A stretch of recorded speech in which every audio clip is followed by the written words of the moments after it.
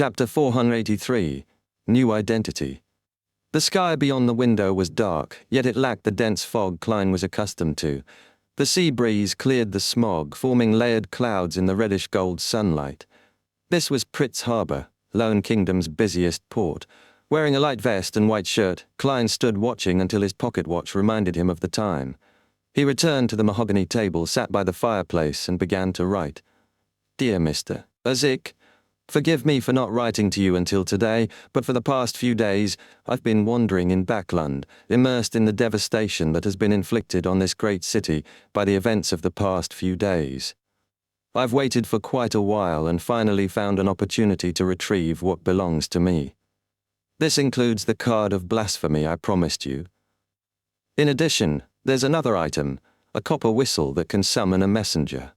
It comes from a chance encounter of mine regarding an elder who crawled out of his coffin. I suspect that the original owner of the copper whistle is a member of the numinous episcopate. Perhaps you'll be able to tell something from this copper whistle.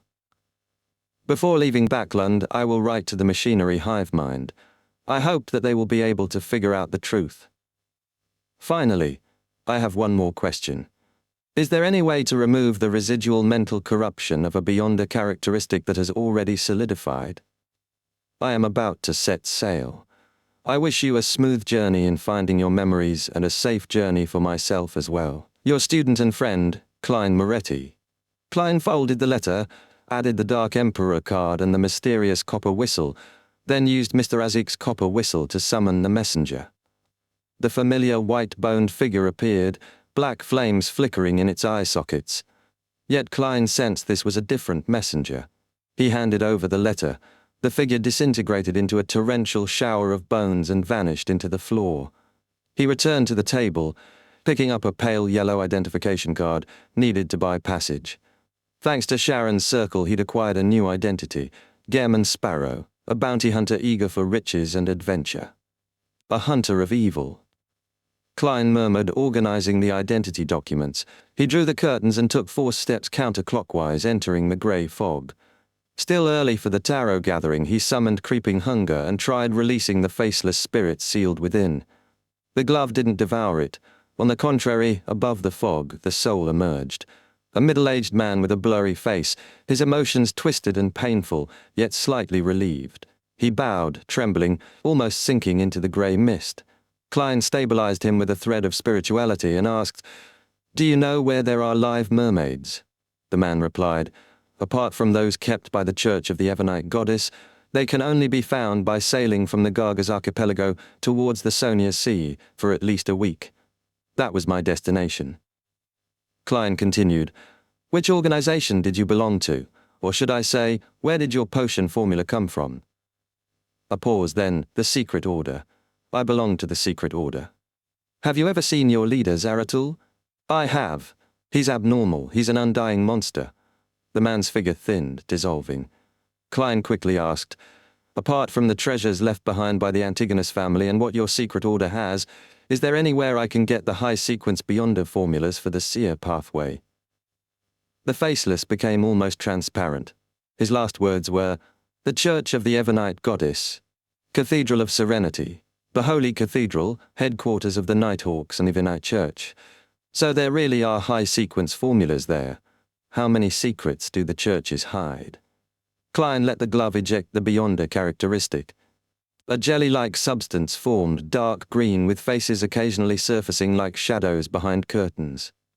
He studied it and murmured, "I'll use the world later to get Mr. Hanged Man to sell this Beyonder characteristic either to artisans or Beyonders who need it."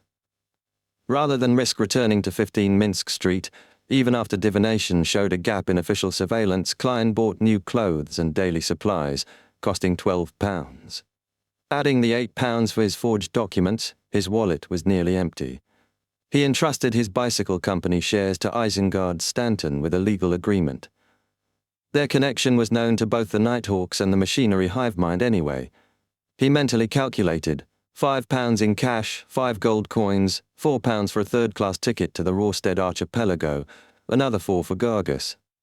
He needed to sell the faceless characteristic soon to afford better food and a second-class cabin. Emlyn's suitcase was still above the grey fog, forcing him to buy a new one. It all reminded him of when he first transmigrated, pinching pennies on a nighthawk's salary. A Sequence 6 Beyonder characteristic sold for £3,000 to £4,000, more if the buyer was desperate. But Klein also needed funds for supplementary ingredients and the ritual to cleanse mental corruption. He sighed, checked his watch and sent a message to little son to prepare for the gathering. Forz's vision cleared. 3 figures sat around the long table. A new member? She quickly focused. But her thoughts were elsewhere. The disaster in Backland last week still haunted her. At the last gathering, the world had warned her and Miss Justice about a looming tragedy, one involving Prince Edesak. Mr. Fool had confirmed it. She believed them, thought there'd be time. But it had struck so suddenly. Prince Edesak, infected and dead. It really happened. Something inside her trembled as she recalled the recent newspapers. She now realized the weight of the Tarot Club. As a Sequence 9, she had somehow been entangled in a disaster that impacted a great city, a prince, and tens of thousands of lives. Then came Miss Justice's familiar voice, but less lively than usual. "Good afternoon, Mr. Fool. You saved Backland again." "Ah, what? When was I saved again?" thought Emlyn, dazed. Chapter 484, Asymmetrical. Emlyn the Moon quickly linked Audrey's words to the great smog and plague. He had heard it was caused by a demoness of despair attempting to advance, only to be stopped by a hurricane summoned by the Church of the Lord of Storms. So how had the Fool saved Backland? Though proud and aloof, Emlyn dared not question a being addressed with he. He remained quiet, listening carefully. Alger, drifting at sea, had also heard of the smog. He believed such a catastrophe had to involve gods. Since Mr. Fool had taken notice, there had to be deeper secrets. He expected Miss Justice to probe further. Her curiosity always drove her to seek answers.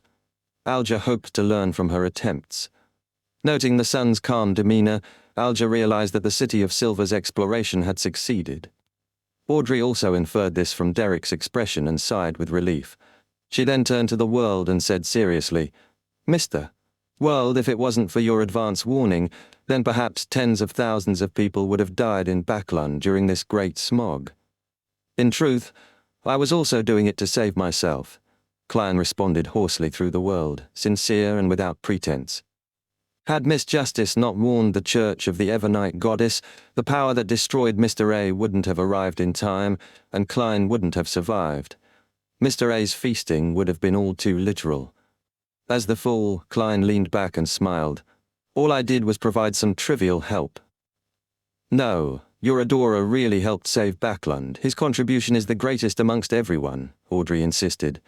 "His warning allowed the Church to prepare, wiping out the demoness of despair, stopping the primordial demoness's awakening, and halting the Aurora Order's ritual. It prevented the true Creator's descent once more." Earl Hall and his wife had praised Audrey for her information and cautioned her to remain only on the fringes of such dangerous circles. They urged her to stay below Sequence 7 and avoid deeper involvement. Hearing all this, Alger's pupils contracted. He sat straighter. Emlyn nearly jumped in shock. "Mother, no, esteemed Moon, how did Backland become so terrifying? 2 evil gods nearly manifested. Could that girl be lying, but Mr. Fool, is he a true god? Or is there a divine alliance backing him? Could that be why the ancestor urged me to pray to him?" Emlyn's heart pounded far too fast for a sanguine. Alger too questioned Mr. Fool's motives. Why would he sabotage evil gods? What benefit could be gained? Fool's was shaken. She hadn't realized that the deadly smog hid even more horrifying truths. If not stopped, Backland would have fallen, and she and Jaya would have died. She swallowed hard. Audrey felt something similar. The peaceful life she knew was a fragile illusion. Everything hung on the delicate balance between gods. That balance was frighteningly unstable. Klein was pleased his efforts had been recognized. He smiled faintly. Unfortunately, he has to stay away from Backland as a result. Audrey stood and bowed sincerely. "Please convey my gratitude to him." Klein nodded in reply. Audrey then apologized. "I'm very sorry. As the 3 churches and the military are cleaning up Backland, I was unable to get the follow-up pages to Roselle's diary. Please wait 1 more week."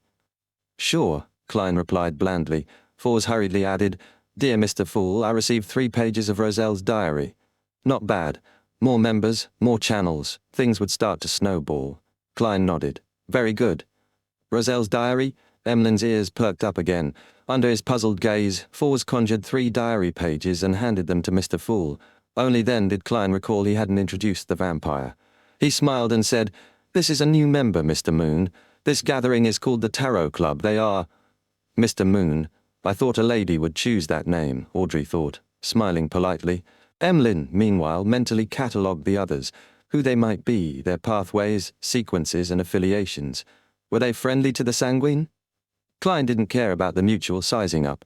He focused on the diary in his hands. 11th February. Today I found out about a secret of the Sauron family. I'm going to die from laughter. So it turns out that the hunter pathway that they possess will change gender at sequence 4. Men wouldn't change, but women will change into men. It's no wonder that none of the high sequence beyonders of the Sauron family that I'm aware of are female. The iron-blooded knight is indeed a true man. If it wasn't for how sensitive this secret was, then I would even feel like ridiculing Florin next time.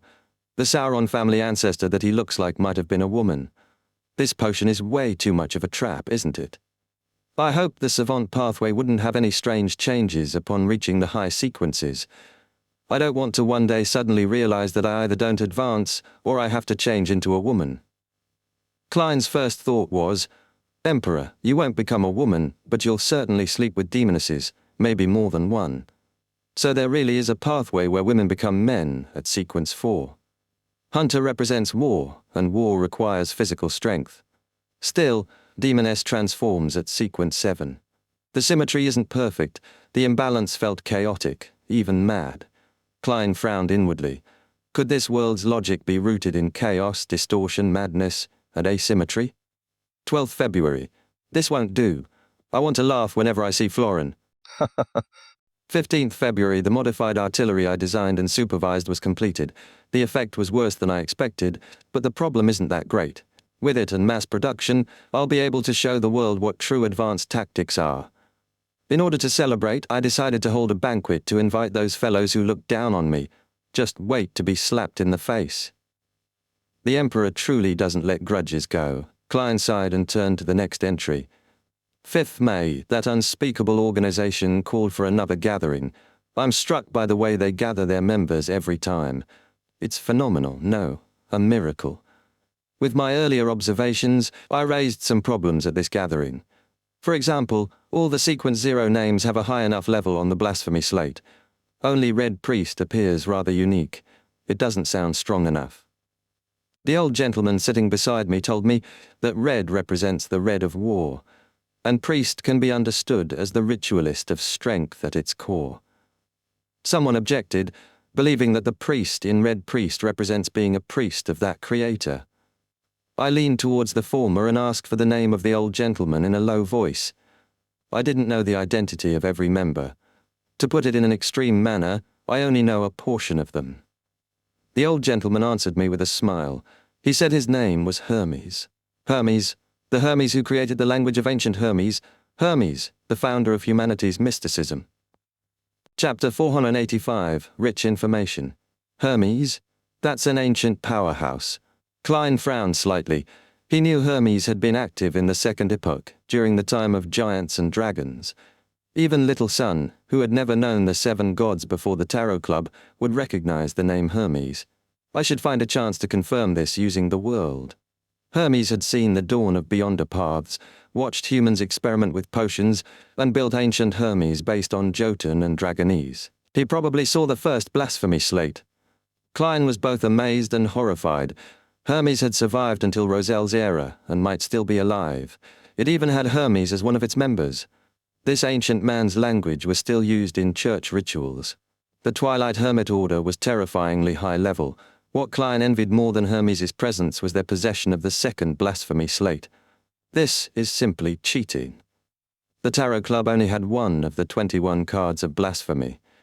Klein turned his attention back to the diary. Heavens!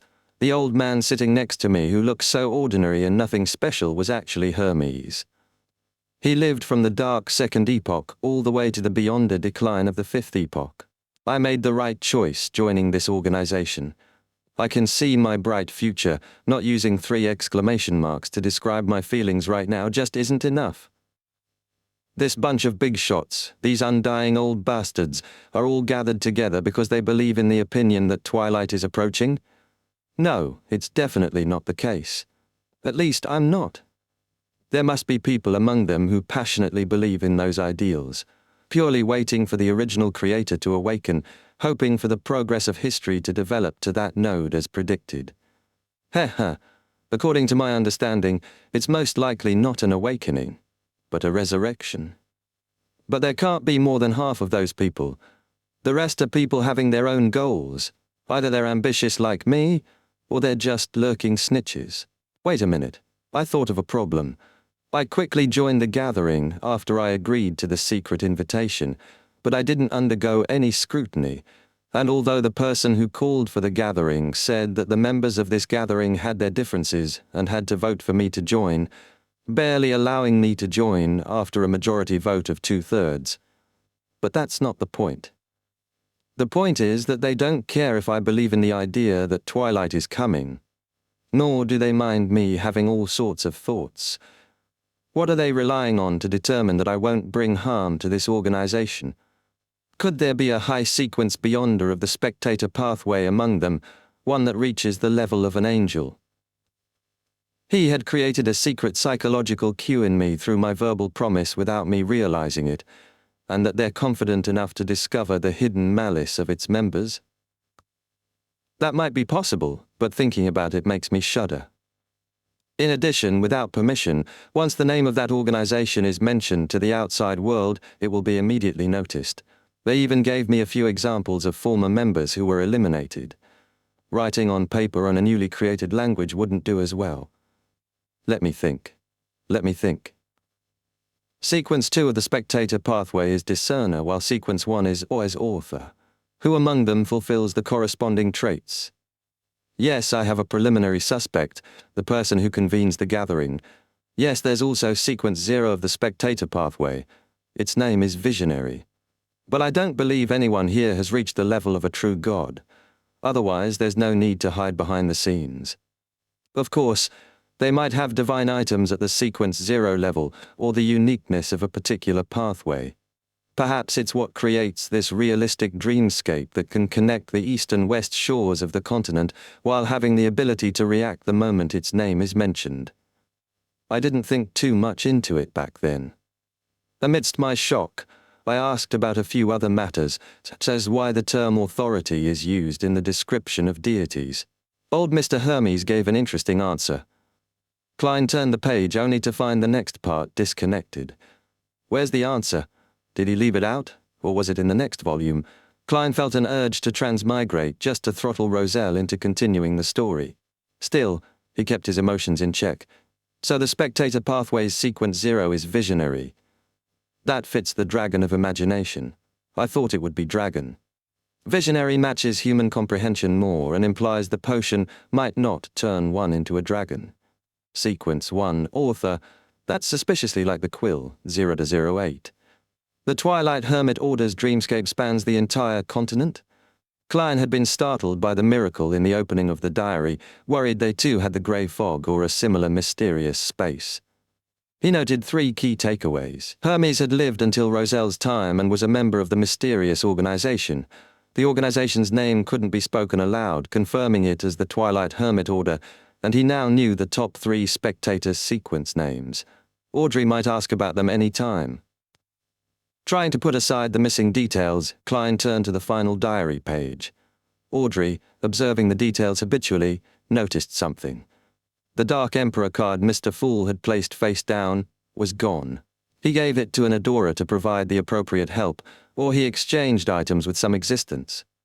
Audrey blinked. She leaned toward the first theory. Without Mr. Fool's help, how could an adorer stop the descent of the true creator? It's a pity that Father is unable to see the detailed file, otherwise I would know who Mr. Fool's adorer is. She recalled the man's appearance and clothing.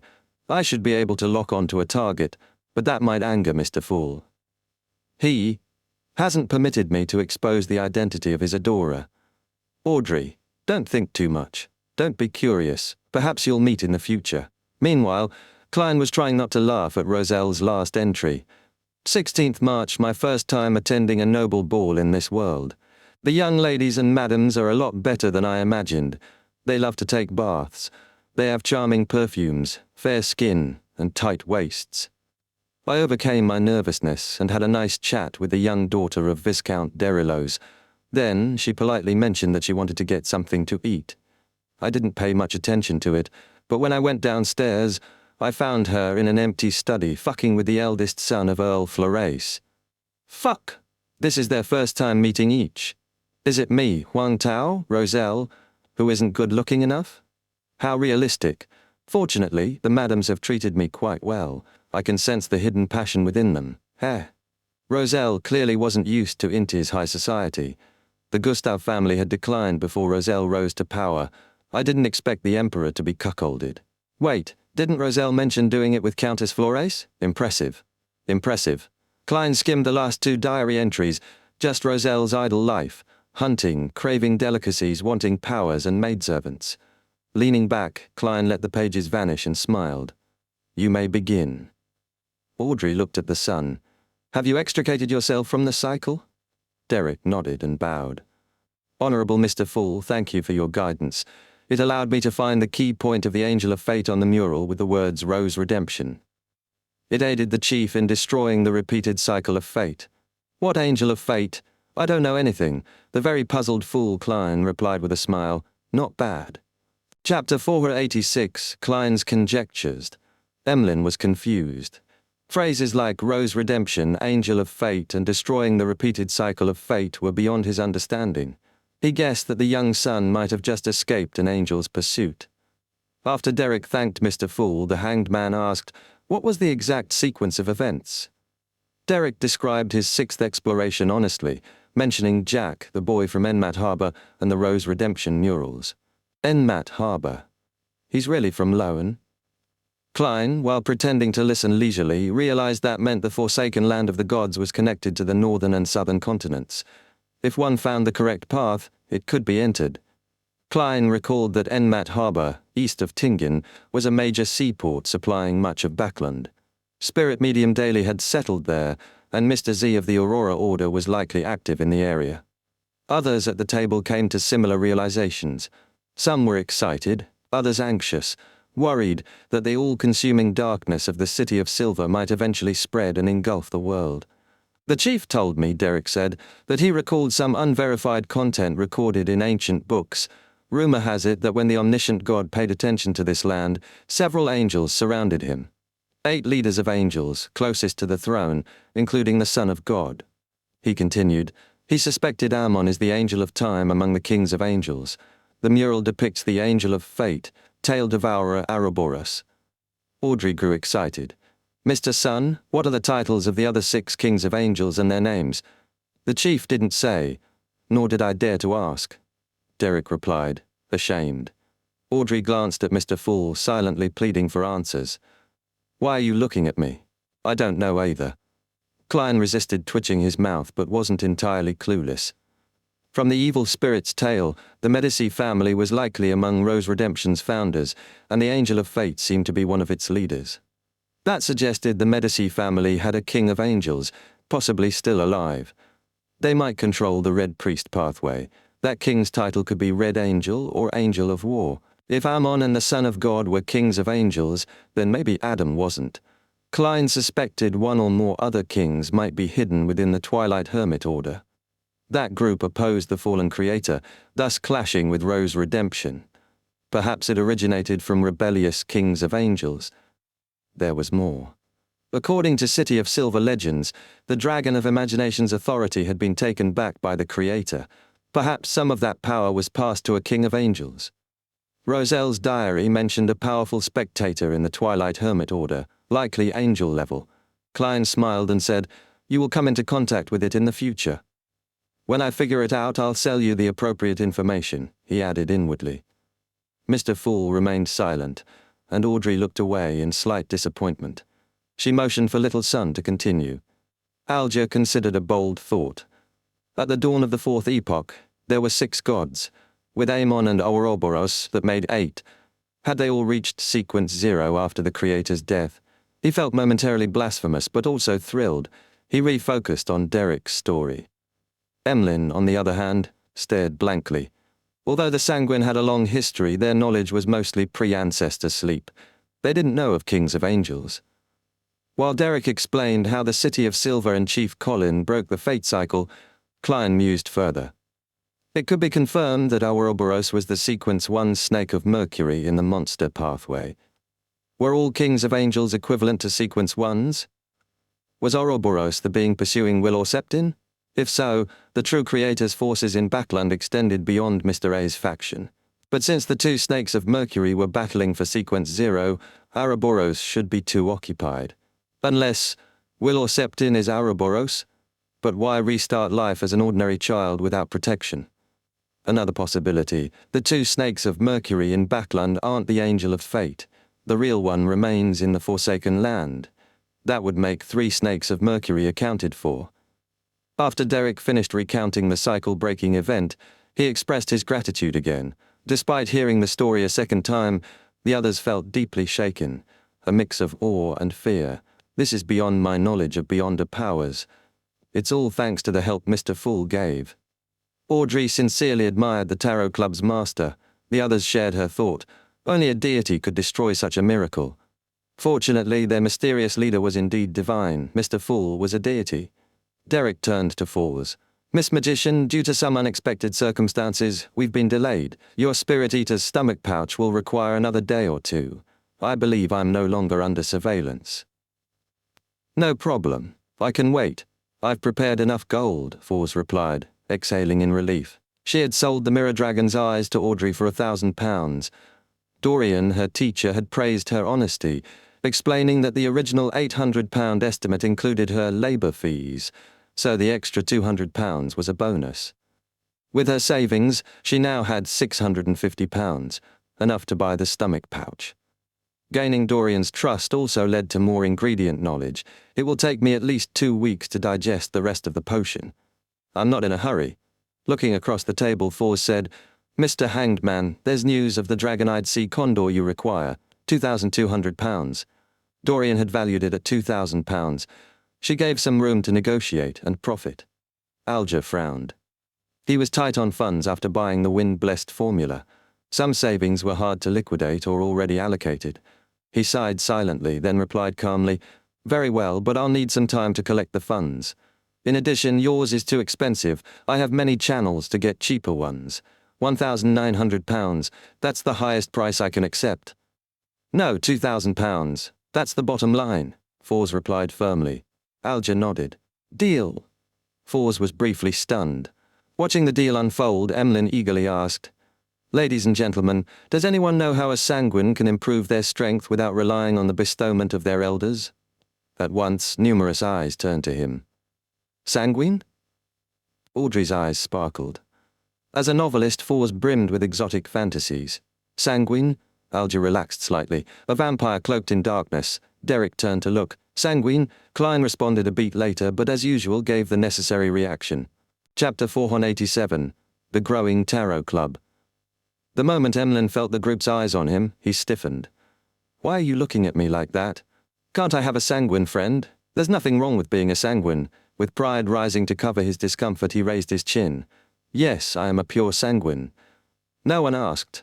Audrey observed quietly. Mr. Moon is clearly lacking confidence and overreacting. Fours asked curiously, Mr. Moon, do you sanguine mimic humans and give aristocratic titles like Duke, Viscount, Earl and Baron to label different powerhouses of different standing? No, it's you humans who mimicked us sanguine. Emlyn straightened. Long before the cataclysm, even before the Second Epoch, our sanguine had these titles. We had barons, dukes, queens and princes when you were still under the giant king's court. There are no such records in the history of our City of Silver. Derek interrupted. The categorization came after the appearance of the blasphemy slate. Before that it was vague, just clan heads or territory leaders. Lilith, the ancestor, stands at the top.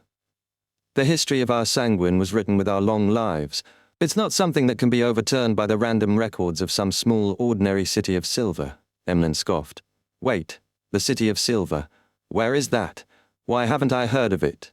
Emlyn frowned, sensing he had overlooked something important. Our city of silver doesn't make up history. Our records come from ancient books that can be verified, or from the ruins of other cities, Derek replied, a little aggrieved. If no one stops them, they'll argue forever. Audrey mused. Little Son is honest and stubborn, while Mr. Moon is proud and fixated on his history. Alger interjected smoothly, I know how to raise the strength of a sanguine. Emlyn perked up. Mr. Hanged Man, what payment do you need? I can use some of the lost history our sanguine has in exchange. No, we're all members of the Tarot Club. This kind of information exchange is free of charge, Alger smiled. Mr. Hanged Man sure is a generous, noble man. Emlyn assessed inwardly. Thank you for your goodwill. The sanguine can also consume potions to advance, provided it's the correct type, Alger explained. The various churches have done some testing. It works. I don't have details, but I do have a clue about a characteristic left behind by a sanguine baron. He died suddenly and didn't pass it on. You could inherit it through a potion and keep his power from being lost. Use potions to preserve our heritage. That's reasonable, Emlyn thought. What's the price? Between £4,000 and £5,000, Alger replied. I'll know once I contact the owner. £5,000? Emlyn exclaimed. With that I could buy several puppets and new clothes for my dolls. But thoughts of the ancestor's favour and his destiny as the race's saviour gave him pause. You can take your time to think about it, Alger said calmly. All right. Emlyn exhaled, grateful. Audrey then asked the group, Lady and gentlemen, do you have any news regarding the fruit of the Tree of Elders and the blood of a mirror dragon? Yes, Emlyn said immediately. The fruit is £600 to £700, and mirror dragon blood is under £100. But you'll have to pay me an extra £50, no, £100. I'll be taking on risks and wasting time. Middlemen must be paid, he thought. He'd learned this from Sherlock Moriarty. Deal, Audrey replied cheerfully. I could haggle, but what if he walks away? The most important thing is advancing to Sequence 7, she recalled Roselle's words. Any problem solved with money isn't a problem. After the New Year ball, she had gained control of her £40,000 fortune and gifts worth over £20,000. Cash-wise, she only had £5,000. Though her contributions during the Backland haze were unacknowledged publicly, her father now promised to fund her mysticism needs. I can pay off Glaint this month, and next month I'll cover the £2,000 to Mr. Fool's adorer. I won't be tight at all, she thought happily. How do we complete the deal? Emlyn asked. Audrey smiled. By making a sacrifice to Mr. Fool. After gaining Klein's approval, she conjured the ritual setup. When Emlyn received the goatskin parchments, he stared in awe. This method of trading was beyond his imagination. Only then did he grasp how truly different the Tarot Club was from other secret organizations. Watching the growing exchange of resources and cooperation, Klein felt pleased. With time, everyone's access to resources will grow. Miss Justice brings the psychology alchemists, Loan aristocrats, and money. The Hanged Man connects to the Church of Storms and sea resources. The Sun is from the Forsaken Land and City of Silver. The Magician ties into Backland and the Abraham family. The Moon represents the Sanguine. Together, they'll perfect the Tarot Club's network. Everyone was about to advance. Klein, as the world said hoarsely, I have a clue to a characteristic left behind by a psychiatrist. Miss Justice, would you have any need for it? Of course, Audrey replied immediately. If an enemy attacks, Susie can provide an unexpected second surprise. That would be reassuring. This will take time, perhaps a month or two. The world added. No problem. Audrey was unbothered. She knew Susie hadn't digested the telepathist potion yet. Phew, once this is done, I can release the psychiatrist. She didn't ask the price, because she trusts that the Fool wouldn't let it be outrageous. Klein had the world turn to the Hanged Man. Are you interested in helping me sell an item? Price isn't less than £3,500. You'll get a 15% commission. Pleasure to work with you, Alger agreed. What's the item? A Beyonder characteristic equal to Sequence 6. It allows the user to change their appearance and build with additional close combat and fire powers. The final effect depends on the artisan. Change appearance. I want it. Audrey and Fours thought simultaneously, but only Audrey spoke. Mr. Hanged Man, can I pre-order the mystical item made from this characteristic, as long as it can change appearance? Father will definitely allow me to buy it. It has no negative side effects. She added silently. Chapter 488, Living Expenses. Pre-ordering a mystical item? Alger was stunned before he realized what Miss Justice meant. He quickly saw the opportunity. He could simplify the deal. Instead of reselling the Beyonder characteristic to the artisan, he could entrust them to fabricate the item directly. This way he'd profit from both the world's commission and Miss Justice's side, while only paying the fabrication fee. But would the artisan agree to take the risk? No problem. I'll take care of this matter, Alger agreed, now seeing Miss Justice as a dazzling golden light. Even after all his years with the Church of Storms and at sea, he had never met someone who treated money so lightly. Has her financial situation improved that much? Klein, too, was shocked. He nearly reminded her to repay the £2,000 owed to his adorer, but remembered he'd agreed to a delay until February or March. He kept silent to preserve the fool's image. At least the money for the faceless Beyonder characteristic would be available soon.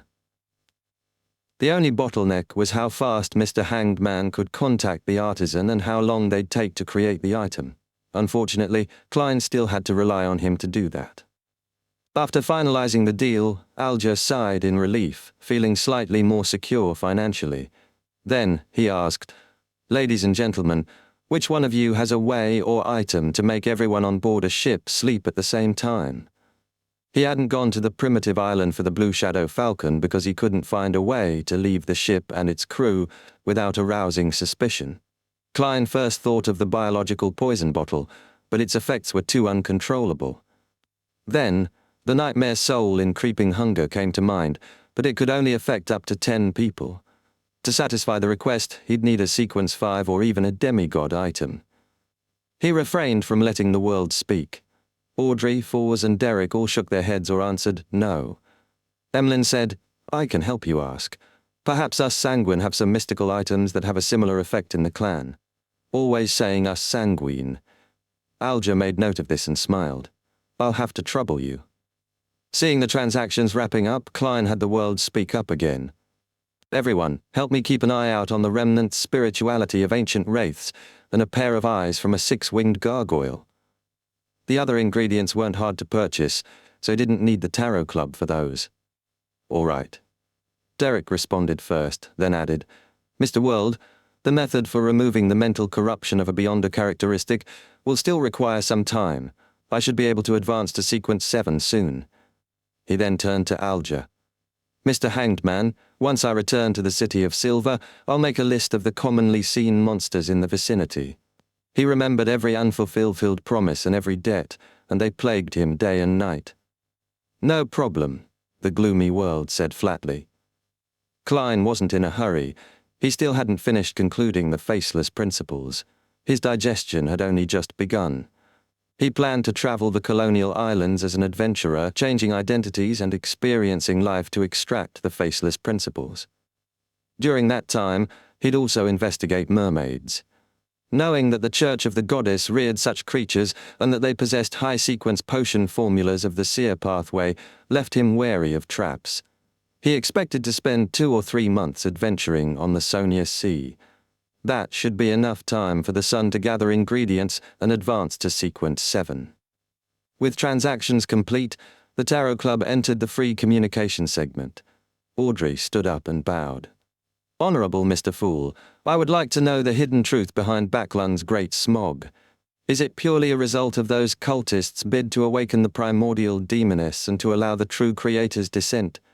Why did Prince Adesak choose to cooperate with them? According to your principle of equivalent exchange that was set by you, what do I need to pay in order to obtain the relevant information?"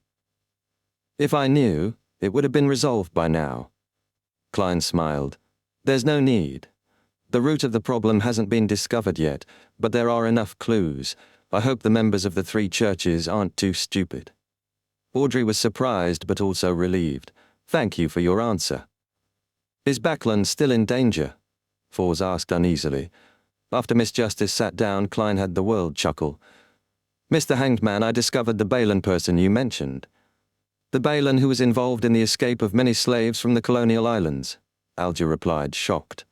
Yes, reddish-brown skin, southern continent descent, backland accent, and the third tooth on his left fake, the world said hoarsely. It should be him. Where is he? What's his present identity? Also, Mr. World, do you wish to receive £100 in cash directly or an item of equivalent worth? £100 in cash. Balin is in Backland. He was seen meeting a member of MI9 loyal to the royal family. I don't know who exactly. It was someone wearing a mask. A member of MI9 loyal to the royal family. This pointed back to Miss Justice's question. Could the cases be linked? Alger felt like he was approaching something crucial. You really are a well-informed and well-connected person.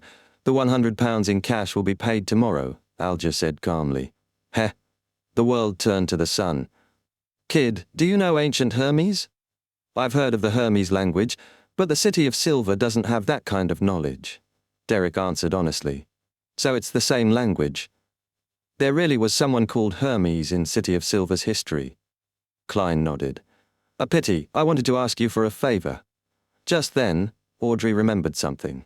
She raised her hand. Honorable Mr. Fool, I have something to report to you. Klein nodded and isolated everyone else. I got some information from the psychology alchemists. The most important thing is that they were founded after excavating the ruins of Hermes, who was the master who created ancient Hermes. The ruins of Hermes? Had he guided them there? Or died during the Roselle incident? Klein thought briefly and said, Hermes is a member of the Twilight Hermit Order. He didn't mention Hermes might still be alive. Hermes is a member. Then the psychology alchemists may be linked to this mysterious organization? Audrey was stunned, then relieved. Fortunately, I have the Tarot Club and Mr. Fool. Klein wanted to comfort her, to say that maturity didn't mean abandoning joy, but restrained himself to maintain his image as the Fool. He removed the barriers and awaited the end of the gathering. Chapter 489, Held Up Suggestion.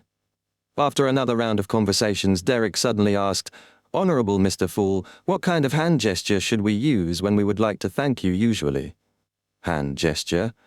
Klein was momentarily stumped. It had never occurred to him to imitate the Church of the Goddess's clockwise circle or the Church of Storm's fist-to-chest salute. This is probably the last bottom line of a fake god. He lampooned inwardly. Seeing Mr. Fool smile without a word as though waiting for suggestions, Audrey's eyes sparkled. Everyone, should we design a secret gesture to indicate our identity? Our tarot club doesn't have many members now, but in the future, it might be difficult to avoid bumping into one another.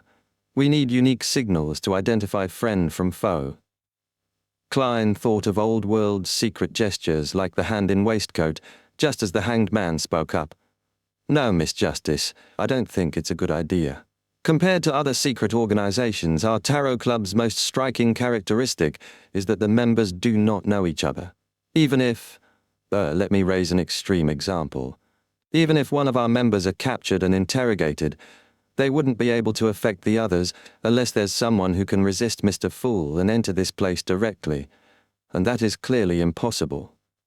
Once we have a full set of signals and passcodes, traitors can allow the opposing faction to use these means to fish us out one by one. Are you that eager to flaunt your identities as Tarot Club members? Audrey stammered. But it's reasonable to worry about the situation you mentioned, but this can be avoided through our fixed interaction every week and creating a temporary gesture ahead of time, as well as praying to Mr. Fool, Alger replied, now more agreeable. Audrey nodded. The simplest example is that at the tarot gathering on Monday, we'll first understand if there's a possibility of us bumping into another member. We'll design a temporary gesture, and once it's over, we abandon it. If something comes up or suspicions arise, we can pray to Mr. Fool to confirm. Something like that.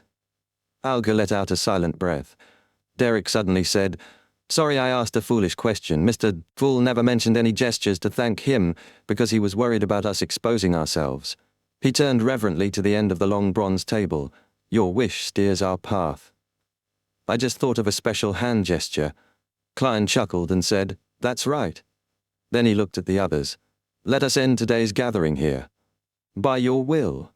All stood, except Emlyn, who froze a moment before hastily imitating the others' bows. A deep red light flashed before his eyes, and he felt his body plummet. Back in his room of dolls, Emlyn White finally relaxed. He thought back on his first tarot gathering. Apart from Mr. Fool, the other members don't seem too powerful. Could they be like me, chosen for various reasons? I have the ancestor backing me, so who's backing them? What a joke. I thought the sun was a demigod escaping an angel, but he's just a sequence 8 aiming for sequence 7. A child without manners isn't yet an adult.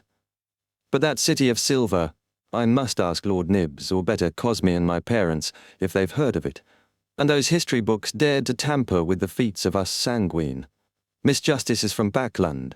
Very rich, probably a noble or banker. Miss Magician looked at me strangely. She must admire the lofty sanguine, quiet girl. Mr. Hanged Man is mature, knowledgeable, helpful. Quite popular too, the sun and the world both sought him out. The world, unlikable.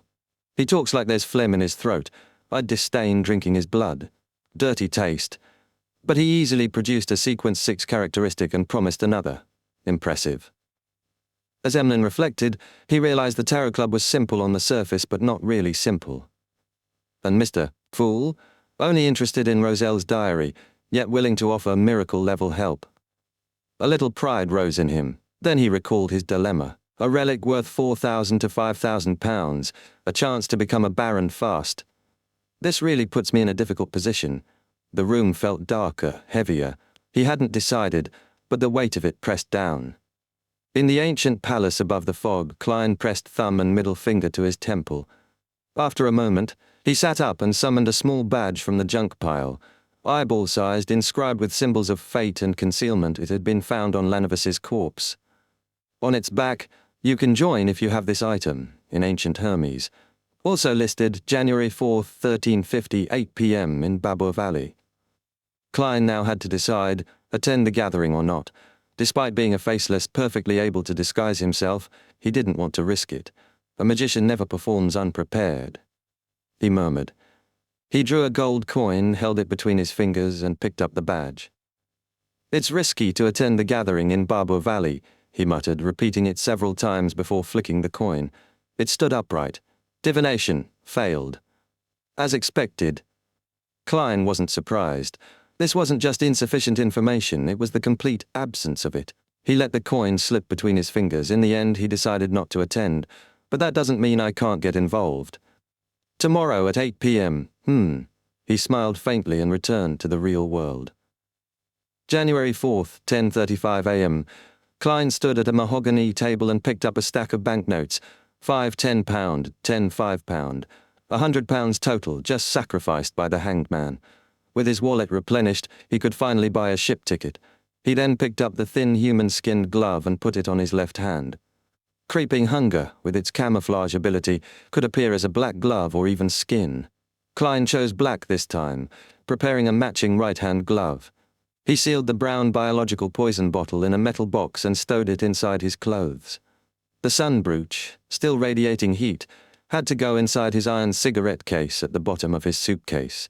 He loaded his revolver, 9 purifying bullets, 15 demon hunting, 3 exorcism. Pa! He closed the cylinder, holstered the revolver, donned his coat and hat, picked up his cane and suitcase and headed out. Apart from items like the all-black eye that remained above the grey fog, he was fully armed. He took a carriage to the Pritz Harbour Ticket Company in White Rose Barrow. The old 3-story building had a wooden notice board on the door. He glanced over it. Things to take note. Maintain order.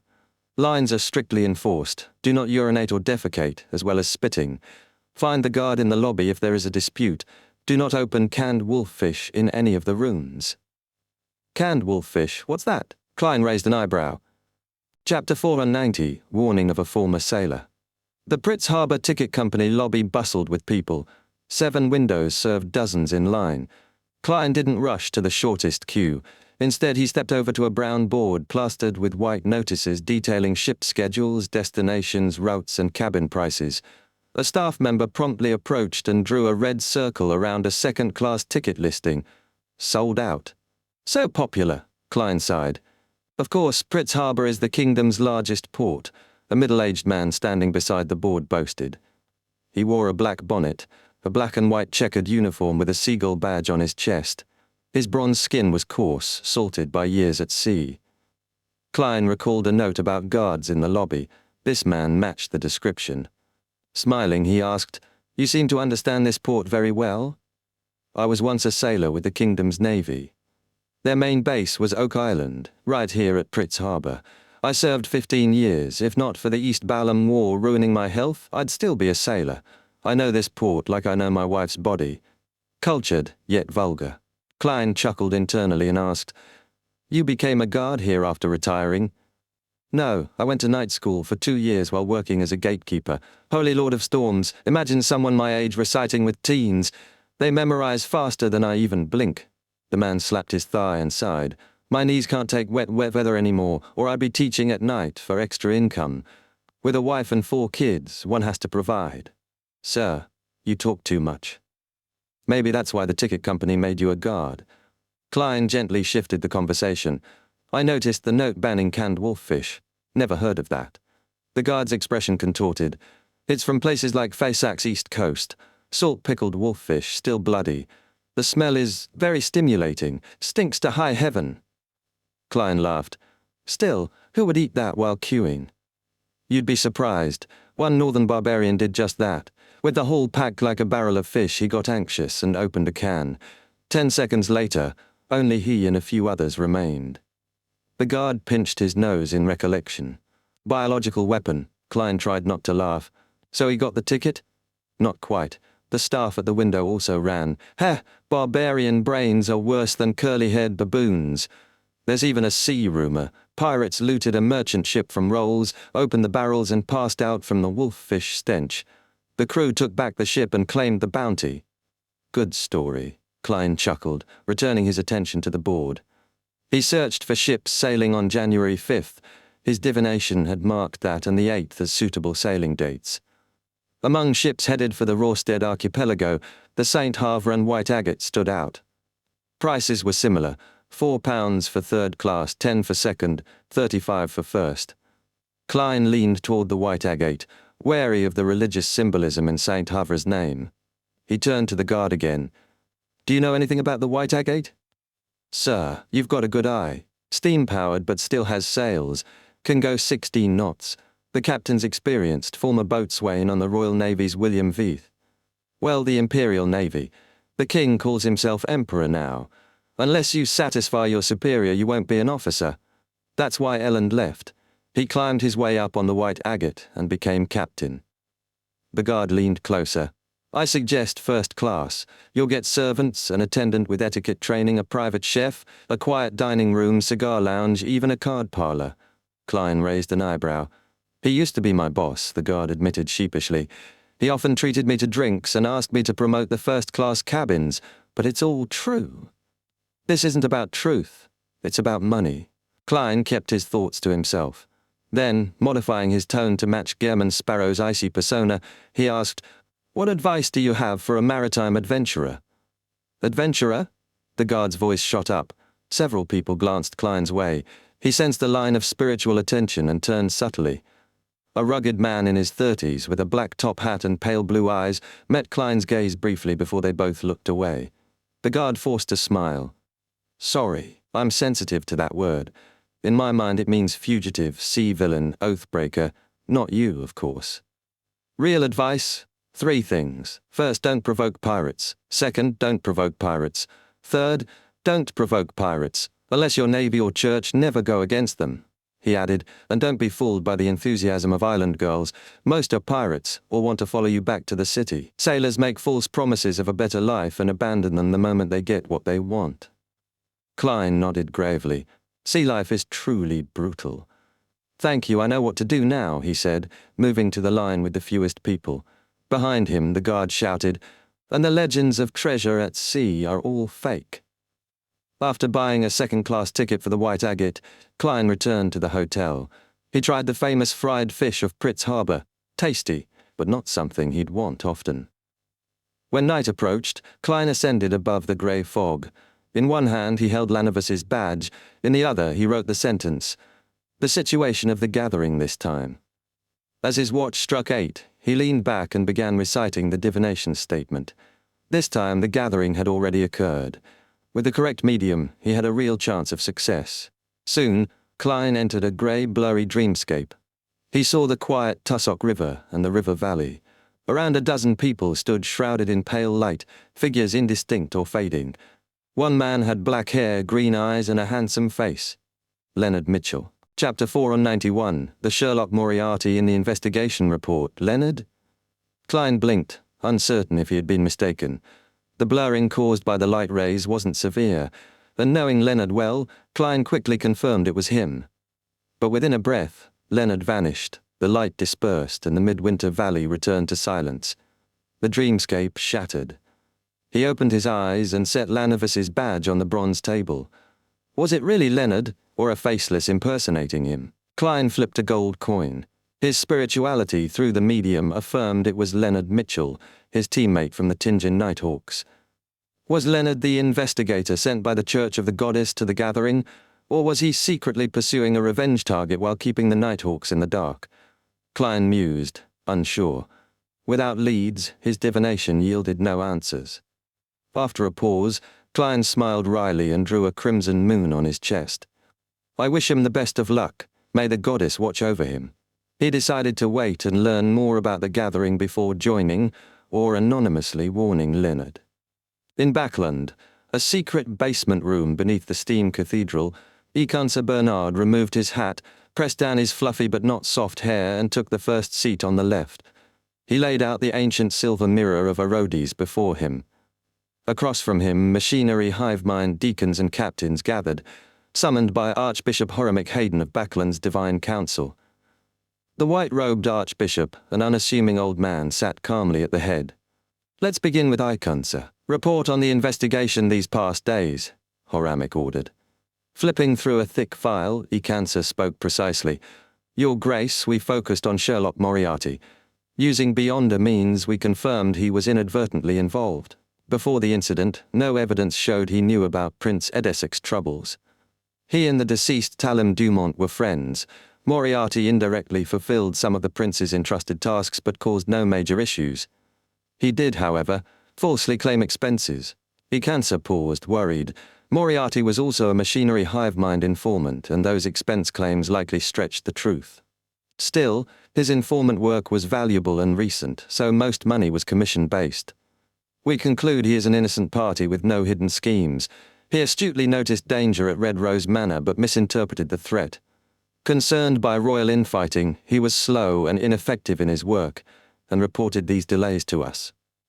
He was fortunate. The descendant of death was nearby during the meteorite strike, rescuing him. The signs at the site proved the strike's terror, likely due to 08. Mentioned in Klein's letter were Ince Zangwill and 008. Whether Moriarty knew the former archbishop or the Grade 0 sealed artifact was unimportant. He had time with Isaac Eggers and likely learned from him. The churches shared such info regularly, so this was no surprise. We still lack full clarity. 3 points remain unconfirmed. First, 2111. The Orodes mirror shows Moriarty prayed in the forest after fleeing instead of immediately escaping. Second, the timing of his acquaintance with Isaac Eggers is unknown.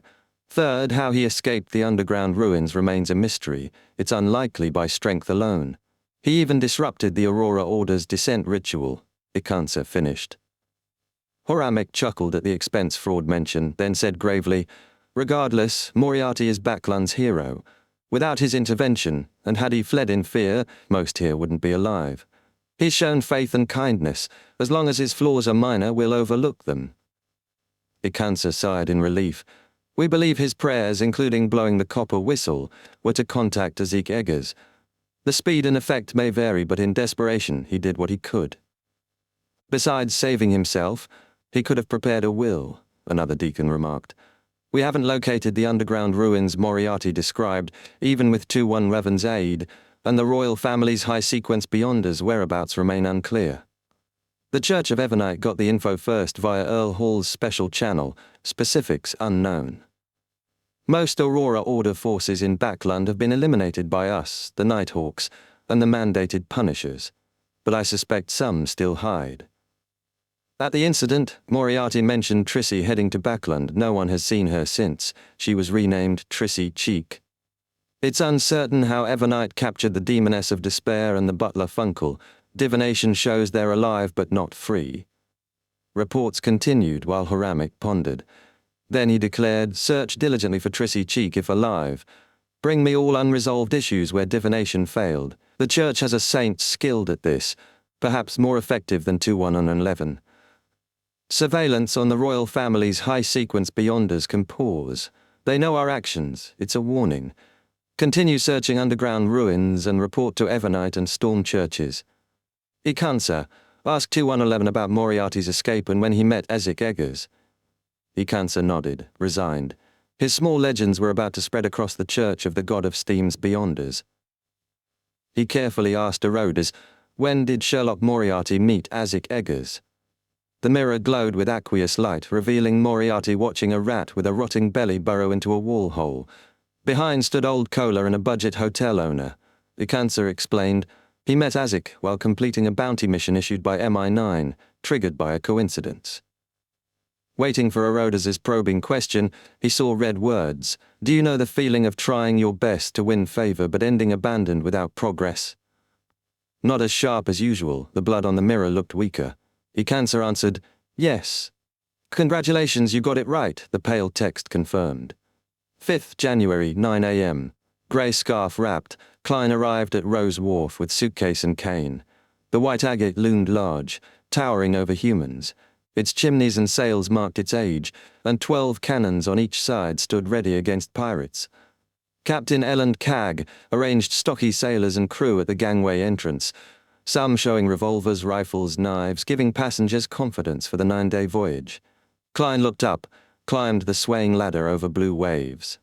My travels begin, he sighed quietly and stepped forward. Chapter 492, Adventurer. As soon as Klein stepped onto the deck and was about to enter the cabin, he caught sight of a figure moving through the crowd. He glanced over his shoulder, maintaining an air of indifference but with a touch of vigilance. A man in his 30s, wearing a black half-top hat and a matching trench coat, was walking toward him. His weathered face looked boorish but strikingly masculine, and his light blue eyes seemed deep, as though reflecting a long history of past events. He looks familiar. Right, he's that guy from the ticket office yesterday. An adventurer, probably. He's wearing a trench coat at sea in January. Quite strong. Klein greeted him with a smile. Good morning, we meet again. The man wasn't surprised. He stopped and nodded, speaking in a reserved tone. Cleves, former adventurer. Mate, are you in the same trade? I thought you knew yesterday. Gammon Sparrow, Klein replied with a smile, keeping his cane in his right hand, unwilling to shake Cleves's.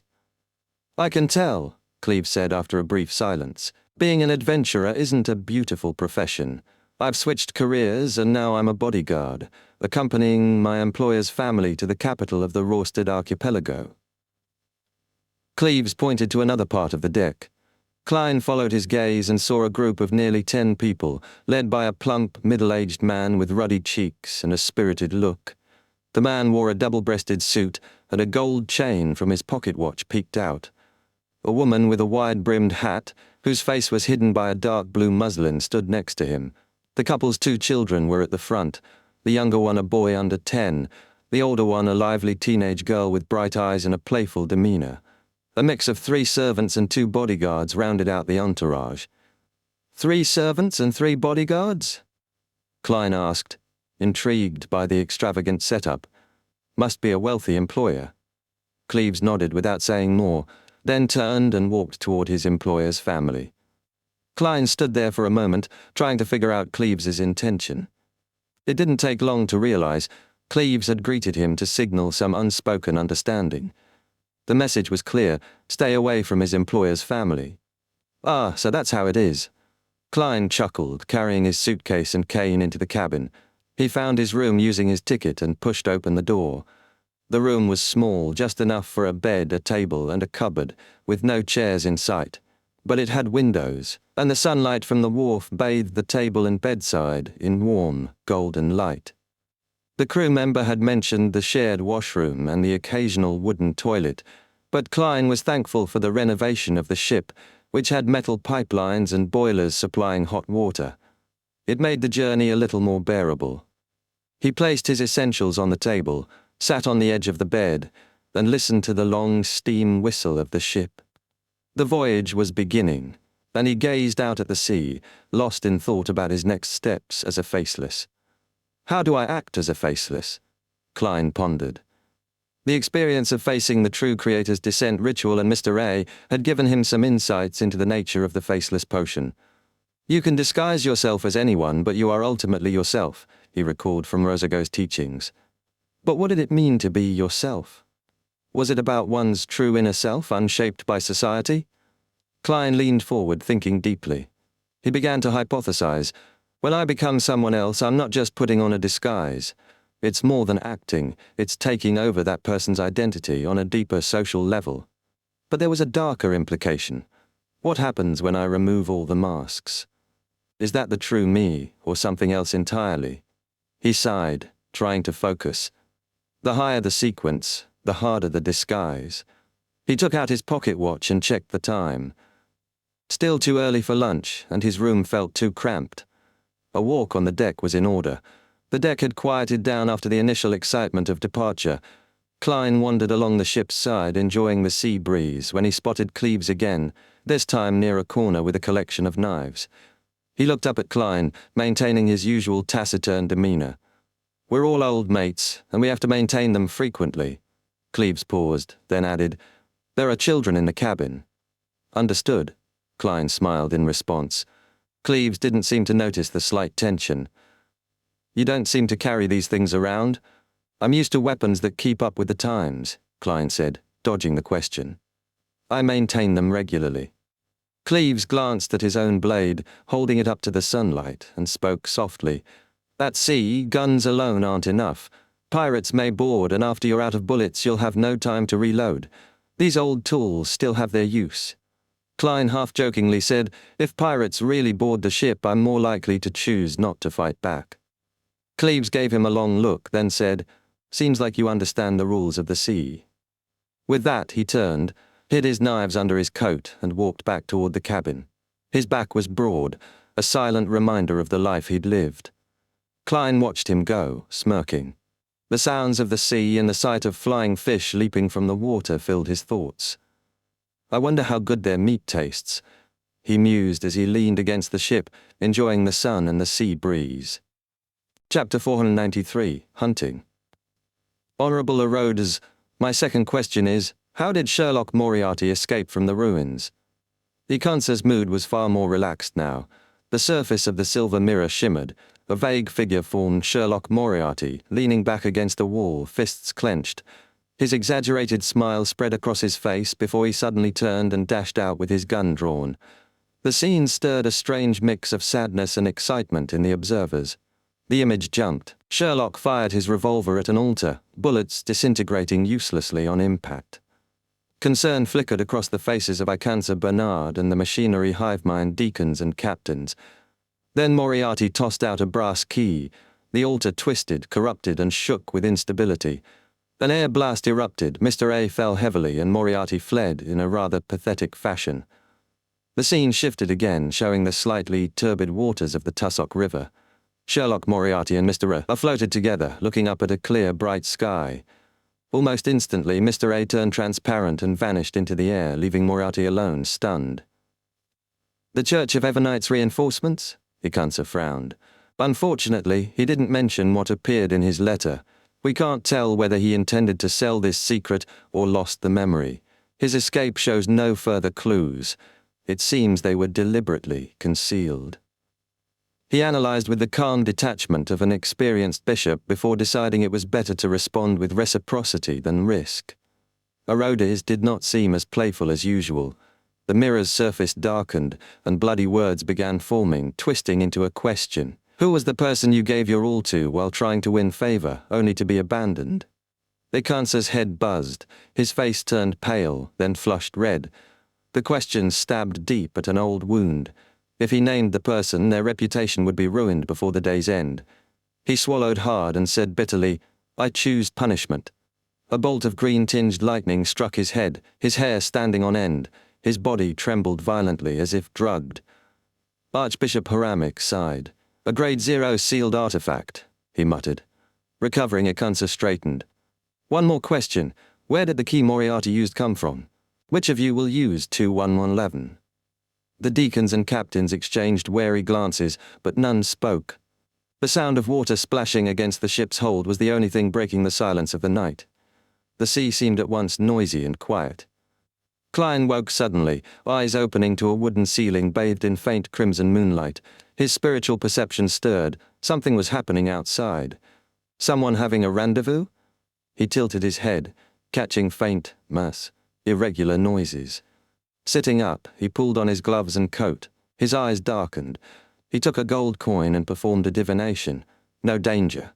Still, he slipped his revolver into his pocket and opened the cabin door. The upper deck greeted him with the mysterious glow of the crimson moon hanging in a clear, pollution-free sky. The faint scent of blood floated in the cold air. Bypassing a few patrolling crew members, Klein followed the sounds until he saw Cleves squatting by the ship's side, setting up some kind of arrangement. A dozen meters away, 3 figures hid in the shadows near the cabin. Cleves's female bodyguard in a black coat, and 2 children, a girl about 14 or 15 and a boy no more than 10. They wore thick cotton nightgowns under heavy coats, clearly rushed out of bed, and were shivering in the cold wind. Yet their eyes were bright, fixed on Cleves. Playing hide-and-seek, Klein thought, half amused. He made his footsteps louder on purpose. Cleves and the others turned toward him. "Friend, what happened?" Klein asked, keeping the wary, cold tone that suited Gem and Sparrow. Cleves remained calm. "A private job, a hunt that came by accident, but one worth looking forward to." "A hunt?" The name Gehrman fit perfectly, hunter of evil at sea. Klein gestured toward the shadows. "Private job? Doing that in front of your employer?" Cleves glanced back at the children. Cecile wasn't careful and woke Donna and Denton. She had no choice but to let them come. Donna wrinkled her nose. "Uncle, are you an adventurer too?" "Uncle?" Klein laughed inwardly. "No, you can't say also. Strictly, I'm the only adventurer here. They're just bodyguards." He turned back to Cleves. "Mate, what prey did you find?" Cleves stared into the crimson-tinged waters. "A murloc." A murloc, beyond a creature. Even low-grade, it was tough for ordinary people to deal with. Scales like armor, revolvers barely scratched them, rifles were the minimum. "What's the plan? How sure is it a murloc?" Klein asked. "There are mucus traces," Cleves said, pointing at the ship's edge. "An hour or 2 ago it tried to climb aboard and attack passengers, but there were too many crew around." Klein stepped forward and saw green corrosion marks along the hull. "Why just one? Murlocs live in groups. If it were a group, they'd have destroyed the hull and sunk us. Besides, the Church of Storms has already cleared the nearby waters," Cleves said with certainty. Klein's hand brushed his revolver. "Are you confident?" Cleves opened a paper bag, revealing pig organs still slick with blood, the source of the smell. "All murlocs love this, especially human organs. Pepper granules make them feel high, lose balance for a minute, then exhaust them." He produced a wooden box, coating the tips of his trident, dagger, and short knife with dark green paste. "Mint cream from Pritz Harbor. Sweetener for humans, deadly toxin for murlocs. I borrowed 2 rifles, got 20 minutes of exclusive hunting time and paid a good sum. If I kill one, I'll make 10 to 30 times the cost." An experienced adventurer truly knew his prey's weaknesses. Klein thought they might succeed, even without Beyonders, though murlocs were still dangerous enough to escape after injury. "You've killed quite a few?" he asked. Cleves's voice was calm. Knowing the traits of common sea monsters is key to surviving as an adventurer. Donna and Denton listened wide-eyed as if hearing the best story of their lives. Klein smiled faintly. "So that's it? I didn't disturb you, did I?" Cleves speared some organs onto a rod. "If you want in, watch Donna and Denton so Cecile won't be distracted." "Sure," Klein said, content to watch from the sidelines. Chapter 494, A Bite of Murloc. The red moon hung high as Klein walked over to Donna and Denton and squatted beside them. Cecile, Cleves's female comrade, let out a sigh of relief, picked up the rifle on deck, and quickly moved 10 meters away from the peppered pig's organs. "Uncle, is it starting?" Donna, the mischievous freckled girl, suddenly felt nervous, though her face glowed with curiosity. Klein raised his left index finger to his mouth. motioning for silence. At times like this, he silently thanked Roselle. Thanks to the Transmigration Senior, some of his habitual gestures were now common body language in the northern continent. He briefly thought how in early Fifth Epoch loan this don't talk gesture was insulting, while in parts of the southern continent it meant, kiss me. Donna and Denton didn't dare speak, squatting quietly and watching Cleves prepare for the battle. The former adventurer picked up a rod, threw the thread with pig organs over the ship's side, and with a splash, the bait entered the water. Calmly dispersing the remaining organs, Cleves wielded his weapon and retreated step by step into shadows opposite Cecile, forming a 60-degree angle with the rod. Leaning his triangular blade and other weapons, he raised his rifle and took in the feeling of aiming. The deck quieted, leaving only the steam engine and crashing waves.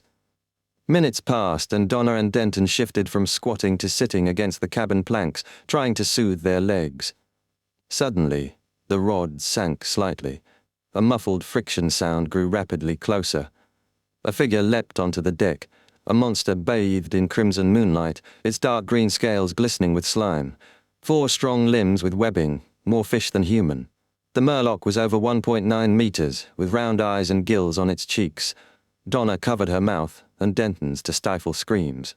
Good thinking, Klein smiled, examining the Murloc. Unlike the sailor rampager, real Murlocs weren't intelligent, pure monsters. It scanned the surroundings, squatted, scooped up pig organs and chewed loudly. Its mainly white eyes dimmed, as if dreaming. It's of low intellect, Klein thought. Bang! Cleves fired, the bullet shattering the Murloc's chest scale, splattering blood. Wah! The merman cried like a child and hurled itself at Cleves as fast as a steam train. Cecile fired from her position. Bang! The Murloc staggered, scales scattering. Having eaten pepper granules, it slowed, unsure whom to attack first. Cleves and Cecile calmly reloaded. Bang! Bang! Sprays of blood, pain sharpening the Murloc's lucidity. It flipped and pounced, closing in on Cleves. Cleves set down his rifle, picked up the triangular blade and leapt toward the Murloc, rolling to its side. He pierced a shattered scale patch ruthlessly. The Murloc spun, gusting wind, throwing the blade and Cleves onto the deck. It shook its head, feeling intense discomfort, and strode toward the sea instead. Bang! Cecile shot again, but it still moved. Bending its knees, it jumped but landed inside the ship. Bang! Taking heavy damage, it tried to flip overboard. Klein readied his revolver. A loud bang came from another direction. Its left eye became a bloody hole, pale gelatinous substance wriggling inside. Not dead yet, it crawled, twitching as poison took effect. Klein traced the sound to a middle-aged man stepping from the shadows, wearing a thick dark red coat, white slacks, and the Era's standard ship-shaped hat. He held an iron-colored musket, smoke curling from its thick black muzzle. Ellen Cag, the White Agate's captain. With wrinkles around eyes and mouth, Ellen smiled at Cleves. As a captain, I must ensure no accidents happen. Forgive me for watching by the side all this time. Cleves stood calmly. This is your ship. According to convention, you have the right to share in the spoils. Ellen turned to Klein and others. The next resupply of water and food is in 2 days' time. You'll have to think of a way to preserve the Murloc's corpse. How about this? Sell it to me at a cheaper price. The difference is the reward I deserve. This is the best solution. Cleves and Cecile exchanged glances. For £130, it's all yours. The Murloc Beyonder ingredient normally sold for £150 to £200. £130 was cheap, but Cleves and Cecile had no choice. Ellen commanded a ship full of armed sailors. Negotiations failing could mean sinking everyone. No, you seem to have misunderstood something. I'm not threatening you. £150. That's a fair price. Ellen handed a sailor the key to the safe. You are the just Ellen? Cecile finally recalled. Ellen laughed. Yes. Donna and Denton, stunned by the battle, ran to the Murloc, excitement and fear mingled. Is it really dead? Donna kicked it and jumped back behind Denton. It really is a monster. Denton breathed, eyes wide. Ellen smiled. Many monsters at sea. Apart from 4 limbs and standing, Murlocs resemble nothing human. He squatted, sliced the cheek beneath the Murloc's eye, revealing white tender flesh tinged red. The most delicious part of a Murloc's body is suitable for eating it raw. He handed a piece to Donna. You remind me of my daughter. Unfortunately, she's grown up and has a family of her own. I don't dare to eat it. Donna stared at the sliver of flesh. Haha, which one of you wants to try? Ellen laughed, scanning them. Klein, sensing no warnings from spiritual intuition, nodded. I'm very curious. Ellen handed him the knife. Give it a try. On land, even nobles may not necessarily have a chance to eat it.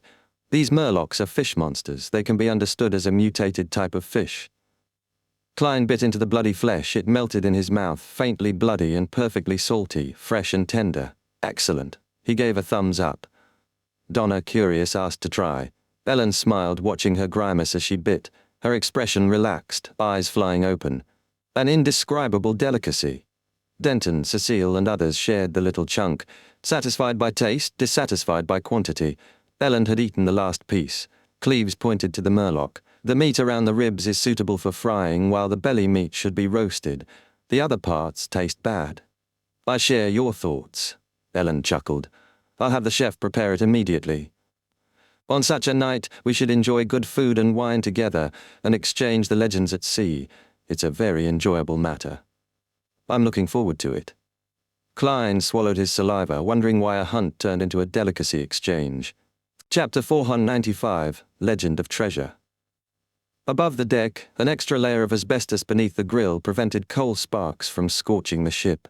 The fat cook, wearing an apron and a tall white hat invented by Roselle, used a fine brush to apply a secret seasoning, basil, fennel, sea salt, pepper and lemon juice, to long strips of white fish, frequently flipping them to ensure even heating. The murloc's belly fat dripped onto the coals, causing sizzles and flare-ups. An enticing aroma filled the air, and Klein inhaled deeply. In front of him was a round table with a unique bottle of wine, golden red and slightly sticky as it swirled. Sonia blood wine is brewed from the sugarwood juice found in the surrounding areas of Golden Spring. It tastes like thin honey mixed with blood. It's sweet and smooth, but it's very easy to get drunk on. If you fancy any lady and want to treat her to a drink, you can consider this. It will make her drink more without realizing it. Haha, that's under the premise that you're able to handle the amount of alcohol she's drinking, Captain Elendkag said with a half-joking tone, noticing Klein's scrutiny. As expected of a former boatswain, he was self-deprecating in an accomplished way. Klein sat down, cold as ever. A qualified adventurer wouldn't indulge in alcohol. Cleves nodded. Only when they return home will adventurers allow themselves to drink. What a pity. Ellen turned to Donna and Denton, who were staring curiously at the wine. This isn't something that underaged children should experience. I've had it before, it tastes really good, Donna replied immediately. It's just that I fell asleep without realizing it and slept an entire afternoon. I remember that you drank 2 cups that time, Denton said enviously. Ellen didn't satisfy their curiosity, instead ordering sweet iced tea for each sibling. There are a lot of southerners on this ship. Denton looked at the murloc, its valuable parts removed, and said innocently, Actually, it's not that scary. It's just a bigger, uglier fish with 4 limbs. Donna shot him a glance. Congratulations, you've finally recognized the essence of it. She looked at Cleves and Ellen. Uncle, are there many of these monsters in the sea? Ellen chuckled. No, in the main sea route and the surrounding seas there are very few monsters like this. They've been cleared out a long time ago. You must be lucky enough to meet a murloc. Think about it. If I can often kill monsters worth 200 pounds or more, then I certainly wouldn't be the captain of a passenger ship. I'd organize my own hunting boat to chase down these gold pounds. Klein silently agreed. He knew the beyonder ingredient in a murloc was its bladder. Its azure aqueous light resembled a gem. Cleves lifted the black tea a sailor delivered, inhaled the aroma, then sipped.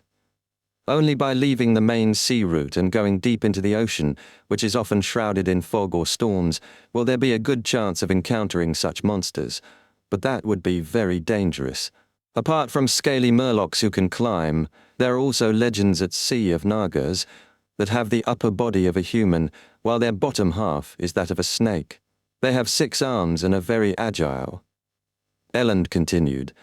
There are also giant octopuses which can spit out juices that can corrode a lot of people, terrifying sea monsters that can flip a boat with a gentle blow, mermaids with intoxicating songs that make one unwilling to leave, Blue giant dragons that can produce lightning, giant birds with wings that can cause hurricanes.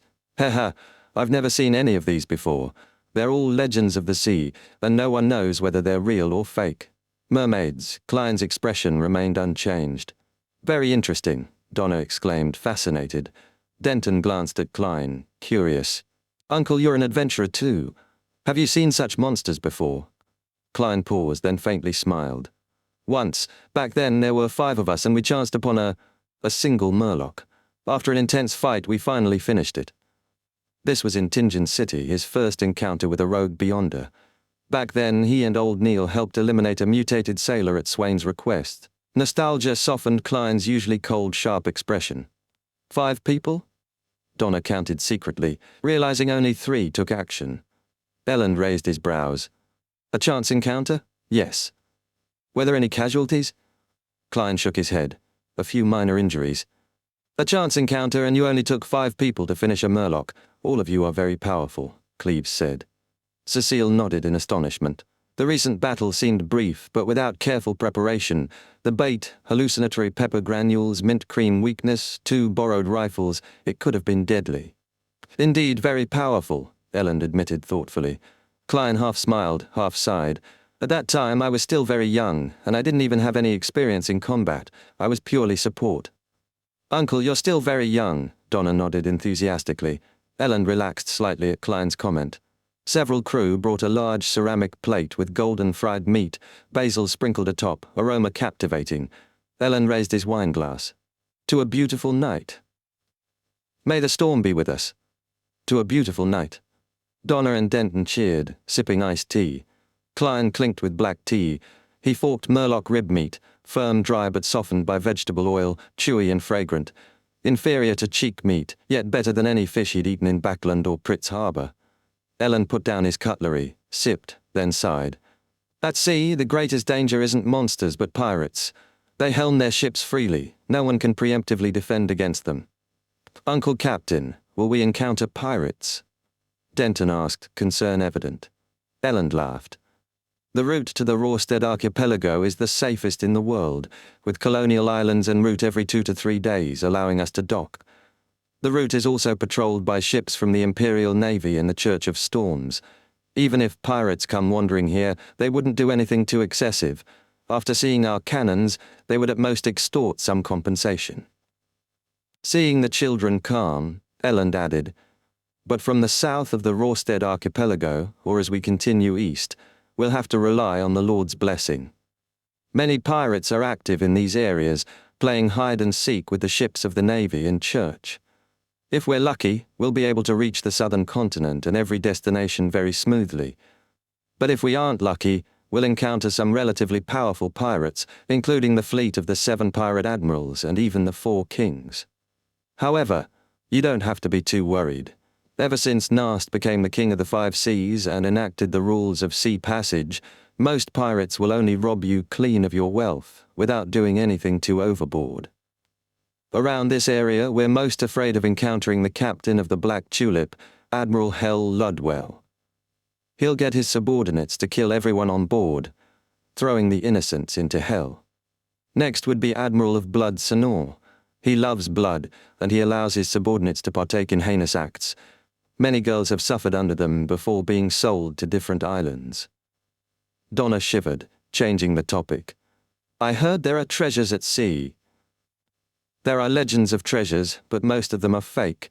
There are 6 stories which are the most famous. Ranked first is the Death's Key. Rumor has it that at the end of the 4th epoch, Death, who had caused the Pale Disaster, was attacked by the 7 gods and ended up perishing. He attempted to return to the southern continent and created a raging stormy wave, an impassable barrier. It completely obstructed the sea route between the northern and southern continents. This is the origin legend of the Berserk Sea. However, he eventually failed to return to the southern continent and ended up vanishing in the sea. It's said that in some secret place in the Berserk Sea, the treasure left behind by Death is waiting for the person holding the specific key to find it and open it, but no one knows what the key looks like or where it will appear. Elland sighed. Ranked second is the Fountain of Unaging. It's deep in the Sonia Sea. Rumor has it that one of the four kings, king of immortality, Agalito, had drunk the waters of the fountain of unaging. Chapter 496, The Promising Sea. Fountain of unaging? Will you really gain eternal youth if you drink it? Donna asked, eyes wide but without much anticipation. She was still young. Ellen didn't answer immediately. Instead, he tore into a piece of fried Murloc rib meat and took a sip of Sonia blood wine. The sweet, smooth taste completely nullified the oily flavor. His eyes half closed, he looked like a gourmet. After a moment, he said slowly, I don't know if the Fountain of Unaging exists, nor if King of Immortality Agalito drank from it. What I do know is, when I was very young, I heard the legend of this pirate king, like King of the Five Seas, Nast, who seems to live forever. Their beards must be very long, extending past their chests, Denton said. Actually, Nast's beard only reaches below his neck. He sits on the deck in a black robe with silver ends, wearing a crown twice the height of his head, looking over everything like a deity. Ellen's voice lowered, lost in memory. Uncle Captain, have you ever met the King of the Five Seas? Donna asked eagerly. Nast was the most legendary pirate. Even Port City children knew his name. Whole generations grew up hearing stories of him. Klein, distracted by Murloc meat, mused on the legend. The Dark Emperor needed to have a name entrenched like Emperor in people's hearts to advance. Was Nast's legendary status a parallel? What sequence was Nast now? Ellen sighed. I was young then, serving on the William V. Our fleet tried crossing the Strait of Calamity in the Berserk Sea and met the Dark Emperor's ship. For minutes everyone, even the fleet captain, lost the will to fight. Luckily, Nast didn't order an attack. Very cool, Denton cheered. Ellen didn't pursue the topic. He smiled and said, I've never met King of Immortality Agalito. His bounty notice shows a pale middle-aged man, so pale he looks like a corpse just beginning to rot. Donna and Denton looked at the mutilated Murloc corpse and shuddered. Bounty notices focus on reward, not looks. In loan alone, Agalito's bounty is £100,000, the lowest among the four kings. Ellen shifted to treasure stories. Third is the Solomon Empire's inheritance. When that empire dissolved in the Fourth Epoch, the royalty put treasures that even gods would envy onto a ship and steered it into the Fog Sea, hoping to rebuild their dynasty. But centuries passed, and it never appeared. Rumor says Nast inherited parts of that treasure. No one knows if he's a real Dark Emperor descendant, Cecile added. Fog Sea? Western shore of the northern continent? Donna recalled. Cleves nodded. West of the northern continent lay the Fog Sea. East, the Sonia Sea. South, the Berserk Sea. North, the North Sea. The southern continent had similar seas plus the Polar Sea to the south. Together, they formed the Five Seas. Loan Kingdom, backed by Hornasis Mountains and Mid-Seashire Inland, faced the Sonia Sea east and stretched south to Desi Bay, controlling entrances to the Berserk Sea but not the Fog Sea. Is that so? Donna, uninterested in distant treasure, shifted gears. What about the fourth treasure? Belongs to the last empire of the Fourth Epoch, Trunsoest. Rumor has it they built a city-sized ship to carry their treasures. Their escape failed. All predetermined passengers arrived but none survived.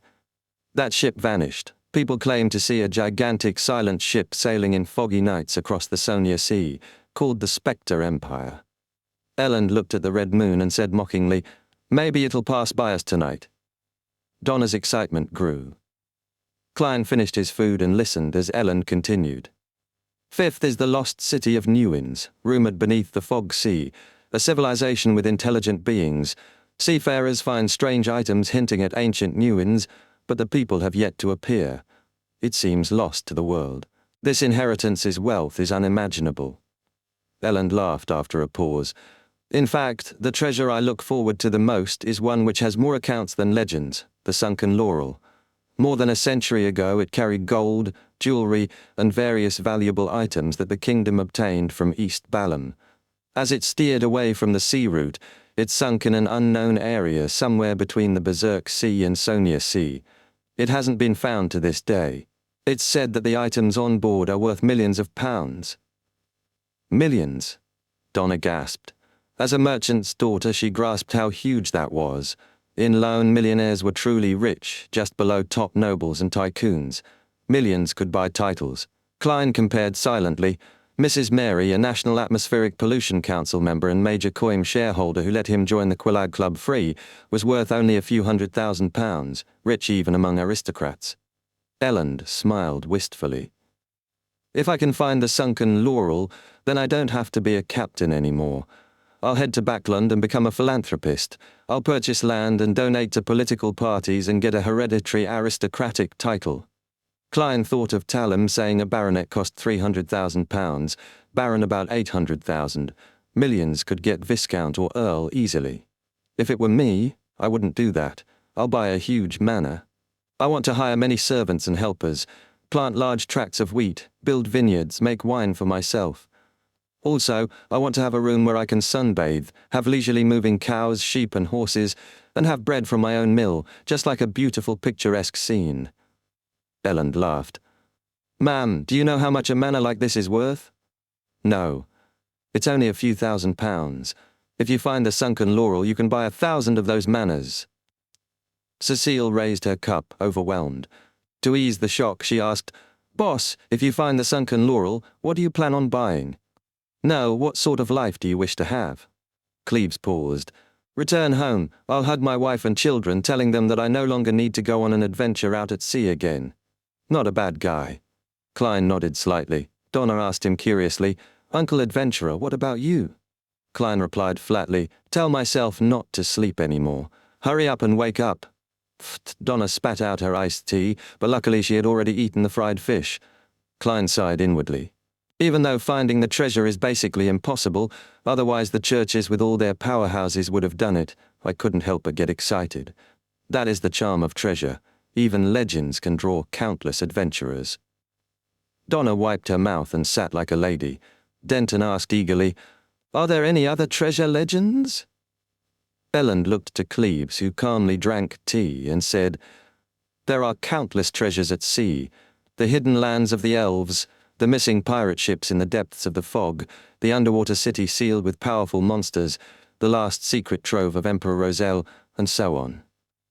Ah, the Emperor had left treasures and legends for others. If true, would there be cards of blasphemy? How many? The legend of the Key of Death might help Mr. Ezek regain more memories, Klein thought with curiosity. Chapter 497. The Wall of Rewards. After the talk about the legends of treasures that had inspired generations of adventurers came to an end, the cook finished roasting the murloc's belly. The meat was white with charred edges, glistening with oil and seasonings. Desi grilled fish, it's different from how you usually eat it. Elland pointed at the plate the cook lowered. Donna held her fork and knife eagerly. I love honey-roasted fish, but this is also very appetizing. Honey-roasted fish, if I had a chance to try it, the taste should be pretty good. Klein let his imagination run wild. With a chef serving them, they could only watch as pieces of fish were plated. Klein, serious about tasting delicacies, sipped black tea first to clear his palate, then forked a piece into his mouth. Instantly, fennel, basil, and other spices tickled his taste buds, followed by the sea salt, lemon, and rich juices of the meat. Chewing, he savored the roasted fat's sweetness and the final tender bits of fish.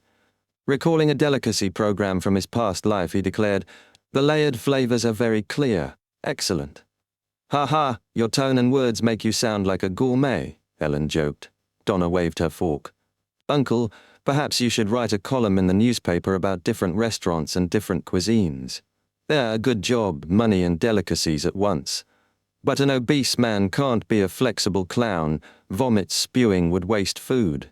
Klein considered her suggestion seriously. To a beautiful night. Elland raised his glass, ruddy from the Sonia blood wine. Klein and the others echoed in good moods, drank and watched the waiter clear the table. They talked more amidst the cold wind about mermaids, which fascinated Donna. Cleves explained that legends called them sirens, whose songs hunted humans. While tales came from drunken pirates and were suspicious, Klein noted a possible direction for exploration. Donna, Denton, it's time to go back. You'll have to get up early tomorrow and have breakfast with your parents. Cecile glanced at the moon. Fine. Donna stood reluctantly. Denton asked, Do I have a chance at becoming an adventurer? Cleves patted his shoulder. Before you ask this, you need at least 5 years of combat training and studying. I think your father will hire a good tutor for you. Yeah. Denton's eyes lit up. 5 years would probably wash out his adventurous urge while teaching him combat. Klein appreciated Cleaves's subtle handling. On the way back, Cleaves handed Klein 2 5-pound notes. Your payment. I didn't do anything. Klein instinctively refused. Cleaves's pale blue eyes met his. You freed up Cecile and took good care of the children. Klein laughed, took the money and drew a triangle on his chest. Accepting it avoided appearing greedy to a veteran adventurer like Cleaves. This is a rule of the sea, Cleaves said flatly, then followed Cecile and the children into the cabin. If every mission offered such rewards, Klein mused, he would have long been rich. He gazed at the red moon over the dark waves, feeling a flicker of being an adventurer. The cold wind slapped his face as he walked from Backland's great smog, letting the endless ocean open his heart. For a moment, he wanted to sing but couldn't recall modern verses. I can't just say, oh sea, you're all water, he sighed. What a beautiful night. After a mishap getting lost, the exploratory team returned to the City of Silver. Derek, seeing the wall's cracked weeds, was lost in thought. Colin pressed his temple, lost for a moment. The rest of the team felt relief. After a difficult exploration, having a home waiting for them was the happiest thing in their hearts. Colin's gaze returned to normal as he turned his head to the side and looked diagonally ahead. Backland, white family. Emlyn approached his parents confidently. If I wanted to delve into the history of us Sanguine, who would I look for? Directly asking about the City of Silver could expose him. Calm and cautious, he hid his motives, knowing his parents knew of his general interest in Sanguine history. His father, wearing gold-rimmed glasses, put down a thick anatomy book. No one in Backland knows more than Lord Nibbs, Emlyn frowned. Aside from Lord Nibbs, he's sleeping underground, so it's not convenient for him to be disturbed. His father thought for a moment. Way Mandy, he always thinks of himself as a historian. Emlyn smiled. I wish to visit him. Whoa! The whistle sounded as white agates sailed into Damir harbour for fresh food and water to set sail again the next morning. After hunting the Murloc, Klein spent the next 2 days in a leisurely, almost boring life. The sea's scenery bored him, so that night he decided to head to the harbour bar for information on mermaids and inspiration for acting. If I come across a pirate with bloodied hands, I wouldn't mind teaching him a lesson. There are still souls waiting to be released from creeping hunger. Klein sweated slightly as he equipped mystical items and left his cabin. On the way, he met Donna, Cleaves, and the others heading to a port restaurant for Demir's cured meat. Donna and Denton greeted him curiously, unnoticed by their parents. Klein smiled, followed a sign, and found the nearest bar. Flying Fish and Wine. The signboard plastered with bounties caught his eye. The King of the Five Seas at £800,000 and hundreds of smaller rewards, a unique display of high and low. It's all money. Klein stood, staring for a while. He pushed open the door. Inside, the bar was unusually quiet, missing the typical raucous din. What happened? Klein looked around. Captain Elland, in a dark red coat, sat at the bar. 2 large men faced each other in the middle of the room. Chapter 498, Persona. The standoff was tense. A burly man in a navy-striped shirt, his arms bare despite the freezing cold, held a dagger to the throat of his opponent. The man across from him, tall, muscular, and with a sea eagle tattoo on his shaved head, aimed a musket directly at the Navy sailor's forehead. Dog shit Navy sailor, the sea eagle man growled. No one in Damir harbour would dare slander me as a pirate's informant. The sailor didn't back down, and the air thickened with insults typical of the sea. Klein observed the scene for a moment before stepping toward Captain Elland, who wore a straight sword at his waist and a hidden musket. What happened? A quarrel between 2 drunks, Elland said casually. Rumours about Sea Eagle Logan being an informant for the Black Tulip's master have been floating around. The Navy sailor mentioned it, and Logan just happened to overhear. The Black Tulip's master? Isn't that Admiral Hell Ludwell? Klein asked, sitting down at the bar. The bartender, a bronze-skinned man, wiped the glasses with no enthusiasm. 6 pence, he said flatly. Klein counted out 6 copper pence, handing them over. The tension in the bar dissipated as Logan and the Navy sailor were pulled apart, each retreating to opposite corners. They'll be fine, Ellen said, nodding toward the 2. Want to play cards? No, Klein replied, his focus already drifting. He was here for information. Ellen gave a playful gesture as if to pat him on the shoulder, but quickly withdrew his hand, sensing Klein's coldness. "Don't get the women here," he warned. Klein nodded, sipping his Southville beer. "Also, don't trust anyone here," Ellen added, heading up the stairs. "Only a small portion of what they say is true." Klein turned to glance at Ellen, unblinking. "Including you?" Ellen paused, then laughed. "Perhaps, but at least I'm being honest about that." Klein didn't comment. He simply drank, his thoughts already on the murmur of nearby conversations. A few minutes later, a short man with black hair and blue eyes sat down next to him. "You look like an adventurer," he said with a grin. "You could say that," Klein replied, his tone cold. "I can tell you're a hunter, a bounty hunter after riches," the man said, leaning closer. "Have you heard of the Spectre Empire?" Klein raised an eyebrow, recognizing the name. "Amway." He knew the rumors.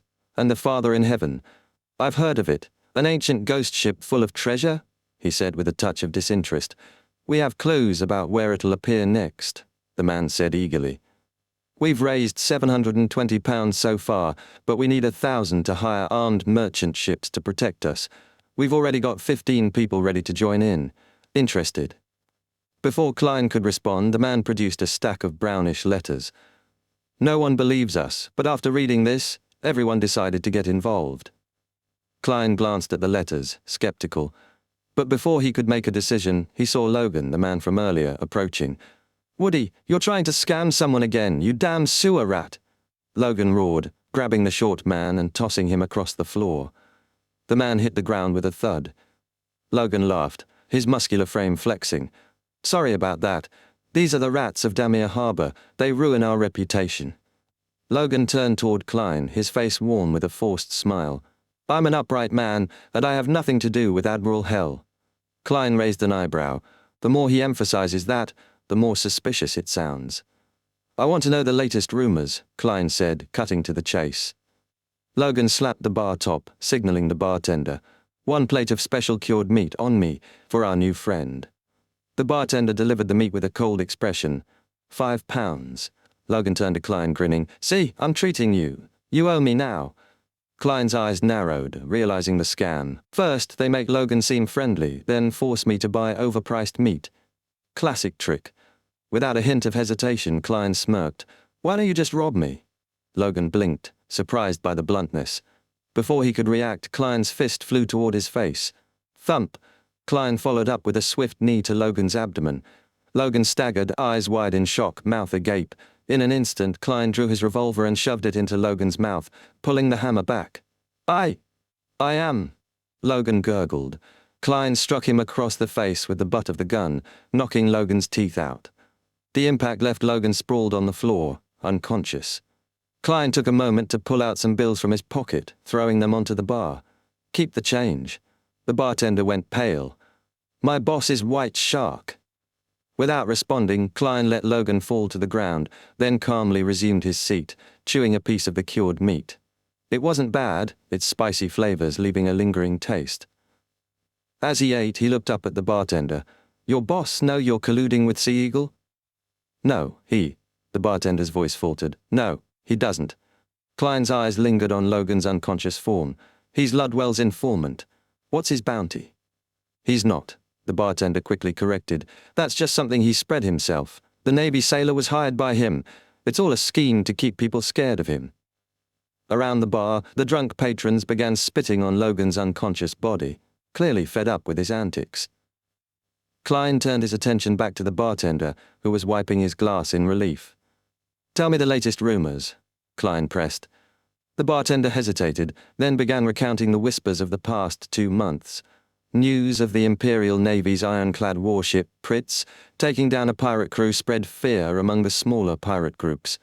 They were considering a final spree of crimes before the Navy's full power could be felt. Also, Admiral of Blood Sanor and Vice Admiral Dusk Bulatov Ivan clashed in the southern waters of Sonia Island, resulting in heavy losses on both sides. Klein absorbed the details without interrupting, the conversation flowing as he finished his meal and beer. Standing up, he handed the plate back to the bartender. "Remember today's lesson," he said coolly. The bartender reached for it, but before he could, Klein grabbed him by the hair and slammed his head into the bar, causing the wood to splinter. Blood spilled. As chaos erupted around him, Klein quickly stood and, tossing Logan to the bouncers, slipped out of the bar. With his hat low, he moved through the streets, changing direction several times before slowing his pace. A gold coin appeared in his hand, spinning between his fingers, as if scouting for something. Chapter 499, Solicitation. Ding! The gold coin flipped, tumbled, and landed firmly in Klein's palm. Lowering his head to check, he spun on his heel and slipped into a quiet, dark alley. The cold wind by the sea tugged at his coat and nearly toppled his half-top hat. Suddenly he stopped, turned, and said in a deep voice, "Come out." A figure emerged from the shadows after a tense pause. "Very sharp," the man chuckled. He wore a black cloak, looked around 30, with charred yellow eyebrows and bright dark blue eyes. His face suggested he hailed from south of Intis, Lemberg, or Sega. Klein instantly recalled him from the Flying Fish and Wine. The man had been drinking heavily, watching from the side, not distinctive, but the black cloak had left an impression. "What do you want?" Klein's stance bent slightly, feline-like, ready to pounce. The man laughed. "The fighting technique and handling method that you displayed just now was very consistent with my taste. I chased after you to ask if you're interested in joining us.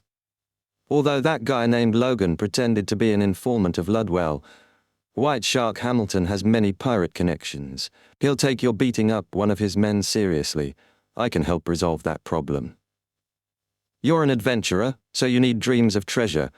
We're people who seek treasures like the Spectre Empire, Solomon's Inheritance, the Fountain of Unaging, the Death's Key, the Sunken Laurel, and Roselle's treasure across the 5 seas. We haven't achieved our main goals yet, but we've found many missing pirate ships." "Haha, sounds like what that rat said, right?" Clearing his throat, he added, "Frankly, we're pirates formed from adventurers. We plunder merchant and passenger ships only when desperate and never harm the innocent. Our main goal is treasure, and we often reap it. I kid you not, I once slept on a bed of gold coins. Facing other pirate ships showing prowess earns compensation. Our captain decrees that before recruiting, we explain our creed and remuneration." "Creed?" Klein softened his tension, watching for any attack. The man smiled calmly. "What I said is our creed, now remuneration." Klein noted the confidence, not a spectator, but fully unshaken. "We don't have weekly salaries or annuities, but treasure or plundered wealth is divided by rank. With decent luck, the lowest-ranking sailor earns £200 to £300 a year, enough to be middle class on land. Heh, find the Sunken Laurel and we become tycoons. Days off vary by rank but can only be accumulated in a staggered fashion." He cursed softly. "Dogshit, last year we missed a chance at the Spectre Empire because the captain was on holiday." "Pirates with annual leave?" Klein stifled a smirk at the absurdity. The man continued, "As an adventurer, still chasing legendary powers, join us, and you might possess them." Coughing, he turned serious. "Vice Admiral Iceberg, Edwina Edwards' subordinate, 4th boatswain of the Golden Dream, Blazing Danitz." Danitz waited for panic on Klein's face. Instead, Klein whispered, "Blazing Danitz with a bounty of £3,000. Danitz felt the man before him transform into a hungry monster, salivating over soul and flesh. He clenched his fists, trembling. His intuition screamed, this was an abyss of madness and bloodlust. "Why are you here?" Klein asked. "I'm on vacation," Danitz admitted instinctively. The gaze's hunger vanished. Klein walked away, stopping to ask, "Where's White Shark?" "He lives at 1 Seawall Avenue but spends most time on the Flying Fish and Wine's 2nd floor." "Same today," Danitz answered. Only when Klein disappeared did Danitz exhale, remove his cloak and mutter, "What a terrifying fellow." He knew, gentleman outside, lunatic inside. Without killer determination, best not to engage. Pulling up his hood, he planned to relay this to his middleman tomorrow. White Shark could wait. In another quiet street, Klein examined the black glove on his left hand. Though creeping hunger was sealed by Mr. Azik, its thirst lingered. The killing intent Danitz evoked had stirred it, but Klein restrained it easily. With creeping hunger, Gehrman Sparrow's persona would remain flawless. Klein divined twice with a gold coin. First, if Danitz lied, he didn't. Second, if White Shark could harm him, he couldn't.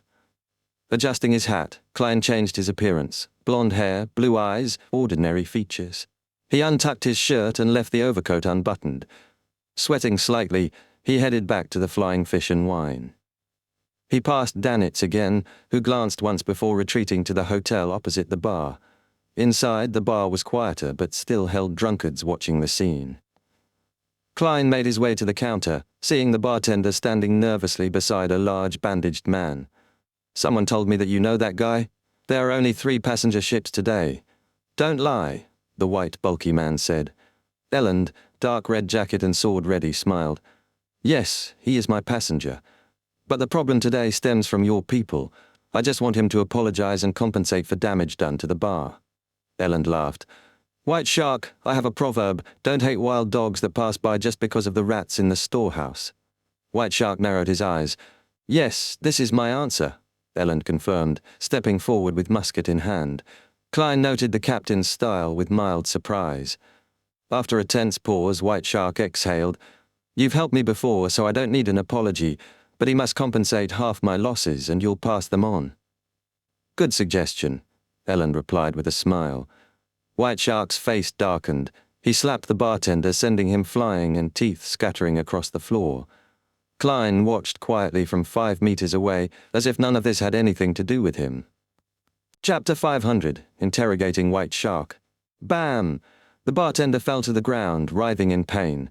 White Shark Hamilton snorted without a word, turned and climbed the creaking stairs to the 2nd floor. After the excitement, the drunkards dispersed. Captain Elland and his group returned upstairs to play cards. Klein seized the chance to follow. He returned not to confront White Shark, who posed no threat, but to glean more from the bar's owner, connected to many pirate factions. His new identity, Gehrman, implied a hunter of blood-stained pirates. He intended to use their souls and beyonder traits to replace those imprisoned in creeping hunger. The 2nd-floor corridor was dim, lit by flickering brass candle stands. Klein wiped his face and transformed silently into one of the bouncers downstairs, compensating for mismatched clothes with illusion creation. He walked toward the door, his spiritual intuition marked as White Shark's. Passing the card room unnoticed, Klein stopped at the corridor's bouncers and said softly, "There's something going on downstairs again." "Holy Lord of Storms, what now?" One sighed. "Hope those beautiful people aren't hurt," another worried, referring to the bar's whores. "They're fine." Klein stepped past them and knocked on White Shark's door. "Who is it?" Hamilton asked warily. "Boss, it's me. Something happened downstairs again." Klein hoarsened his voice, recalling earlier commotion. "Damn it," Hamilton bellowed. "Come in and explain." Klein entered, closed the door, and dispelled the illusion. The muscles on his face squirmed back to his blonde-haired, blue-eyed, ordinary-featured identity. "You?" Hamilton stammered, then opened his mouth to shout. At the same time, illusory fish scales appeared on his hand, his large body swelling. His heart pounded as a primal fear seized him. He saw the stranger as a starved demon, eyeing his flesh and soul coldly. White Shark panicked and couldn't respond. Klein calmly walked to the sofa, sat down and smiled politely. "Now, can we talk calmly?" The monstrous gaze vanished. Hamilton shrank like a punctured balloon but did not cry for help. Sweat beaded his forehead as he asked, "Who are you? What do you want?" "A hunter," Klein answered casually. "I heard you're connected to several pirate factions. I want to know their situations." "No, I'm not," Hamilton denied. The hunger flared again and Klein's eyes darkened slightly. With a gentlemanly smile, Klein said, "You have 2 choices. 1, answer honestly. 2, be killed by me and then answer honestly." "Killing to channel my spirit?" Hamilton had heard rumors like that. Swallowing hard, he asked, "Why do you want to know?" "I'm a hunter chasing bounties." Hamilton sensed madness beneath the polite smile. Are you mad? I've seen many like you, buried at the bottom of the sea. Killing one pirate is easy, but can you defend against retaliation? The bar's whores or customers might be informants. Your ally might be bribed and shoot you in the back. Pirates gather intel, surround your ship. Can you protect passengers? Survive cannon fire? How survive with nowhere to run? After venting, he saw the hunter's gentle smile. Just have them all killed and the problem solved. A true madman. Hamilton took a deep breath. I'm in contact with many pirates, but passively. They sell their plunder through me for supplies and comfort. I wait here. I don't know their routes or destinations. What else? Klein asked calmly. His earlier answer was to scare Hamilton. He wasn't worried about pirate revenge. As a faceless, he could drown if they found him so easily. Hamilton hesitated, then looked away, hands on the desk in frustration. Yes, I gather info for them. If urgent, I alert them by radio transceiver. He didn't risk lying, afraid Klein could discern truth with beyonder powers. Radio transceiver? Klein caught the term sharply. That's what they call it. Like a telegram, but wireless. Hamilton walked to a grey safe and squatted. Wireless telegraph? Pirates had such tech? Klein vaguely recalled wireless telegrams from his prior life, long invented but seldom commercial due to weather and electromagnetic interference on seas like the Berserk Sea, Fog Sea, and Sonia Sea. Could this be an improved model? White Shark pried open a floor plank beside the safe, twisted a mechanism, revealing a secret door. Behind it was a 3-level cabinet. Top level held documents, bills, a revolver, a new half-arm gun, and other weapons. Bottom layer housed complex black machinery, likely the radio transceiver. That's it. News sent can be received as far as the Rorstead archipelago, weather and luck permitting. It's troublesome and limited. Hamilton's description was vague based on experience, better than new commercial models. Klein listened quietly and asked, "Who are they?" Feigning ignorance of tech, Klein appeared a bounty hunter. Hamilton wiped sweat, said, "Silver Coin Viper Oder, who claims to serve the Dawn's owner, and Admiral of Blood's intelligence officer, Old Quinn. They appear together, but I'm unsure if allied. Oder only claims." The Dawn's owner, Queen Mystic? Klein looked away, a gold coin weaving in his hand before dropping. White Shark trembled. Klein slowly stood, lowering his gaze. Suddenly, "Who gave you the potion?" "Old Quinn." Hamilton hesitated but answered honestly. Klein nodded and ceased questioning. He turned toward the door. Thud! The wooden door shut behind the black-coated figure. Hamilton held his breath, waited over 10 seconds, then sighed. He wiped sweat, placed the radio receiver on the desk, flipped a code book, and hastily sent a telegram. "I was targeted by an unfamiliar fellow." Nearby, Klein quietly watched, hands in pockets, absorbing frequency spectrum and passcodes. His departure was a grand illusion, more than enough to deal with a low-sequence beyonder like White Shark's sailor path. Whether he recalled details later wasn't a worry. A dream divination sufficed. Admiral of Blood's men loved killing and blood, especially violence against women. Their ship raids were tragic and notorious, public knowledge they boasted about. They were Klein's primary targets. He prepared to leave while Hamilton tidied the read the radio. He didn't plan to deal with White Shark yet, wary of disturbing the real prey. This land-bound pirate could be handled later with a letter. He had dirt on him. Klein's silent footsteps caused the door to open and close quietly, bringing a faint, cool breeze. Chapter 501, Bait. After sending out the telegram and tidying the desk, White Shark Hamilton relaxed completely. He finally had the chance to think clearly about what had happened. The first question on his mind: what about the bouncers outside? He propped himself up and walked heavily to the door. Opening it, he found several of his men standing unsteadily, telling jokes involving women. Hamilton's anger flared but quickly calmed. He twitched slightly as he pounded on the open door. Thump! The bouncers startled and instinctively turned. "Boss! Boss!" Seeing who it was, they hurriedly stood and stammered. Hamilton took a deep breath and asked, "Did you see anyone enter my room?" "Yes, Lardero. He said there was a situation downstairs." They looked confused. "Boss, you were the one who let him in?" They then wondered aloud, "Boss, was something stolen?" Hamilton's expression sank. He shook his head.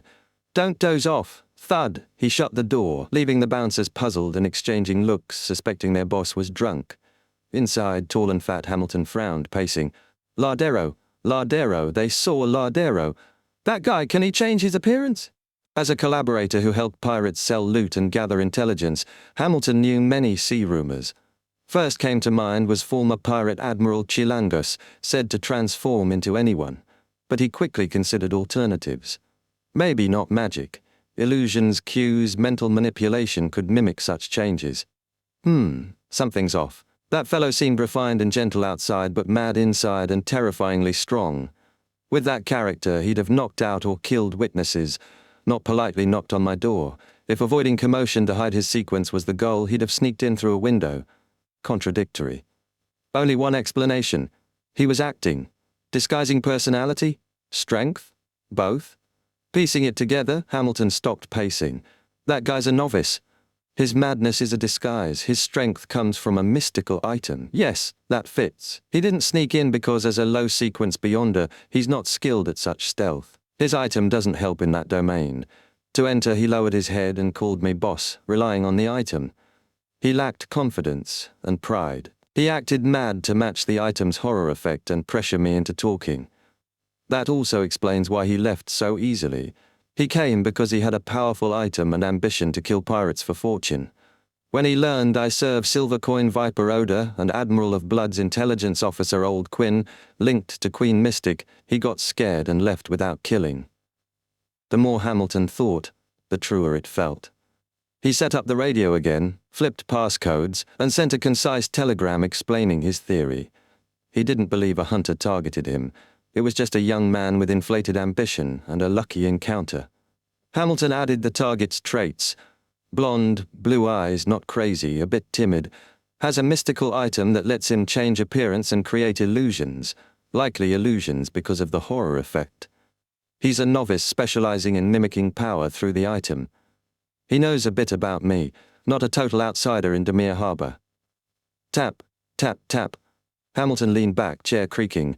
A slight smirk appeared. He imagined that bastard's end. It won't end well for a low-sequence fellow, even with a powerful item at sea. Many greedy sharks will rush him. When that happens, I won't worry about my secrets being exposed.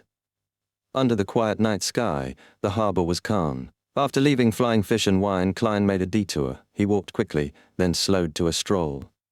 When sure no one followed, he turned his face back to Gehrman Sparrows as he passed shadows. He tucked his shirt hem into his trousers.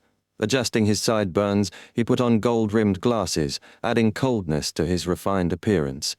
Relying on the stars, he found his way to the White Agate. He chuckled softly amid the cold wind, thinking, I hope White Shark isn't that foolish to miss the flaws I left. His persona was a new, inexperienced adventurer who made mistakes. The other person knew much about Demir Harbor and White Shark. The mystical item had warped his mind, making him a bit crazy. Klein's plan. Pirates wander the ocean. Even the Navy struggles to find them. If he could get info from White Shark, he might go directly after pirates. If not, he could use his identity as bait to lure knowledgeable pirates to a location for the initial hunt. Discovering White Shark contacted Old Quinn completed the plan. With passcodes and frequency spectrum, Klein could monitor movements. By interfering with others' divination, he could time the bait, being a weak adventurer with a powerful item, to catch big fish. Now the problem, he lacked equipment to monitor communications. Impossible to buy at sea. He'd have to use the world's identity to get Miss Justice or Miss Magician to buy one in Backland with delivery via sacrificial ritual, Tarot Club advantage. Klein sighed. Seeing the White Agate in sight, he quickened pace and spotted Donna's family and Cleves returning from another street. Cleves nodded in greeting. Quietly, I heard there was trouble at Flying Fish and Wine. Very well informed and familiar with Demir Harbor. Klein smiled. I only taught 2 cheats a lesson. Cleves's brows twitched. His impression of Gehrman Sparrow shifted. Though sharp, reserved, cold, Gehrman Sparrow seemed polite and balanced. Now, Cleves sensed a hidden madness beneath. Donna's father interrupted. Mr. Cleves, who is this? A colleague, Gehrman Sparrow, Cleves said simply. Klein smiled politely, extending his right palm. It's my honor. If you need anyone and can't find Cleves or the others, consider me. No problem. Hope you're as strong and professional. Donna's father warmly shook Klein's hand. I'm Urdy Branch. Klein released his grip on the box, but his spiritual perception triggered. Something strange was inside the gift boxes Branch's servants carried. He quietly activated spirit vision. The box held strips of cured meat. Their surface had rich red, white, and black spots, like things from the spirit world. There was a spirit world aura, but harmless. Klein was surprised. Noticing his gaze, Donna's father laughed. This is a specialty of Demir Harbor. An extinct volcano in the island's center has underground caves where natural hot wind blows. Meat cured there gains a unique flavor. It's a gift item. Mr. Sparrow, if you want some, it's not too late. Unique flavor? Taste of the spirit world? Klein had an idea. Mysticism teaches the spirit world overlaps reality without interference. Beyonders can open gaps, but some places have strong spirit influence naturally. In such areas, the dead may turn into water ghosts or zombies. Residences might show paranormal activity. Damir Harbor's caves likely cause this likelihood, giving meat unique flavor without causing abnormalities. Eating too much at once could be risky. Klein smiled. I'm not interested in cured meat. Only then did he confirm the bartender's served cured meat was ordinary. At that moment, little Denton pointed at the moon. It's so very red. Yeah, Donna agreed. Very red? Klein looked up. The red moon was normal. A child's spirit is pure, so after tasting spirit aura meat, he temporarily gained some spirit vision? Maybe island children share this. Haha, this might explain Damir Harbor folklore. The group strolled back, boarding the ship and going to deck. Klein bade farewell and went to the second-class cabin. Suddenly his mind stirred. He activated spirit vision again. The huge skeleton messenger appeared and dropped a letter. Chapter 502. The Scene in Azic's Memories. Klein stretched out and caught the slightly heavy letter. The large skeleton messenger didn't linger, disintegrating into a fountain of bones that fell and vanished from the deck, as if unwilling to stay longer. Holding the letter, Klein didn't lower his head to examine it. Instead, he instinctively glanced toward the wooden stairs leading to the first-class cabins. Donna and Denton stood there, eyes wide and mouths agape, as if wanting to scream but unable to. The entire scene had passed too quickly. They wondered if they'd hallucinated. Children who ate the special cured meat in Damir Harbor gained temporary spirit vision. Klein raised his left index finger to his mouth to silence them, as he had done during the Murloc hunt. Donna immediately covered her mouth and nodded in fear and excitement. Seeing her brother still dazed, she grabbed his arm and pressed his hand to his mouth. Cleves and Cecile noticed something was off and stopped, staring at Klein, but found nothing unusual. Klein calmly nodded back and continued to his room. A gold coin appeared in Klein's hand unnoticed. Tossed up, it tumbled alive before landing on a number indicating a negative result. The episode wouldn't harm Klein. Seriously, this messenger isn't polite at all. Unlike the last who tapped my shoulder or nudged me, or even changed surroundings to the spiritual world so ordinary people couldn't see him, Klein lampooned as he took out his key and opened the door. He sat on the low bed's edge, lit a half-length candle, and opened Mr. Azic's response letter. Pulling out the items inside, the first that caught his eye was the Dark Emperor card. Looking at that face that pissed him off, Klein breathed a sigh of relief and eased his worries. He trusted Mr. Azic to return it. After all, potion formulas and rituals could be copied, only high-level materials convergence couldn't. This wasn't Azic's path, nor a switchable path, so a powerhouse like him had no need for it. Klein worried the messenger might be robbed, losing the card of blasphemy, which would help him greatly in spirit-body state. The spirit world teemed with strange creatures, some adept at intercepting messengers. The Dark Emperor card came back with the Numinous Episcopate's copper whistle. After putting those aside, Klein unfolded the important letter and read Azic's reply. That card depicting the Dark Emperor reminds me of certain scenes. The tall-as-a-mountain Blood Emperor wearing a red cape, his eyes crazed, almost no reasoning left, on the brink of losing control. The true Dark Emperor had revived, sitting on a gigantic throne, overlooking the land. When I looked up at them, I lost consciousness as the Blood Emperor gazed at me. I likely participated in the War of the Four Emperors in some way, but exact details require recall. Perhaps injury then caused my repeated memory loss as I died and reawakened. The legend of Death's treasure trove in the Berserk Sea means nothing to me. Perhaps traveling to the southern continent by boat through that sea will awaken something. The Copper Whistle's owner's experience resembles an Undying's ritual, but with clear differences. I sense evil auras and danger. The owner is in a strange, terrifying state. It's best not to blow the copper whistle or summon the messenger. It will bring extreme danger. We can try again when I recover my memories and understand the experience fully. The feather left behind by the whistle's owner can be used in undead domains. It's a unique spiritual material. When I recall more, I'll organize rituals and charms for it. Regarding your question about ridding mental corruption of a Beyonder characteristic, that will take more time. I remain a blank slate there. I vaguely recall strange creatures called feathermen in the southern continent. Seal that card. It may attract powerful enemies and disasters. I can teach you techniques. It's not too hard. First, an improved wall of spirituality. As expected, the card of blasphemy has a convergence effect on activation. Luckily, Klein had left it above the grey fog previously. As it likely isn't an amnesiac death, otherwise he wouldn't look up to the blood and dark emperors. Probably a son of death, participating in the War of the Four Emperors, suffering severe injuries.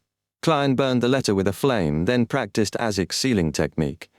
He performed a ritual, bringing the Dark Emperor card and copper whistle into the mysterious space above the grey fog, eliminating accident risks. No wish to suddenly meet the King of the Five Seas, Nast, at sea. Early morning, the sun rose and dyed the horizon golden. Klein went to the second-class buffet, not well stocked, and ate 2 slices of toast with bacon and butter, drinking lemon tea. After eating, he went to the deck for fresh air and the early scenery. He saw a drunk Captain Elland returning, his straight sword swaying. Thinking of last night's incident, Klein approached without a smile. "Good morning. White Shark didn't cause you any trouble, right? He should know I'm a passenger on the White Agate." Dressed in a dark red coat, Elland removed his ship-shaped hat and laughed. "This is his own problem. He wanted you to pay half the repair fees for the bar counter, but it wasn't much, just a few sola. I won £6 last night and tipped him extra. That was the end of it. Captain, you feared a crazy adventurer like me would blow the place up over face, so you bore the cost." Klein was silent a few seconds. "I understand." He turned and walked to the bow, leaving 2 soft words, "Thank you." Feeling the sea breeze on his face, Klein sighed inwardly. It was damn hard to maintain a persona. After a moment, he was about to return to his cabin when 2 figures appeared beside him, Donna and Denton. Cecile, their protector, was a few paces away. Donna hadn't slept well. Puffy eyes and a gloomy face, yet in high spirits, clearly imitating Klein enjoying the scenery, but her eyes darted around nervously. Just as Denton, similarly restless, opened his mouth, Donna spoke first. "Uncle, who was that last night?" She looked ahead, trembling slightly as if recalling the scene. "It was a messenger. You can think of him as a postman." Klein didn't look at the kids, speaking as if about breakfast. "Messenger?" Denton nearly shouted. "The world is huge, so there are strange creatures. Trust me, though fierce-looking, this one's gentle and professional. It just sent me a letter from a faraway friend." Klein explained, trying to make the 4-meter-tall messenger seem pitiful and weak. After a night of panic and unharmed, Donna calmed down. Her eyes lit up. "Well, that's amazing. It's like listening to a story. Very cool." Denton agreed. "But why didn't anyone else see it? No one reacted." Denton asked, puzzled. "That's because your hearts are pure." Klein smiled. "A white lie. He couldn't say it was the cured meats effect. It'd only make the kids curious and reckless. Having spirit vision randomly was dangerous. Klein could sustain his now, but seeing what he shouldn't could cause madness or death." "See, can we have a messenger of our own?" Donna asked, curious and excited. "That depends on luck," Klein said calmly. He inwardly lampooned, "I don't even have one." Obtaining a messenger required designing precise rituals and contracts. Random summoning could bring disasters. Yeah. Donna looked hopeful. "In that case," she whispered, "Uncle will keep this a secret for you." Denton nodded solemnly. At that moment, a new passenger boarding at Damir Harbour appeared, carrying a suitcase onto the deck. After sending the telegram, Blazing Danitz cut his holiday short, awaiting orders at the Rosted Archipelago capital. Disguised with a wig and blackened eyebrows, he easily boarded the White Agate, waiting for departure. "Sires," Emperor Roselle said, "capable people always must do extra work." Danitz looked around leisurely and suddenly spotted a familiar figure. A young adventurer in a black coat, gentle yet mad, stood at the bow, smiling like a gentleman. Danitz's face stiffened. Chapter 503, Hostage. Discovering a pirate worth £3,000 boarding the ship in disguise, Klein immediately felt wary. He smiled at Denton and Donna beside him and said, "I've got a friend." Calmly, he walked toward Rear Admiral Iceberg's 4th boatswain, locking eyes on the other man. The smile on Blazing Danitz froze as he saw the young adventurer with crazy blood flowing slowly approach. Panic flared inside him. "Run! Run as fast as you can! Use Beyonder powers if you must and escape."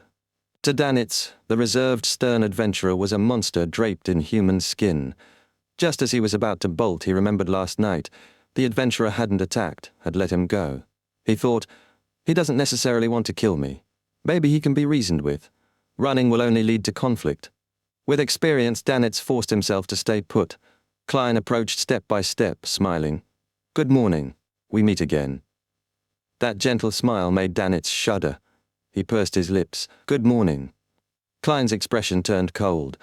"What are you doing on the ship?" "Heading to the Rorsted Archipelago," Danitz answered honestly. "Why?" "Waiting for our captain's orders. Perhaps a mission." Danitz suspected Klein might want to chase him off. Having a pirate aboard was a risk. He thought this was a decent outcome, at worst, losing a ticket. Klein fell silent so long Danitz's hair stood on end. After 5 or 6 seconds, Klein asked, "Which cabin do you live in?" "First class, room 312. Danitz raised his ticket, eyes wary of attack. Klein nodded slightly. "Is there a servant room?" "Yes." Danitz was confused by the question. Then Klein said flatly, "You'll sleep there." Danitz blinked. "Sleep in the servant's room? Aren't you going to chase me off?" "Why?" he asked. Klein glanced at him, saying faintly, "Hostage." "Hostage," Danitz thought. "He fears I'm a planted agent making pirate attacks easier. Better to hold me hostage for negotiation. Damn this arrogant, cold man who says so little. Leaves me guessing. If I'm no match for him, why did I think we matched? I must have been mad." "Fine." Danitz exhaled helplessly. "To your cabin." Klein stayed in character as Gehrman Sparrow. Reluctantly, Danitz carried his suitcase, leading the monster in human skin upstairs. They reached room 312. Klein glanced around. The cabin was several times better than second class. The living room was 30 square meters, connected to a master bedroom and 3 servant rooms, with a separate bathroom, wardrobe, and mahogany desk. Danitz put down his suitcase and eyed the servant rooms, then asked, "Is the master bedroom going to be left empty?" He knew the answer before Klein smiled. "It's mine." "As expected, to watch over me." Danitz felt down. Klein paced on the carpet, pointing to the door. "Come with me downstairs." "All right." Danitz was lost, unsure of Klein's plan.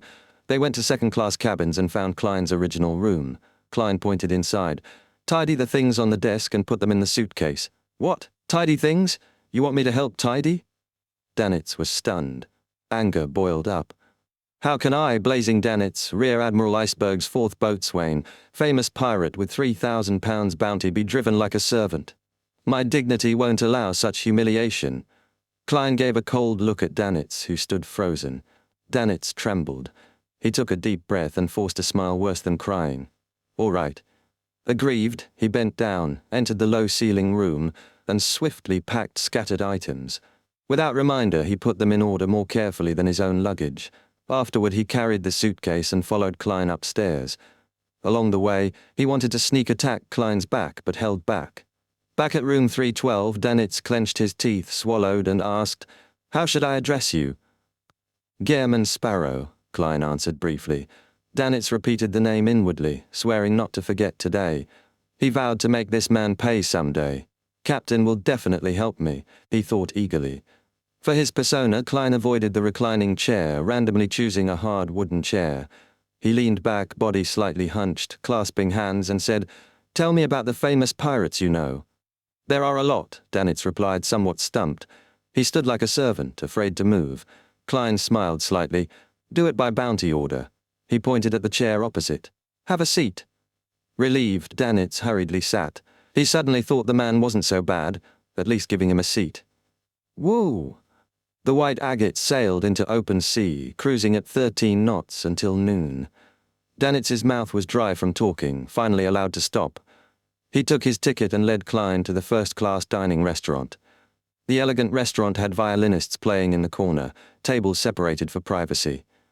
After a few steps, Klein met Donna's family and Cleves. They waited at a large table for the waiter. "Uncle Sparrow!" Denton, sharing the secret, had changed how he addressed Klein. Donna blinked, doubting. She remembered Uncle Sparrow lived second class, so why here? Klein smiled and waved, then pointed at Danitz. "He's treating." "Is that so?" Donna sized Danitz up. He looked odd, especially his unnatural eyebrows. Cleves put down his fork and knife, then after 2 seconds asked, "Your friend?" Klein chuckled, turning to Danitz. "What do you think the answer should be?" Danitz gritted teeth, forcing a smile. Gehrman once saved me. Yes, otherwise he might have been killed for bounty. Cleves scanned Danitz silently. Passing Donna's family, Klein found a window table. The waiter enthusiastically handed a menu. Charcoal steak, red wine foie gras, vegetable salad. Danitz scanned, sighed. Ships docking every 2 or 3 days are better. Fresh food. Ships at sea for weeks cycle beer, cured meat, canned goods. Monotonous enough to drive you crazy. The sea provides fresh food, but you need judgment. Once a sailor ate a beautiful lobster but suffered diarrhea until his ass nearly. The pirate switched vocabulary, seeing Gehrman's expression, suffered diarrhea until his ass nearly fell off.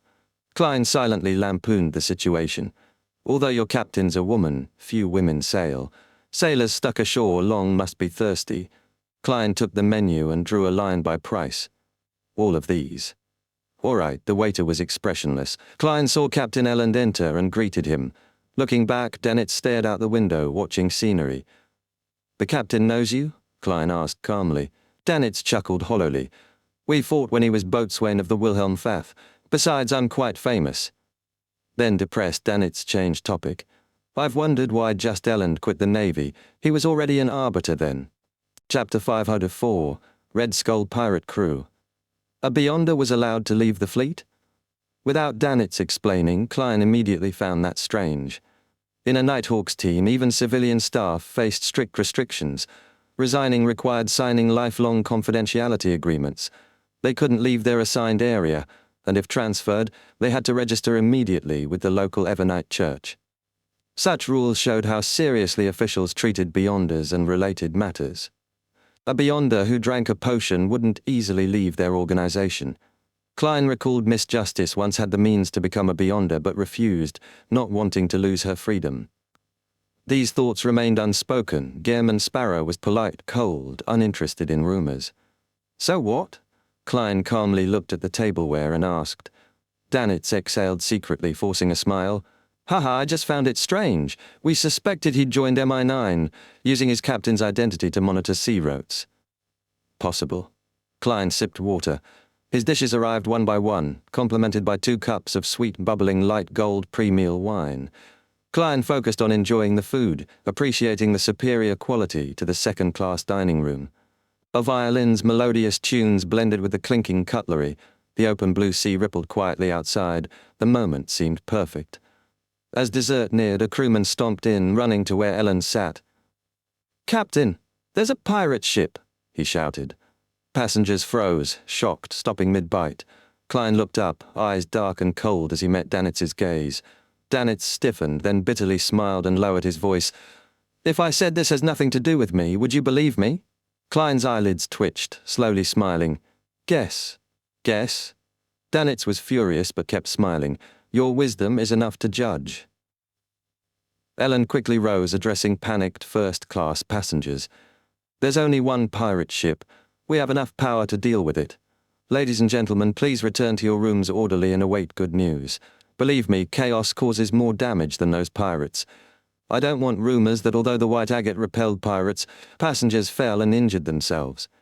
Under Ellen's arrangements and crew support, Donna and the others left dining and returned to their cabins, including Klein and Danitz. In room 312, Danitz closed the door, commenting like an observer watching a play. I thought you'd temporarily take over the White Agate and keep it safe. To immediately offer olive branches about creeds and pay showed he was an extroverted boatswain who liked talking. Klein glanced at him, then looked out the window at a large ship with a red skull flag fluttering, chimneys and sails visible. Know them? Klein asked, hands in pockets, standing behind thick glass. Danitz stood diagonally behind, looking out briefly. Red Skull, small-medium pirate band. The captain is Sea Wolf Johnson, bounty £900. First mate One-Eyed Anderson, bounty £500. In the pirate world, bounties determined status. Since Klein lacked adept underwater movement, letting pirates board risked innocents dying. He fell silent a few seconds, then asked, Do they know you? Of course. Danitz straightened proudly. They're qualified to join distinguished pirate gatherings. I once kicked their ass. As expected of a famous pirate worth £3,000. Klein asked without expression, Do they have binoculars? That's essential. Even under control, sailors stand on observation decks with binoculars to prevent surprises, Danitz scorned. Danitz sensed Klein was a new adventurer, probably first time at sea. Is he a bounty hunter? A secret organization member? Danitz guessed. During such times do the captain and first mate use binoculars on us? Klein asked. Definitely, they track their target, Danitz replied, puzzled by the question. If he had Klein's strength, Danitz would have let pirates approach, board, then kill everyone. Klein tilted his head, smiling warmly. That's good. Danitz panicked at the smile, summoning courage. Take off your wig, Klein ordered calmly. Danitz slowly removed the wig. Klein produced a small bottle from a secret pocket. Wipe your eyebrows and face clean. It was a mystical, makeup removal extract Klein had used attacking the Rose School's wraith. Though no longer needed, Klein kept it. Danitz was confused, but unwilling to risk the irreversible unless attacked physically. He obeyed, removing the disguise to reveal his true face. Klein put away the bottle, opened the window, letting sea breeze pour in. Stand here and look outside, he pointed behind the window. Danitz walked warily, stood firmly. Klein observed briefly, then said calmly, 2 choices, crawl out and hang there visibly, or I grab you by the collar and hang you. What do you want to do? Danitz blurted. Klein smiled amiably. Show you to the pirates. I believe Rear Admiral Iceberg's 4th boatswain holds enough weight to persuade them to retreat. No, don't do that, Danitz rejected instinctively. He imagined what Red Skull pirates would think. Either Danitz was captured with a terrifying power aboard, or the ship was targeted by Rear Admiral Iceberg, warning other pirates to keep distance. His hanging method would decide which. Klein's smile grew gentler. I'm easy to get along with, really, if you follow my instructions. Danitz felt indescribable hunger again, as if flesh and soul could be torn away any moment. Weighing pros and cons, he half-raised hands, gritted teeth, and smiled. I'll do it myself. Holding back anger, he climbed out the window, using experience to hang by his forearm. Don't try to escape. I'm not patient, Klein warned coldly. Danitz resisted jumping down. On the distant pirate ship, observers messaged Seawolf Johnson. Boss, there's a weird guy hanging out the window over there. Johnson raised binoculars, spotting Danitz. His brows twitched, recognizing him. How did he get on White Agate? What's he doing hanging out?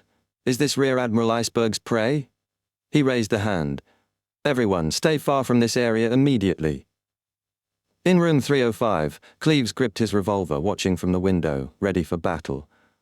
Donna's family was frightened and not returning to bedrooms but sitting in the living room, guarded by Cecile and Teague, fully alert. Confusion flickered in Cleves's eyes. Minutes later he lowered his gun. The pirates have left. What? Erdy Branch and others were surprised, clueless about the pirates' decision. Room 312. Danitz crawled back inside, snorting, You're borrowing my captain's reputation. She hates this. Just wait for Rear Admiral Iceberg to teach you a lesson. Danitz thought angrily. Klein quietly asked, I remember her reward in loan was £26,000. This madman. Danitz was speechless.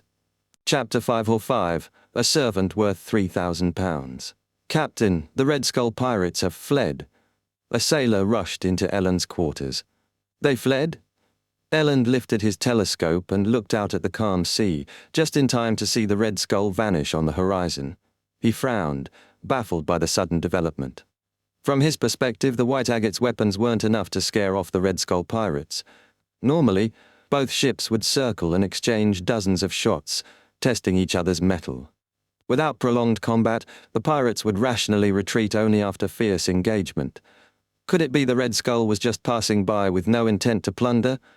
But if so, why sail this sea route? It was the easiest place to be stopped by naval and church ships. Even the 4 kings and 7 admirals tried to keep a low profile near these seas. Ellen felt uneasy. Being careful keeps one away from disaster, he muttered. I mustn't be careless. He put away his yellow-brown telescope and paced. We shall dock at Bansi Harbour tonight. Report the pirate encounter to the Navy and the Church. By plan, the White Agate's next stop was Tiana Port, 3 days away at 13 knots, then onward to Bayonne, capital of the Rorstead archipelago. There was a faster route, stop once at Bansi Harbour, about 120 nautical miles from Damir Harbour. The Red Skull really left? Donna's father, Erdy Branch, stood by the window. Cleves calmly nodded. Yes. Suddenly a sailor shouted from outside, "The danger has been averted. The danger has been averted." With official word, Donna and Denton relaxed and approached the window. "Are the Red Skull pirates that powerful?" Donna's eyes widened, searching for the ship, now far away. "Very powerful," Cleve said. "How powerful?" Denton pressed. Bodyguard Teague straightened his hair and chuckled. "Even without cannons and hundreds of pirates, Captain Johnson and First Mate Anderson alone are formidable. Anderson's called One-Eyed. His bounty in the kingdom is £500. All of us here plus some sailors might defeat him together. Johnson, nicknamed Seawolf, can easily finish Anderson.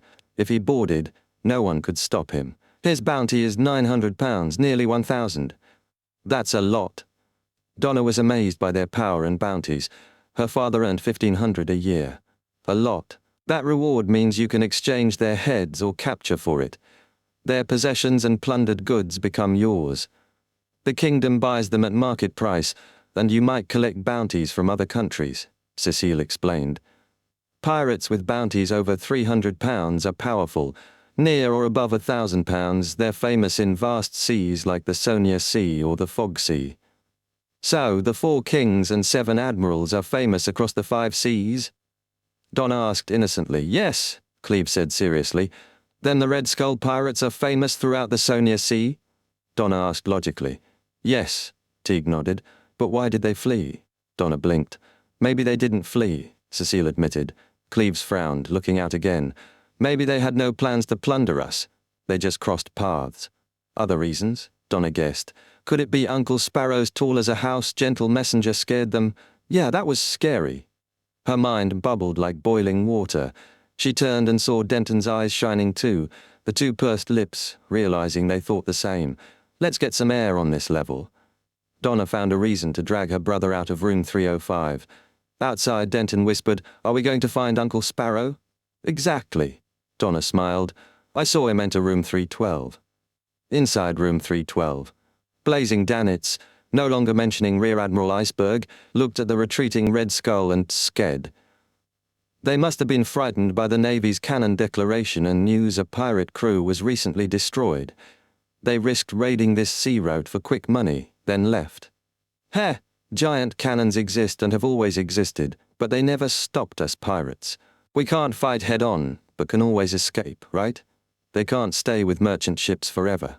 The ironclad warship is getting bigger, steam engines stronger, speeds hitting 18-20 knots, but the sea is vast.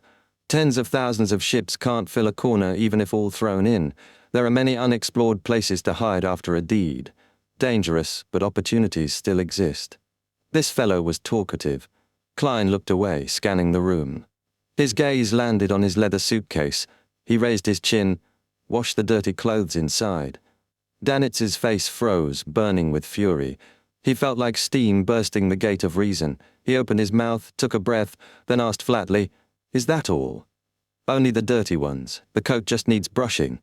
Klein was amused, feeling Danitz deserved this after robbing innocents. The clothes in the suitcase were from last night after a shower. Too lazy to wash all, he'd only cleaned underwear. "Calm down, don't lose control." Danitz admonished himself repeatedly. He opened Gehrman Sparrow's suitcase, took out clothes needing cleaning, and started in the bathroom. Suddenly, the doorbell jingled. Klein opened to Donna and Denton. "Uncle Sparrow, I hope I didn't disturb you?" Donna's eyes darted nervously. "No."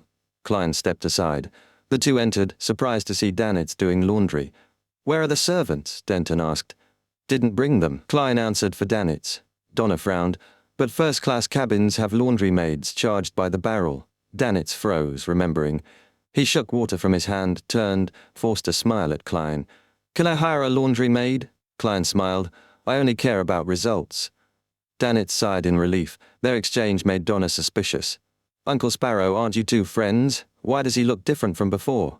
Klein sat, calmly explaining. "To be exact, he's my prisoner of war." "Prisoner of war?" Denton looked dazed. Donna was puzzled, then her heart skipped. "Is he a pirate?" "Yeah." Klein nodded gently. "The Red Skull pirates were scared off by you, Uncle Sparrow?" Donna pressed. Klein glanced at Danitz, replied flatly, "In a way." Satisfied, Donna smiled, glancing at Danitz. "Uncle Sparrow, does he have a name? A bounty?" No, Danitz tried to answer, but Klein interrupted. I'm Sieg, Klein added briefly. Danitz.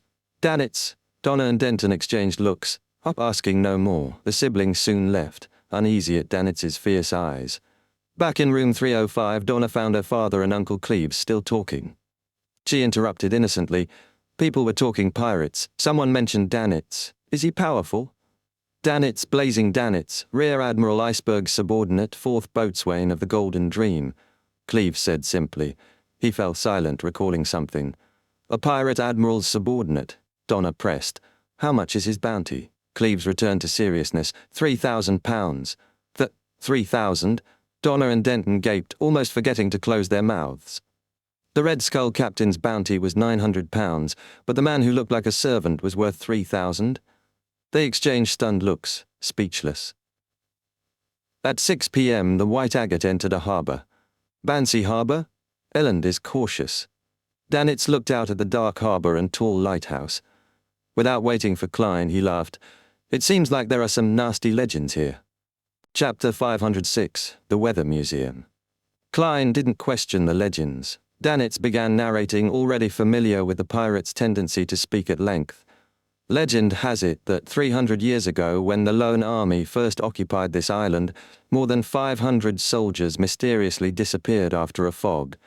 Not long after that, a lot of bones appeared by the beach and on the mountain. This continued until the Church of Storms built a cathedral here and sent a bishop. Despite Roselle's era marking the colonial period, the northern continent had long been exploring and colonizing surrounding seas in scattered efforts, disappearing in the fog, bones on beaches. Klein's thoughts drifted to the forsaken land of the gods. Endless night, sudden horrors in the dark. Danitz continued. According to the tombs and murals excavated on the island, the natives here seem to have a tradition of cannibalism. This island experiences intense weather changes. In order to survive, they began worshipping a god of weather. Every year they would hold 4 rituals.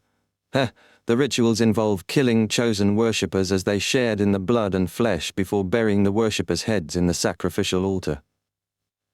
He added that such traditions were now replaced by Storm's rituals and that the native language was lost. God of weather, live sacrifices. Klein made a preliminary judgment about the island's nature.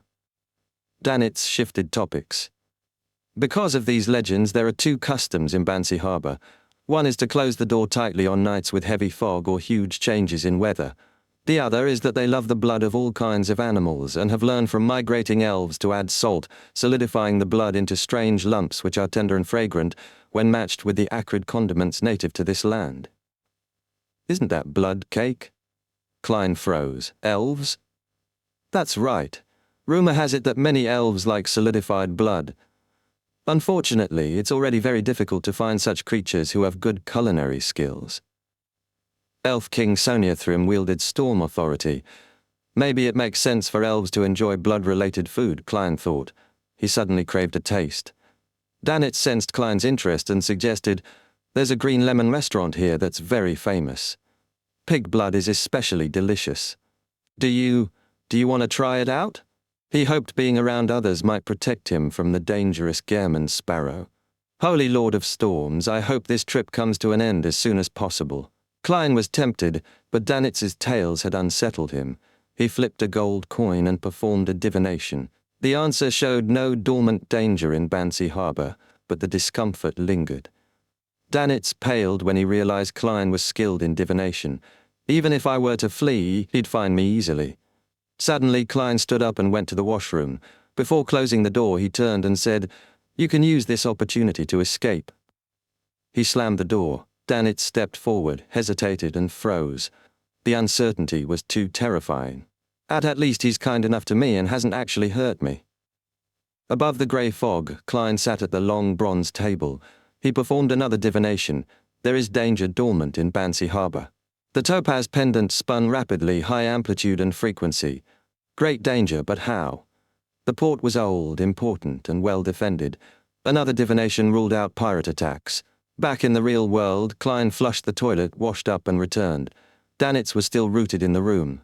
A pirate who's cautious to the point of being a little cowardly, Klein said, to the first-class dining room. All right. Danitz didn't argue. On the gangway, Cleves said to the group, "Head to the Green Lemon restaurant first.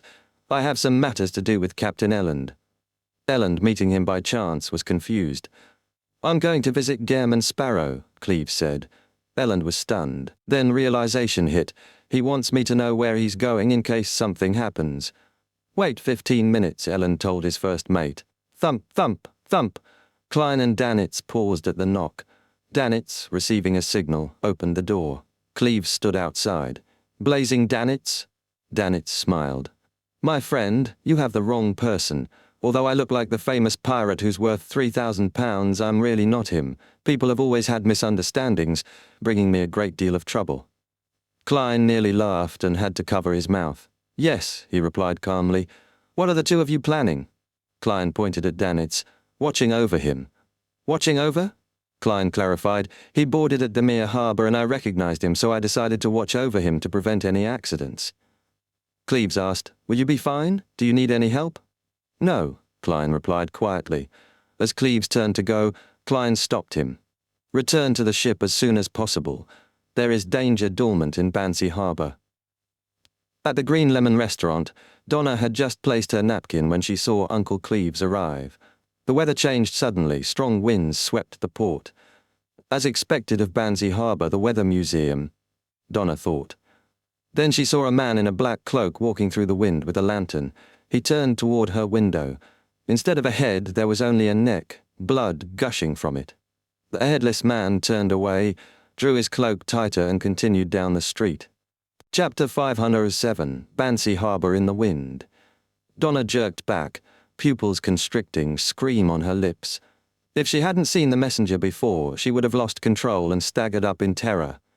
Fortunately, she was no longer the ignorant girl who'd first boarded the White Agate. Her voice only sharpened as she pointed out the window and stammered, "There's a zombie! A headless zombie!" Cecile rushed to her side and looked outside at the raging wind for a few seconds. "There's nothing," she said truthfully. Donna shrank back, then cautiously leaned forward. Outside, trees swayed and debris flew about, no pedestrians in sight. There really was someone there. He was wearing a black cloak, and he had no head. His neck was bleeding. Donna gestured, trying to convince the adults.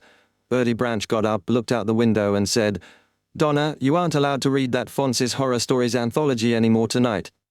But just then, Cleves came up the stairs. Donna said she saw a zombie. "A headless zombie," Teague explained, chuckling. Cleves was silent for 2 seconds, then nodded at Donna. "It's okay. This shall pass. The wind outside is very strong and dangerous. We'll leave when things calm down." To Donna, it meant he believed her. To Erdie and Teague, it was just comforting a child. Seeing Donna still nervous, Cleves sat down and said calmly, "There's a strange tradition in Bansi Harbour. They don't leave buildings or respond to knocks when the weather turns stormy at night. If you open the door, will you be taken away by the zombie?" Denton asked. "You can think of it that way." Cleves sipped water. "So that's how it is." Donna calmed down, believing she was safe indoors. Then she noticed the surrounding diners had turned to look at her. Uncomfortable under their stares, she instinctively wanted to lower her head, but she straightened it stubbornly. She saw the gentlemen and ladies return to eating, scooping dark red blood blocks into their mouths. Their lips were red, faces pale under the chandelier's glow. A chill crept into Donna's heart. She turned back and silently prayed the gale would end soon. At the Bansi Harbour telegraph office, Elland and First Mate Harris had just reported to the Navy when the wind picked up. "Really, the weather here is always so unstable." Elland put on his hat. Harris laughed. "Otherwise, how could they call themselves the Weather Museum? It's best if you don't head out. Legends say that you'll lose your head because of that," the curly-haired telegraph operator warned. "I know, but I've tried a few times and nothing happened," Harris replied carelessly and opened the door. Elland stopped him. "Will it be okay to go to the cathedral next door? Your telegraph office will be closing, right?" "No problem." Elland nodded and headed toward the storm cathedral through wind that could sweep a child off their feet. Harris followed, trying to speak, but the gale shoved his voice back into his throat. He gave up. 15 minutes to 7, the cathedral's main doors were still open. The wind weakened near the building. They stepped inside. walked down the dark aisle, and saw a man in a dark blue robe seated quietly before the altar. Ellen smiled and patted the familiar figure's shoulder. "Jace, where's your bishop?" The head wobbled, then thudded to the ground, rolling. Blood spurted from the neck, soaking Ellen's face. A cold dampness reached his heart. His eyes were drowned in red. The head rolled to a stop, staring up with glazed eyes. At 7:15 p.m., Klein and Danitz left the restaurant, noticing the wind had died down. Klein asked the crew at the cabin entrance, "Who else isn't back?" All passengers returned before the gale, except the Branch and Timothy families at Green Lemon Restaurant. The captain and first mate went to the telegraph office and haven't returned either. Klein returned to room 312. He stood by the window, sensing something bad was brewing. After 5 minutes, with no sign of Ellen or Donna's family, he glanced at Danitz, who straightened up nervously. Without a word, Klein entered the washroom, disguised himself, and went above the grey fog. "Banzi Harbour is dangerous." He recited the phrase as he held the pendulum. It spun clockwise, but not strongly. "There's danger, but within acceptable limits?"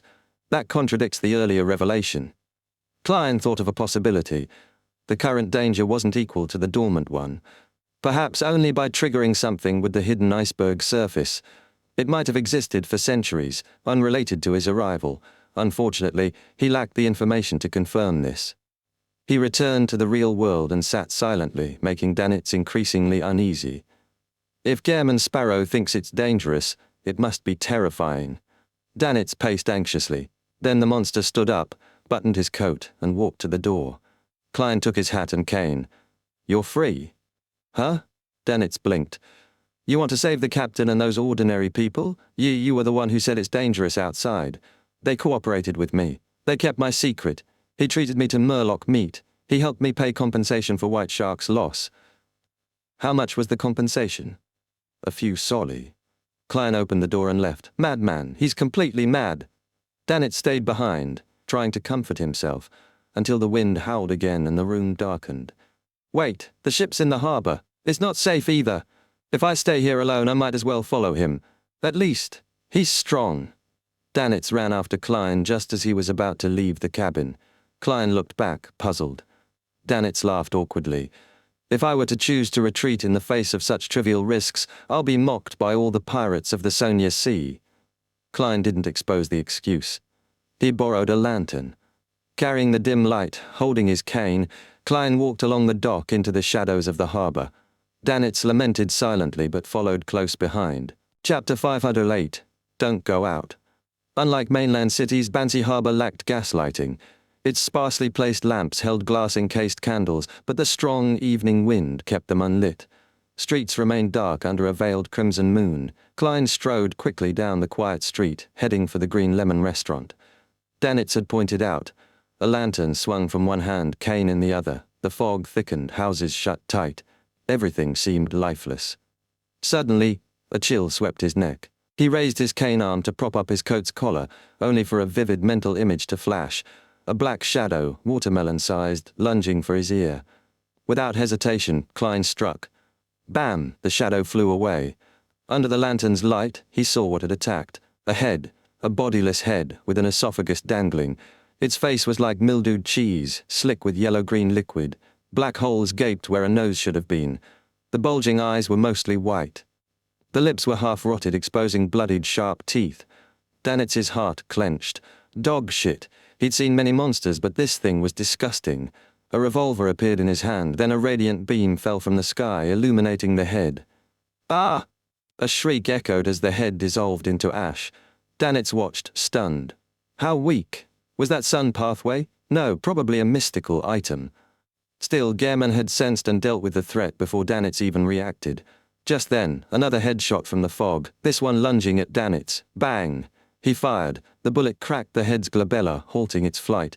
A crimson ball flared above his empty palm. Danitz flung the fireball. It hit and ignited the head. Flames sizzled the surface.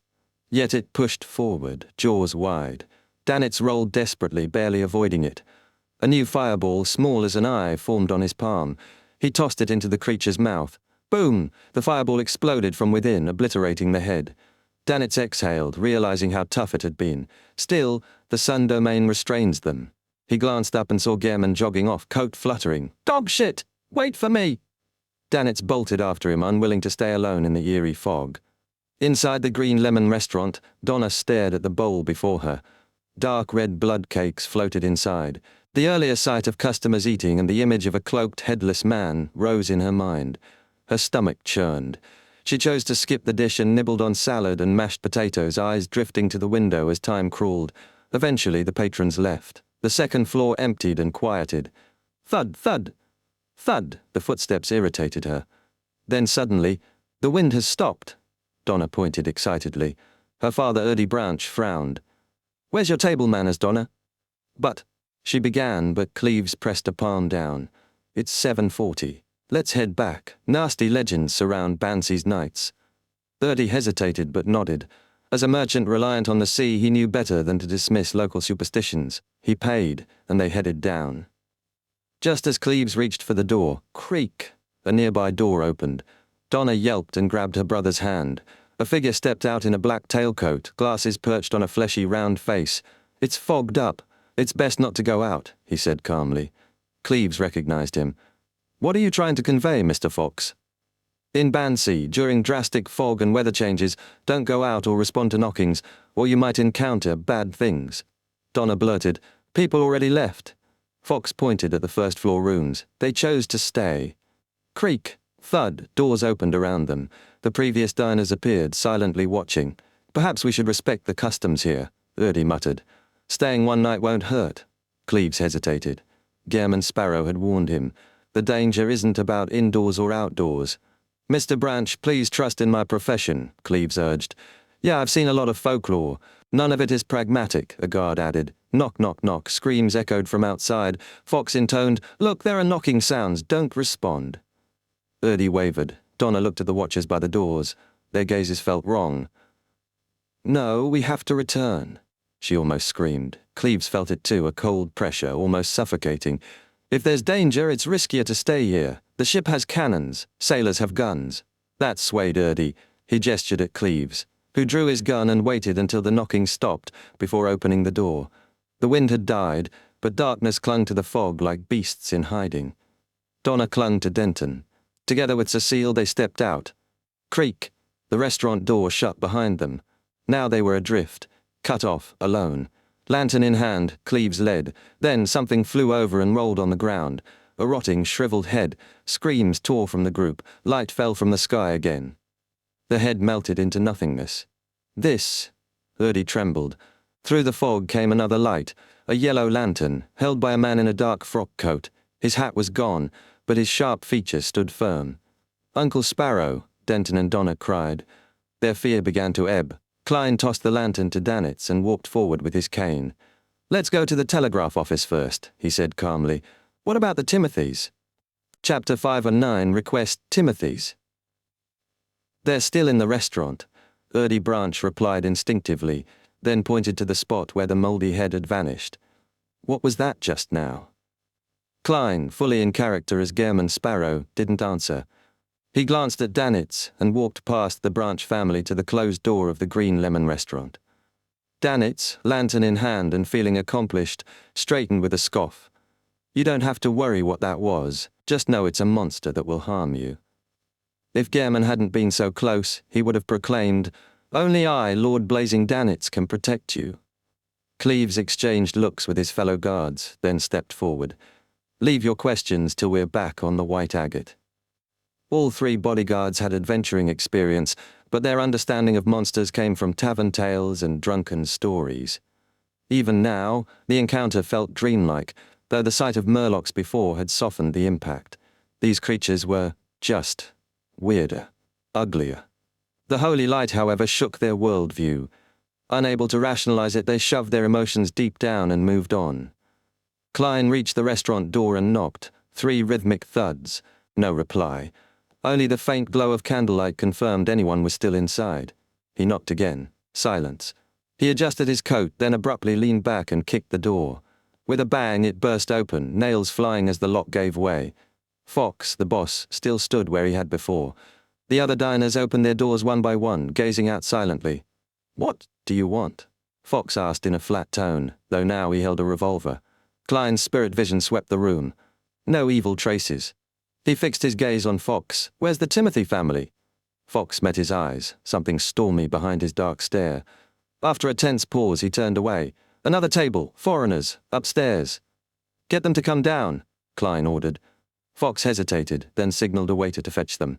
Soon the Timothy family appeared, newlyweds on vacation. What happened? Timothy asked, confused. Something unexpected has happened in Banzi Harbor, Klein said calmly.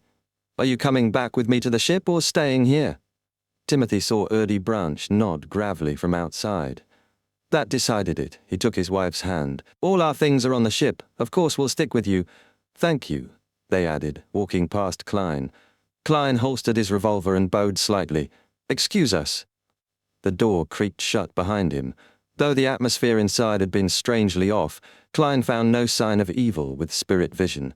Best not to prod too deep, lest he stir something worse. Back at Danitz's side, he did a quick head count. The Branch family, their guards, the Timothys, and their servants, all present. He slipped his gun-wielding hand into his coat and touched the sunbrooch. With a dark golden flash, an invisible warmth radiated outward. Donna and the others felt as though they'd been swept into sunlight.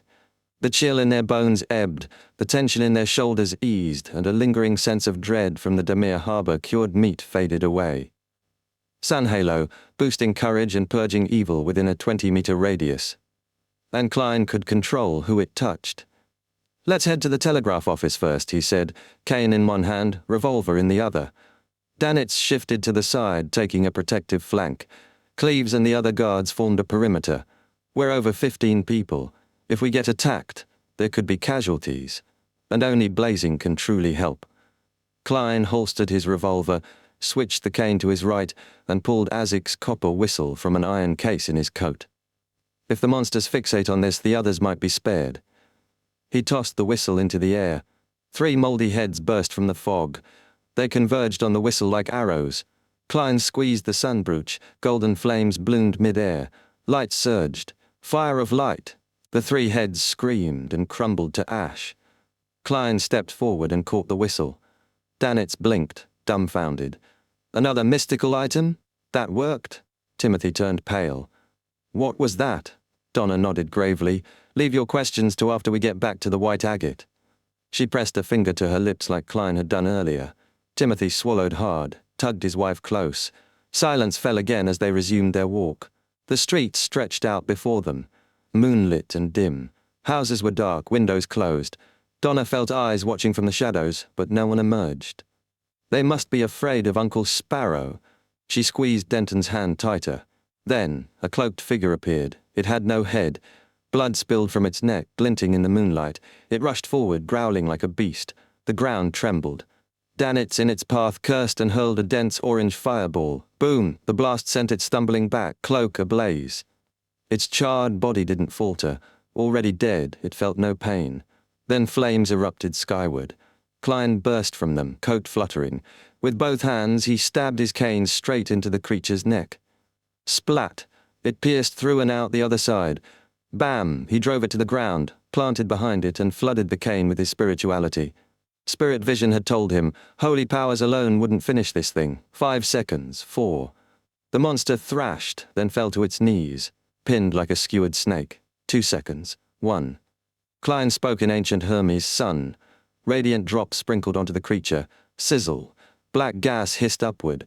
Klein stepped back. The monster twitched, then melted into a pool of blood. No Beyonder characteristics, just a created servant, Klein thought, retrieving his cane. So cool, Denton cheered. Donna's eyes shone, borrowing a mystical item again but phasing out of the flames. That was him. Danitz kept quiet, silently grateful he hadn't gone off alone. 7 or 8 minutes later, after defeating 2 more waves of monsters, the group reached the telegraph office. Cleves stepped forward and knocked. Who is it? Came a gentle female voice. We're looking for the captain of the White Agate, Mr. Elland. He and his first mate went next door to the cathedral. Klein flipped a coin. No lie. As they turned to leave, the voice called out again. Can you guys help me? Take note of someone? He's my colleague. He went out before the wind started tonight and never came back. His name is Parvo Court. Chapter 510, The Returning Bishop Parvo Court. Cleves didn't respond to the woman behind the telegraph office door. Instead, he looked at Gehrman Sparrow. The choice wasn't his to make. With the group's safety hinging on Klein and Danitz, they were the ones to decide. Klein stayed silent for 2 seconds. Then he asked evenly, "What does he look like?" He hoped the question might yield information that could help him escape this eerie, fog-drenched town. Whether he'd help depended entirely on what happened next. But he reminded himself not to dig too deep. Bansi Harbor's danger was dormant but real. Every step he took might provoke it. From inside the telegraph office came a pause. Then the woman said, "He's a very handsome man. He has 2 eyes, 2 ears, a nose, and a mouth." Why does this answer sound so scary? Danitz had the urge to burst through the door and see what was really going on. Gehrman Sparrow turned and tipped his hat. Storm Cathedral. Klein chose not to delve into what was wrong with her, just as he'd left the Green Lemon restaurant's strange owner and customers undisturbed. The wind eased, the fog thinned. The cathedral's high windows cast faint candlelight into the street, a guiding beacon in the gloom. Klein activated Sun Halo again, giving Donna and the others renewed courage. They moved quickly but silently. They reached the Storm Cathedral. Its doors were shut tight. Klein knocked 3 times. Thump, thump, thump! "Who is it?" a wary voice asked from behind the door. "Gehrman Sparrow." Klein recognized the speaker, Captain Elland. "Why are you here?" "You helped me pay White Shark's compensation." That detail startled and amused Elland. Even a monster wouldn't know something so specific. But he still hesitated until Cleves, Donna, and others added their voices. Then finally, Harris unlocked the door. With a clunk, the door opened. Klein saw Elland with sword in hand and musket at the ready. "Something happened here too?" Elland asked. As Donna and the rest hurried inside, he pointed toward the prayer hall. "The priest I knew, Jace, died in there. Beheaded. Bishop Millet is missing, so are the other priests. All the servants are gone. A dead priest, a missing bishop, and an empty cathedral." Klein's heart sank. He gripped Azik's copper whistle tightly. Still, he knew the cathedral's true defenses weren't the clergy. Below, there should be a mandated Punisher team, 6 to 8 Beyonders and several sealed artifacts. Unless someone overwhelmingly powerful had attacked, they should still be intact. Then why wasn't anyone around? Following Elland, Klein examined Jacey's body. The decapitation was clean, like it happened while the priest was still alive. Unlike the headless monsters outside, Jacey's head was severed. Using spirit vision, Klein confirmed Jace had no lingering spirit. He couldn't even attempt spirit channeling. Was it a special killing method? Or had the body been processed? Either way, this didn't match the monster's pattern. He saw 2 possibilities. 1, something sealed underground, perhaps a mid-sequence Beyonder or living artifact, lost control and escaped. The mandated Punishers and clergy pursued it. Servants were brought underground for safety. But that didn't explain the strange ritualistic behavior of Bansi Harbor's residents. The second, old weather god sacrificial customs had resurfaced. The flying heads and headless monsters matched descriptions of such rituals: live sacrifice, flesh-eating, and burying heads. Maybe locals had revived the practice, attacked the cathedral, and killed Jace. The rest of the town understood what had happened but chose silence. Maybe a group of heretics had forced their way underground and were now battling the mandated Punishers. The servants could have been transformed into monsters or hidden away for protection. Judging from Jace's untouched corpse, Klein leaned toward the latter theory. But if he went underground now, unfamiliar and untrusted, the remaining defenders would attack. And if the enemy was still active, the danger multiplied. His eyes lingered on a blue sapphire by Jace's neck, the condensed Beyonder characteristic. Klein didn't pick it up. He turned to Elland and Harris. "Let's return to the ship first." He tossed his gold coin. No battle underground for now. The cathedral was no longer a safe place. Better to regroup at the White Agate. "All right," Elland agreed instantly. With the ship's cannons and sailors, they'd have a real defense. They set off again. Elland and Harris's presence made the formation tighter. Klein didn't need to throw Azik's copper whistle anymore, so he returned it to his pocket. "Shall we send a telegram to the Church of Storms' headquarters to report on Bansi Harbor?" Elland suggested. Klein replied, "We'll pass by the telegraph office." Danitz quietly exhaled, but then his heart jumped. Would the church trace the rescue efforts back to him? He was a pirate after all, and the mandated punishers were not lenient. Better to survive first, he decided grimly. As they neared the telegraph office, a yellow light approached through the fog. A man carrying a hurricane lamp. He wore a storm-embroidered blue bishop robe, face pale, breath ragged. Ellen squinted. Bishop Millet? The man raised his lamp. Ellen, is it? Klein immediately stepped back, letting Ellen take the lead. He didn't want attention from a bishop. Danitz even used Erdy's plump body to hide himself. Yes, Your Excellency. Jace is dead. What happened? Ellen asked, cautious but respectful. Bishop Millet coughed. An old custom has been revived. A group of heathens with dirty blood are offering live sacrifices and consuming flesh and blood. Jace noticed something wrong and was killed. They used the ritual to change the weather and tried to attack the cathedral. They were defeated and fled to the mountain, to the cave where the altar is. I was injured in combat and only just made it back. As he finished, a sphere of bright light erupted in the distance, like countless bolts of lightning. Klein and the others turned to see the coastal mountains shrouded in storm clouds and lightning, confirming the bishop's story.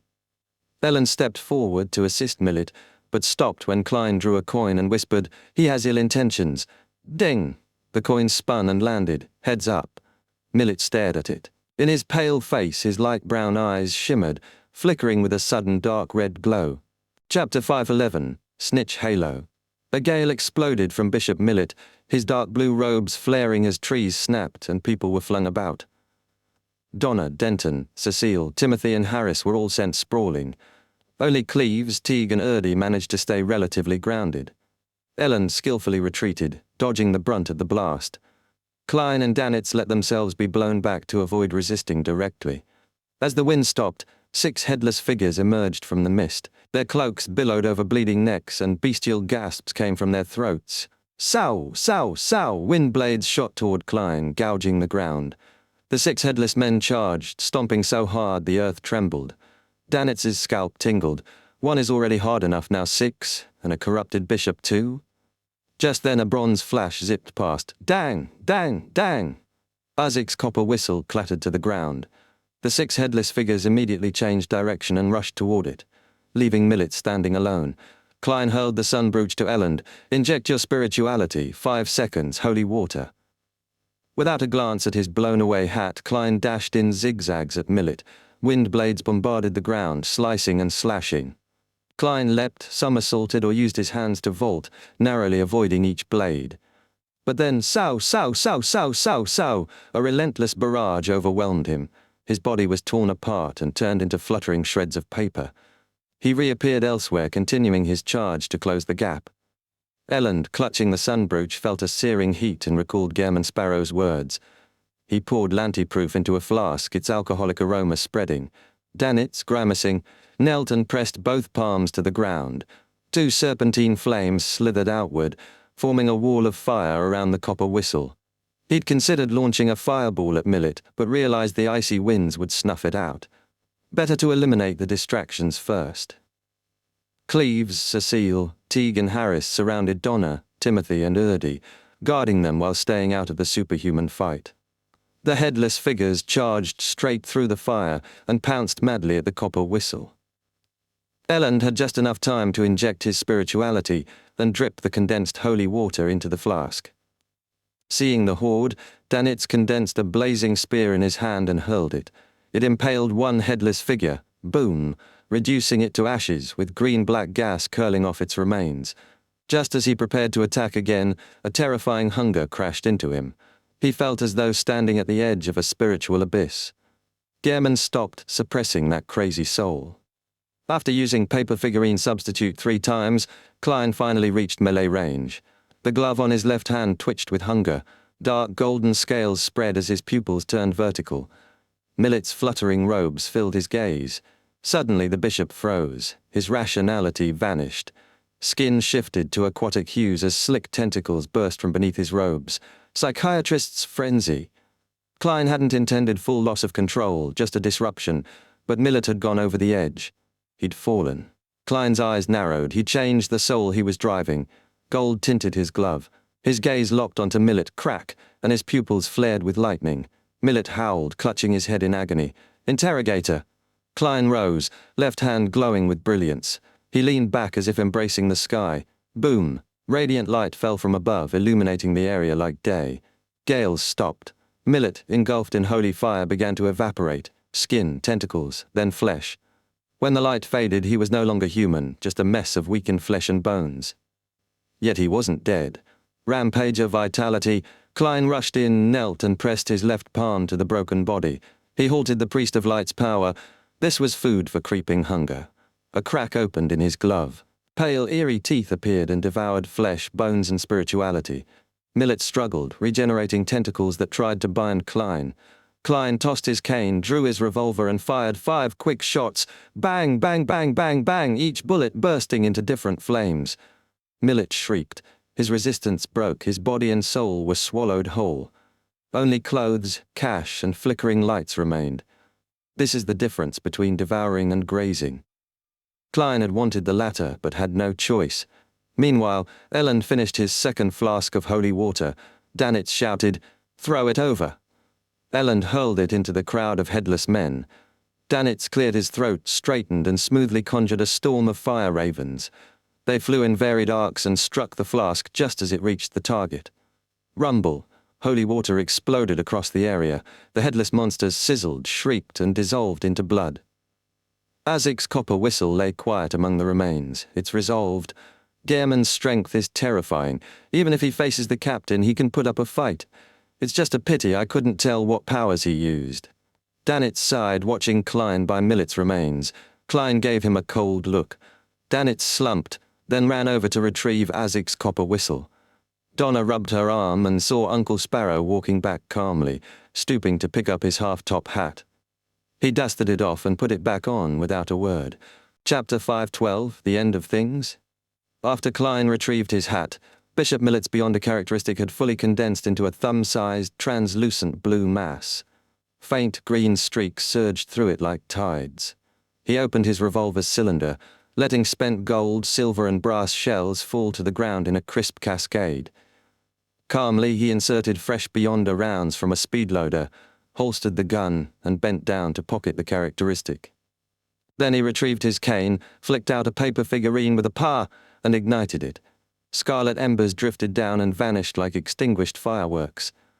"How cool," Denton muttered, the pain from his fall forgotten. "It's like Uncle Sparrow is setting off fireworks," Donna silently agreed. Klein turned toward the path back.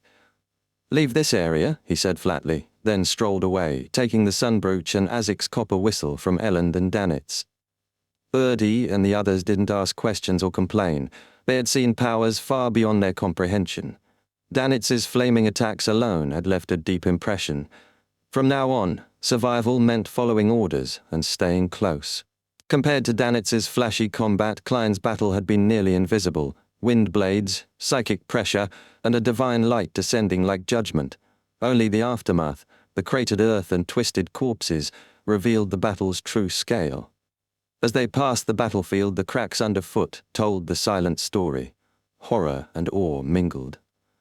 A few minutes later, Klein stopped near the telegraph office and asked Elend, "Do you want to send a telegram?" Then he added, "Do not force your way in." "All right." Elend stepped forward cautiously and knocked. "Thump! Thump!" A man's voice answered. "Who is it?" Klein frowned. The voice didn't belong to the lady operator. "I want to send a telegram. Who are you? I remember the person on duty was a lady." "I'm Pavo Court, Melanie's colleague. She's right, next to me. She's fine." Melanie's voice followed immediately. "Yes, I'm doing very well. You don't need to take note anymore. Pavo Court is back." "Pal, doesn't your folklore say not to open the door?" How did Pavo Court get in? Klein thought grimly. "I'd like to send a telegram to the headquarters of the Church of Storms," Elend said. "I'm sorry, but we can't open the door," Pavo replied flatly. Elend didn't argue. "Can you send it for me and pass the draft through the door?" A pause, then Melanie responded faintly. Moments later, tapping sounds rang out. A draft emerged under the door. Elend bent to pick it up and paused. He smelled blood. Glancing at Klein, he subtly signaled a problem, but Klein merely said, "Return to the ship." Then he turned and vanished into the fog. Danitz followed, and the others fell in line. Back through the empty streets they went. No more cloaked headless figures, only a few mouldy heads that were quickly dispatched. At last the dock came into view. Candlelight glimmered aboard the white agate. Erdy and the rest broke into a run. Klein stood watch with his bloodied cane until all were aboard, then vaulted onto the deck himself. Ellen began barking orders, preparing to depart immediately. Even with the risks of sailing at night, the crew worked quickly, anything to leave this cursed port. "Uncle Sparrow." Donna trotted over, pulling Denton along. "What happened?" "We'll talk about it tomorrow," Klein said gently. "Go back to your room." "Shh," Donna nodded, pressing a finger to her lips. Once the families had gone below, Klein handed the Beyonder characteristic to Ellen. "If there are still mandated punishers alive, return this." Ellen raised a brow but didn't ask what it was. "Don't worry about the church's investigation. I'll hint that you're with me." "So I'll be considered MI9. Klein nodded. Ellen glanced at Danitz. "Blazing? Ha ha!" Danitz scratched his head. "Guess." "I don't think so then," Ellen replied dryly. Klein returned to the railing, gazing at the fog-wrapped harbour. Lightning lit the mountaintop again, violent silver bolts flashing as if cleansing the land. Slowly, the fog began to thin, revealing the crimson moon. "It's over?" Klein didn't relax. Half an hour later, 3 mandated punishers arrived at the dock. Klein divined their identities before Ellen allowed them aboard. After a quiet conversation, Ellen handed over Millet's characteristic. "Fuel." Ellen exhaled and returned to Klein's side. "The matter has been resolved." "Has it really?" "The full story," Ellen continued, "is that Priest Jace discovered ancient customs, live sacrifice, cannibalism, and reported it. But Millet was already the heretical leader. He killed Jace in the cathedral.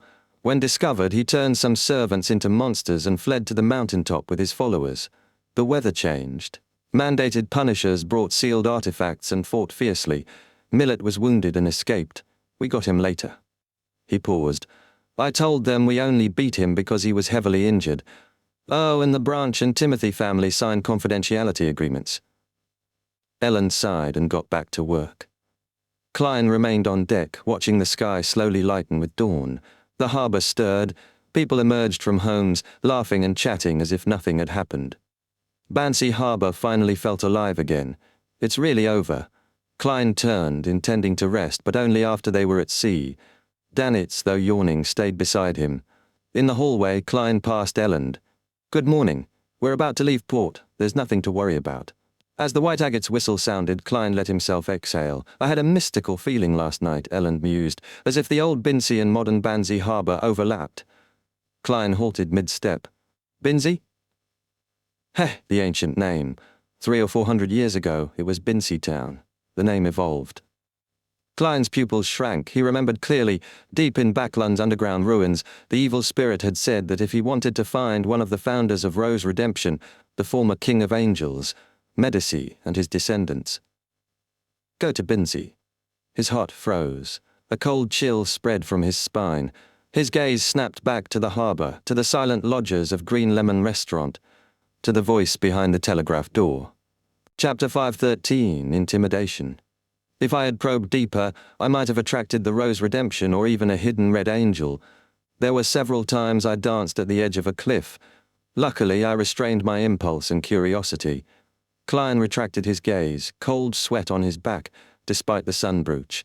The undetonated horror at the telegraph office and restaurant was far worse than the true creator's arrival. He constantly imagined terrifying scenes. What if he'd kicked open that door, or slipped in through the window? To mitigate possible lingering threats, he resolved to make sun holy water for the passengers who had eaten at Bansi Harbour the previous night. "What's wrong?" Ellen asked. "I just remembered something." Klein used his clown powers to maintain a calm expression, inwardly relieved they'd left Bansi Harbour. The secrets of Rose Redemption and the King of Angels had to be reported. Not reporting it felt like letting them usher in 1351 unhindered. If something happened during his wait for more power, the guilt would drive him to the brink of losing control. But he wouldn't be foolish enough to report it openly. That risked exposure. Instead, he'd use the world during the upcoming tarot gathering to mention the Bansi Harbour anomaly and have the fool hint at Rose Redemption and a King of Angels. The hanged man, as a member of the Church of Storms, would know how to proceed. This was a chance for merit. As for the Medici descendants' blood, Klein didn't consider it. Neither he nor Sharon planned to rescue that evil spirit. Sensing Klein's reluctance to discuss his past, Ellen laughed, then tossed over a small black box. Klein caught it, puzzled. The bladder of the murloc, useful at sea. A murloc Beyonder ingredient, worth over £150. Klein barely remembered how Gehrman should react. He quickly sank his face. I didn't save you for a reward. Ellen grinned. I'm not giving this as thanks. We're friends now, aren't we? Isn't it normal to help a friend make up for his shortcomings? Klein hesitated, then nodded. Ellen yawned and removed his hat. I need sleep. See you at noon. Klein waved politely and led Danitz toward room 312, where Donna and Denton were already waiting. Uncle Sparrow, what's that in your hand? Donna asked. Klein opened the black box. Inside was a transparent gem-like object with a swirling blue luster. That day, the Murloc's bladder, Denton exclaimed. Danitz opened the door. Donna entered briskly, pulling out a thick wad of 10 and £5 notes. My father, mother, Uncle Cleves, and Uncle Timothy's family asked me to pass this to you. A total of £150. They said it's not enough to express their gratitude, just to replenish your supplies. Those things are expensive, right? Still all right. Klein accepted the money to ease their minds. Seeing him pocket the cash and box, Donna brightened and moved to her real reason for visiting. Uncle Sparrow, what kind of monsters were those last night? Are ghost stories true? Were you born with the ability to jump out of flames and let light descend? Is this magic or witchcraft? Too many questions. Klein removed the sunbrooch and tossed it on the desk. They're called Beyonder powers, obtained through rituals and potions. Ghost stories often have roots in truth. Last night's monsters came from an evil ritual. Ask him about the rest. He nodded toward Danitz. How magical. Denton and Donna sighed. Then Donna's eyes sparkled. Uncle Sparrow, you're just like the Superman described by Emperor Roselle. Can we also become people like you through rituals and potions? Denton nodded eagerly, filled with anticipation. Klein's gaze turned melancholic. Then he smiled strangely. This isn't something to be envied or anticipated.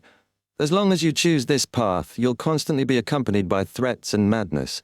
You can beat them 100 times, 1,000 times, but if you lose once, you'll end up like that fallen bishop.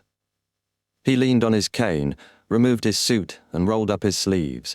One arm was shriveled and wrinkled like a centenarian's. The other was translucent, revealing muscle, blood vessels, and tendons. Pale flesh granules grew rapidly across his face. Donna and Denton recoiled in terror, slamming into the door. See this? This is madness. No. They stumbled out, nearly collapsing from fear. How terrifying, Denton whimpered. The door clanged shut. Donna, struggling to calm down, tried not to think of the monstrous image, but couldn't shake the vision of his disfigured face, shriveled limbs, and haunted eyes. She recalled the words, "This is madness," and tears welled uncontrollably. Donna, what's the matter? Denton asked in panic. I don't know. I just feel very, very sad all of a sudden. Inside room 312, Klein had returned to normal. Danitz clicked his tongue.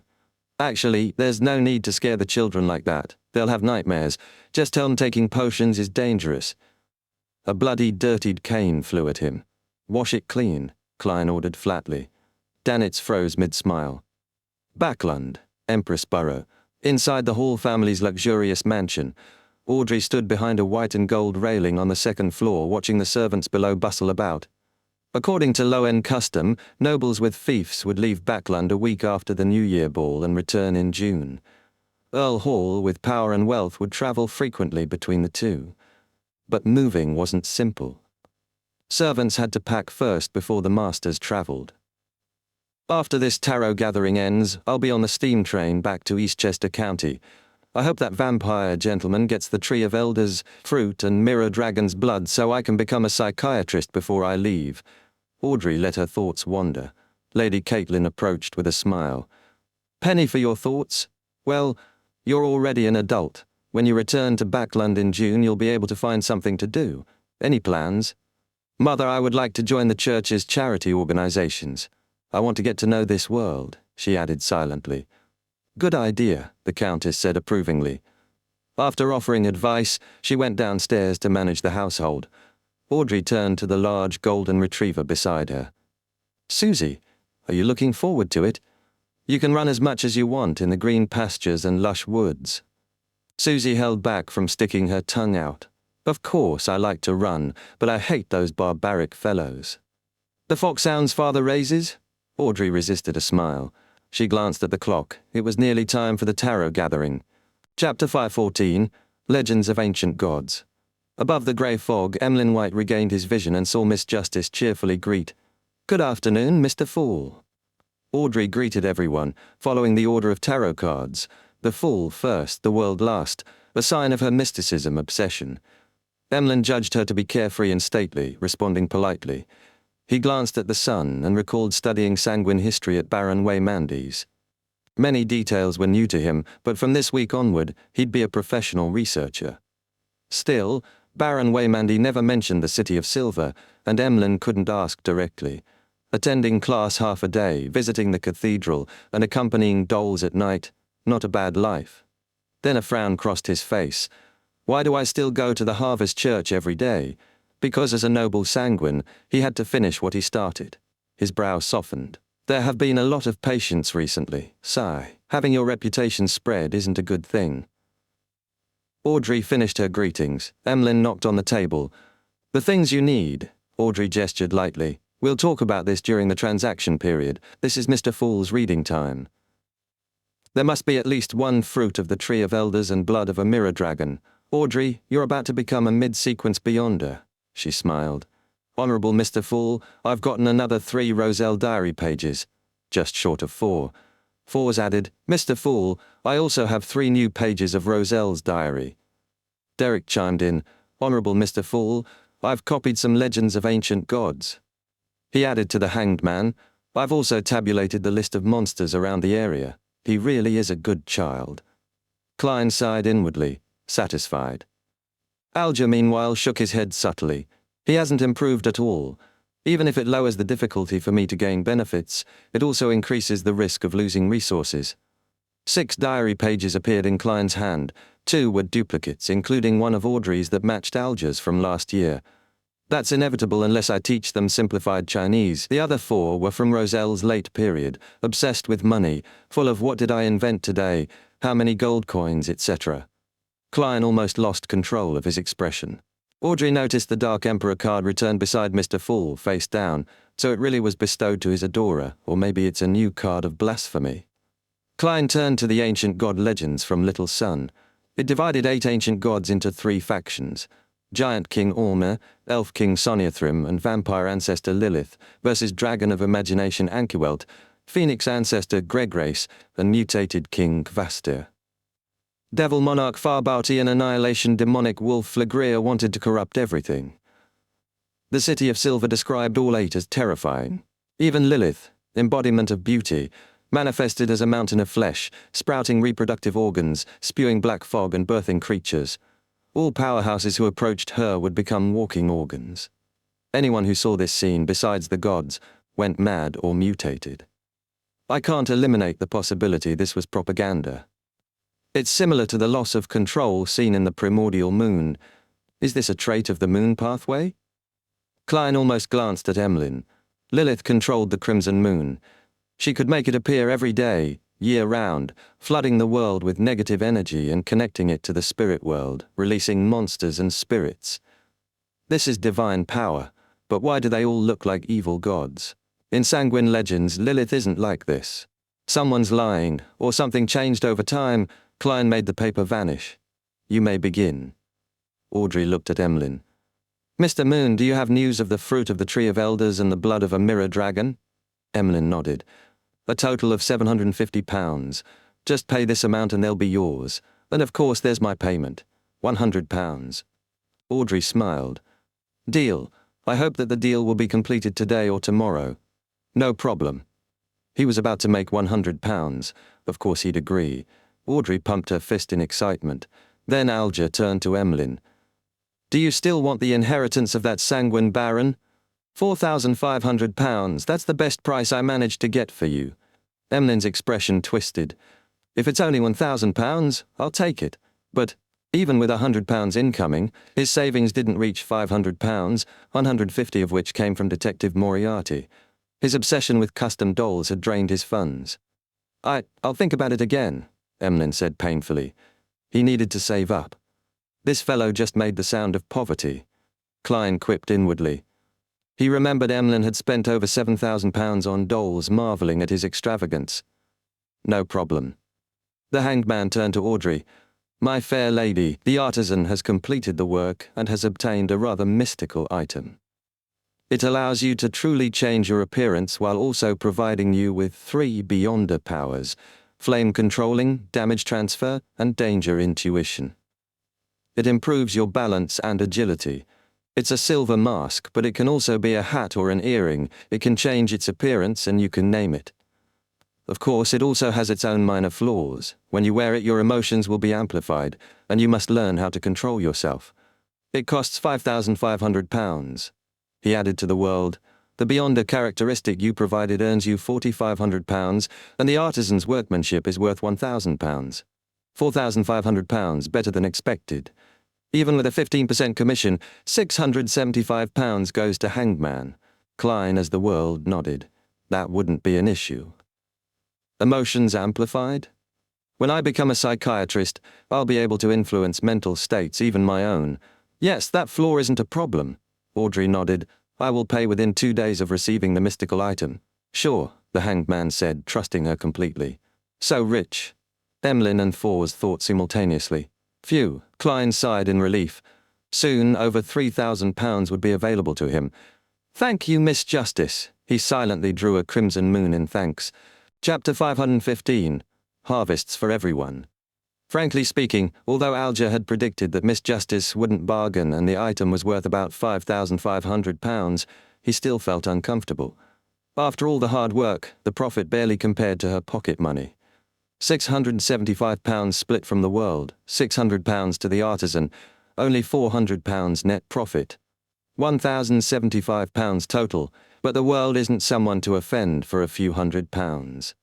Otherwise, I could have pushed the price of his Beyonder characteristic to below £4,000.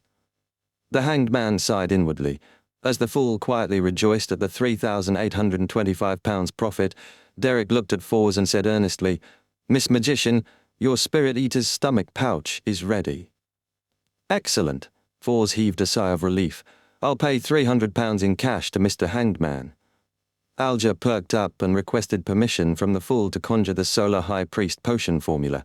A few seconds later, he wrote it onto a goatskin parchment. Sequence 7. Solar High Priest. Main ingredients: 1 comb of a dawn rooster, 1 fruit of a radiant spirit packed tree. Supplementary ingredients: 100 milliliters of a dawn rooster, 10 drops of sun essential oil, 8 grams of fingered citron powder, and 5 grams of solidified lava. Although Klein didn't intentionally peer into it, the content still echoed in his mind. He thought, indeed, being a platform is most profitable. Derek accepted the parchment with excitement. He then conjured a list of monsters near the City of Silver for Alger to pick equivalent ingredients from. Alger calmly studied the list, selecting 3 ingredients he could sell quickly. I'll earn £1,000 from those, plus £300 from Miss Magician, and the previous £1,075. That's enough for the dragon-eyed sea condor's eyeballs. He turned to Fors. Miss Magician, you can prepare the transaction for the dragon-eyed sea condor eyeballs. Alger had less than £20 left. Even the artisan fee had been borrowed, but now his assets would reach £2,375, just enough for the £2,000 ingredient. Fors, remembering her previous loss to Alger, felt a touch of grievance. All right. For her, profits depended on what her teacher Dorian Gray was willing to share. At the end of the trading, the world requested to purchase ancient wraith spirituality and a 6-winged gargoyle's eyes. As for the Murloc bladder, Klein planned to use it to build social connections at sea. Miss Justice will soon finish her psychiatrist potion. The same for Miss Magician's trickmaster. Little Son has the Sequence 7 formula. Mr. Hanged Man is a step from Sequence 6. Only Emlyn hasn't advanced. No signs of change yet. Klein looked around and chuckled. Continue your free exchange. Audrey considered speaking but realized she had no news worth sharing. Just balls and psychology classes. Nothing relevant. She stayed silent. Fours, still in holiday mode, said guiltily, Backland is still under the same kind of high pressure as before. Don't take any risks unless you're an official beyonder. Is that so? Emlyn frowned. As a routine-bound vampire, he couldn't feel the impact of cancelled gatherings. The hanged man nodded and warned, Don't be careless. Before holding a sacrificial ritual, confirm the chief isn't in the City of Silver or is busy elsewhere. Mr. Hanged Man, do you mean that the chief could have noticed the repeated cycle of fate? Derek asked in astonishment. That possibility can't be ruled out. However, I can't be sure since I don't know enough about your City of Silver. Derek admitted, there are many things I'm not sure of either. In short, caution and carefulness will allow you to live longer, Alger advised. Thank you for your reminder, the son said sincerely. Then Alger smiled. Recently, the sea has been relatively calm. No, that's just what you think. Klein manipulated the world to speak in a hoarse voice. I just happened to hear about something at sea. He looked at Justice and the magician. Ladies, can you buy me a radio transceiver? I can give it a try, Fours agreed. Audrey, about to leave Backland, replied, Sorry. Then the world said, That matter has something to do with the Church of Storms. Something involving the church? Why wasn't I informed? Alger frowned. The world chuckled hoarsely. An old custom in Banzi Harbour was revived. Some inhabitants became heretics, and even a bishop of the Church of Storms was corrupted. I heard the matter has been resolved, but quite a few people died. Banzi Harbour. Alger recalled the area. There's a custom of living sacrifices there, targeting an evil spirit called the God of Weather. Overseas, especially the southern continent, many such spirits exist. Though they seem cleared out, they linger in strange states. People suddenly die. Ha ha, not always due to illness. If you travel or adventure there, be careful. Suddenly deep laughter echoed at the long table. Mr. Fool, Alger turned his head. Mr. Fool, Audrey looked at him in shock. Klein laughed leisurely. This reminds me of a king of angels. A king of angels? Audrey's eyes widened. Fours took a deep breath, expression bitter. Why are we always discussing true creator, primordial demoness, and now a king of angels? I'm only sequence 9. She resisted the urge to sigh at the sky. Emlyn, meanwhile, felt oddly excited. This proves the fool's gathering is for messiahs. We'll face the apocalypse, king of angels, primordial demoness, true creator. Derek asked, which king of angels will it be? Alger waited silently. Audrey finally asked, Honourable Mr. Fool, which king of angels is it? Klein leaned back, chuckling. Medici, who established the Rose Redemption. His descendants live in Binzi. Binzi, Audrey echoed in shock. That's the old name of Banzi, Alger said darkly, Ma clenching his fists. So the danger at Banzi Harbour isn't over, it's lurking, waiting. He didn't fully understand Rose Redemption, only that it was tied to the true creator and Ouroboros. This is beyond my imagination. He looked toward Mr. Fool and recalled something. Last week, Miss Justice asked about the kings of angels. Mr. Fool said we'd encounter more in the future, and this week, we did. Mr. Fool foresaw this. Alger lowered his gaze in reverence. Chapter 516, The Hanged Man's Guess. Amidst his shock, Alger's mind wrestled with doubts. If Mr. Fool foresaw this, why reveal that Banzi Harbour's matter related to Rose Redemption and the King of Angels, Medici? Did he want to spread this through us? Was the target really Medici, or more likely the true creator? Mr. Fool had always thwarted the true creator's plans. The Rose Redemption, established by Medici and Ouroboros, clearly had deep ties to the true creator. Banzi Harbour only had the Church of Storms, so perhaps Mr. Fool's true message was for Alger himself. The last time the world warned of major happenings in Backland, Mr. Fool confirmed it, leading to the primordial demoness's awakening and the true creator's descent. Now the anomaly at Banzi Harbour drew Mr. Fool's attention again, spotlighting the Rose Redemption and the King of Angels among Tarot Club members. Alger thought, isn't this too coincidental? Yes, previous news concerned Backland, now it involved the sea. Plus Mr. Fool mentioned last week his adorer left Backland due to the great smog. Everything matched. So the world is Mr. Fool's adorer? Or rather a representative among all his adorers in the Tarot Club, tasked with inconvenient duties, while trading goods and knowledge for his own advancement.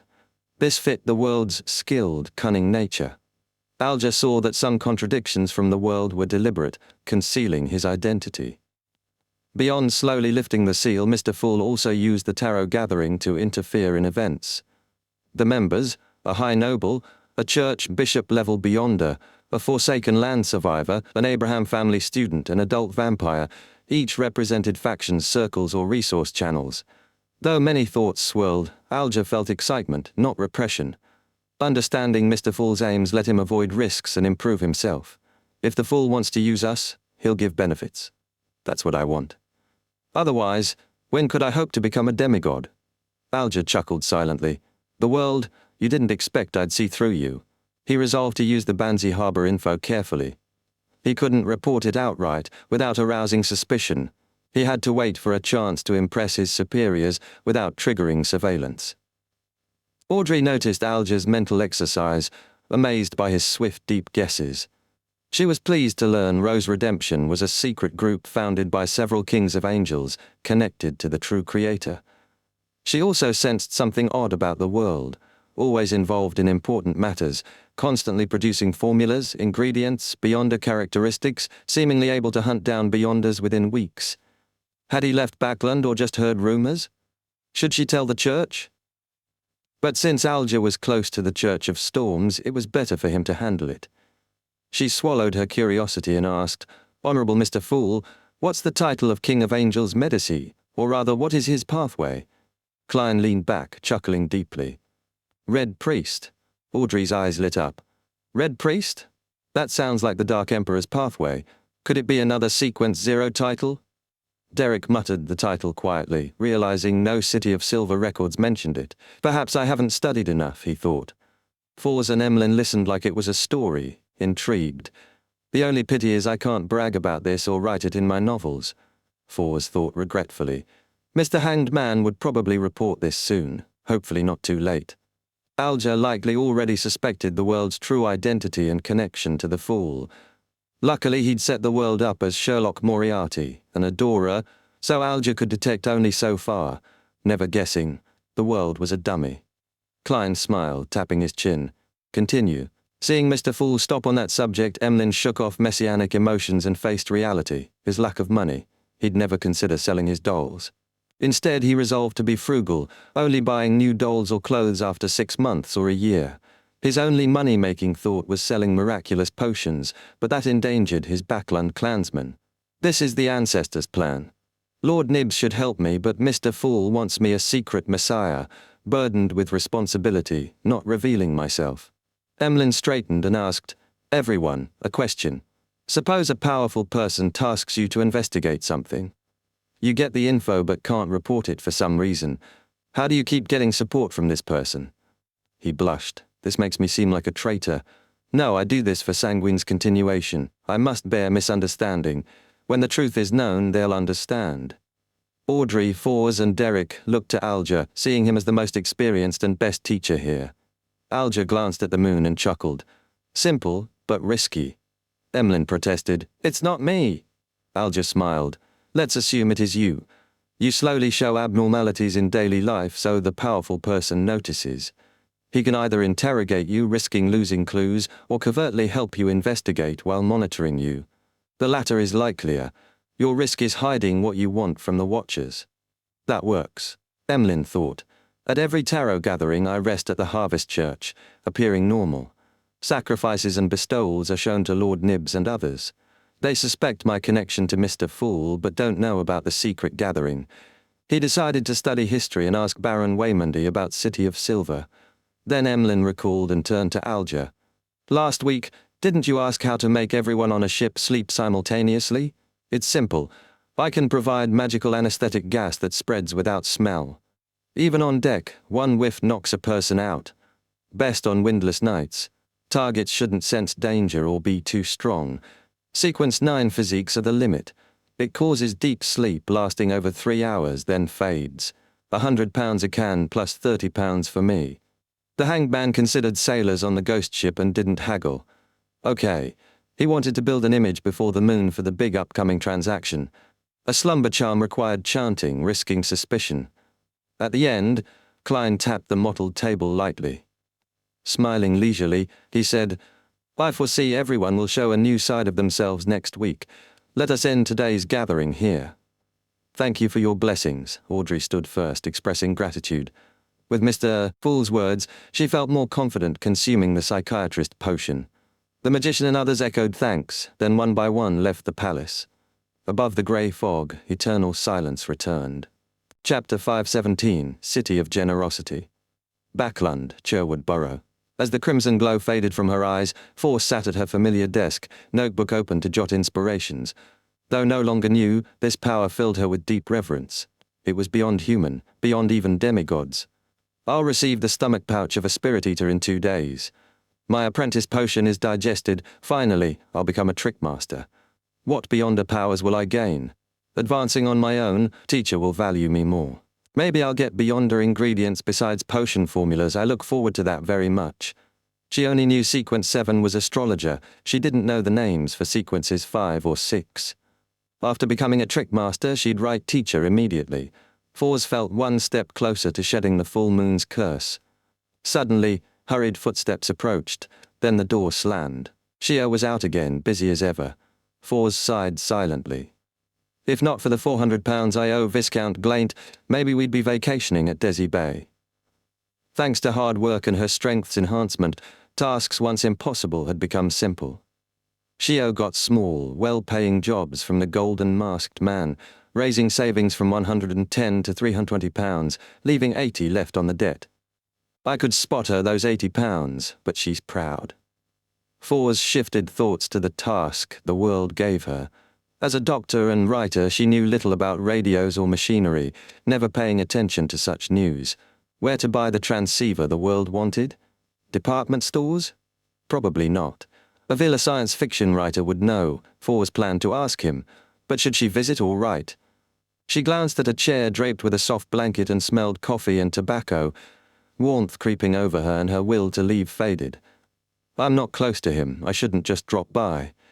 She sat unfolding paper. In the Berg household, City of Silver. Derek woke from feigned sleep. Originally he'd perform the sacrificial ritual for the spirit eater's stomach pouch immediately, but the hanged man's words urged caution and observation. I'll gather the needed ingredients first, then do the ritual all at once. He attached his axe of hurricane and headed to the steeple. He checked items for merit point exchange but delayed transactions, planning to visit the underground market once the lightning stopped. On the 3rd floor, Derek hunted in mythology and ancient classics. He found a hard-yellowed book titled Giant King's Court, Book of Blackrock, hand-copied edition. A record from the Giant King's Court, maybe linked to the Kings of Angels? Bound in brown monster hide, it piqued his curiosity.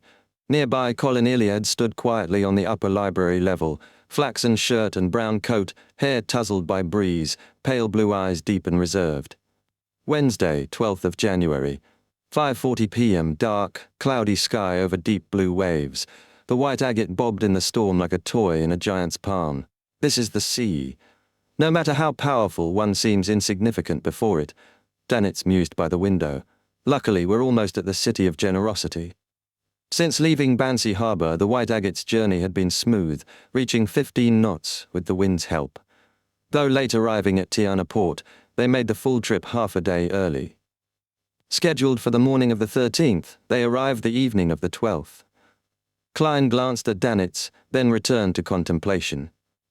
The more he played Gehrman Sparrow, forcing himself to fit the persona, the more he realized how different his true self was. He'd respond to Danitz with casual weather talk or storms, but Sparrow was cold and reserved. The more these differences, the more I recognize myself, Klein thought, sighing inwardly. Unlike when he moved as Sherlock Moriarty, where no disguise was needed, here he must mask himself. I feel like I've digested my potion a bit. Gehrman Sparrow shares some traits with me. When I disembarked to save others in Bansi Harbour, I overlapped with this identity.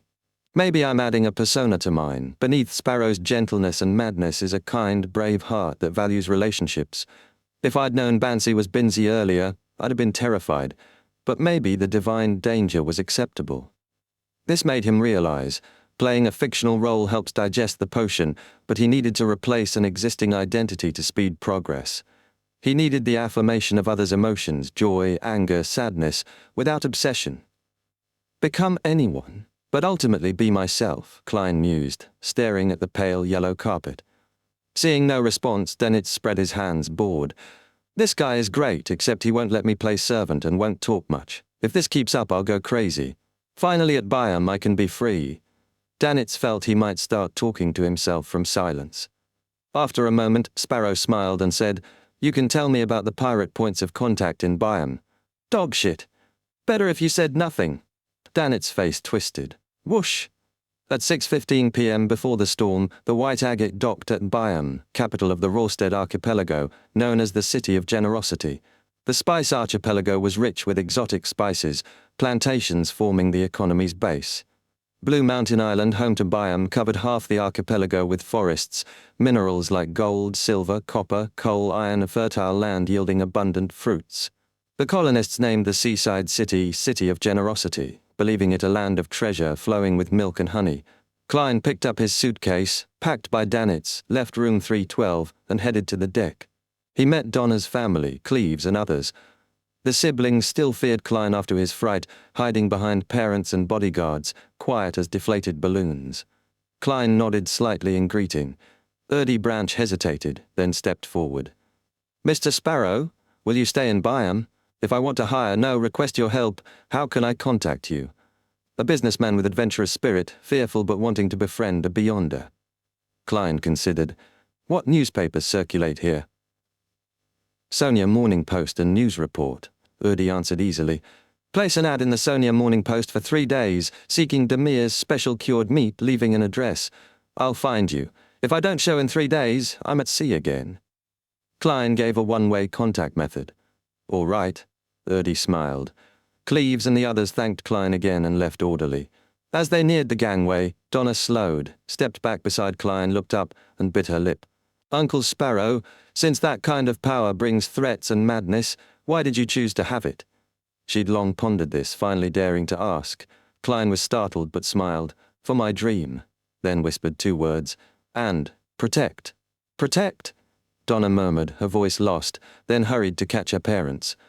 After watching the Branch family leave the White Agate, Klein said to Danitz, "You're free." Danitz blinked, unaccustomed to this sudden freedom. Chapter 518, On the Brink of Death. Without another word, Klein pressed his top hat and carried his suitcase down the gangway. "Are you really going to let me go?" Blazing, Danitz stood on the deck, his face filled with suspicion. Although he had expected such an outcome, he still couldn't believe it. "Regardless, I'm worth £3,000. Isn't this madman Gairman Sparrow an adventurer? How can he let go of a huge amount of wealth in front of him? It's incomprehensible.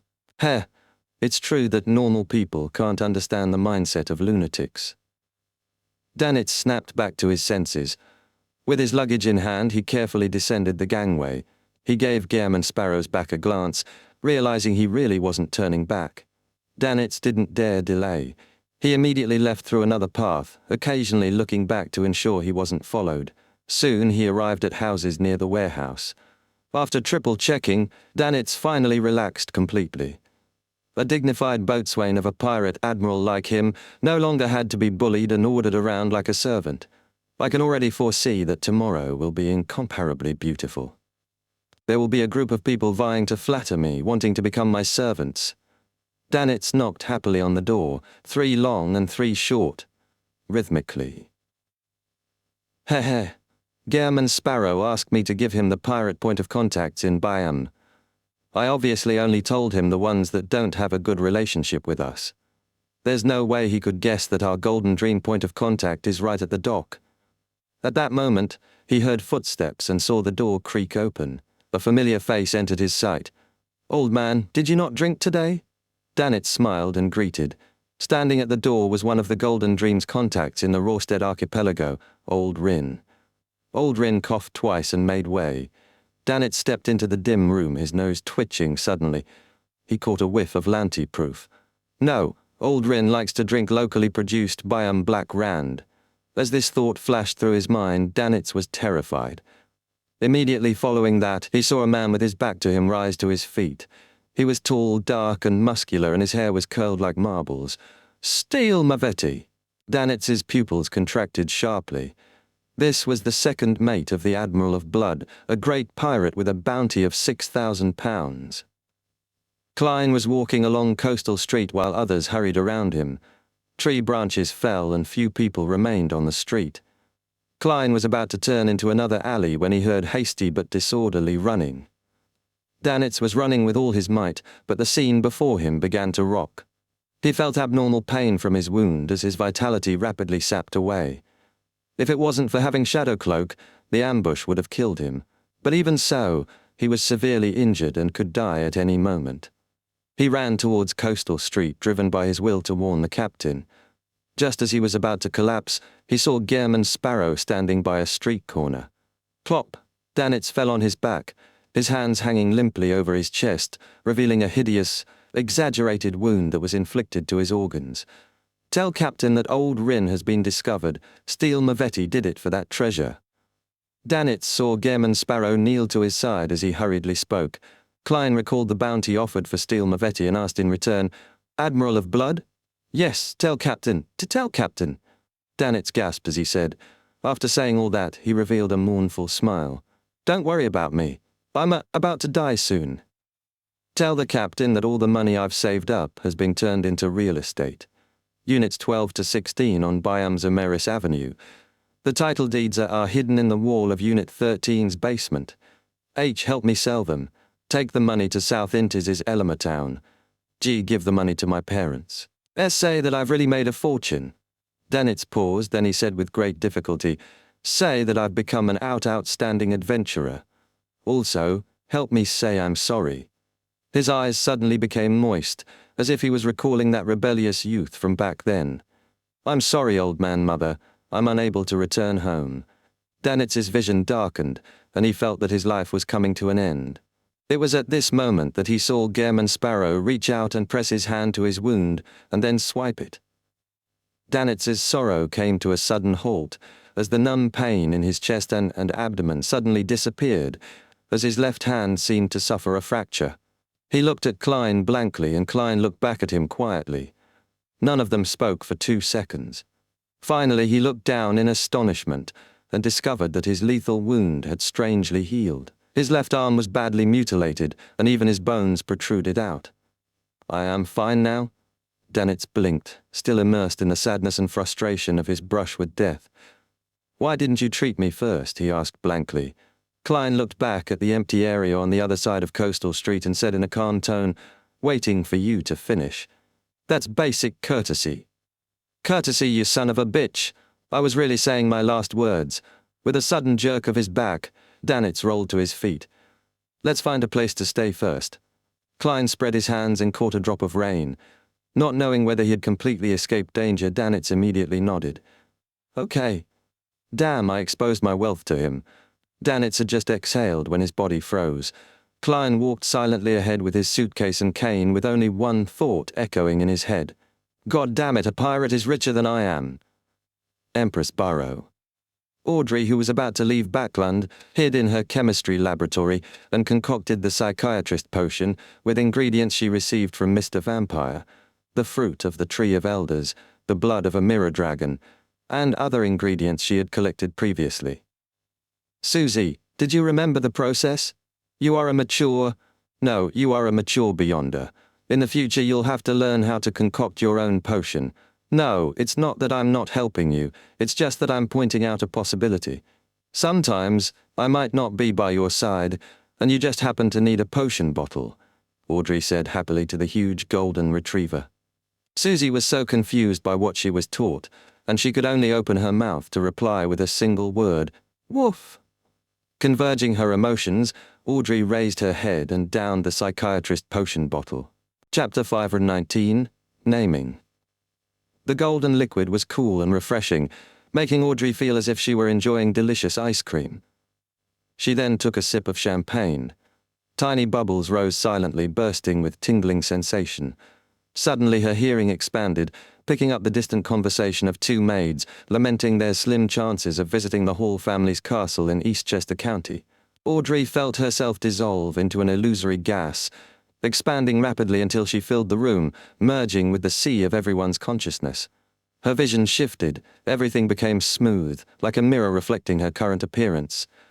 She saw herself as a beauty of pure, exquisite grandeur and wit, golden scales slowly growing from her exposed skin. Her emerald green irises contracted, tinged faintly gold, turning vertical. Fear bloomed in her heart. I don't want to become an inhuman monster. Her mind blurred, as if something painfully drilled out from her body's surface. Then Susie's gentle voice broke through. Don't be afraid, calm down. Don't be afraid, calm down. Audrey steadied herself, entering a spectator state. Her emotions calmed, her spirit seemed to leave her body. From this detached viewpoint, she watched the golden scales recede and her emerald eyes return to normal. Control regained swiftly. She understood what beyonder powers a psychiatrist wielded and how. It was so dangerous just now. Audrey raised her fair, delicate hand, still shaken by the near transformation. She now deeply understood the peril of losing control Mr. Fool had warned about.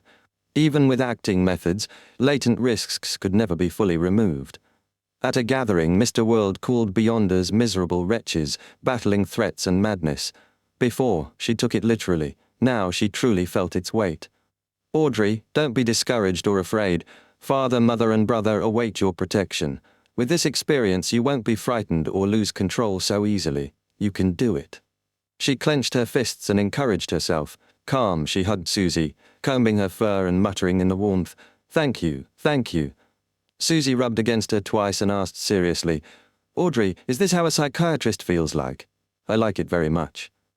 Audrey, unsure whether to laugh or cry, pursed her lips and promised, Susie, we'll treat each other in the future. Yes, psychological problems. Okay, woof, Susie answered happily.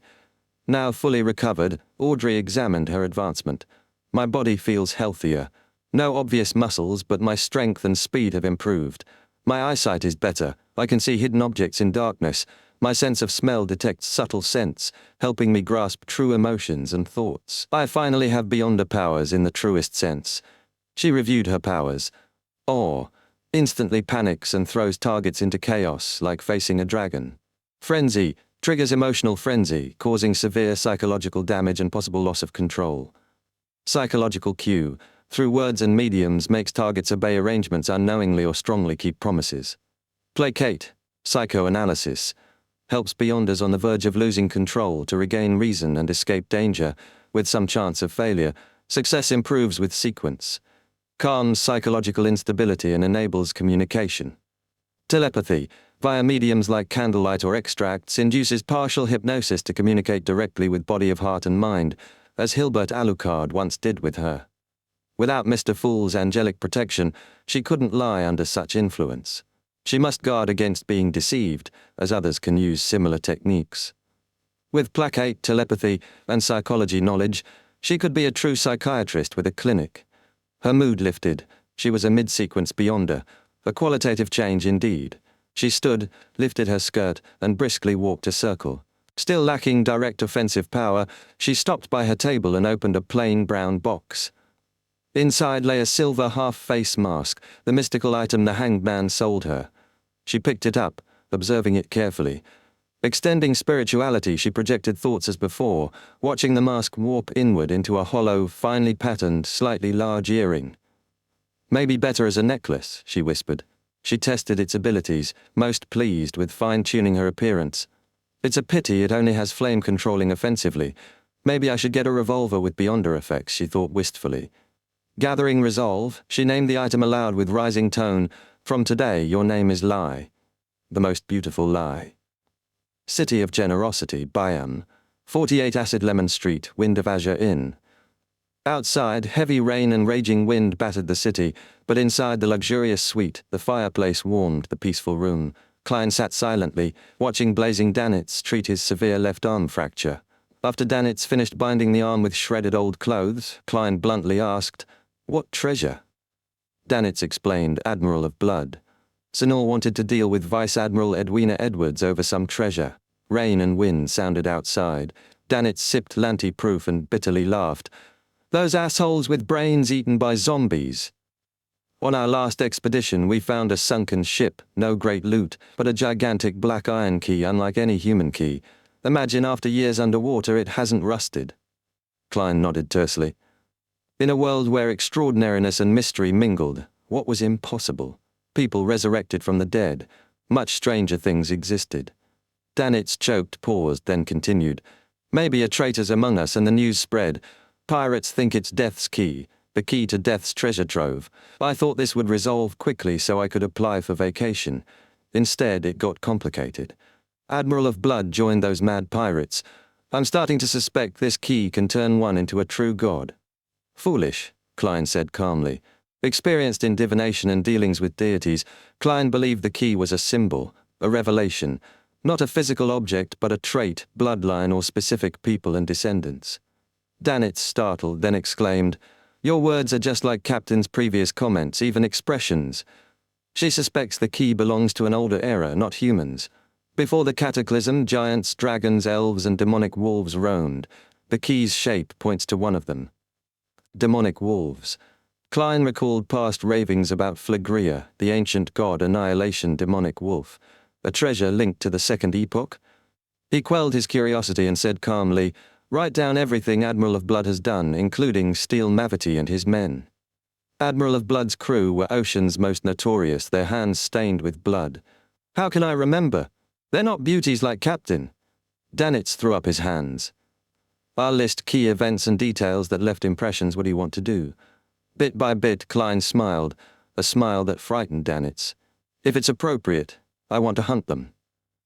Chapter 520, Admiral of Blood. "Hunt them?" Danitz asked subconsciously. When he truly understood the meaning behind Gehrman Sparrow's words, he instantly became excited. He changed his seating posture and suppressed his voice. "Is there anything I can help you with?" As a qualified, part-time pirate, he had nothing to do with beautiful words such as tolerance, compassion, and love. Since he had nearly died at the hands of Steel Maveti and now had the chance to take revenge, he definitely wouldn't miss it. He believed he could survive in the pirate industry by relying on an accurate grasp of the situation, knowing when to resist, when to fight for his life, when to feign ignorance when seeing his enemies, and when to settle old scores. And now, this was an opportunity. Danitz still couldn't judge how powerful Gehrman Sparrow was, but from how he had taken care of Bishop Millet within 10 seconds, dealing with Steel Maviti seemed feasible. Even the Admiral of Blood wasn't impossible. Of course, this is in a one-on-one situation, and pirates never talk about chivalry. Danitz thought. Klein leaned forward, elbows on knees, clasping his hands. "I've told you." What?" Danitz often couldn't keep up with Gehrman Sparrow's train of thought. A normal person and a madman were different. Seeing the other party had stopped talking, he remembered what he had to do. Write down everything Admiral of Blood and his pirate crew had done. Danitz quickly gathered his thoughts, found pen and paper, and scribbled a chunk of text. Thankful his left arm was injured and not disabled. Klein reached for it, read carefully, and confirmed from the undetailed parts that Admiral of Blood was vile. They plundered, abducted people, slaughtered crew members, and abused women. A pirate like Danitz actually knew how to write ancient Fasak and had been educated, muttered Klein to himself. He used a copper penny for divination to confirm authenticity. "Tell me about the Admiral of Blood and his men." Danitz, delighted yet self-reproaching, said, "Admiral of Blood Senor is suspected to be an evil spirit. Anyone who has encountered him has died bizarre deaths, strangled themselves, blew their mouths up, hugged bombs, or slaughtered companions. Captain said it's the possession of an evil spirit. It's very similar to Miss Sharon's Beyonder powers." "Wraith?" Klein listened silently. "Senor can make a terrible shriek. Last time I fought them, I nearly fell into the sea. Haha, I returned the favor and set one of their boats on fire. Senor knows a lot of undead magic. Cruel, bloodthirsty, and full of desire. His targets can be male, female, even humanoid creatures. Consistent with the unrestrained nature of the Rose School of Thought, a trait of the prisoner pathway." Klein nodded thoughtfully. Danitz spoke faster. "Our captain thinks Senor has a powerful mystical item that makes him lucky. He always gains the favor of the gods. At critical moments, opponents slip, powers fail, or he wins 21 bets in a row." "A mystical item that grants luck?" Klein guessed it might be from the monster pathway or another evil spirit.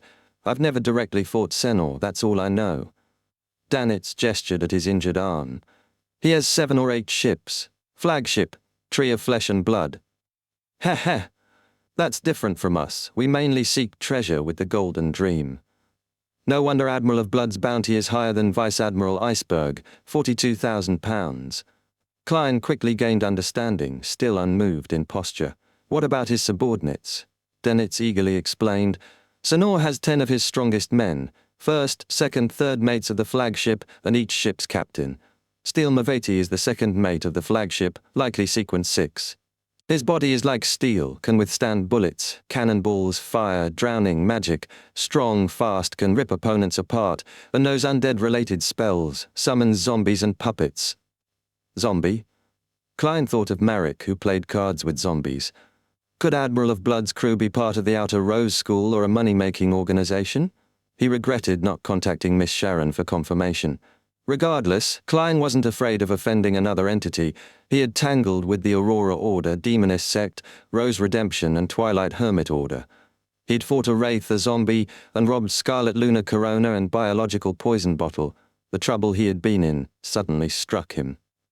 It's unlikely Maveti has powerful mystical items, otherwise I couldn't have escaped, Danitz said, relieved. He has puppets, zombies, and sequence 7 or 8 subordinates. As second mate, he leads the flagship's vicinity. We can hunt him first. High sequences combined can defeat stronger Beyonders. Klein didn't underestimate Steel Maveti, staying cautious. He mentally prepared plans, leveraging White Shark's frequency bands and Miss Magician's upcoming radio transceiver for intelligence. After Danitz finished, he said enthusiastically, "If Steel Maveti is killed, leaving my name behind, this will make the papers. Then I no longer need to worry about informing Captain." Klein nodded. "You're in charge of gathering information on all aspects of Steel." "All right," Danitz replied grimly, thinking of the near-fatal punch. Klein slowly stood up and walked towards the window. It was dark outside with howling winds and pouring rain. It looked as if the end of the world had arrived. Thinking of what he was going to do next, he couldn't help but feel like he was acting in a certain sense. Smiling, he muttered to himself in a low voice, "Tonight, German joins the hunt. City of Generosity, Biome, Cathedral of Waves." Alger Wilson, having received the Sanguine's anesthetic gas, was about to sail for another wind-blessed ingredient when summoned by the local bishop. "There are rumors Vice Admiral Iceberg received Death's Key. Pirates in the Sonia Sea are roused. Investigate." The old man's white hair contrasted his energetic muscular frame, words rapid as though ready to resolve problems personally. Alger inwardly sighed. Rumors appeared every year. They usually proved false. No need to risk involvement. He'd go through the motions, skirting the matter. He solemnly clenched his fist. "Yes, Your Excellency. May the storm be with you." Bishop Chogo returned the salute, pleased. "May the storm be with you." Encouraged, Alger left the cathedral. Storm remnants, leaves, puddles remained. Breathing the fresh air, he decided to visit pirate haunts seeking information. If he encountered a low-bounty pirate, he wouldn't hesitate. Liquid cash added to savings. Alger first went to the waterfront, observing docks with ships bobbing. Sailors shouted over the wind, loading and unloading cargo. He noted every face, every movement, seeking rumors about Admiral of Blood or Vice Admiral Iceberg. Even a whisper could be valuable. In the market streets, merchants whispered. Gold coins changed hands. Alger's instincts, honed from minor skirmishes and intelligence gathering, identified credible sources. By noon, Alger had a modest list of informants. He noted those who seemed truthful and those exaggerating. Streets were slippery from the storm, but he moved with ease. Finally, atop a hill overlooking the bay, the sun glinted off water. "Patience," he muttered, adjusting his strap, ready to act when the time came. Chapter 521. Bold Assumption. On the ocean, pirates had 3 iconic common interests: liquor, women, and gambling. Alger Wilson merely took out his silver pocket watch, flipped it open, and knew where he should go first. At 11:15, the brothels and bars hadn't opened. Only the gambling dens would have easily gathered a bunch of people who wanted to make a fortune. Alger was more familiar with this port city than his tiny hometown. He proceeded without stopping, smoothly turning at every corner until he arrived outside a casino in a secluded alley. According to what he knew, the owner was a gang leader with a deep background, with an indistinct connection to an important figure at the Governor General's office. It was the first choice for many pirates to purchase and sell their stolen goods. Pirates often appeared here, exchanging loot for gold in the morning, losing everything at night, and getting thrown out. Alger pulled on his thick brown coat, pressed down his mainland cap, and pushed open the half-closed door. Under the bouncer's watchful gaze, he entered the casino. Casinos were prohibited within the Lone Kingdom. Only attached to bars as rooms, but in overseas colonies, they were legal and a mainstay industry. Byam of the Rorstead Archipelago and Alethi of East Balam were the most famous. Tycoons from Backlund or Mid-Seashire often visited for a big day of gambling. Surveying the area, Alger saw card games and dice-derived turntable games. It was still early, there weren't many gamblers, and he quickly scanned them all. Suddenly, his eyes lit up, and he instantly recognized a disguised person. He took off his hat, walked to a Texas poker table, and patted his target's shoulder. Bending down, he whispered, "Blazing."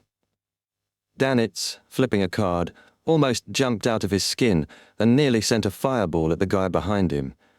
After being attacked by Steel Mavetti, he knew not to seek information in his true appearance, lest he be targeted.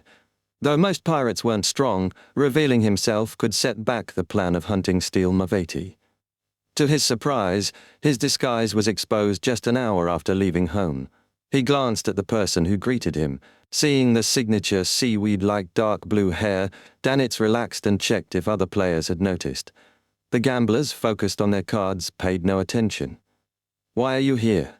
Danitz asked casually. He knew Alger had a ghost ship and a dozen sailors, a powerful but unknown fellow. Vice Admiral Iceberg had judged that a small crew with a ghost ship must be backed by a powerful faction, perhaps the Church of Storms or a secret organization. Such pirates disguised themselves as ordinary crews while gathering intelligence, wiping traces, silencing others, or plundering special items. Alger pulled a chair and sat. "I heard that your captain obtained Death's Key," Danitz snorted. "I thought you had a brain, but you've disappointed me. How can such a thing be so easily obtainable? We'll definitely sell it if you want it and offer a decent price. How about it? Do you want to consider this deal? Perhaps it has other secrets. Maybe someone wants to deal with your captain," Alger said casually. "Who knows? Dog shit." Danitz cursed, then suppressed his voice. "That thing doesn't seem like a creation made by humans. It might belong to the giants or devils." "Creation? Your captain still insists on teaching language to all of you?" Alger asked with amusement. The rumor was Vice Admiral Iceberg forced general knowledge classes daily on the Golden Dream, making the crew take turns participating. Danitz wished he could forget it. "It's much more difficult than fighting. Because of this, we usually can't recruit enough crew. Every time we dock, people resign." He didn't continue, instead telling the dealer, "Help me keep an eye out for Steele's whereabouts." "Steel Mavetti? Admiral of Blood's second mate?" Alger looked at Blazing's left arm, slightly propped with a splint. "Were you attacked? For the key?" "His brain has already been eaten by his zombies," Danitz stressed. "You want to seek revenge on him?" Alger guessed. "Heh." Danitz smiled without replying, concentrating on his new hidden card. Alger thought, then said, "The last time your captain appeared was 7 days ago, near Sonia Island. Confirmed by a telegram. The Golden Dream wouldn't arrive in Byam that quickly. Do you have a new helper? If it's just you, then you aren't a match for Steele even alone. He's always attended by a crowd." Danitz threw a chip. "Call." "Who is it?" Alger asked. Danitz stared at the exposed cards. "You wouldn't know." "I wouldn't know? Someone strong enough to deal with Steele should be known at sea unless part of a secret organization or new to traveling. More likely, Danitz was hiding a secret." Alger tapped the table casually. "Was Bansi Harbor fun?" He emphasized fun. Danitz turned in surprise. "How did you know?" "The Church of Storms wouldn't air dirty linen. White agate passengers had arrived only last night and witnesses signed confidentiality agreements. News shouldn't have spread." Alger smiled silently, recalling Emperor Roselle's words, "Boldly hypothesize and carefully verify." Danitz put away his winnings. "It's no big deal. There was a revival of some ancient customs that led to the fall of a Storm bishop." Alger chuckled. "I'll help you keep an eye out for Steele, but how can I contact you?" 15 Amiris Avenue is unoccupied. Write info on paper and throw it in," Danitz said hesitantly. Alger nodded, stood and patted Blazing Danitz on the shoulder. Don't forget my payment." He turned and walked toward the door. Watching the ghost ship captain depart, Danitz muttered, "This fellow isn't bad. However, I have to leave too." He couldn't fully trust Alger. He might lead Steel Mavati and his pirates here in minutes. Outside, Alger, wearing local baggy pantaloons, strolled down the street. He entered a department store, found a counter, smiled and took out bronze pennies. "Give me a deck of tarot cards." While waiting, he thought, what is the blessed of Mr. the Fool doing now? In Old John's restaurant, Klein watched a waiter place a plate of grilled fish in front of him, wrapped in straw and covered with unfamiliar spices. The aroma seeped into his nose. As he reached for the knife and fork, he noticed 2 items resembling tree branches. Chopsticks? Klein was shocked, then quickly suspected Roselle Gustave. "This is the cutlery for grilled stickleback. Emperor Roselle was inspired by elven customs," the waiter explained. Elves liked cooking and delicacies, or rather, Roselle's excuse. Klein guessed based on his understanding of the person. That morning, he had visited church hospitals in Bayam, providing hospice care to help dying people fulfill their wishes. He had failed to find a suitable target, not because no one died, but because relatives witnessed deaths. There was no chance to disguise himself as the deceased without being noticed. "I'll head to the adventurer bar. There should be many foreigners who might die in a dark corner like stray dogs, and their families might never hear of them again." Klein suppressed his thoughts, focusing on his delicious food. Chapter 522, Colony. The sickleback meat wasn't as good as Murloc, but the spices brought out layered flavors Klein enjoyed. He couldn't stop eating after the first bite. Some local Beyonders might even open Rorstead cuisine restaurants back in Backland. Those spices would be costly and location key. Klein mused about how commoners rarely got rich because of limited vision, constrained by education and experience. The best way to break free was through higher education or risky adventures, though many vanished silently. After spending 2 solly and 5 pence on the meal, mostly covered by Danitz, Klein left Old John's restaurant just as a native policeman was chasing off a tramp. The locals had darker, bronze-like skin, curly dark hair, different from the lone colonists. The Rorstead archipelago had been fully colonized less than 50 years ago. Initially run by the corrupt Mid-Sonia Company, who fought and bribed each other, it was eventually taken over directly by the Lone Crown, bringing the archipelago under strict colonial rule. The Governor-General's office governed the colony with a low-knees upper echelon, middle ranks partly native descendants of kings, and low ranks open to educated natives. The policeman, upon seeing Klein's fine dress and cane, immediately saluted politely. "Good afternoon, sir. How may I help you?" Klein nodded. "Are there no carriages here?" "Carriages aren't allowed on this street," the officer replied. "You'll have to walk to the next street." Klein praised his low knees, surprising the officer, who excitedly replied, "I think this is an essential quality a good policeman should have." Walking on, Klein noticed the locals' clothing differed from mainland cities. Baggy pants, caps, and earth tones contrasted with the formal suits and top hats of Loney's men. The mix gave Klein a sense of being in a foreign land. At 2 p.m., Klein entered the Swordfish Bar, a known adventurer hangout.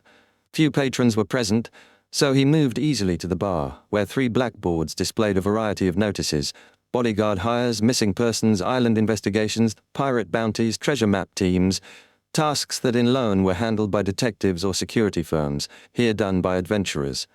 Klein ordered a glass of Zaha, a cheap local malt beer, beloved by adventurers. The bartender showed no change at the stranger. As Klein sipped, he listened for a potential lead.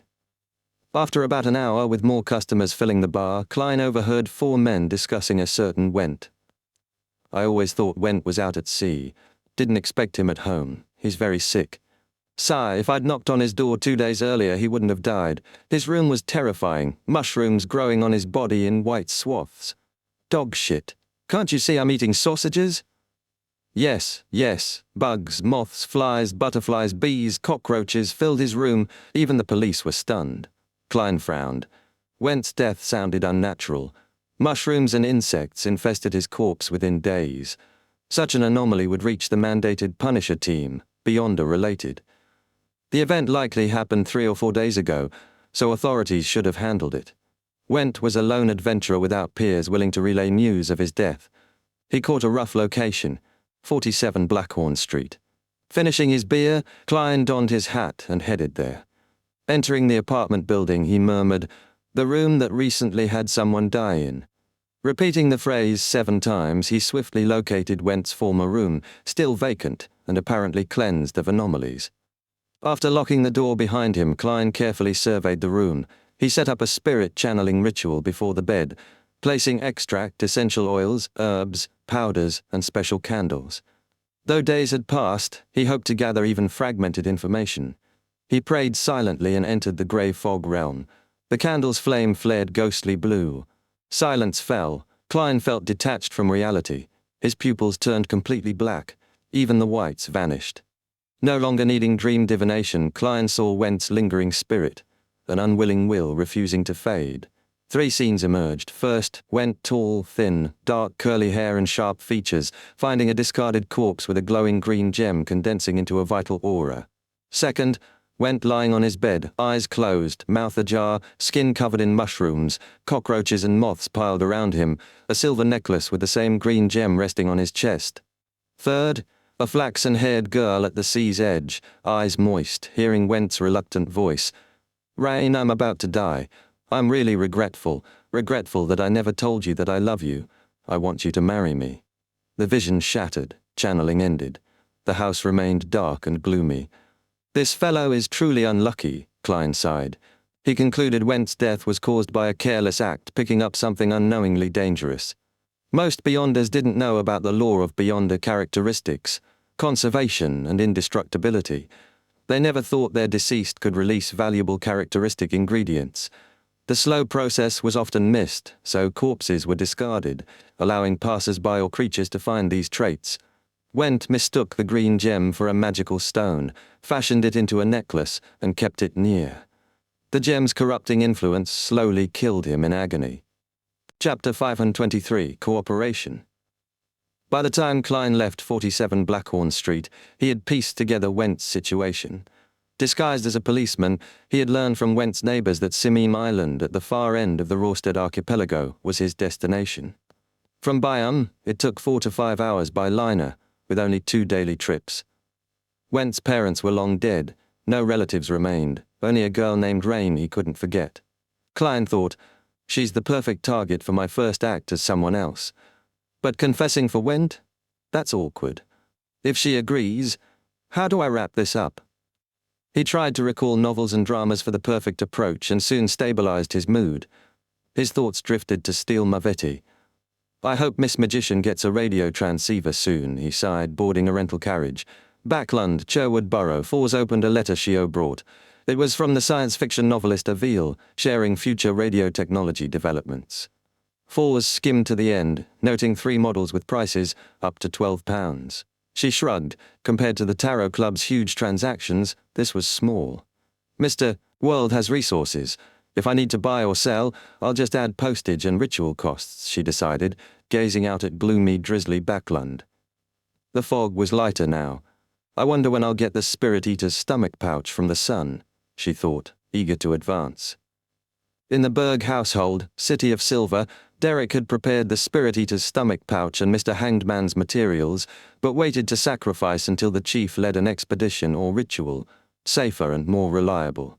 He flipped open the Giant King's Court, Book of Blackrock, hand-copied edition, learning of the court's ancient grandeur, frozen in eternal dusk, vast and magnificent, where humans felt small and reverent. Backlund, Hilston Borough, Waymandy's house. Emlyn White combed his hair and asked, "Lord Baron, I forgot where I heard this, but was there a City of Silver during the Second Epoch or early Third Epoch?" Waymandy, a vampire baron in his 30s, dressed neatly and smoking a pipe by the fire, replied thoughtfully, "No, at least not before the Cataclysm."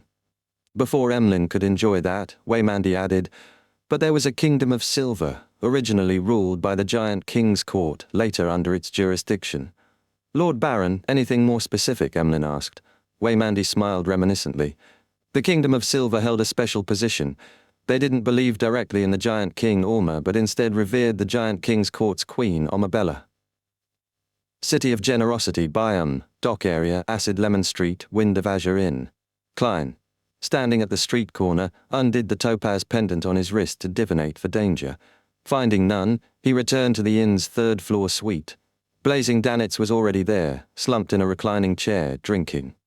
"What time is it?" Klein asked calmly. "Isn't there a clock?" Danitz muttered, then read the wall clock. 3:40 p.m.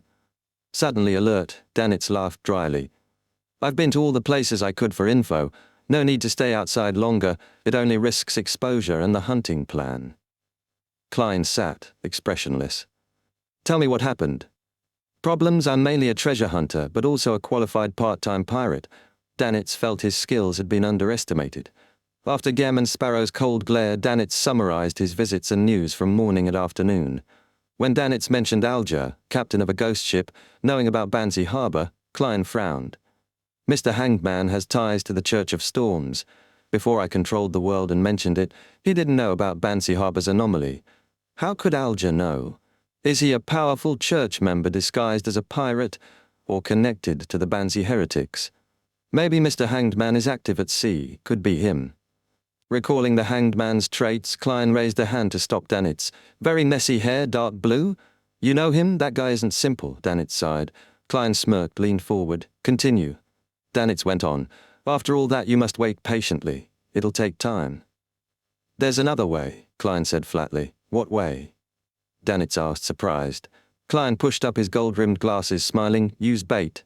"Bait?" Danitz blinked, then realized only Klein could be bait. It was risky, but the goal was to catch the prey. "Ha ha, that's risky, but my intuition agrees. I should get something from the Red Theater. I'll check it out." Danitz grabbed his coat and rushed out. Klein planned to tail him, but suddenly heard illusory prayers from a man. He paused, turned to the washroom, and 10 seconds later appeared above the grey fog. He saw the crimson star of the Hanged Man pulsing. As expected, Klein leaned back, emanating spirituality. The Hanged Man's voice grew clear. "Honorable Mr. Fool, I'm instigating a key related to Vice Admiral Iceberg. I met Blazing Danitz at a casino. He witnessed the anomaly at Bansi Harbor. He plans to team up with a powerful figure against Steel Mavati. I suspect Danitz works with your adorer, so I pray to you. If true, and if he wishes assistance, I can help." Mr. Hanged Man guessed Gehrman Sparrow's identity, Klein thought. Though he likely only suspected, he confirmed it by asking Danitz about Bansi Harbor. This is good. An experienced local's help will smooth the hunt. Unless it affects the Fool directly, the Hanged Man won't entrap an adorer. His attitude shows no suspicion yet. I left no loopholes.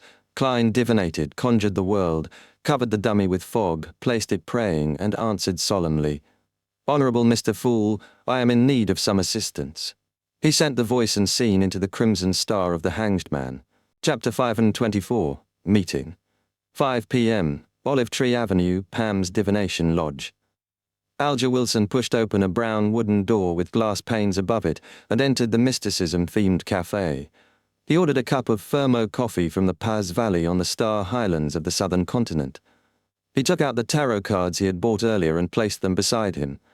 The top card was the Hanged Man, depicting an angel hanging upside down, with his hands tied behind his back. Unlike this morning, he had changed into a dark, classical robe and wore a clergyman's biretta, like a warlock or magician from folklore. After a silent breath, Alger slowly sipped his coffee, showing no anxiety from waiting. After 5 or 6 minutes, the thick brown wooden door opened again and a young man in a black tweed coat and a half-top hat came in. The gentleman's appearance wasn't even 30. His face was thin and angular, with a mature and gloomy temperament. It was Klein, who had slightly modified his appearance and changed his persona.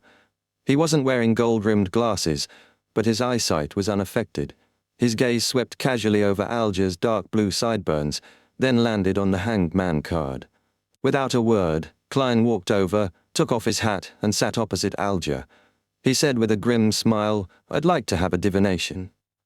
As he spoke, he took in the appearance of the most senior member of the Tarot Club, deep facial features, rough outline, weathered from time outdoors. His bronze-toned skin hinted at mixed blood. His dark blue hair was unusual, closer to the colonists of the Berserk Sea region. Alger looked at the gentleman, superimposing his image with that of the world. Then he pushed out the tarot card and said in a low voice, This requires you to shuffle and cut your own cards. Klein reached out, spread the cards to examine them, then reshuffled, cut and drew 3 cards, placing them in past, present, and future order. He slowly leaned back, turned over the middle card, revealing a naked woman wearing only a purple silk scarf, surrounded by a green wreath. It was the world, numbered 21. How should I interpret this? Klein asked deliberately. Although the hanged man hadn't explicitly mentioned the world as the blessed of the fool, Klein felt honesty aided in establishing his image, appearing confident whether Alger knew or not. He knows I know? Alger's heart skipped a beat. He replied at a moderate pace, it's inverted. It means that things will fail due to a lack of preparation. What kind of preparations are needed? Klein thoughtfully asked. Alger took back all the cards except the world, reshuffled, and flipped the top card, the Hierophant.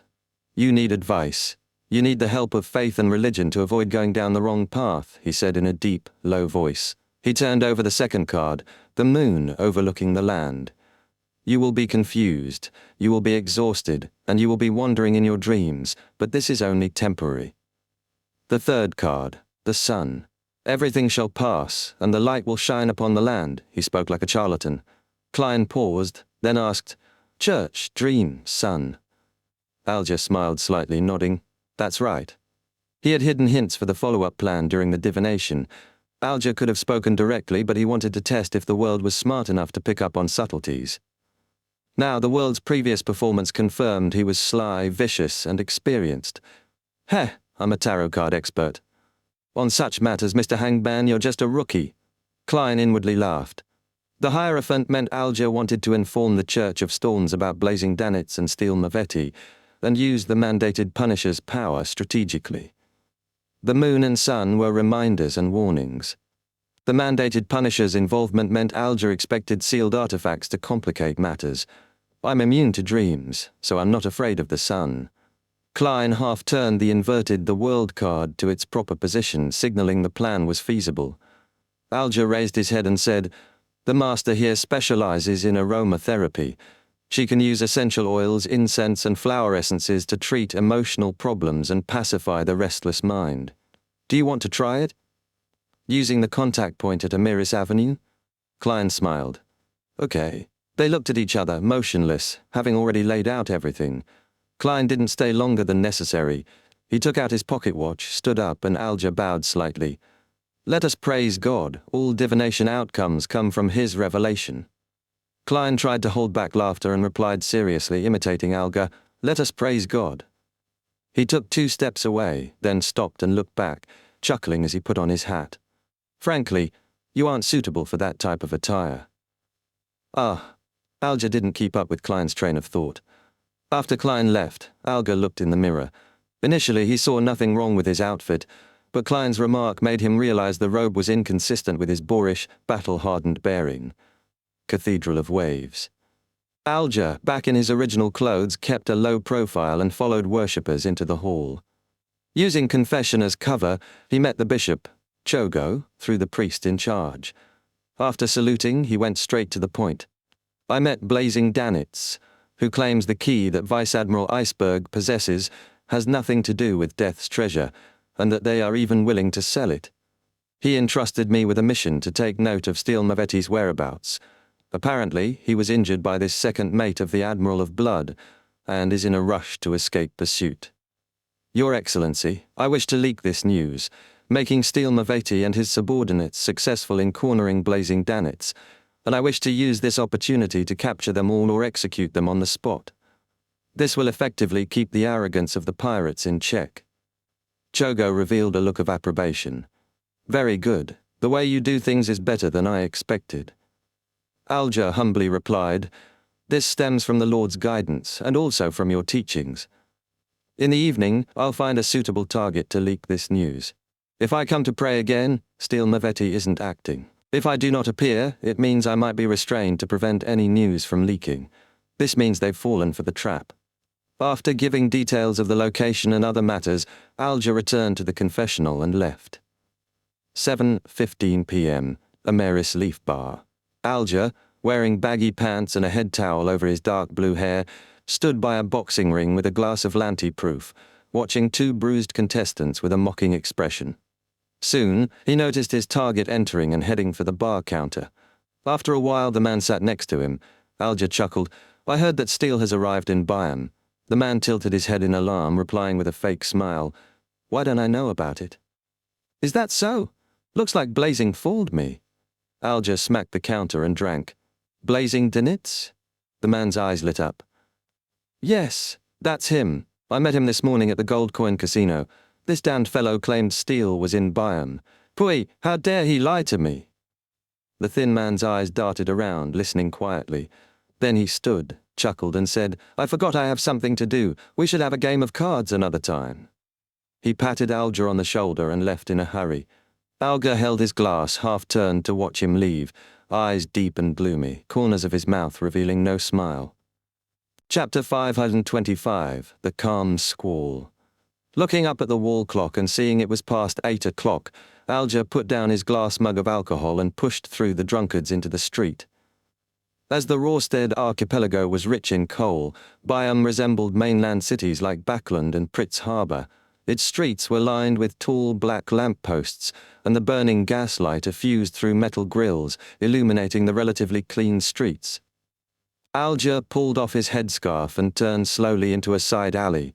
At the dead end, he smelled urine mixed with alcohol. Although the Amiris Leaf Bar had a bathroom, it wasn't enough for peak crowds. Some drunks could only find secluded spots to relieve themselves. Red moonlight penetrated the clouds and shone into the alley. While Alger debated whether to put on a more convincing act, a firm and pervading voice came from behind. "Did you purposely leak the information about Blazing to us?" "He's not stupid," Alger muttered as he slowly turned, preparing for a surprise attack. 7 or 8 steps away, a figure leaned against the wall. About 1.78 meters tall, wearing a boat-shaped hat with a thin, sharp face showing aggression. A lock of black hair hung down, half obscuring the dark green left eye, softening his coldness. Though wanted posters often differed from the real person, many famous pirates didn't disguise themselves in the city. As a church insider, Alger had seen many almost photographic ritual-drawn portraits and participated in pirate conventions. Still, he could link the man to a name on the bounty notices. He deliberately hesitated before asking, "Calm Squall?" The chief helper of Steele Maviti, a beyonder skilled at controlling emotions and thinking calmly but inhuman, with a 1,000 feet 100 pounds bounty. The man pulled at his black windbreaker and smiled empty. "Can I deny that?" "Well, probably not. Just like how you can't deny you deliberately mentioned Blazing to Oamaru. He's not someone who enjoys using his brain, the complete opposite of me. I've never thought of lying. I only wish to obtain some payment for the news you received from me. Between Blazing, who's alone, and Steele, who has so many helpers, anyone with a brain would know which to choose. Of course, I hope you keep it a secret." "I don't want to be pursued by Vice Admiral Iceberg," Alger said frankly. Squall nodded leisurely. "Tell me the specifics." "Just like before, I bumped into and recognized Blazing at the Gold Coin Casino. He entrusted me to take note of Steele's whereabouts." "Haha, seems like he wants to launch a counterattack," Alger scoffed. "We agreed upon a point of contact. I believe this intelligence is worth at least £1,000. £1,000? Look up at the crimson moon." "Are you dreaming?" Squall scoffed. "This might be a trap. Don't you understand? Blazing might have helpers, which is why he dares seek us out. It's not for me to judge if it's a trap. £500. Less than that, I'd rather pretend nothing happened." Alger argued with reason. £300. You have to follow me somewhere and stay there for some time. It's to prevent you from selling this news to others and spoiling plans. We'll pay when we capture Blazing with your intel or have his spirit channeled. Don't worry, food, alcohol, and a bed will be free. Regardless, you lucked out. If accidents result from you, "I believe you'll know the outcome," Squall said, tone not allowing refusal. "Sure enough, with my unknown background and me not too dangerous, temporary detention is likelier than silencing. But I've prepared for worst case. As long as I'm not careless, escape isn't a problem." Alger acted as if in dilemma. "No more than 2 days, or my crew will leave with my ship. I'll inform them if it exceeds 2 days." Suddenly, a sharp scalpel appeared in Squall's palm, spinning like an acrobat. After Alger described the point of contact at 15 Amiris Avenue and communication methods, Squall said nothing more. He turned and led Alger, turning corners until arriving at an unknown street, then entering a nondescript house. Long time no see, blue-haired captain of a ghost ship. The door opened to an old man with mostly white hair, dressed locally in baggy pantaloons. "Old Quinn, you really are the intelligence officer of the Admiral of Blood." Alger feigned astonishment. Old Quinn chuckled. "There's always truth to rumors. What you think fake might be real." He didn't switch on the gas wall light but carried a silver candle lamp, guiding them through the dark hall into a spacious, windowless basement. "You'll stay here for a while. My friends and I will watch you and provide food and alcohol." Old Quinn laughed. "To show sincerity, we won't disarm you." "All right." Alger walked to a low bed in the basement. Old Quinn closed and locked the heavy stone door. Squall didn't linger, hurrying away and checking repeatedly if followed. After changing to a rental carriage, he reached a Lowen enclave in Byam, the upper-class residential area. Entering a garden bungalow, Squall saw Mavetti sitting on a sofa waiting. Others lay, stood, or sat in a semicircle, with puppets and zombies guarding them. Steele's lips were thick, skin swarthy, hair curled like factory steel balls. "Is the intel reliable?" His muscular arms trembled with tremendous strength vibes, yet his whole being was cold and sinister, almost inhuman. Squall nodded. "He's a pirate captain who serves money. I've detained him at Old Quinn's. If there's a problem, he won't leave alive. I think he knows this well." Squall smiled coldly. "But we must still beware. This might be a trap by Blazing." "Any ideas?" Mavetti asked directly.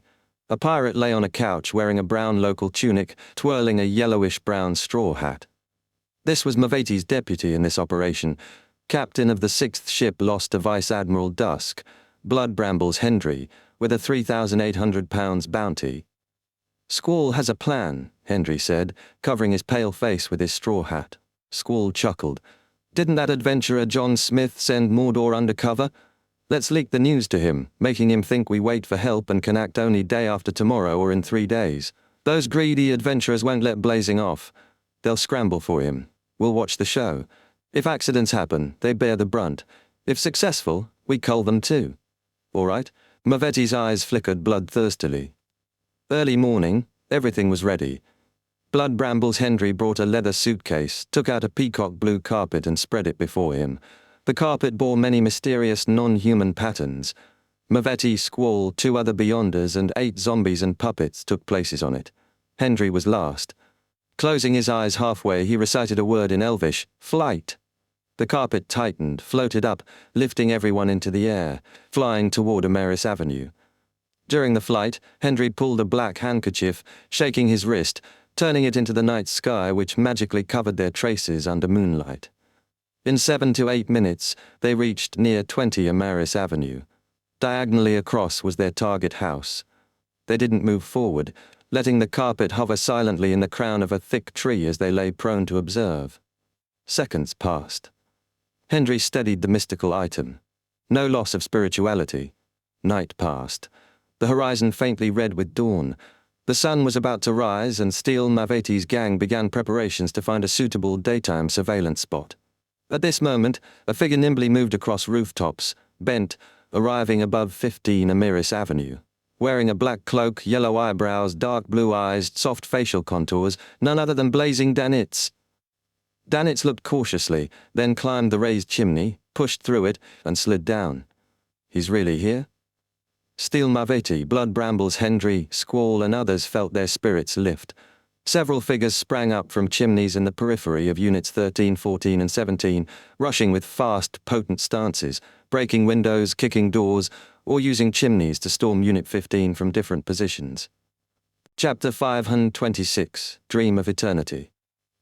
The Rorstad Archipelago was the lone kingdom's governing branch in the central Sonia Sea. It was also a key diocese of the Church of Storms, with a high-ranking deacon from the Council of Cardinals permanently stationed here. Even a pirate admiral might not stir such a powerful figure into action, much less a second mate and boatswain. So Deacon Cordoba Roy accepted the order gladly and led 2 mandated Punisher teams to activate sealed artifacts 2-37 and 2-166. They lay in ambush far from 15 Amiris Avenue to remain safe. From Cordoba Roy's perspective, one team with 2 sealed artifacts was enough to handle the pirate group of steel and blazing Danitz. Yet, Danitz's habit of watching his pursuers' whereabouts worried him. Instinctively, he called for an additional mandated Punisher team. Actually, just having 237 was sufficient. While waiting, Cordoba Roy sighed. To him, this sealed artifact would be the nightmare of Steel, Blazing, and company. He closed his eyes and saw the information appear in his mind. Number 37. Name Dream of Eternity. Danger Grade 2. Dangerous. Must be used with care and moderation. Applicable only for operations involving 3 or more people, a deacon or a diocese bishop. Security classification. Bishop, team captain, and above. Sealing method. Place in boiling water. Description. It looks like a heart. Black, ice-cold to touch, filled with holes, often making a flute-like sound. This item originates from a primitive tribe in West Balam of the southern continent. Their leaders were spirit warlocks and nocturnal. A lion army company conquered the tribe and received this revered altar object. In the following week, soldiers acted abnormally, madness, suicide, and more. Research shows contact with it causes a long dream. Without waking by someone else, one remains trapped in the illusory world, outwardly frustrated, fearful, confused with mental and biological changes. Awakened researchers long confused reality and dreams, causing tragedies, expressing love to superiors, kissing venomous snakes, depression, undressing and running naked, attempting to bathe in boiling water. Without transfer, madness and suicide were likely. The item causes all creatures within a maximum 50-meter radius to fall into the same dream. The user can select targets to some extent and exclude companions. Beyond 50 meters burdens the user, causing severe mental damage and rendering them unable to distinguish reality. Recovery requires leaving the city where 2-37 is located. Many examples, see appendix, show that without contact, it can greatly affect the surrounding population unless placed in boiling water. Appendix 1. Effects similar to a nightmare from the Evernight pathway but more prominent and uncontrollable. 2. Example 1. A keeper forgot charcoal, lowering boiling water temperature. He had abnormal reactions, suspected dreaming of a beloved girl, confessed passionately to his glove, tried engaging beyond friendship with it. Example 2. As Cordoba Roy's thoughts churned, he saw Blazing Danitz, the Golden Dream's 4th boatswain, approach the contact point to collect information. He gestured, signaling the mandated Punishers to open the golden box engraved with symbols and magic labels. They took out sealed artifact 237 soaked in boiling water. The box contained another sealed artifact, 2-166. It could maintain objects' original temperatures and partially alter weather, producing sun-holy water rain. Of course, it had severe drawbacks. Otherwise, mandated Punishers would have sealed 2-37 inside it long ago instead of using it temporarily. The worst effect, any object in prolonged contact became infected with life characteristics and piously believed in the eternal blazing sun. Within mandated Punishers, a table sang daily praises of the eternal blazing sun, and a candle wished to light itself every second to purify everything. The irascible mandated Punishers turned that table into firewood and lit it with the candle. Seeing figures appear and dash toward 15 Amiris Avenue, Cordoba Roy pressed his right hand down, ordering the nearby team member to activate 2-37. An illusory fish scale appeared on that member's palm, who grabbed the pitch-black heart from the boiling water. The melodious flute sound rang out and dense darkness enveloped the house at 15 Amiris Avenue. Before adventurer John Smith, the scene remained unchanged. A bare, unfurnished living room, and the black-cloaked blazing Danitz, who did not appear to be dreaming. They rushed, fired, and used abilities to injure Blazing and capture the famous pirate, bounty £3,000 and linked to the key to death. But in reality, they sat with legs up, swam with arms outstretched, or used fingers as guns, mouths making shooting sounds. Move out, Cordoba Roy left hiding and rushed to 15 Amiris Avenue. The other mandated Punisher teams split into 2 groups, encircling from different positions. Before Cordoba arrived, the living room was brightly lit as if sunrise. Holy pure water dripped like rain. Sealed artifact 2-166 at work. Far away, the flying carpet floated silently in darkness. When Steel Mavetti and others saw the mandated punishers, they understood it was a trap set by blazing Danitz. This son of a bitch actually defected to the Church of Storms. Mavetti growled, mania flashing in his eyes. Blood Brambles Hendry looked at calm Squall and praised, "Fortunately, we weren't careless. In fact, I didn't expect a foolish donkey like Blazing Danitz to cooperate with the Church of Storms." Squall said calmly, "Perhaps the injured him was captured by mandated punishers and forced to cooperate." Just as they prepared to leave, something protruded from the shadows outside 15 Amiris Avenue, sticking to the ground and quickly moving away. "Blazing!"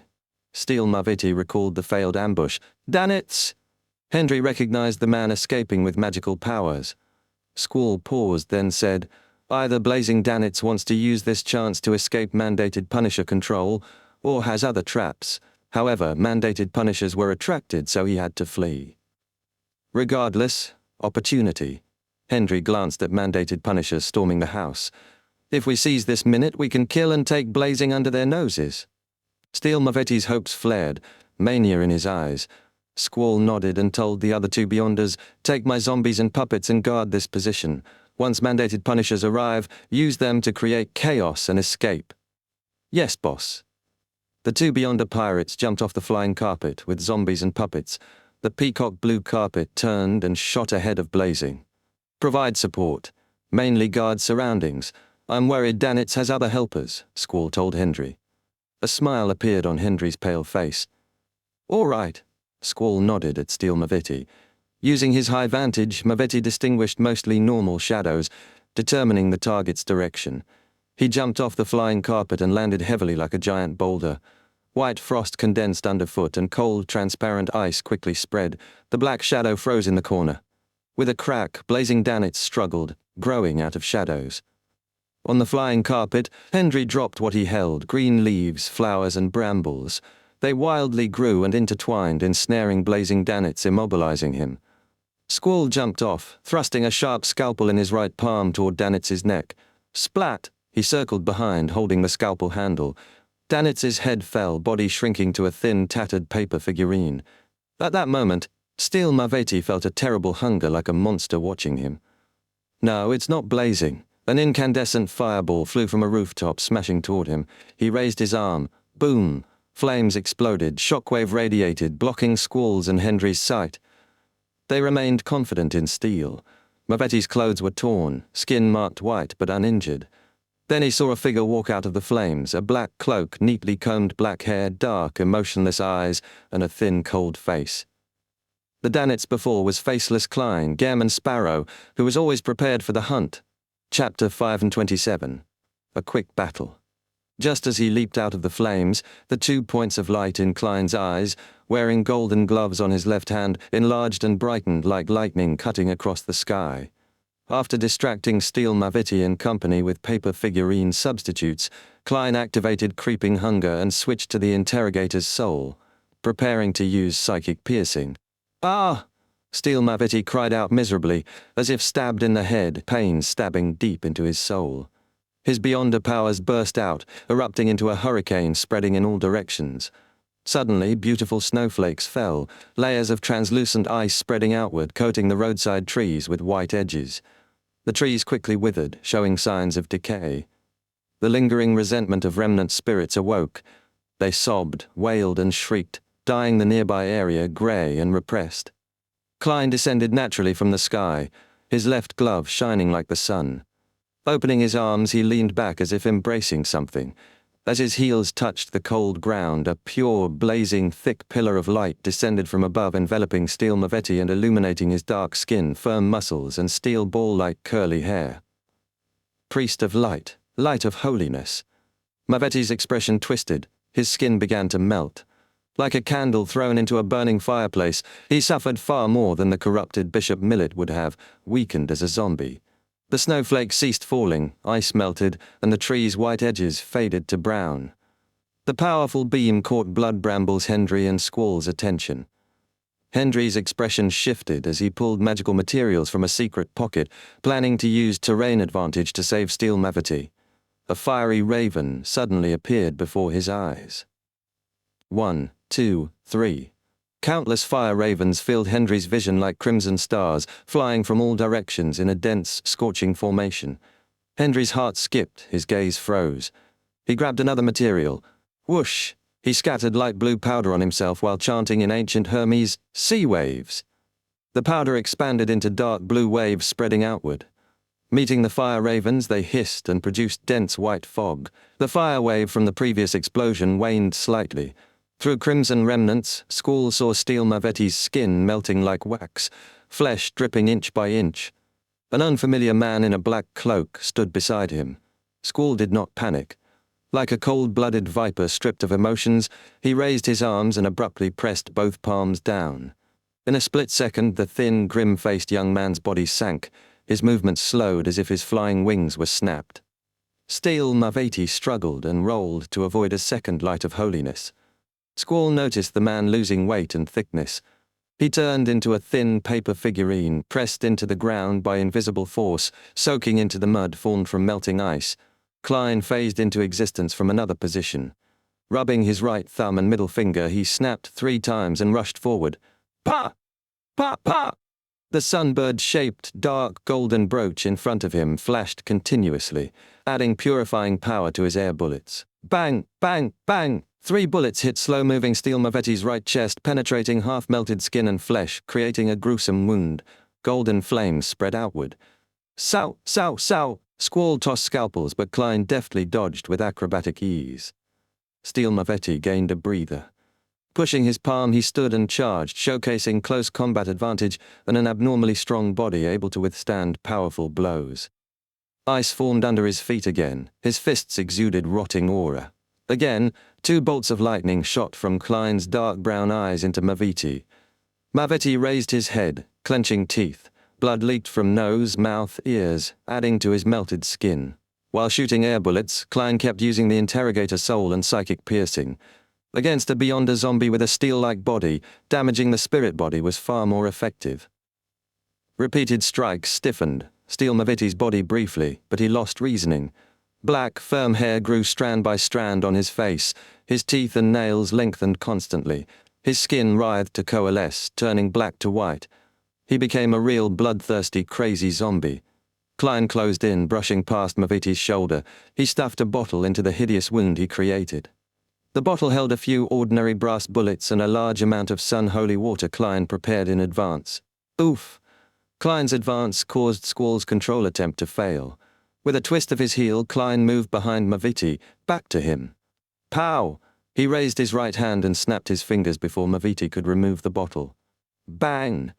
A light explosion rang, fiery crimson light soared, shattering the fragile bottle. Large amounts of sun-holy water soaked Mavetti. The infamous pirate, bounty 6,000 pounds, froze, letting out an anguished groan. He plopped to knees. Dark green gas poured from his body into the air. Squall's eyes darkened. He took out an iron-black charm, muttering a word in ancient Hermes. Shriek! The charm cracked and vanished, completing the sacrifice. An invisible sound wave swept outward like a tsunami, drilling into the ears of all nearby. Klein's mind buzzed. His nose tip was cold. Blood oozed. Blood brambles Hendry on the flying carpet, convulsed, face twisted, falling down, unable to scream. On a rooftop far away, blazing Danitz was unaffected, happily threw another blob of compressed incandescent fireball. The fireball hit Hendry's body, exploding loudly. Flesh and blood splattered, flames wrapped his fingers, calves, head, then he fell. The flying carpet lost control, settling slowly. Squall turned and ran immediately. He was stunned to see the terrifying man who nearly finished off Mavetti in 10 seconds, showed no sign of hindrance. He had turned and chased.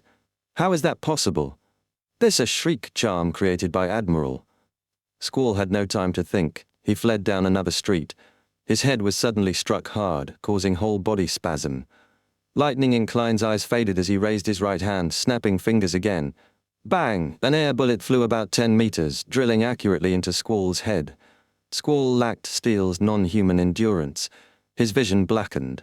He slowly fell. Klein caught up in a few steps, reached out left hand, letting jubilant creeping hunger feast. I have heard the voice of the true creator before, and I have experienced Mr. Dawes' call for help. I have great resistance in this aspect, and I can even quickly recover from the shrieking of a wraith. let alone a mere charm. Klein muttered silently as he watched Squall's body reduce to flesh and blood, plunging into Creeping Hunger's open mouth. After seconds, Creeping Hunger halted, satisfied. Klein returned to Steel Mavetti's side. This zombie had been miserably purged. Though his head remained intact, he was dead. Klein picked up the peacock blue flying carpet fallen on the ground, wrapped it around Steele's body and lifted him.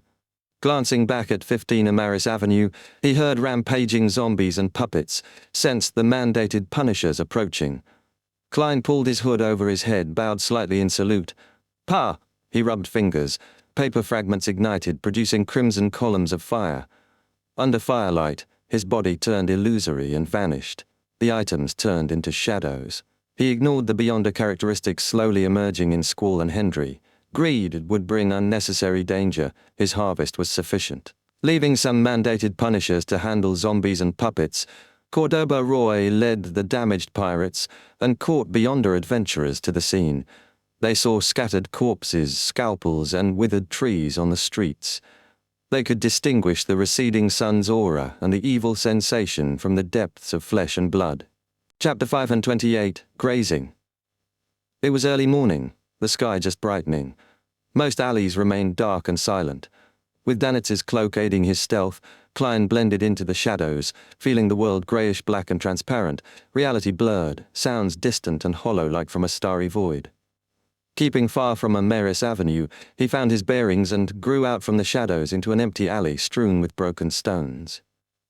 His hands shook slightly as he threw Steel Mavetti's peacock blue flying carpet in front of him. He wanted to finish grazing before Mavetti's spirit body dissipated. He stepped forward, stretched out his left hand, fingers spread wide, aiming from above at the still warm corpse. Creeping Hunger revealed its true form, a thin material resembling human skin. 2 blood-red eyes split open in its palm. Whoosh! A bone-chilling breeze blew through the alley, swirling around Steel Mavetti's corpse, twisting into an almost transparent human figure. Thick lips and steel bead-like curly hair could be faintly seen. Mavetti's spirit body wore a tortured expression, resisting the suction of Creeping Hunger. Greyish-white and blackish-green dots of light swirled like a surging galaxy, flying out from his body and merging into the transparent figure. "No!" Mavetti let out a silent scream, too late to beg mercy. Desperately, he slipped into the human-skinned glove, clinging to an empty finger, revealing his Beyonder characteristic connected with the environment.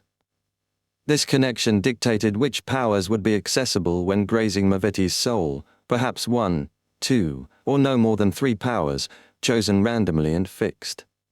Creeping Hunger quickly covered its paleness, returning to a plain black glove. Klein closed his eyes, sensing the changes before sighing deeply. His luck wasn't bad, but not great either. He'd gained 3 Beyonder powers from Steel Mavetti, but no steel-hard body, no tenacious vitality that resisted gunfire, flames, or explosives. The first was the zombie power, enabling critical attacks, compensating for Klein's prior flaw of relying on nimble combat alone. The second was mastery over ice. Though he couldn't condense ice spears or summon blizzards like the Demoness pathway, he could freeze the ground, lower air temperature, and impair enemy movement. Physical contact could freeze or stiffen flesh and blood, perfect for his combat style. The third was control over zombies. Heh, no more fear of lacking partners for a round of cards. Klein bent down to inspect Mavetti's possessions. He found £26, 11 solely and 8 pence in cash, plus seemingly normal items, candles, clips, a thorny whip. Knowing Mavetti belonged to the Rose school of thought and indulged his desires, Klein understood the scene. Spitting on the ground, he took only the cash. Werewolves had supernatural healing, zombies had bodies like steel, no need for healing medicines or items. As Danitz had concluded, Mavetti had no mystical items. Mystical items were few, with clear flaws and drawbacks, and not everyone could have one. Previously, in a group with a wraith, zombie, and werewolf, there were only 2 mystical items, Scarlet Lunar Corona and a biological poison bottle. Klein nodded, unfolding a yellowed piece of paper and placing it on Mavetti's face. It was a bounty notice with Mavetti's portrait and reward. £6,000. Klein straightened, stepped back, stepped onto the peacock blue carpet, and pulled out a paper figurine. With a swing, he threw it out. It burst into flames, then scattered to ash. He phased into shadow and vanished into the alley with the items. 2 or 3 minutes later, Cordoba Roy arrived with part of the mandated Punisher team. A cool breeze blew up the bounty notice, revealing Maviti's dissolving flesh and blood, eyes wide open. Whoosh. The bounty notice fell, face up. Having lost the target, Cordoba and others silently carried Maviti's corpse back to the battle site. Glancing at the team inspecting the scene, Deacon Cordoba restrained his emotions and asked in a deep voice, "A believer of the sun?" This was vital for his diocese. The mandated Punisher tasked with supernatural clues wasn't a Storm Pathway Beyonder, but a Sequence 7 knowledge keeper, aka reader or detective. He squatted to examine Maviti's corpse. After a while, he looked up. "It's not a believer of the sun, probably the result of a mystical item's power."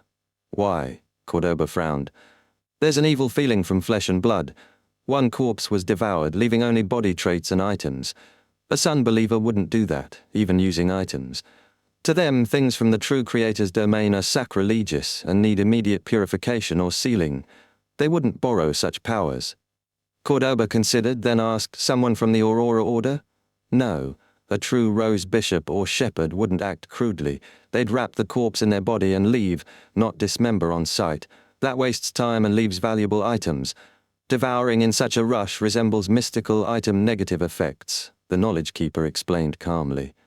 "A mystical item with powers in both the sun and secret suppliant domains, like a shepherd's? Berg, your thoughts?" Cordoba asked. As deacon, he knew of shepherds and their abilities. The other Punishers were clueless. Berg stood. "It's possible." "Any suspects?" Cordoba's voice lowered. Berg shook his head. "No suspects for now, but one thing's clear. Blood Brambles was killed by Blazing Danitz. The other is his helper, a terrifying powerhouse not weaker than a pirate admiral." "A terrifying powerhouse," Cordoba muttered grimly, then his eyes lit up. "Could it be Edwina? She can simulate beyond the powers she's seen before." Berg thought, then said, "Possible, but our intel has her near Sonia Island days ago. Unless she can simulate a corresponding power and spirit travel here." Cordoba paced, then said, "Handle the scene quietly, don't alarm nearby residents. I'll submit the report hoping for more info. This involved a powerhouse equal to at least Sequence 5. He swallowed his irritability and made the rational call. Inside Old Quinn's house basement, sealed by a heavy stone door, Alger sat on a low bed staring at candles as his vision blurred. Grey fog rose. The fool sat on a high chair overseeing all. A blurry silhouette clasped hands before his face, saying piously, "Honorable Mr. Fool, the matter has come to a successful conclusion." The matter involved Steel Maviti and others. The world was efficient. His strength exceeded expectations. An adorer of Mr. Fool indeed. Maybe he could sell another Beyonder characteristic at the Tarot Club or more. How had he bypassed sealed artifact 237? The uniqueness of a god's adorer. The thought flashed, and Alger silently thanked Mr. Fool. He took out a small metal bottle, smeared mint extract on his nose tip. The sharp odor cleared his mind. At some point, he had a white gauze mask in hand, onto which he poured full moon essence oil. Methodically donning the mask, Alger stood and approached the heavy stone door. He retrieved a sealed metal jar from his clothes, twisted a mechanical switch, and pulled out a tube. He stuffed the tube into the door crevice and extended it. Silently, sanguine anesthetic gas seeped out. Provided by the moon, Emlyn, the gas could knock out strong commoners, Sequence 9 Beyonders with strong bodies, even higher sequences lacking constitution. Even old Quinn would be affected, his helpers worse. Alger leaned against the door, waiting patiently. After a third of the gas dispersed, he pulled back the tube and closed the switch. He listened and got a satisfactory answer. A faint smile crossed his lips. He gathered aura, muscles bulging. Raging blow. Bang! The iron lock shattered. The heavy door opened. Alger withdrew his fist, walking out, leaving only sleeping figures behind. Author's note. Creeping hunger has 2 modes. Grazing targets soul and beyonder characteristics. Devouring targets flesh and blood. Chapter 5 and 29, Tacitness 40 Acid Lemon Street, outside the Wind of Azure Inn. Dressed in a thick jacket and pantaloons, Blazing Danitz took a detour back, clinging to a corner wall, hesitating whether to run away and avoid facing the terrifying madman German Sparrow again. Unlike the battle at Bansi Harbor, this time Danitz hid on a distant rooftop, giving him a full view of the fight zone. While supporting Gairman Sparrow battling Blood Brambles Hendry, he finally grasped the crazy adventurer's beyonder powers and traits. Paper figurine substitutes, phasing from flames, psychic blasts, a holy beam from the sun domain, air bullets from his finger, disguise ability, and a glove that changes appearance multiple times and devoured Squall. His powers far exceed my imagination, some even incompatible with each other. This isn't just the addition of a miraculous item to a sequence. Also, the hunger coming from deep within his soul explains a lot. That glove from Vice Admiral Hurricane, Creeping Hunger, the captain specifically said it can use many Beyonders' souls for grazing and their powers. Danitz pieced it all together. Gairman Sparrow is the current owner of Creeping Hunger.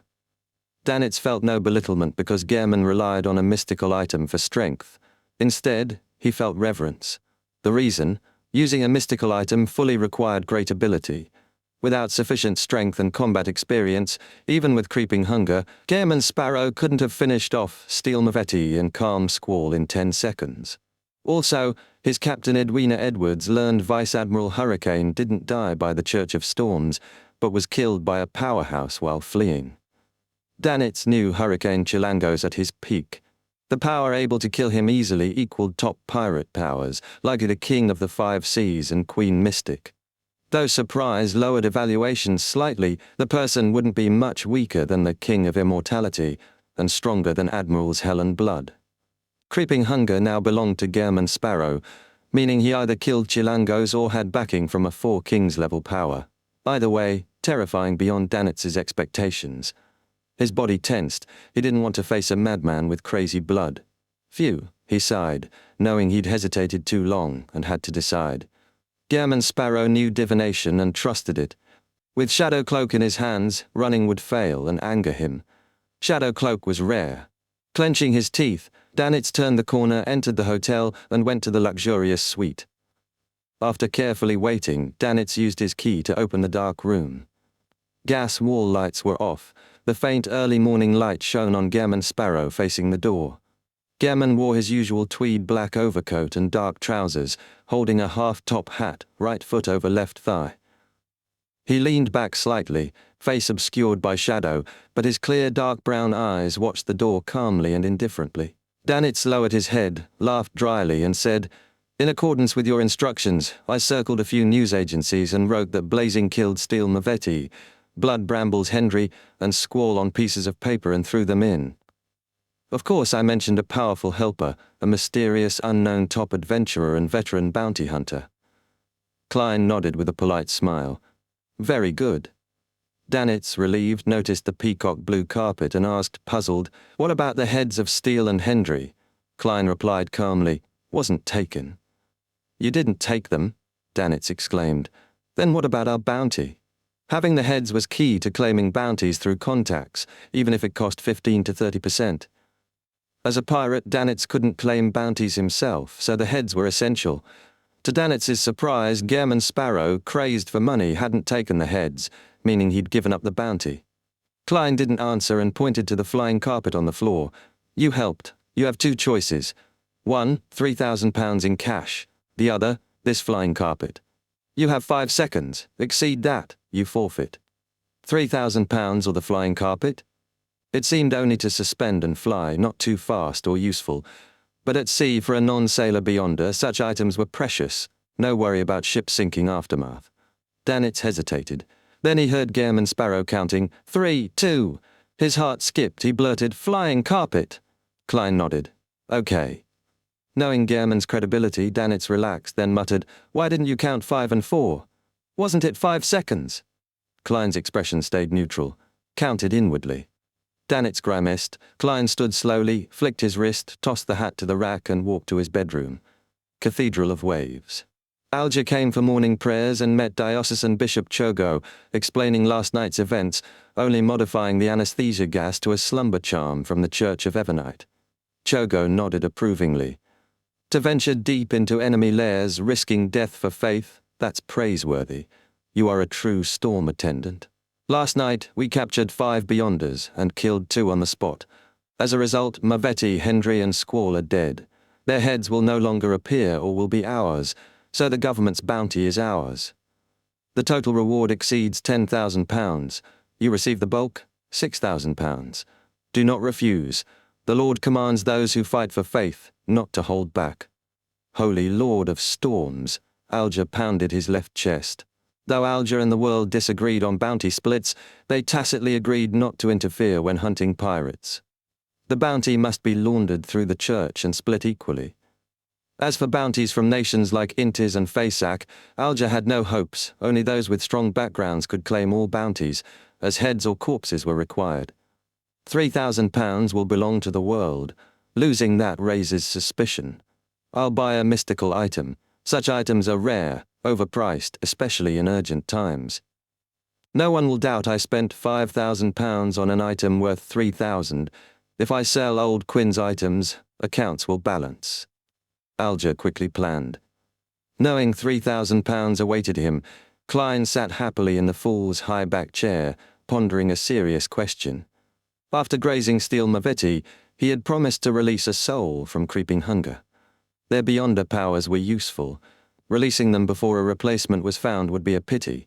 Besides, he had already released Faceless earlier. Hesitation and reluctance stirred in Klein's heart. He was unable to decide.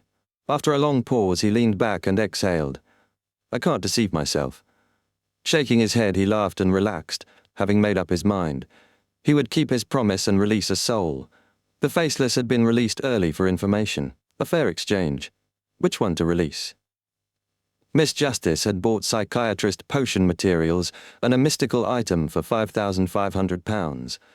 Though rich, her finances were tight, so selling psychiatrist characteristic now was inappropriate. She still owed his adorer £2,000, repayable in February or March. Rejecting that, Klein chose to release Nightmare. As a former Nighthawk, his feelings and gratitude toward Beyonders in that domain made the choice easy. Calming himself, Klein picked up the human-skinned glove above the grey fog, closed his eyes, sensing distorted souls. Without hesitation, he released the Nightmare. Chapter 530, Chronicles. The Nightmare appeared beside the long bronze table. He was a man in his 30s with black hair and blue eyes, a long thin face and obvious nasolabial folds. A beard, not too thick, framed his mouth and chin. As pain and distortion eased, he pressed his hand to his chest and gave a solemn bow. Compared to the Faceless released earlier, the Nightmare was clearly less muddled and weak after being freed. Whether the Evernight pathway strengthened souls more than the Seer pathway, or because grazing had just occurred, was unknown. Klein sighed silently, asking through spirit channeling, "Why did you die at the hands of Chilangos?" The corner of the Nightmare's mouth curled into a bitter smile. "I'm a red glove from the Nighthawks. I was tracking ancient chronicles from a Balam imperial tomb, suspected to relate to Death's passing. I found part of it might have fallen to a tycoon, so I led 2 companions and boarded his ship. We were attacked by Chilangos' fleet just as we were about to investigate." "What happened to your companions?" Klein asked subconsciously. The Nightmare's tone grew pained. "We had a chance to escape and even kill Chilangos through teamwork, but our ship sank and we had to board a lifeboat. Everyone, no, they were killed in the line of duty." "May the goddess bless you." Klein inwardly drew a crimson moon. This deepened his awareness of the vast difference between sea and land combat. Environmental factors were critical. Beyonders not from the sailor pathway were at great disadvantage.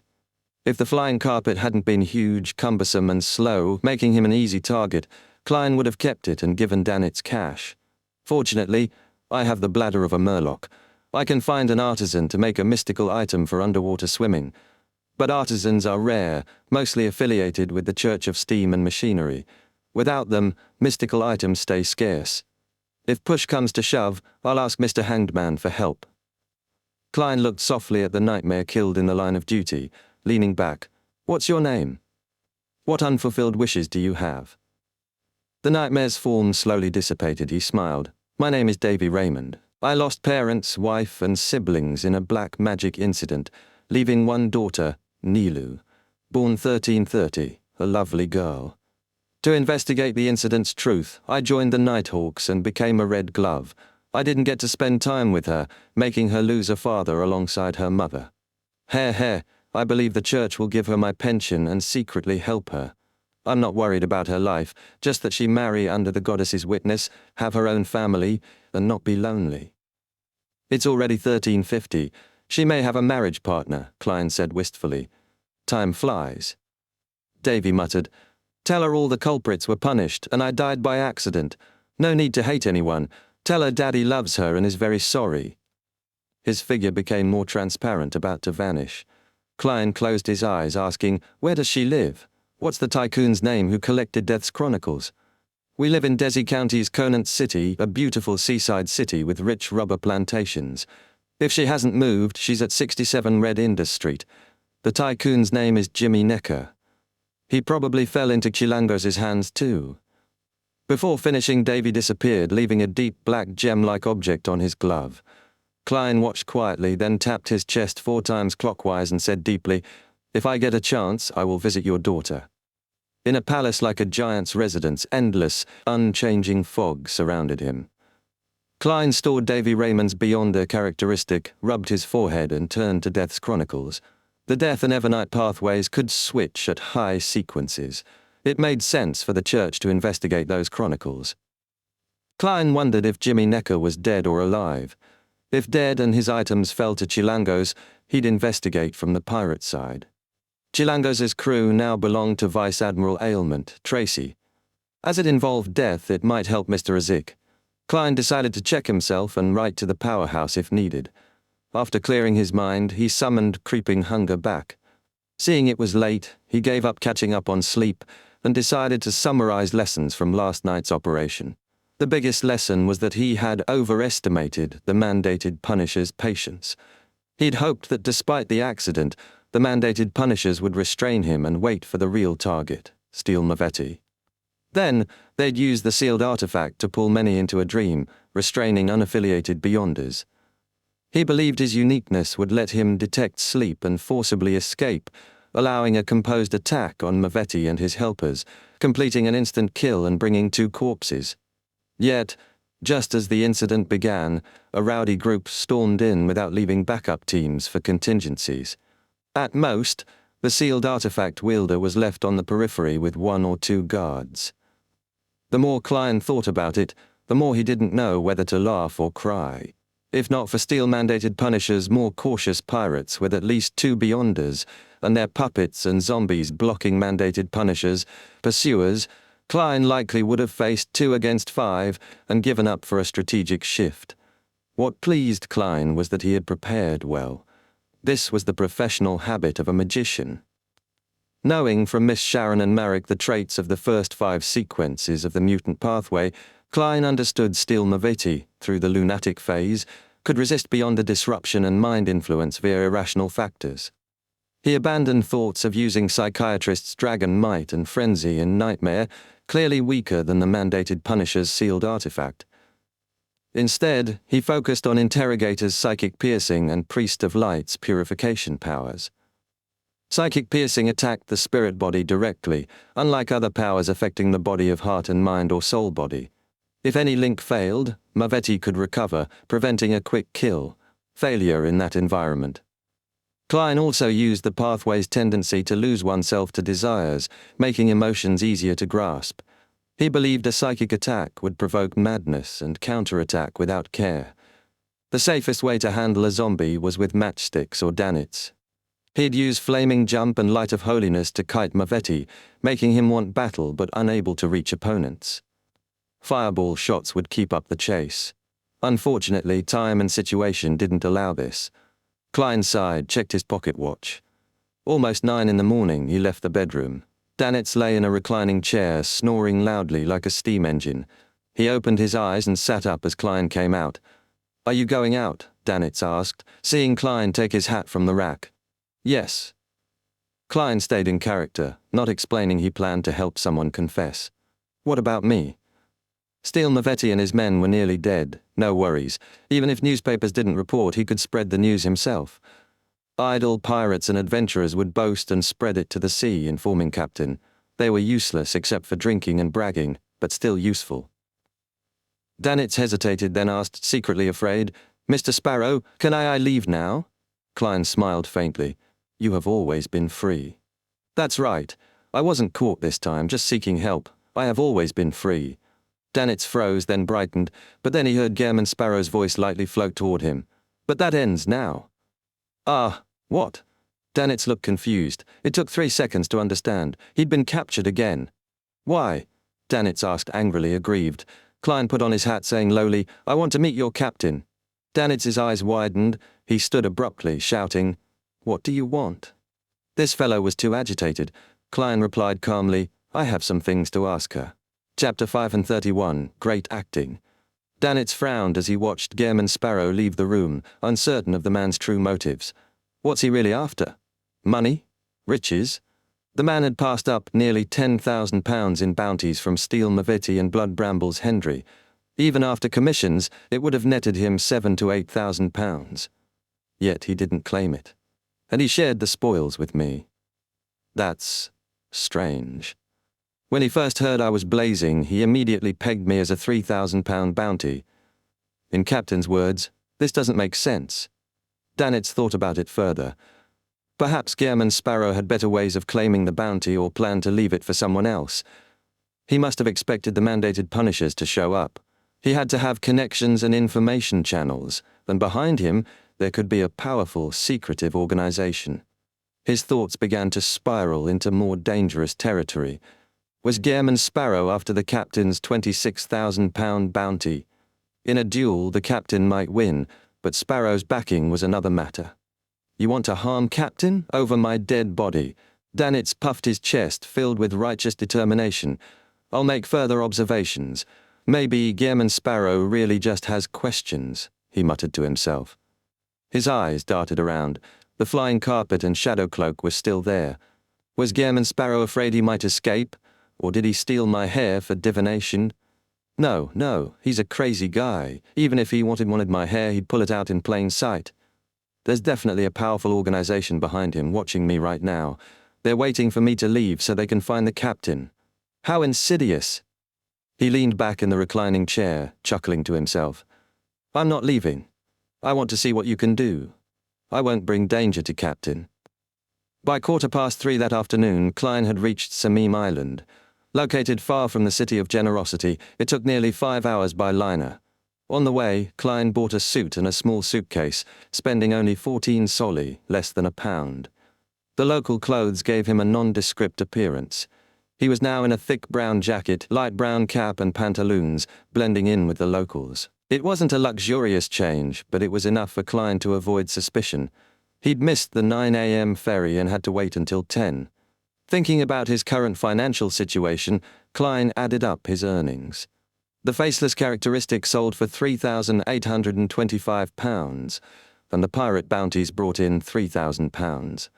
Though he hadn't received all of it yet, he could count on Mr. Hanged Man's part not being exposed. Leftover gratuities from Donner and Company totaled £255. Steele Mavetti's body gave him £26, 11 soldi and 8 pence, plus the 5 gold coins as reserves. Adding it all up, Klein had £7,110. On top of that, he still had the Nightmare Beyonder characteristic and the Murloc's bladder to sell. He was doing better than he'd thought. Klein smiled. He could afford a decent manor on Samim Island or in Desi Bay and still have enough for the countryside of Lone or the southern continent. He even had a 10% stake in the Backlund Bike Company that would bring in good returns. The future seemed secure, but then he focused on more immediate concerns. Should he sell the Nightmare Beyonder characteristic? Or perhaps return it to the Church of Evernite, or craft a mystical item from it? The ideal solution was selling it, but his time was running short. He thought about Little Sun, hoping the kid would soon reach Sequence 7 to be able to clear mental corruption from Beyonder characteristics. Klein's thoughts shifted as he neared the small town of Samim Island. The streets were filled with locals, their bronze skin and black hair with slight curls a familiar sight. Their scent, spices, salt and seaweed mingled with the salty air. After asking about Rain and Went's death, Klein found a secluded spot. There, he wiped his face, transforming into a tall, thin Went. With his suitcase in hand, Klein walked to the edge of town. There, he spotted the winery Rain's family ran. The girl with flaxen hair was sweeping the entrance, and there was no one else around. Phew. Klein took a deep breath, feeling the weight of the moment. As a powerful keyboard warrior, he knew the basics of acting, method and experimental, but he had no real experience. All he could do now was guess at Went's emotions in this situation. He closed his eyes, took a steadying breath, and walked toward her. Rain looked up and froze, recognition crossing her face. "Why are you suddenly back?" she asked, her voice both surprised and guarded. Klein smiled, reminding himself, "You're just acting. I came to say goodbye."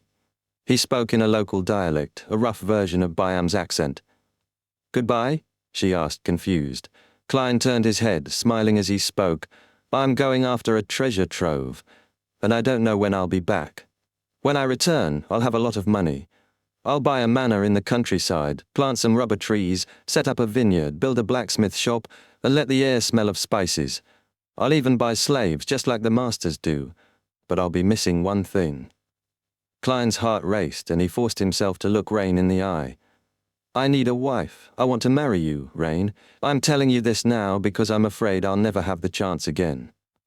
Rain stood frozen, her eyes wide. Then she scolded, "Went, you're a coward." Klein was caught off guard, the expression of surprise deliberate. She stormed on, "3 years ago I was ready to go with you to Byam, but you said nothing. Now you show up to say goodbye and you're happy? What about me? I'll just be here, hoping you'll return, living in pain. You selfish bastard." The more she spoke, the more agitated she became. "You think you've made me happy by saying this? You've only made it worse." She swung her broom at him. Klein knew the real Went would have grabbed the broom and comforted her. But he had to act. He let the broom hit him and staggered away, running down an alley before banging his head against a wall. It was too awkward. Rain stood, still holding the broom, staring into space. Slowly she sat, her face pale, lost in thought. A faint sound stirred her. She woke, blinking as if from a dream, and cursed. "Went, you selfish bastard!" Klein, feeling awkwardly vindicated, sighed as he changed his appearance and left. He was stuck on Samim Island for the night, as no ferries were heading back to Byam until morning. Chapter 532, Lord, Caucasian. After changing his appearance, Klein made his way to the green mailbox, pulling out a letter he had prepared earlier. It was a forged death notice for Went, sent to the sergeant of Samim Harbor. The letter claimed that Went had suddenly passed away in Byam. Klein had carefully planned the acting. He'd hoped that if Rain didn't have any feelings for Went, she would reject his confession. The death notice would help her move on without guilt, leaving only a bit of fear. If Rain liked Went and reciprocated, Klein would have a chance to pull back. The news of Went's death would kill any hopes and cause minimal damage to her future life.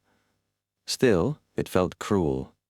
If he hadn't intervened, Rain would have grieved Went's death naturally, but the question of whether he truly loved her would have stayed with her forever.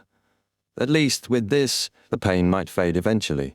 Sighing, Klein muttered, "I'm interfering in her life for the sake of acting. It's not truly kind. Just like Roselle said, the deeper you go down the Beyonder path, the more twisted it feels." He sent the letter, suppressing his thoughts before walking to the inn. The streets were quiet, and Klein reflected on his experience. He mused about the principles of the faceless, disguise and feedback. Any other faceless would have hidden the truth about Went's death to maintain the role. They would have stayed with Rain for years, then left when the time came. But Klein couldn't do that. It went against his conscience. Beyonders, he thought, had to fight against corruption, evil thoughts, and the inevitable madness that came with their power. It was a dangerous path, and he had to keep his moral compass intact. At the inn, Klein asked for a room, but the thin boss behind the counter asked for an ID certificate. Klein smiled awkwardly. "I forgot to bring it." The boss shook his head. "Then you can't stay here. No proof of identity, no room." Klein tried offering a sorry note, but the boss's eyes widened in alarm. "No, I won't get locked up by the sergeant. Get out." Klein was stunned as the power of money failed him. After a few seconds of confusion, he stepped into an alley and transformed into German Sparrow, returning to the inn. This time, he spoke in a thick Lonese accent. The boss immediately smiled. "Of course, sir. A room with a view of the sea or something quieter." Klein smirked inwardly. This world is pragmatic. He chose the quiet room. After the boss led him upstairs, Klein was satisfied with the neatness of the room. He settled in, then went downstairs for dinner. The first floor was messy, with tables covered in grease and a fireplace giving off warmth. The locals still felt the cold despite the mild temperature of 10 degrees Celsius.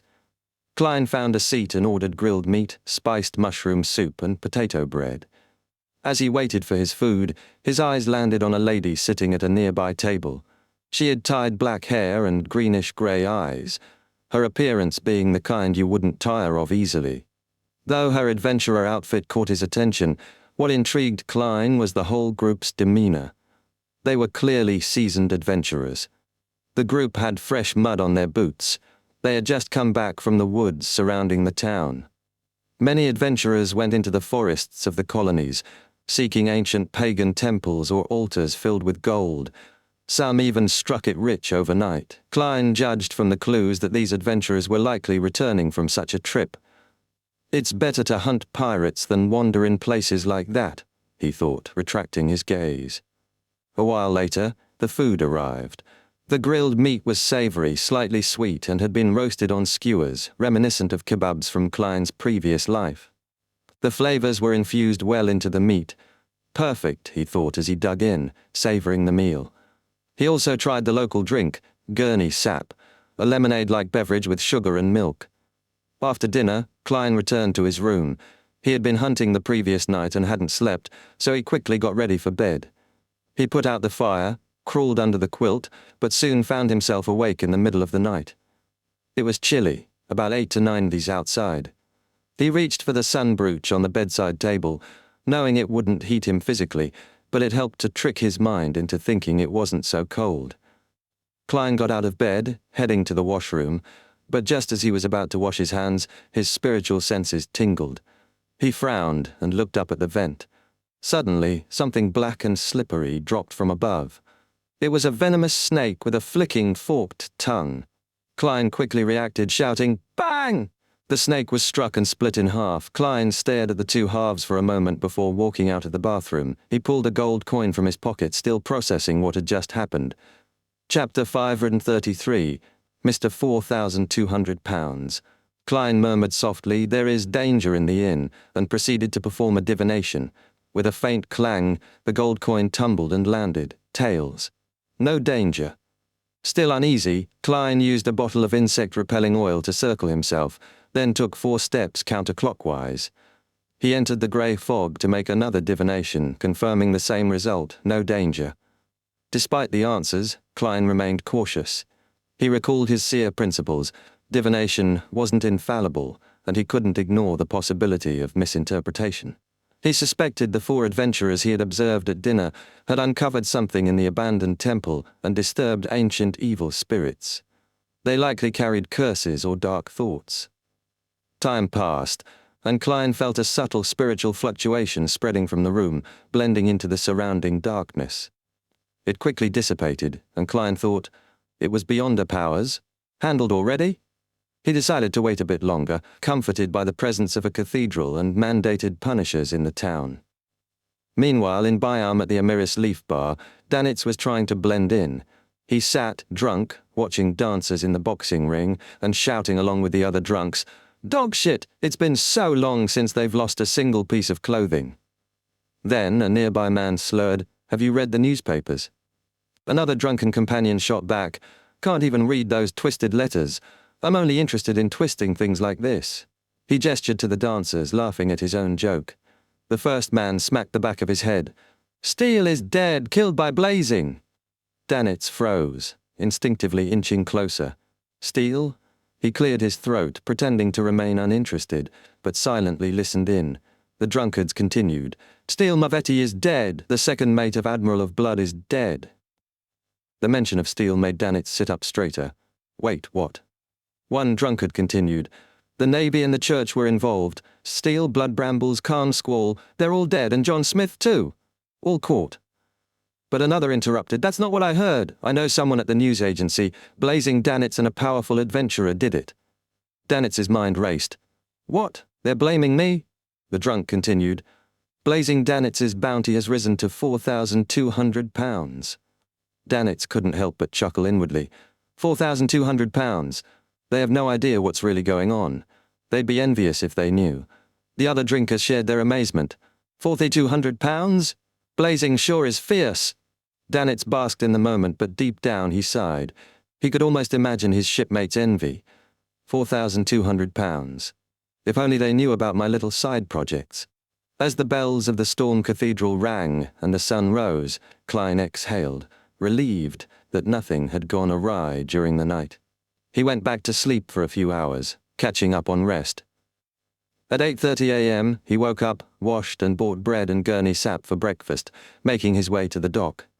There, he saw the lady with the greenish-grey eyes and the 3 adventurers from her team buying tickets. Klein quickly made a divination, confirming the later liner wouldn't be in danger. He hesitated briefly, then decided to buy a ticket for the 10 o'clock liner. Afterward, he entered the washroom at the docks and made another divination to confirm his safety. The answer was negative. There would be no danger. At 10 a.m., Klein boarded the liner as Gehrman Sparrow, carrying his suitcase. He kept an eye on the adventurers, who appeared to be fine. He wondered what they had really found in the abandoned temple and if the spirits had been dealt with. As they neared the port of Bayam, Klein sighed in relief. No accidents. He picked up the latest newspaper, scanning it as he walked down the street. Then he chuckled to himself. 4,200 pounds for Danitz. He shook his head. He's really going to love this. Returning to the Wind of Azure Inn, Klein heard snores crescendoing before he even opened the door. Didn't escape, huh? He wasn't too surprised. He had tampered with the shadow cloak, so he knew exactly where Danitz had been. Inside, Danitz awoke with a start as Klein entered, smiling slightly. Congratulations, missed 4,200 pounds. Danitz froze, half laughing, but the humour died quickly. His thoughts immediately turned to the danger he felt from Klein's words. He had a sinking feeling in his gut. His life might be in danger. Chapter 534. A Dream Lesson. Danitz's worries about Klein proved unfounded. Klein gave him a brief look before heading into the bedroom to rest. After a tense 5-hour journey on the liner and a sleepless night, Klein finally relaxed, exhausted. With a thud, Klein closed the door behind him, and Danitz, who had been nervous moments before, let out a sigh of relief, slumping into a reclining chair. His mind kept replaying the image of gold pounds, making it hard to stop the cycle of thoughts. Before he realized it, Danitz drifted back to sleep. In his dream, his captain arrived to rescue him, but ended up captured by Gehrman Sparrow, becoming his maidservant. Danitz was furious, but as he was about to wake, the blurry dream scene cleared. The luxurious suite of the Wind of Azure Inn came into focus. There was a knock on the door. Confused, Danitz walked over and opened it, revealing a familiar face, a beautiful lady with pale blue eyes and brown hair tied in a simple knot. She wore a beige coat, a dark skirt, and leather boots. "Captain!" Danitz cried out, startled. His alarm quickly shifted to a defensive stance. "Be careful! Run, a lunatic's after you! He's got a terrifying organization behind him." The captain calmly responded, "This is a dream." Danitz paused, confused. "Oh right, a dream." He folded his arms, turning to face the room. "Captain, you simulated the powers of a nightmare? But you were near Sonia Island just last week." Sonia Island, a massive landmass north of the Rorstead archipelago, was far from Bayern, making it impossible for her to have reached here so quickly. The captain nodded, explaining, "We just entered the Rorstead seas, still 1,000 nautical miles away from Bayern." Curious, Danitz asked, "Isn't this beyond the range of a nightmare?" The captain smiled. "It's not a nightmare power, but a secret ritual magic. It uses an item left behind on the ship to enter someone's dream from far away." Danitz, though still unsure about the magic, felt as if he were back on the Golden Dream, beginning one of his lessons. "I've never heard of this before. Captains always had strange, rare powers." She continued, explaining the intricate ritual of the soulful ritual, allowing her soul to pass through the spirit world and communicate through dreams. Danitz, feeling lost, sat down and listened intently as she wrote on a blackboard, teaching him the steps. "Why do I need to attend classes in my dreams?" Meanwhile, Klein, who had been sleeping, suddenly woke up, sensing something was off. He silently checked Danitz's room but found nothing unusual. Danitz was asleep, his breathing more relaxed. Klein's experience told him something was slightly amiss, so he activated his spirit vision. When nothing abnormal showed up, Klein retrieved a silver charm and muttered, "Dream charm." Back in the dream, Danitz was still learning the soulful ritual, his expression sour. Only my captain could make a lesson feel like this in a dream. Suddenly, he heard the door creaking open. He whipped around to see Gehrman Sparrow looking calm and expressionless, emerging from the bedroom. Shocked, Danitz jumped to his feet. "You! How did you appear here?" He quickly realized, "This is my dream," but still couldn't understand how Gehrman Sparrow had entered so easily. Klein, in his usual dark attire, calmly walked toward the woman at the window. "A charm," he said, then turned to face her. "Edwina Edwards?" Edwina turned slightly. "Gehrman Sparrow?" Klein smiled politely, bowing. "Good afternoon, ma'am." Edwina nodded. "Good afternoon." The two stood in silence, each waiting for the other to speak. Danitz looked back and forth between them, feeling disoriented. He couldn't shake the feeling that somehow this might all be a dream. Chapter 535, Fond of Teaching. Klein was feeling the pressure of the moment.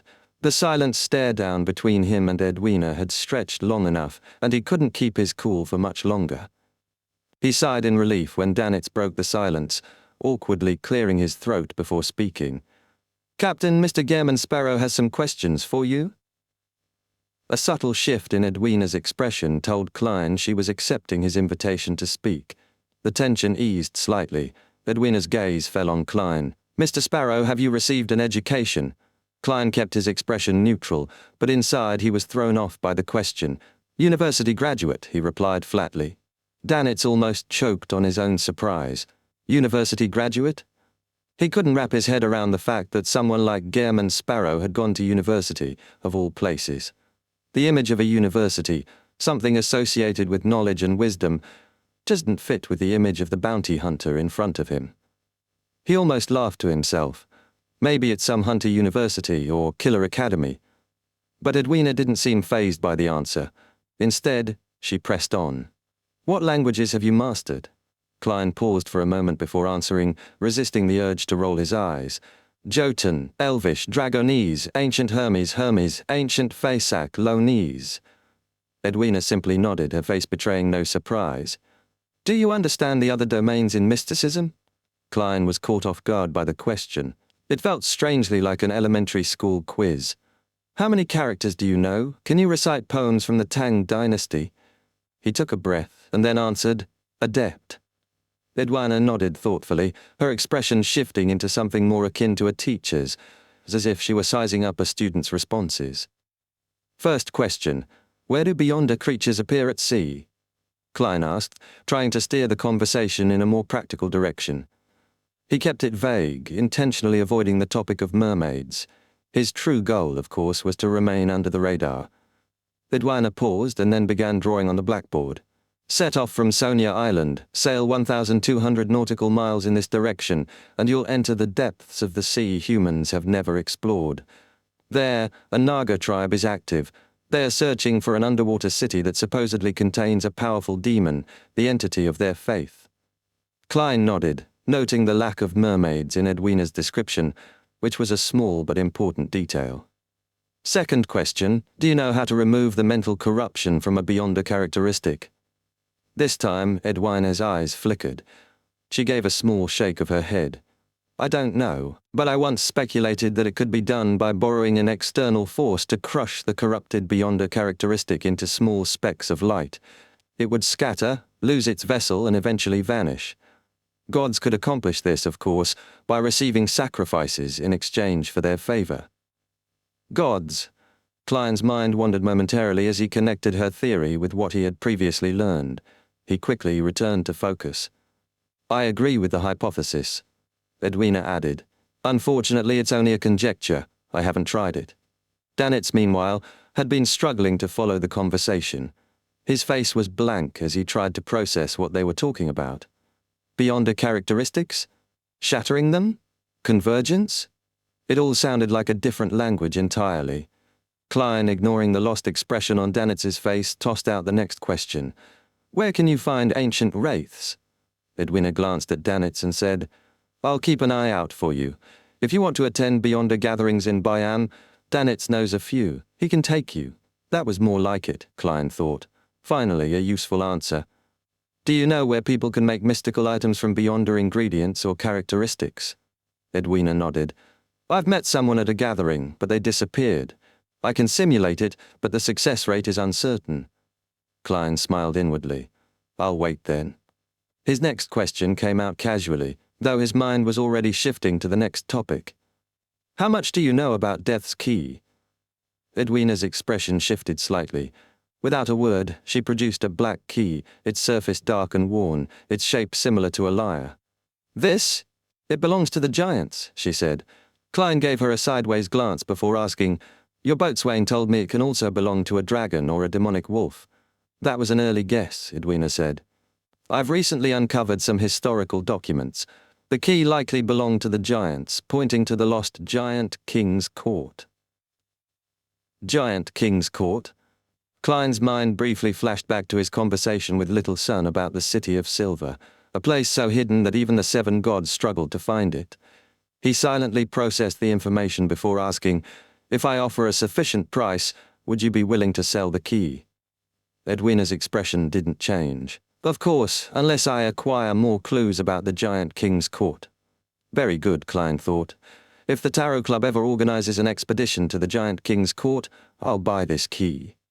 Before he could ask the last question, Klein's thoughts turned back to the 4 adventurers from earlier. The lady with greenish-grey eyes and her companions. He invoked the dream charm once more and manifested their images. Do you know them?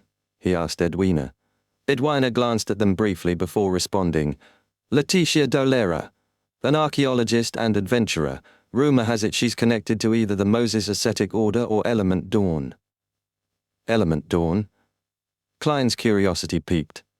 What do you know about Element Dawn? Edwina pursed her lips. They've always been at odds with the Moses Ascetic Order. The rumor is that Bernadette Gustave, the eldest daughter of Emperor Roselle, founded it. Klein silently processed the revelation. Bernadette Gustave, the leader of Element Dawn. That's a significant player in the Beyonder world. Klein cleared his throat before giving Edwina a final steady look. One last question. Both Edwina and Danitz gave him their full attention. Klein allowed himself a slight grin. Are you interested in cooperating? What kind of cooperation? Edwina responded, her tone sharp but calm. Klein's smile widened with a hint of madness creeping in. Hunt Admiral of Blood. Chapter 536, Local Faith. Danitz almost raised his hand to his ear in shock. Hunt Admiral of Blood? His mind struggled to process the words, unsure if he had misheard them. But then Klein's unsettling smile, filled with a hint of madness, and Edwina's subtle change in posture made it clear. This madman really said that. Danitz's heart pounded in his chest as he thought through the gravity of the situation. The Admiral of Blood was one of the 7 pirate admirals, a figure who couldn't be compared to Steel Maveti or anyone else in his league. This guy has the guts of a madman. Just considering Admiral Sonor's crew was enough to rattle Danitz. The crew members, first mates, third mates, captains, were all powerful enough to command their own ships. Many of the crew members who had sailed with Steel Maveti and Bayam were still part of the Blood Pirate crew. Senor was terrifying on his own, but with his fleet behind him, it would be a nightmare to face him. His rare appearances on land were only a reminder of how formidable and mysterious he truly was. Danitz couldn't help but be overwhelmed. If the pirate admirals were shocked, it would send ripples throughout the entire 5 seas. And yet, Gehrman Sparrow, this insane adventurer, was directly challenging such a figure. What's even more terrifying is that he seems unfazed by it all. Edwina's voice broke through his thoughts. Do you know of the Rose School of Thought? Klein's calm response caught him off guard. I've hunted their members. Edwina went silent. Danitz, still lost, glanced back and forth. What's the Rose School of Thought? What are they talking about? What is this dream? After a long pause, Edwina spoke again. After the battle with Vice Admiral Dusk's crew, Senor's pirates vanished. No one knows where they are now. We'll have to wait.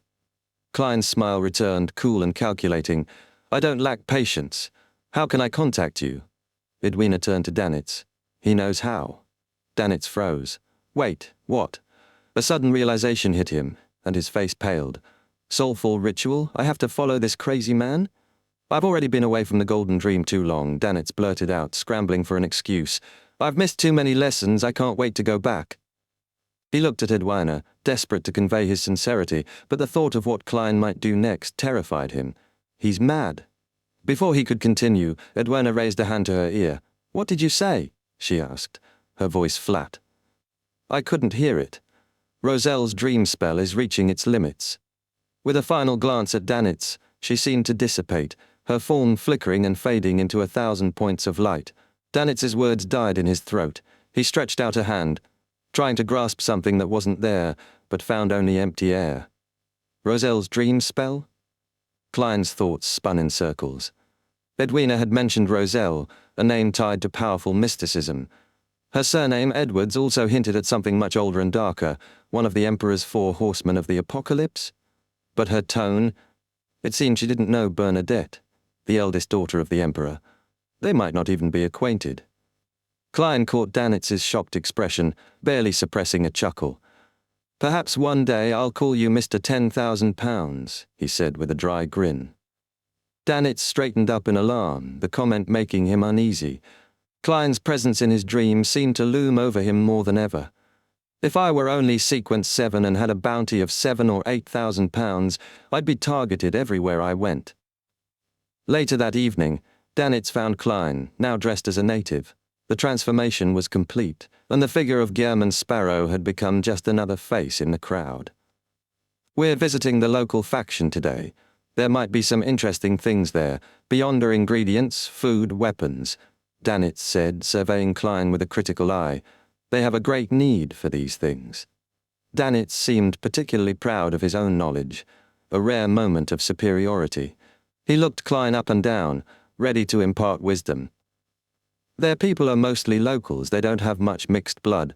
Any sign of abnormality in your clothing and you'll be noticed." Klein nodded, already guessing where this was going. "You're good with the pantaloons and jacket, but the shirt?" No. Real natives wear Taraba shirts, blue or white. No caps, no headscarves, don't stick out." Danitz's eyes narrowed as he continued. "People who look like you, loners, will stand out like a wolf among sheep. You'll face serious discrimination and hostility." Klein barely reacted, his face softening in that subtle way that Danitz had grown accustomed to. Suddenly, Klein's features shifted, his once pale skin darkened, taking on the sun-kissed bronze of a native. In a moment, he looked like someone who belonged, his disguise perfect. Danitz stared momentarily stunned into silence. "Me too. I have to disguise myself," he said sheepishly, realizing the awkwardness of his earlier lecture. Klein raised an eyebrow, amused. "What local faction?" he asked casually, still curious about Danitz's choice of words. "And they trade beyond our ingredients and weapons?" Danitz laughed nervously. "Ahem, to put it simply, the resistance," he said, his voice tinged with uncertainty. "Resistance?" Klein repeated, intrigued. Danitz hesitated, then shrugged. "They want independence. They want locals to control their own affairs. They have encampments in the woods or at sea, working with pirates and adventurers. The ones supporting them mostly come from Faisak and Intis. Priests from the god of combat and the eternal blazing sun sometimes make an appearance too." Klein absorbed the information with a thoughtful look. "Biam's never been as calm as it seems. This is real international tension, no longer just something from the newspapers." He nodded, signaling that he had no objections to the visit. The two of them left the Wind of Azure Inn and moved through the narrow, bustling streets of the city. Danitz, his face painted black, led the way, weaving between market stalls and crowds of people. As they left the main thoroughfares of the City of Generosity, the architecture changed. Buildings here were supported by wooden pilings raised from the ground and had evolved from Lonese terrace houses into something unique to this coastal city. The roads became narrower and dirtier, the stalls more vibrant, with colourful trinkets and accessories. Danitz muttered under his breath, "What a bunch of strange fellows. They like bright colours, just like those venomous snakes in the forest." Klein smirked. "As someone from Intis, you aren't much different. You love gold, luxury, like a nouveau riche." They passed through narrow alleys, the air thick with the smell of drying clothes and salty sea breeze. Eventually, they arrived at a small municipal square, where a group of locals were gathered around a central pond. Some were kneeling, others prostrating, while a few sang softly. Their devotion was visible, though their expressions were lifeless. As soon as they noticed the strangers, the locals scrambled to their feet, disappearing into the surrounding alleys. The square fell silent, and all the windows of the nearby buildings slammed shut. Danitz lowered his voice. "Don't worry. It's just how they protect themselves." Klein raised an eyebrow, unconvinced. Danitz chuckled. Before this place was colonized, the locals believed in sea god Calvatua, a gigantic sea serpent who protected them from disasters. But after the belief was outlawed, the Church of the Lord of Storms fought them constantly. The sea god's followers are still here, especially in Bayam and the Rorstead Sea. The resistance backs them, and it's going to take another 100 years to fully eradicate the faith. Klein processed the information carefully, walking with Danitz toward a 4-story building on the right. The door was knocked on, and after a brief exchange, it creaked open. A tattooed arm, a blue sea serpent, reached out, marking the beginning of their next step into the unknown. Chapter 537, Excessive Spiritual Perception. Behind the door stood a bare-chested man, a hideous blue sea serpent tattoo covering his arm. His cheeks, chest, and abdomen were adorned with 3 streaks of red paint, each group forming a distinct design. Really exotic. "But aren't you worried about standing out?" Klein thought, momentarily puzzled by the man's appearance. "Aren't you supposed to be a secretive part of the resistance?" Before Klein could stop himself, his gaze flicked to the man's thick, messy eyebrows and cold-blooded eyes. He's killed before. Klein's spiritual intuition quickly offered a judgment. Despite his previous sympathy for the rebels of colonial rule, Klein felt a rising sense of wariness. The sea god Calvatua's followers, whom the man was likely aligned with, were known for practicing primitive rituals involving blood sacrifices. While Klein didn't harbor prejudice against local faiths, he had seen enough of the madness and twisted nature of Beyonders to know that such deities were more likely to embody the darker side of mysticism. It was clear what path this faith followed. Without saying a word, Klein followed Danitz into the room, maintaining a cautious distance. "Edmonton, who's here?" came a mild voice from near the windows. The tattooed man closed the door behind them. "They've disguised themselves," he replied. The living room was cramped but functional, just a cupboard, a table, and a few chairs. To the right, 2 doors led to what appeared to be a bedroom. To the left, a cabinet separated the room from a rudimentary kitchen. Upstairs, the stench of neglected washrooms greeted Klein, and the thought of using them was unpleasant at best. In front of him, 2 bamboo poles hung clothes out to dry, and in the corners of the room, a group of dark-skinned natives stood or sat. Their hair was slightly curly, and they wore dark blue Taraba shirts, with some marked by the red paint and the sea serpent tattoo. Among them, a man in his 40s, wheelchair-bound, sat with a blanket draped over his knees. His shaved head and greenish beard framed his calm, calculating eyes as he smiled and greeted the visitors. "Blazing," he said. Danitz froze for a moment, forcing out a laugh. "Kalat, you have a good eye." Klein inwardly snorted. "Dog shit. Am I really that bad at disguising myself?" Kalat chuckled, ignoring Danitz's awkwardness. "I heard you killed steel and blood brambles." Danitz shot back. "How else would they be dead?" Kalat's gaze shifted to Klein, narrowing as he took in the featureless face. It was obvious to him that blazing Danitz alone wouldn't have been able to take down Blood Brambles Hendry, let alone steal Maviti. The rumors pointed to help from a powerful adventurer. Is it the person beside him? Kalat studied Klein's calm demeanor, the ocean-like depth of his eyes, and sensed strength, more than enough to make him cautious. He subtly signaled to Edmonton and the others, ensuring they stayed on alert. "What are you doing here?" Kalat asked, his voice neutral. Danitz glanced at Klein, receiving a small nod of confirmation before replying, "Here to see what good things you have to offer." Kalat waved a hand toward a table. "It's all placed there." Klein and Danitz moved toward the items laid out, a whistle made of bone, a simple bagpipe, an iron-black leaf, and a blood-stained rock among them.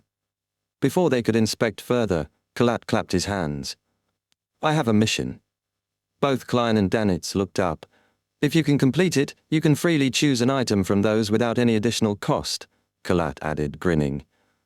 "By your standards, they're not mystical objects, but they all have some supernatural power, though they'll slowly weaken and disappear." "What mission?"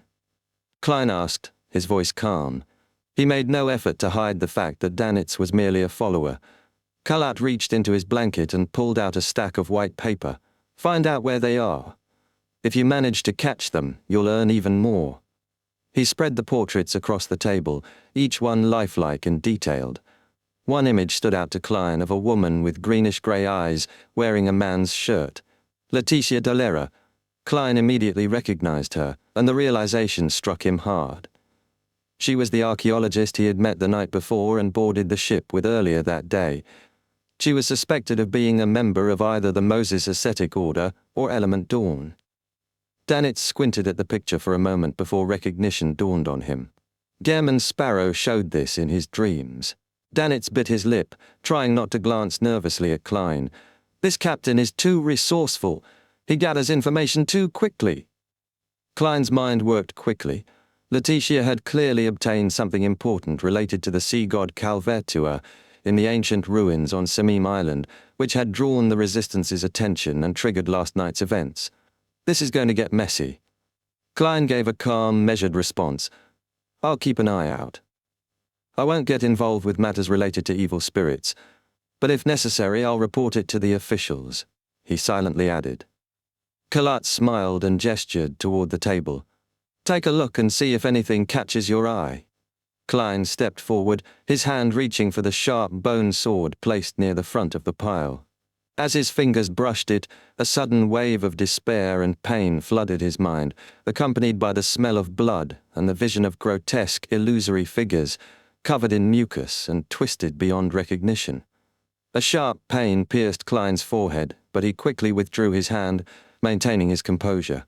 A little sinister, not a simple item. Klein resisted the temptation to activate his spirit vision, fearing what else he might see. Noticing Klein's reaction, Kalat exchanged a look with Edmonton before smiling. This bone sword drains an enemy's blood. Not bad, right? Do you want it? Klein's frown deepened. Kalat's eagerness to promote it only made him more suspicious. He quickly shook his head. No, there's nothing I want here. Kalat shrugged. It's not expensive at all. Or would you like to look at something else? There's no need. Klein's eyes narrowed as he turned toward the door. Danitz hesitated, but quickly followed him, sensing the tension in the air. Outside, Klein stomped down the stairs without a word. Danitz, alarmed, ran to catch up. The two of them quickly exited the building and walked through the square, which had cleared again as the locals resumed their rituals.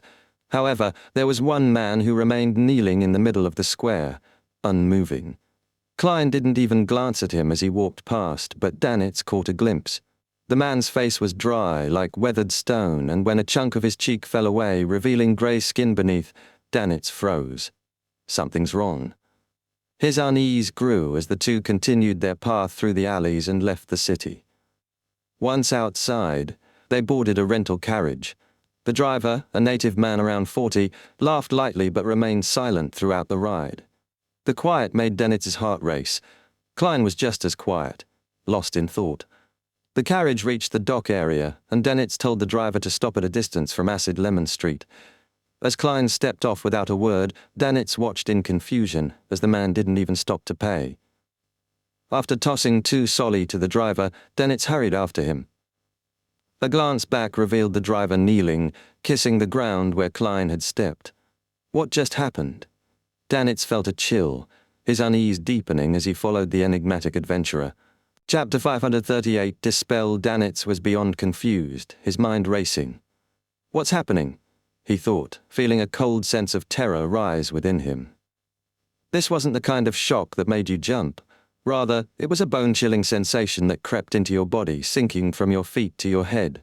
It wasn't just the strangeness of the situation, it was the eerie wrongness of it all. He took a breath, shaking off the overwhelming unease, and forced himself to focus. Looking up, he saw German Sparrow moving faster, his strides quickening. Danitz had to hurry to keep up, his pace quickening to match the adventurer's determined walk. As they crossed the street and wound through the alley, Danitz's eyes caught something, a greenish shadow dropping from a tree. What the hell? A venomous snake, long and sinuous, with a triangular head, darted across their path, flicking its scarlet forked tongue. Why the hell would there be snakes now? Danitz thought, irritated. He wasn't afraid of snakes, he'd roasted snake meat in the past, but the sudden abnormality of everything around him was unnerving. The snake coiled and Dennis instinctively scanned the area. On either side of the gutter, in the corners of ruined houses, inside rusty water pipes, pairs of cold, vertical and unnatural eyes glinted out at him. The hairs on his neck stood on end as if needles were piercing his scalp. He didn't dare linger any longer, but he also didn't dare break away. He quickened his pace, matching Gehrman Sparrow's, all while a creeping sense of dread grew within him. Entering the Wind of Azure Inn, Danitz's gaze flicked up the wooden stairs. He wanted to ask Gehrman Sparrow what was going on, but found himself frozen. Suddenly his chest tightened and his breath hitched as if he had plunged deep into the sea, submerged under the weight of a powerful, crushing pressure.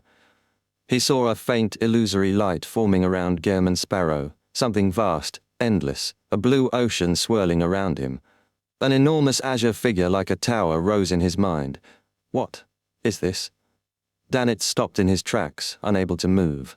The sensation of power was so suffocating, it reminded him of the King of the Five Seas, Nast, back at the pirate convention. Even the most powerful pirates had felt their heads drop in submission before him. But this, it was different. This was even more overwhelming. Danitz knew, however, that this wasn't from Gehrman Sparrow himself. He wasn't dealing with a demigod. So it's the sea god's curse, he realized. Could the sea god's power have latched onto Gehrman Sparrow when he touched the bone sword? His thoughts raced. The curse activates when the devotee loses all moisture. Was the prostration of that carriage driver connected to this curse? Did he feel the sea god's aura? A knot formed in Danitz's stomach. Gehrman Sparrow might die here today. He hesitated. Should I stay and help? But if things go wrong, I don't want to be caught in whatever's happening. Maybe I should leave and come back for his corpse. Yet he couldn't bring himself to abandon the man just yet. Wait, maybe Captain can help. She knows all sorts of strange techniques. But even then, the soulful ritual required proximity, 500 nautical miles. They're still on their way. Desperation settled into Danitz's mind, but he knew he had to act fast. He followed Gehrman Sparrow into the luxurious suite, now aware that he might be too late to help. Klein, in his Gehrman Sparrow persona, kept his silence, though his eyes seemed to shimmer with a deep, unnatural blue. Without a word, Klein went straight into the bedroom, locking the door behind him. Danitz was left outside, pacing nervously, torn between running and staying. His mind spun. Was Klein about to die? Inside the bedroom, Klein closed his eyes, sensing the energy swirling around him. He began to pace counterclockwise, taking 4 deliberate steps, each one accompanied by a chant, words incomprehensible but filled with power. Suddenly the world around him shattered. He was in the grey fog, the vast ancient palace before him. At the far end of a long, mottled table, a huge, illusory sea serpent appeared, azure blue and coiled around a broken pillar. Its mouth opened wide, revealing long, curved fangs dripping with blood and mucus. The serpent lashed its tail, sending waves crashing through the ruins, but it couldn't maintain its form. The scene grew unstable, collapsing into darkness. The serpent's agonized scream echoed in Klein's mind as it faded into the grey fog. Klein remained seated in the chair, still as the ruins around him cracked and disintegrated. He made no move to interfere. The fog settled into its usual silence, and after a long pause Klein murmured, "Sea god Calvatua." Klein had felt the abnormality the moment he touched the bone sword, but it had only intensified during his talk with Baldy Kalat. A cold, sinister energy had invaded his body, slowly eroding his soul. The connection was subtle but undeniable. Making a swift decision, Klein moved to leave the fog. The connection between him and the sinister power grew stronger, trying to warp his surroundings into something he couldn't control. At first, Klein had planned to use the grey fog's isolation to expel the corrupted energy in a nearby washroom. But after considering the situation, he realized that there were far too many followers of the sea god nearby. Any rash action could make things worse. The remnants of the curse would likely linger in his flesh, even if he managed to rid himself of the corruption. Patience was key.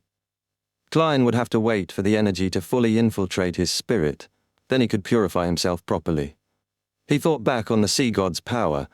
It's not that strong. Calvatua's influence was weaker than he expected.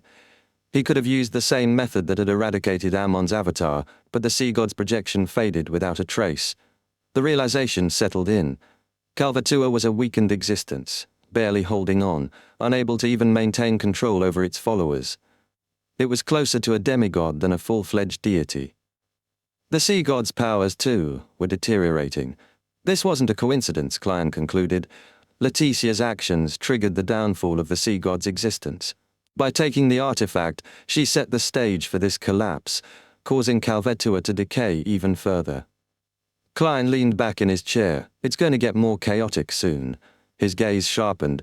Kalvatua will do anything to survive now, and it's not equipped for a controlled possession. It'll cause chaos as it fights to live on. With that, he returned to the real world, his mind still racing with the implications of what he had learned. Unlocking the door, he entered the living room. That startling Danitz, who had been pacing anxiously. Danitz looked Klein up and down, his eyes wary. "Ah, you all right?" Klein, fully in character as Gehrman Sparrow, gave a calm response. "It's settled." "Settled?" Danitz looked around, his eyes drifting to the bedroom door. He got rid of the curse that fast? In his mind, the thought repeated, "Man, this guy has some serious secrets." Danitz took a few steps back, still trying to process the situation, and made way for Klein to leave. Meanwhile, in a dark room, Kalat and Edmonton stood over a table, surrounded by items they had collected. Kalat's regret was palpable as he muttered to himself, "What a pity." Edmonton sighed deeply, glancing at the bone sword. "Just a little more." He didn't pick it up, just touched it. Kalat's gaze lingered on the cracked sword.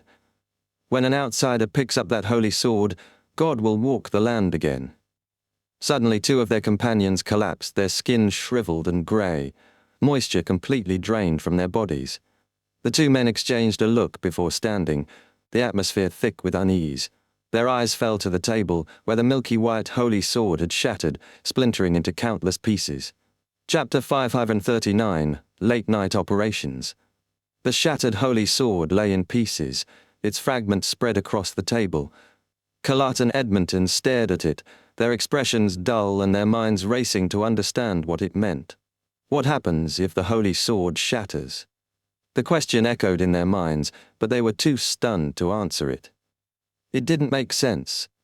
Just hours ago, the sword had been touched by an outsider, and now it was broken. What could this signify? They couldn't bring themselves to think too deeply about it. This felt too much like that fateful day when the Resistance's secret base had been raided by the lone military. Their fathers had been killed in the massacre, and their female relatives had been abducted and sold off. The memories of that day rushed back to them, the heavy confusion, the expectant unease, the pressure that they couldn't escape. Kalat was the first to break the silence. He turned his wheelchair slowly and said, "Return to the forest, find the high priest, and figure out the reason. Perhaps this is the latest revelation from God." His voice was heavy with thought. Edmonton stood up sharply. "Continue searching for the blasphemers, but do not stay here," he added quickly, "and tell the believers outside not to hold any rituals or even pray." The change in events had shaken him to his core, making him extra vigilant. On a quiet street corner near the Cathedral of Waves in Bayam, Danitz clutched a stack of folded papers, feeling a mix of nervousness and confusion. "You mean that I'm to post them in different parts of the street and finally post it on the main door of the Cathedral of Waves?" He asked hesitantly, afraid that the cathedral's door would suddenly swing open and a group of angry priests would rush out, attacking him on sight. Klein's voice was as cold as ever. "Yes." Originally, Klein had planned to pass the task of warning the Church of Storms about sea god Kalvatua to Mr. Hanged Man. But with the secret of Bansi Harbor still weighing on him, he couldn't afford to make another suspicious move too quickly.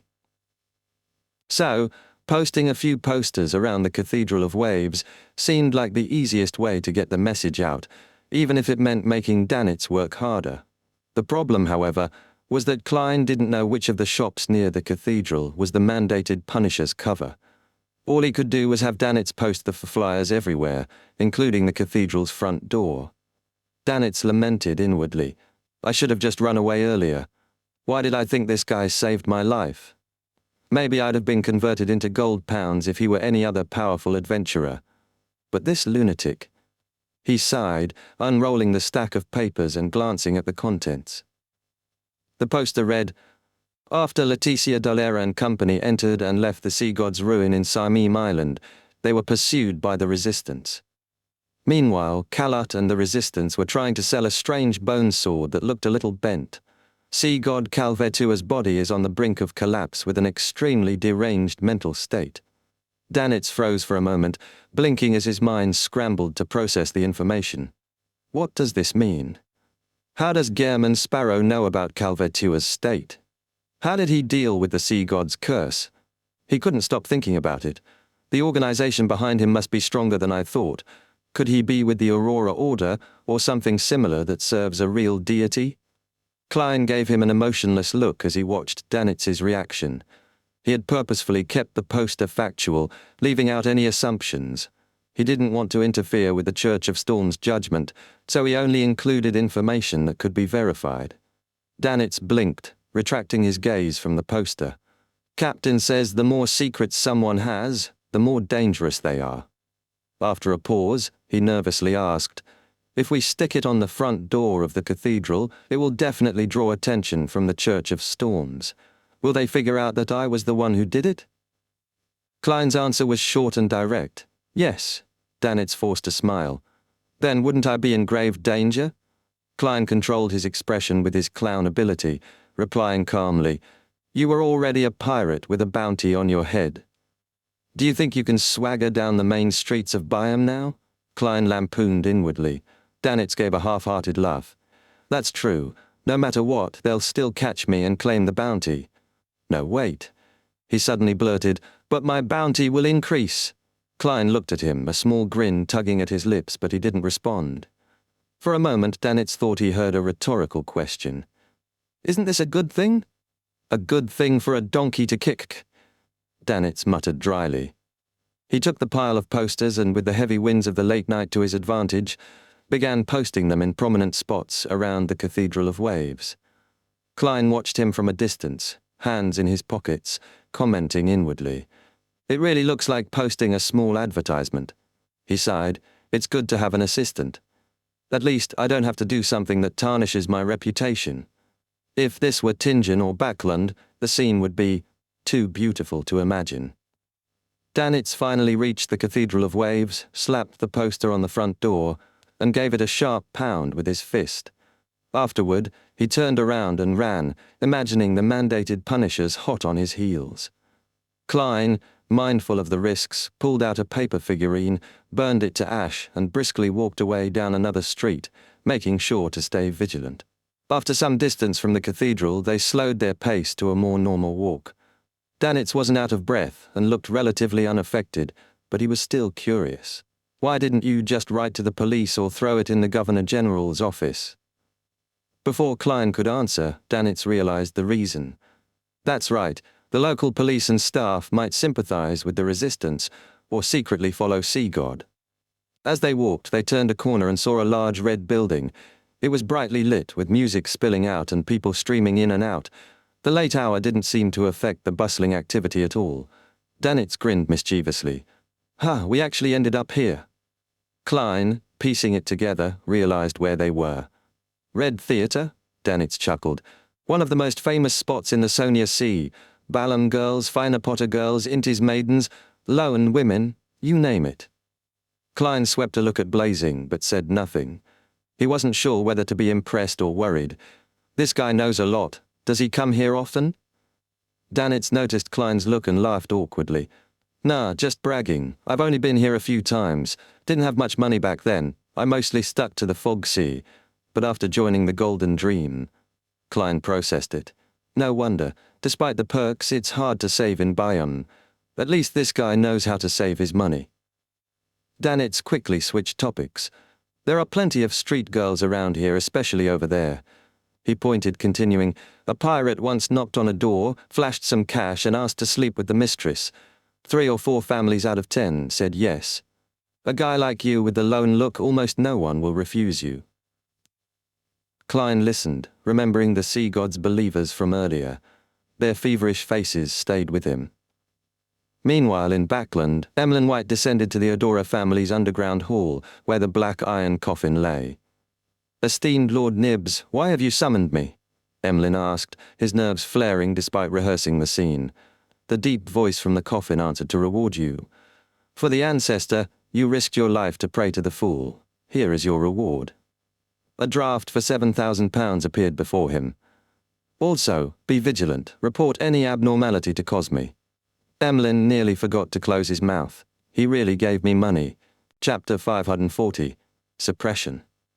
Emlyn White could hardly believe what he was holding in his hand, a £7,000 acceptance draft. The weightless paper felt absurd in his grip. He hadn't expected such a generous reward. The hanged man's method is really effective, Emlyn thought, mulling over how Lord Nibbs had opted not to punish him but instead to reward him. Instead of exposing me, he's letting me make attempts while secretly observing. The sanguine are more complex than I imagined.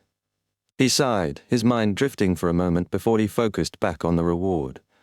With this money, he could buy the Baron's remains from the hanged man and concoct it into a potion. In no time, he'd be a sanguine Baron.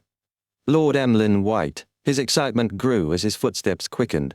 Within the sanguine, advancement was tied to the Elder's rituals, and few could break past their initial level without one. Unless, of course, an ancestor was nearing death and had to pass on their powers through the ritual. Emlyn's parents, for instance, had lived for decades but remained stuck, never even close to obtaining a baron's title. But now, Emlyn was about to reach that rank. Soon he'd become a sanguine marquis, like Lord Nibbs. Maybe even a duke or prince. He smiled to himself as he walked with newfound pride. This is only about £4,000 for the baron's remains. I'll have plenty left over. Maybe I'll even buy a few more dolls and get them new clothes. His back straightened as his confidence grew. Meanwhile, in the Berg household in the City of Silver, Derek was preparing for the sacrificial ritual. The lightning outside had been flashing erratically, giving him just the window he needed. The chief, who was out with a group of explorers, wouldn't be back in time to stop him. Derek took a deep breath, whispered Mr. Fool's honorific name, and proceeded with the ritual. The Spirit Eater's stomach pouch, alongside the Beyonder ingredients from Mr. Hangman, was sacrificed to the ruler above the grey fog. Outside, the solid city walls of the City of Silver, cracked and filled with black hard soil, loomed ominously. The dense weeds swayed in the wind as though alive, their movements erratic and unnatural. Suddenly the weeds stood still, as if they were reaching out for something, but just as quickly they drooped, losing all strength. Back at the Cathedral of Waves, Alger Wilson, who had come to collect the bounty, received a crucial piece of information from Bishop Chogo. Leticia Dolera of the Moses Ascetic Order had disguised herself as an archaeologist and ventured into the jungle on Samim Island.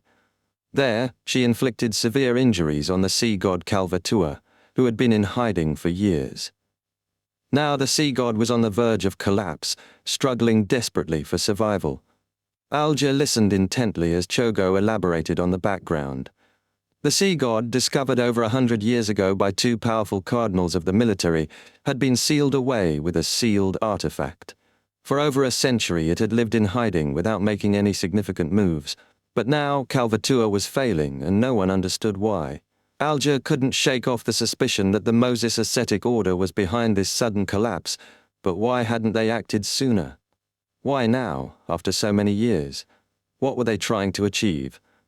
As his thoughts swirled, Alger suddenly realized the most significant difference between now and the last 100 years. The world had arrived in Bayan. He paused, the realization dawning on him like a flash of light. The appearance of Mr. Fool's Blessed meant something was about to happen. It wasn't just a coincidence. Each time Mr. Fool's Blessed appeared, a major event followed. Alger remembered the great smog of Backlund, the disturbance at Bansi Harbour, and now the situation with sea god Calvatua. There was a pattern. Wherever Mr. Fool's Blessed went, chaos or significant upheaval soon followed. His train of thought was interrupted by Chogo, who was keen to get information. "What did they say about Bansi Harbour?" he asked, pressing for more details. Alger, having already prepared his story, responded, "I overheard a conversation about Bansi Harbour. They mentioned an abnormality, but the Medici family had remained hidden. Chogo's expression hardened at the mention of the Medici family. What else? Alger kept his story vague, explaining that he didn't know the person who had mentioned the harbor or their identity. The one who spoke was a young man with black hair and a monocle. He smiled when he saw me listening, but I didn't get any other details.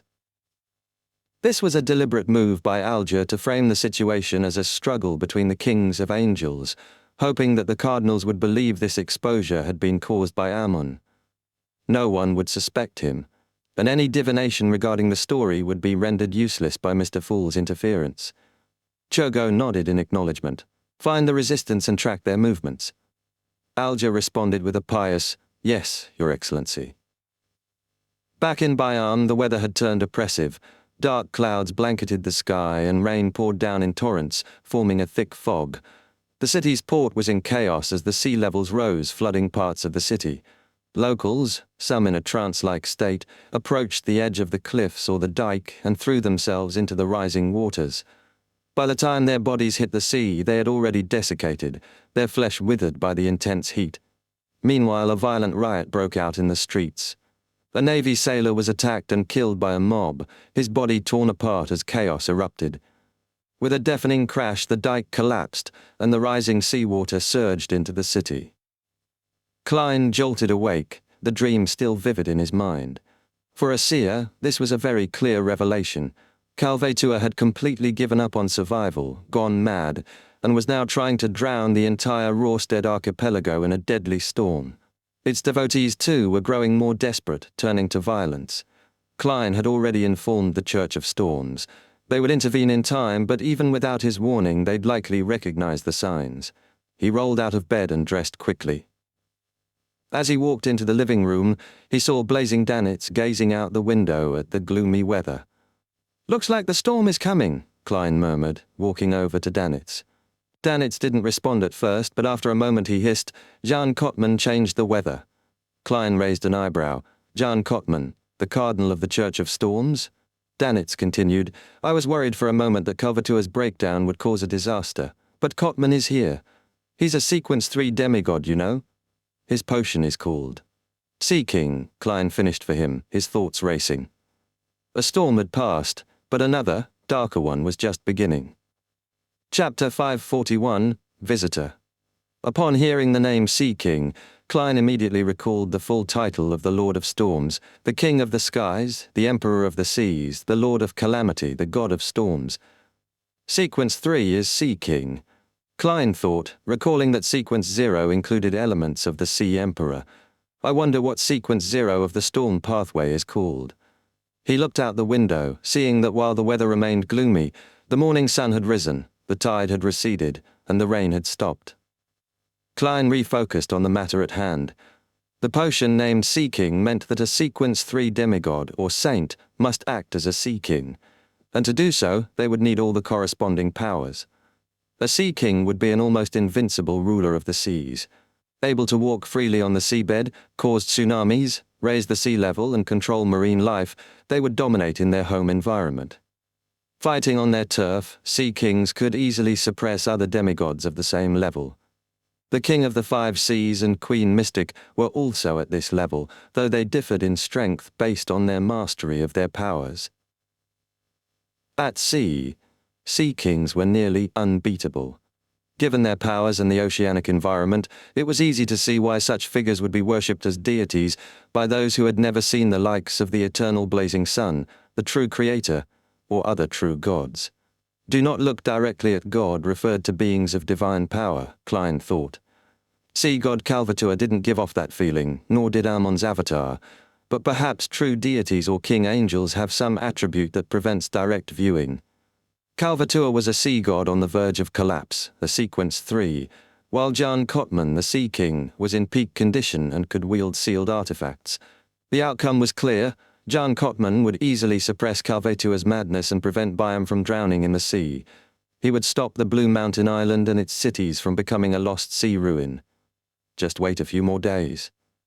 Klein thought. Calvetua's madness will dissipate, and this will resolve itself with minimal panic. Most won't even notice. Still, there were concerns. Letitia, the archaeologist from Simim Island, had orchestrated Calvetua's death. Her backers, the Moses Ascetic Order or Element Dawn, might try to capitalize on this. There was also a high-sequence beyonder in the Governor-General's office as well as in the military. This was a colony base in the central Sonia Sea. Things shouldn't get too bad. And then there were the fanatical believers of Calvetua, likely to become sacrifices as the sea god's madness intensified. They'd fall like stalks during harvest. For the Church of Storms, this wouldn't be too bad. The most pious heretics would die with their god, saving the Church from dealing with them. Those less pious would be easier to reform. The only issue was that the Rorstead archipelago would suffer a manpower shortage for a long time. While this problem was troublesome, it was solvable with some grit. It seemed more likely that Sea King Jan Kottman would remain uninvolved. How many people will die in the native enclaves and slums because of this? Klein's thoughts were interrupted by a uniform set of footsteps and a roar high in the sky. He instinctively looked up. Dark blue airships flew by, their cannons and machine guns visible. On the main street, soldiers in red coats, white pants, and black leather boots marched in formation, dragging cannons behind them. The tense atmosphere spread. This is a colony, Klein thought, feeling mixed emotions. I wonder how long it will take the Church to find that sea serpent's hiding place. That's definitely a treasure trove. Danitz, the treasure hunter, spoke with a mix of expectation and regret. His attitude had shifted quickly, downgrading Calvetua to a mere sea serpent. He used it casually now. The Church won't do anything except suppress the matter. They'll let Calvetua perish naturally in a few days. Of course, the Church of Storms might be impatient, especially with Jan Kottman being a high-ranking deacon of the mandated Punishers. He works part-time as a cardinal, but perhaps he operates like a Punisher, Klein mused. Calvetua's hiding place is almost integrated into the spirit world. Finding it won't be easy. If it were, it wouldn't have remained hidden for so long. Finding it in the real world is impossible. But the spirit world, Klein considered another possibility. I could ask Mr. Azik. Death Domain controls part of the spirit world's authority. Klein took Azik's ancient copper whistle, put it to his lips, and blew into it. He knew that even if he returned to the bedroom or entered the washroom, the messenger's massive form would be noticed by Danitz, who had sharp spiritual perception, so he didn't bother to avoid him. Danitz, lost in thoughts of treasure, felt a chill at his neck. Instantly, he activated his spirit vision. There, before his eyes, white bones erupted from the floor, forming a giant skeleton that broke through the ceiling. The skeleton's pitch-black eye flames were visible even through the ceiling. The oppressive presence of its enormous form made Danitz jump aside. He conjured a scarlet flame in his right hand. "What kind of monster is this?" Danitz asked, staring at Klein, who was holding the copper whistle and looking up at the skeletal messenger. Klein, unfazed, calmly met the messenger's gaze. Both seemed frozen. I was too anxious. Klein sighed inwardly. I summoned the messenger before writing the letter. Should I let it stay here, or have it return and come back later? He reminded himself. I'm Gehrman Sparrow now. Gehrman Sparrow. Klein remained silent, withdrew his gaze and began writing the letter at his leisure. He explained the situation with Calvetua, but left out the part about nearly being possessed. He mixed in information about Calvetua's hiding place and the dream he had just experienced. Perhaps a solution can be found through the spirit world, but I lack the necessary knowledge and hope to receive your guidance. Klein folded the letter and turned just in time to see the messenger's hand closing. He pretended not to notice, casually tossing the letter into the air. The messenger paused, caught it, and disintegrated. Its bones crumbled and drilled into the floor. What was that? Danitz asked, bewildered. Klein glanced at him and answered calmly, Messenger. Danitz blinked. Messenger? He then realized, a huge monster as a messenger? Gehrman Sparrow must have a powerful organization behind him. Klein put the whistle away and sat down, ready for breakfast. A while later, a knock came at the door. Danitz warily went to check. Through the peephole, he saw a middle-aged man with a boat-shaped hat. Elland, how did you find this place? Danitz asked, opening the door. The visitor was Captain Elland of the White Agate. He chuckled, wrinkles at the corners of his eyes. You used Gehrman Sparrow's name when you checked in. It wasn't hard to find. Klein stood asking, "What's going on?" Elland nodded outside. Byam had an incident. It's not a big deal, though. The military and the church are conducting a search for powerful beyonders disguised as archaeologists. Elland grinned. They think you're friendly with us and hope you can help with the search to avoid accidents. The military's pulling out all the stops, but they still need more help. Klein hesitated. Another job from the military? But after a moment of thought, he agreed. Okay. Chapter 542, Byam under curfew. As Gehrman Sparrow donned his coat and hat and picked up his cane, Danitz realized he'd been forgotten. He coughed and under 2 pairs of watchful eyes asked, "Do I need to follow?" Klein suppressed the urge to shake his head. Better not.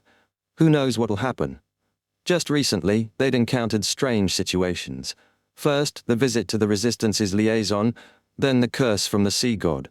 Today, who could predict what dangers would arise while searching for Leticia and the others? Danitz glanced at his arm, still wrapped in a splint. It felt like he'd lived through more events in a few days than he had in months. Elland chuckled. "You can stay here, but someone will be sweeping through soon." Danitz frowned, laughing dryly. "Sweep this area? Are they going to catch the great pirate Blazing and turn him into pounds? Well, aside from the reward, there aren't many chances to make money from the military. I'm willing to give it a try. The only issue is, I need to disguise myself first, Mr. Captain. I don't want to cause any misunderstandings. If he didn't disguise himself, it would only lead to immediate capture." Danitz imagined himself struggling beneath the weight of a soldier's knee, like a trapped catfish. After a moment, Elland retrieved an iron-black mask from his pocket and tossed it to Danitz. "Just put this on. I'll explain the rest." No need for unnecessary disguises, Klein thought. Without a word, he turned the handle and walked out. Elland followed close behind, and Danitz hurried to catch up, putting on the mask. Once outside, the streets were flooded, but empty of pedestrians. Klein pressed his hat down, asking, "How do we start?" Elland grinned. "In regions. My Beyonder ability is special. Once I see someone in person, in a photo or even a sketch, I can memorize their appearance and gain an extraordinary sense of detection. I can detect anomalies and trace faint signs. That's how I perform investigative sweeps." Sequence 8. Sheriff of the Arbiter pathway, Klein noted. "Do you have their belongings?" he asked as they walked. Danitz had posted a wanted poster with Letitia's portrait created using ritualistic magic. "No," Ellen replied. "We don't know where they've been. We do know they didn't leave Samim Island until around 3 p.m. yesterday. After 2 p.m., no passenger ships left the docks, and due to this morning's weather, only entry was allowed." So, Leticia and the others hadn't left by boat yet, Klein deduced. Danitz sneered. "Doesn't mean much. They could have left Byam yesterday afternoon for another city. Blue Mountain Island, the largest in the Rorstead archipelago, was rich in forests and minerals and had many cities. The Lone Kingdom had bribed or forced the local princes into submission, building railways and roads, though this came at the cost of many lives. Elland glanced at Danitz. "If they left by land, it wouldn't be an issue." "Why?" Danitz asked. "The Resistance controls the roads through the forest," Elland explained. "Most are sea god believers, so Leticia and the others would never risk traveling there at night. If they did, it means they don't understand the consequences of their actions. It also rules out any outside motives from groups like the Moses Ascetic Order or Element Dawn." Klein didn't comment, following Elland as they reached another street. Elland handed him a notice. "The main target is this woman." Klein glanced at the portrait, then tossed it to Danitz. Just then, loud fighting sounds came from a nearby room. "She's been found?" Danitz asked. "Not yet," Elland said. "When we find a target, we send up red fireworks. If other wanted criminals show up, we fire orange fireworks for backup." Suddenly, the glass in a building's 3rd story shattered. A large, brawny man jumped out, running like a cheetah. Gatling gunfire rained down from above, shredding the man's body as he fell to the ground, lifeless. Danitz recognized him. Goltat. Klein turned to Elland. "He's from Faisak, bounty of £950. Faisak savages, Klein thought. The pirate didn't even know to avoid curfewed streets, and now he was caught in the crossfire. If he had planned his escape, he might have dodged the machine gun fire. Klein watched the airship pass over the roof. Danitz seemed relieved that he had followed Klein out. Elland led them quickly to an area under his jurisdiction. After walking for several minutes, they reached a barricade. Soldiers stood guard in red uniforms, with guns and cannons ready. Behind the barricade, 20 to 30 corpses lay in a vanguard formation. They were natives, their clothes torn and faces gaunt. A little further away, a group of young native children hid in the corner, watching with fearful eyes. The group fell silent, then moved around the area. Meanwhile, in Backland's Cherwood Burrow, Fours lifted a ceramic cup from the table, feeling its warmth. As the temperature dropped, a thin layer of ice formed on the surface, and white frost appeared on the rim. "I'm a trickmaster now." Fours closed her eyes, savoring the moment. She had immediately begun experimenting with her new powers after receiving the Spirit Eater's pouch. Now, she had several lower potency spells, including fog, wind, flash, freezing, electric shock, and tumble. She finally felt like a complete beyonder, no longer limited to passing through walls or relying solely on ritualistic magic. Back in Byam, after completing much of the investigation with Danitz's help, Elland paused to drink some water. His lips were parched, and he removed his hat. "Let's eat before continuing." As Klein was about to agree, an orange firework shot into the sky. Without hesitation, Elland put on his hat and dashed toward it. "I'll go and support them." Danitz, intrigued, muttered to himself, "Who could it be?" He hurried after them. 2 minutes later, they arrived at a house with a lawn facing the street. Several military men lay on the ground, pale and trembling as if frozen. The temperature had dropped drastically. The ditches outside were filled with thick snow. Inside, they heard high-pitched, insane female laughter. Danitz froze, goosebumps rising on his neck. Suddenly, a charred body flew out of the window, landing hard on the ground. Klein immediately recognized the body through his spiritual intuition. It was one of Leticia's 3 male adventurers. Chapter 543, The Reality That Exceeds Expectations. The target had been found. Klein observed the situation carefully. The adventurer's body was burned beyond recognition, and Elland clearly didn't recognize it as one of their targets. After listening to the eerie laughter for a few moments, Elland gestured to the unconscious military personnel outside the house. "Drag them back first. Then we'll wait for the other teams before launching our attack." Elland hesitated for a moment before looking up at the approaching dark blue airship. Without further instructions to Klein or Danitz, he moved toward the unconscious men, their faces purple. Step by step, Elland's pace slowed, his movements growing stiff. He had been a boatswain in the Imperial Navy, so he knew when to retreat. He turned and began walking back slowly, shivering uncontrollably, a layer of frost forming on his eyebrows and temples. Quick freezing effects, extreme cold. Klein observed, realizing the danger. He sighed inwardly. Unfortunately, the sun brooch only stimulates the mind. It won't help much against this intense cold.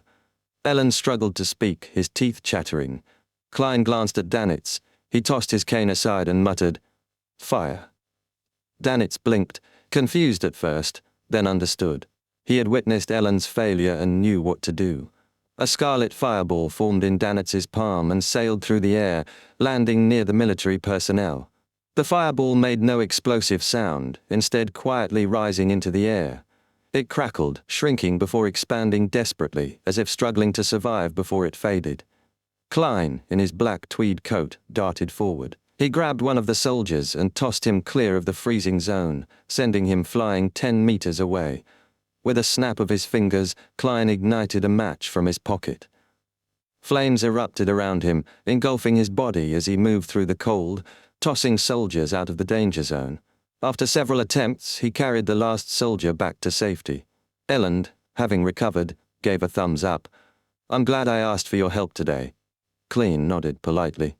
"I'll take your praise, but remember to raise the payment." He turned toward the house, hearing the strange laughter growing louder.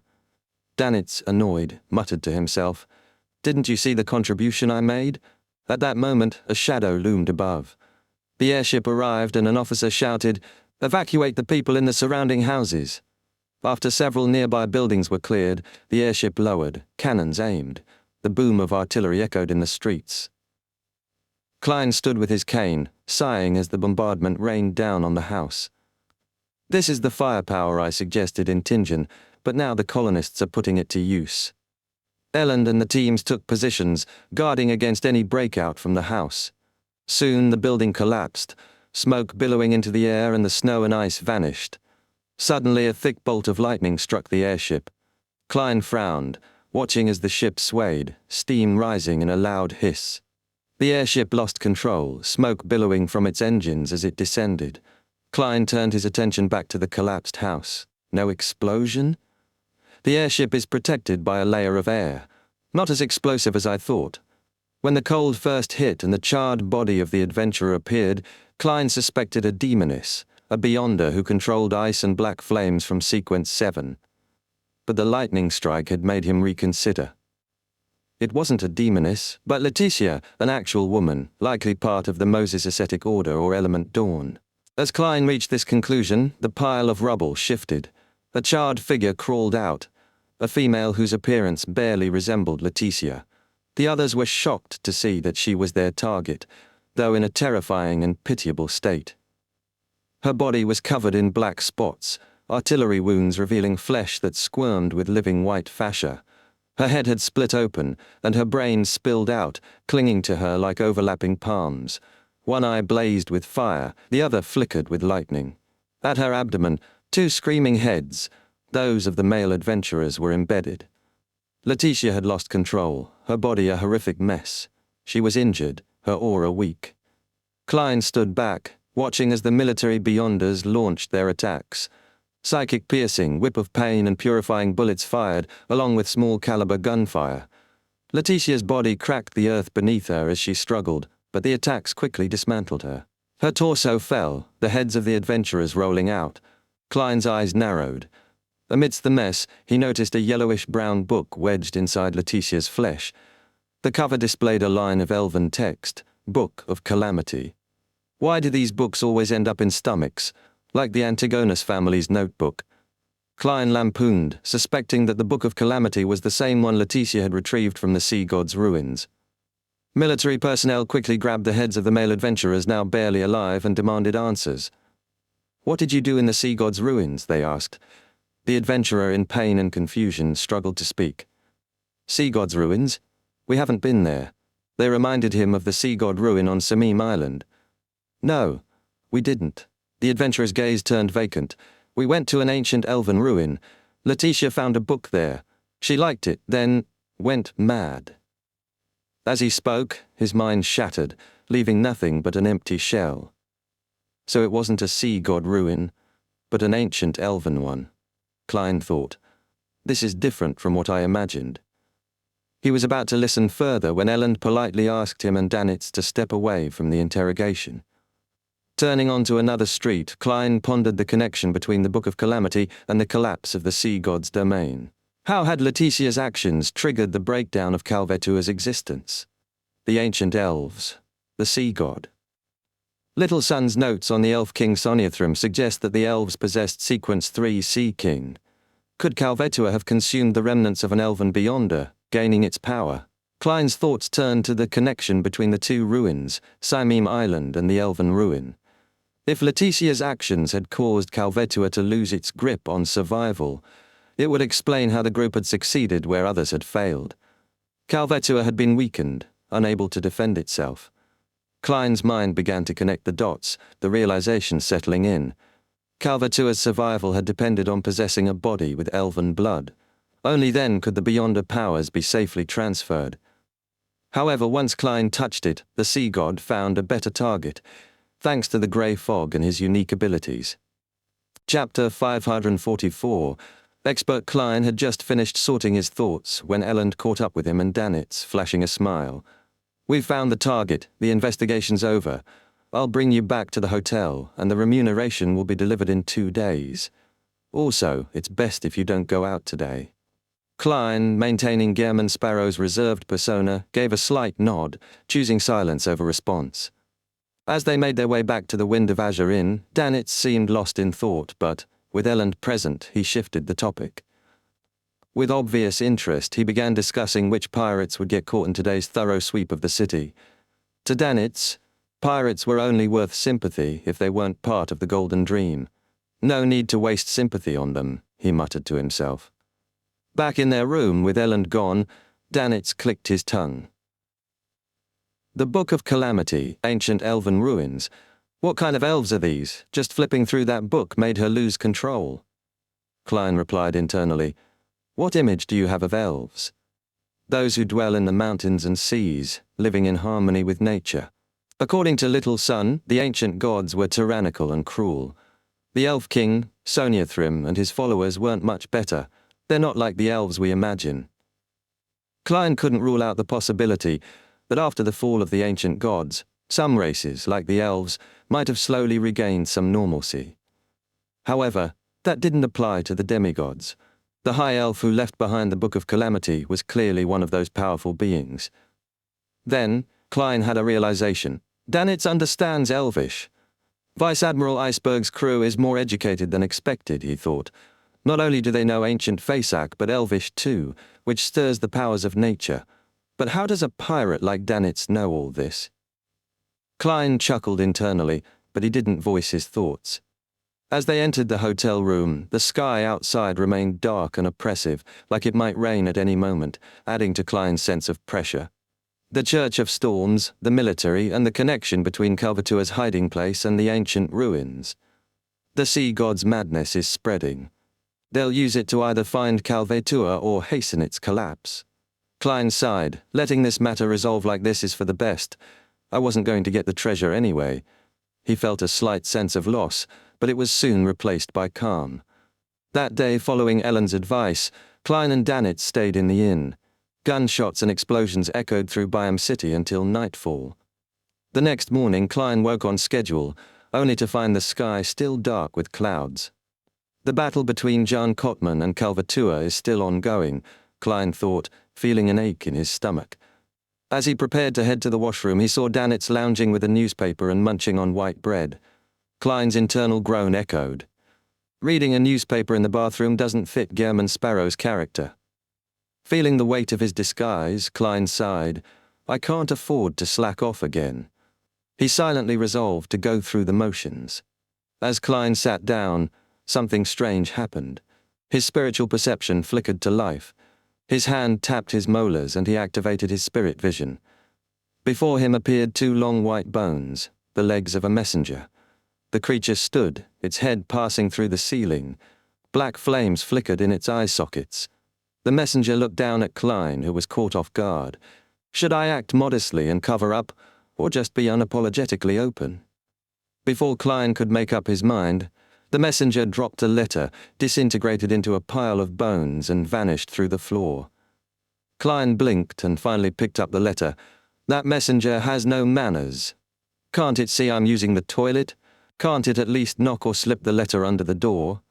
Chuckling in amusement and irritation, Klein read Mr. Isaac's reply. I've recalled two methods. The first requires a unique item belonging to you or someone else, which can be divined to locate its position, provided it's at Calvatua's location. The second is a ritual where you pray to Red Light Ayur Moria, who represents authority and will.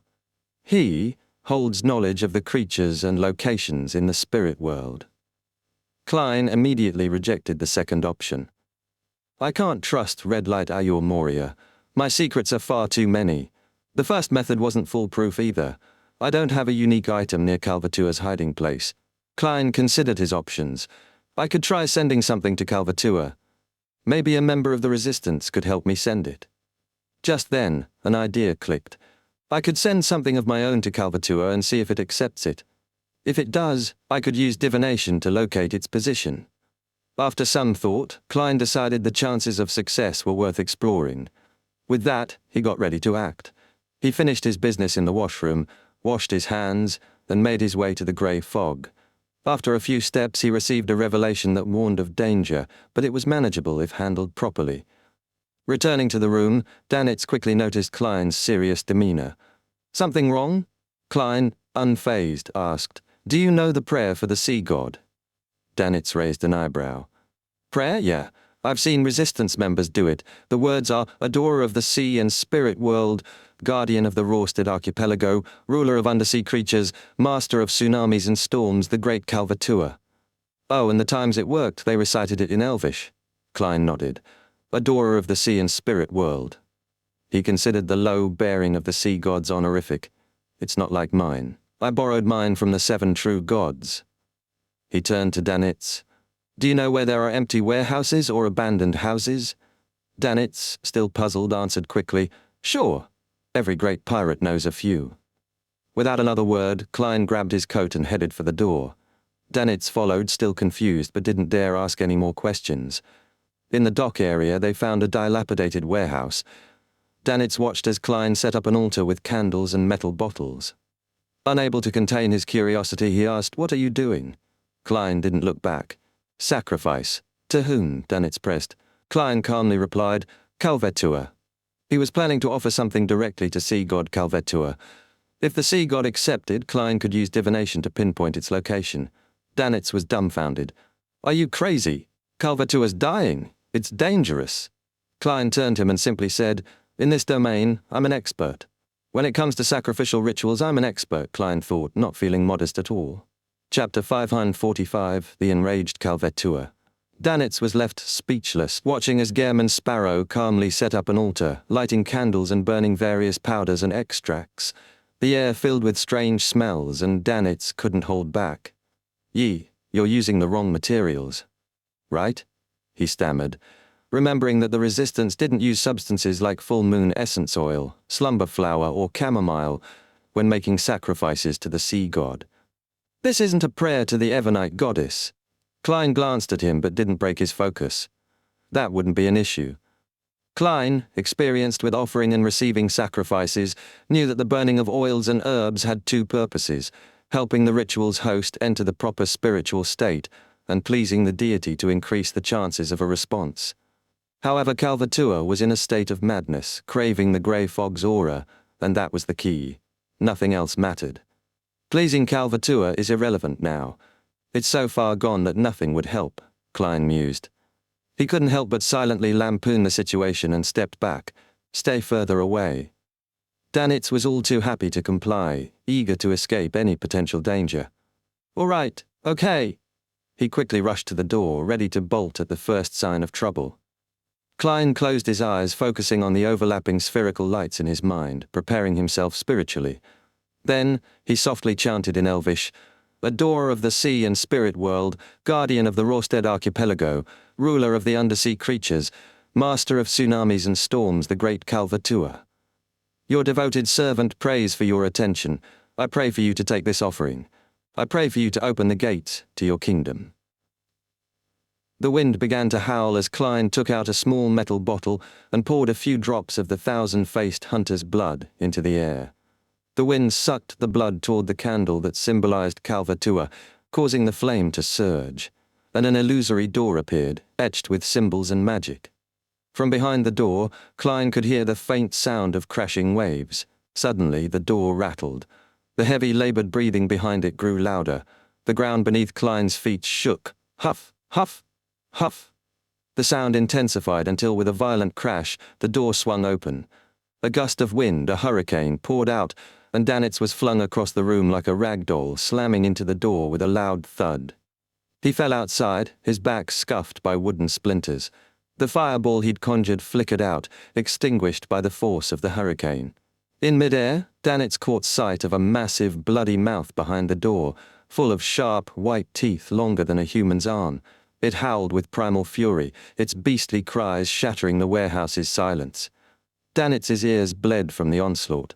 Klein, too, was hurled into the air. As his body spun, he was struck by a massive forked tongue crackling with lightning. The force scorched him, and his body stiffened mid-air.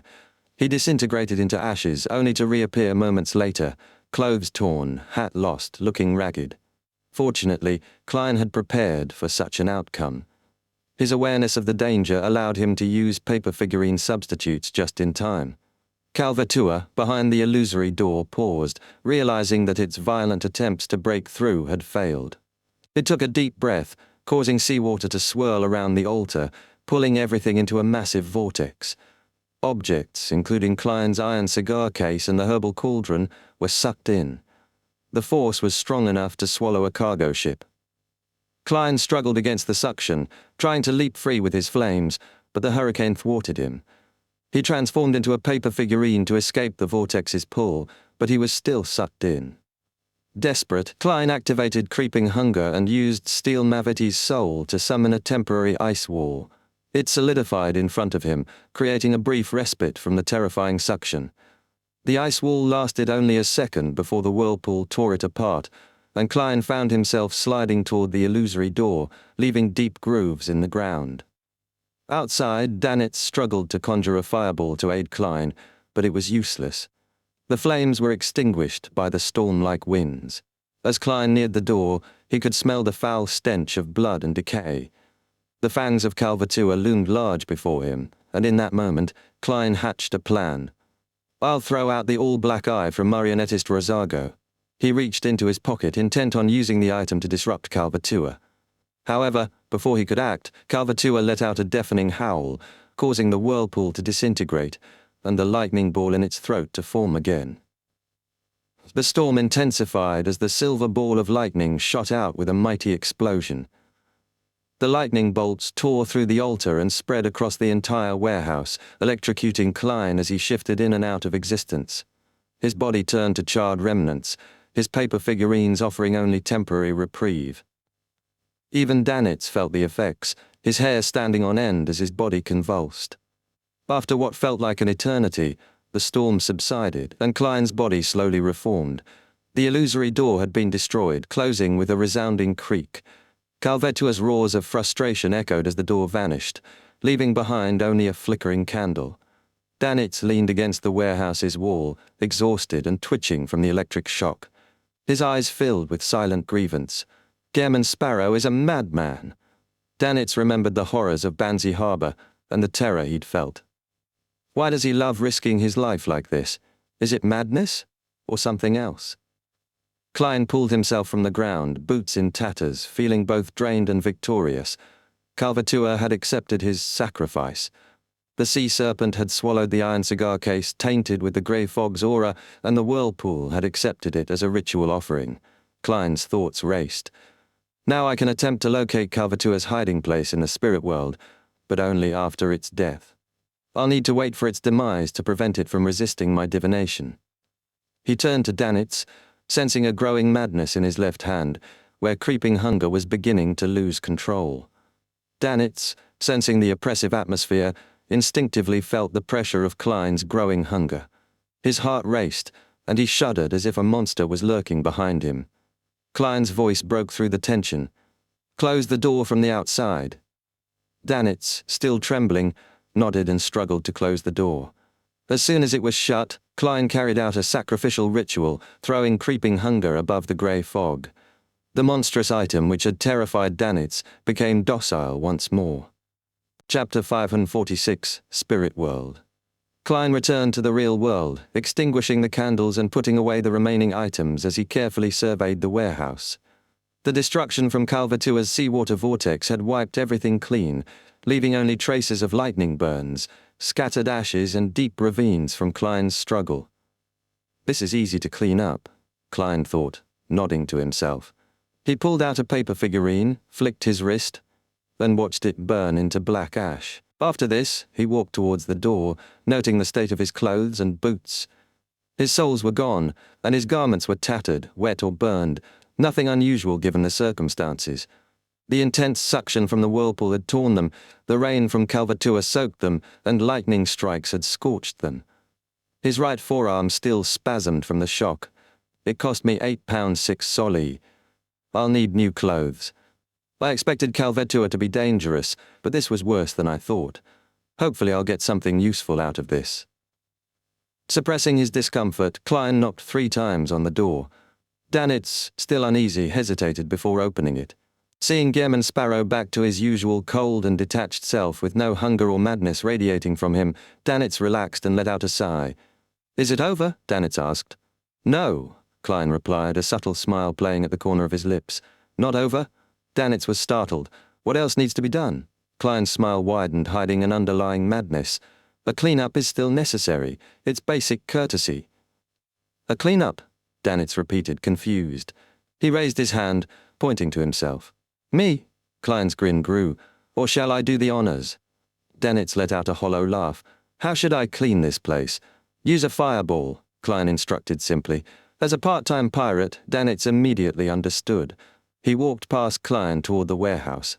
As he did, his mind raced with questions.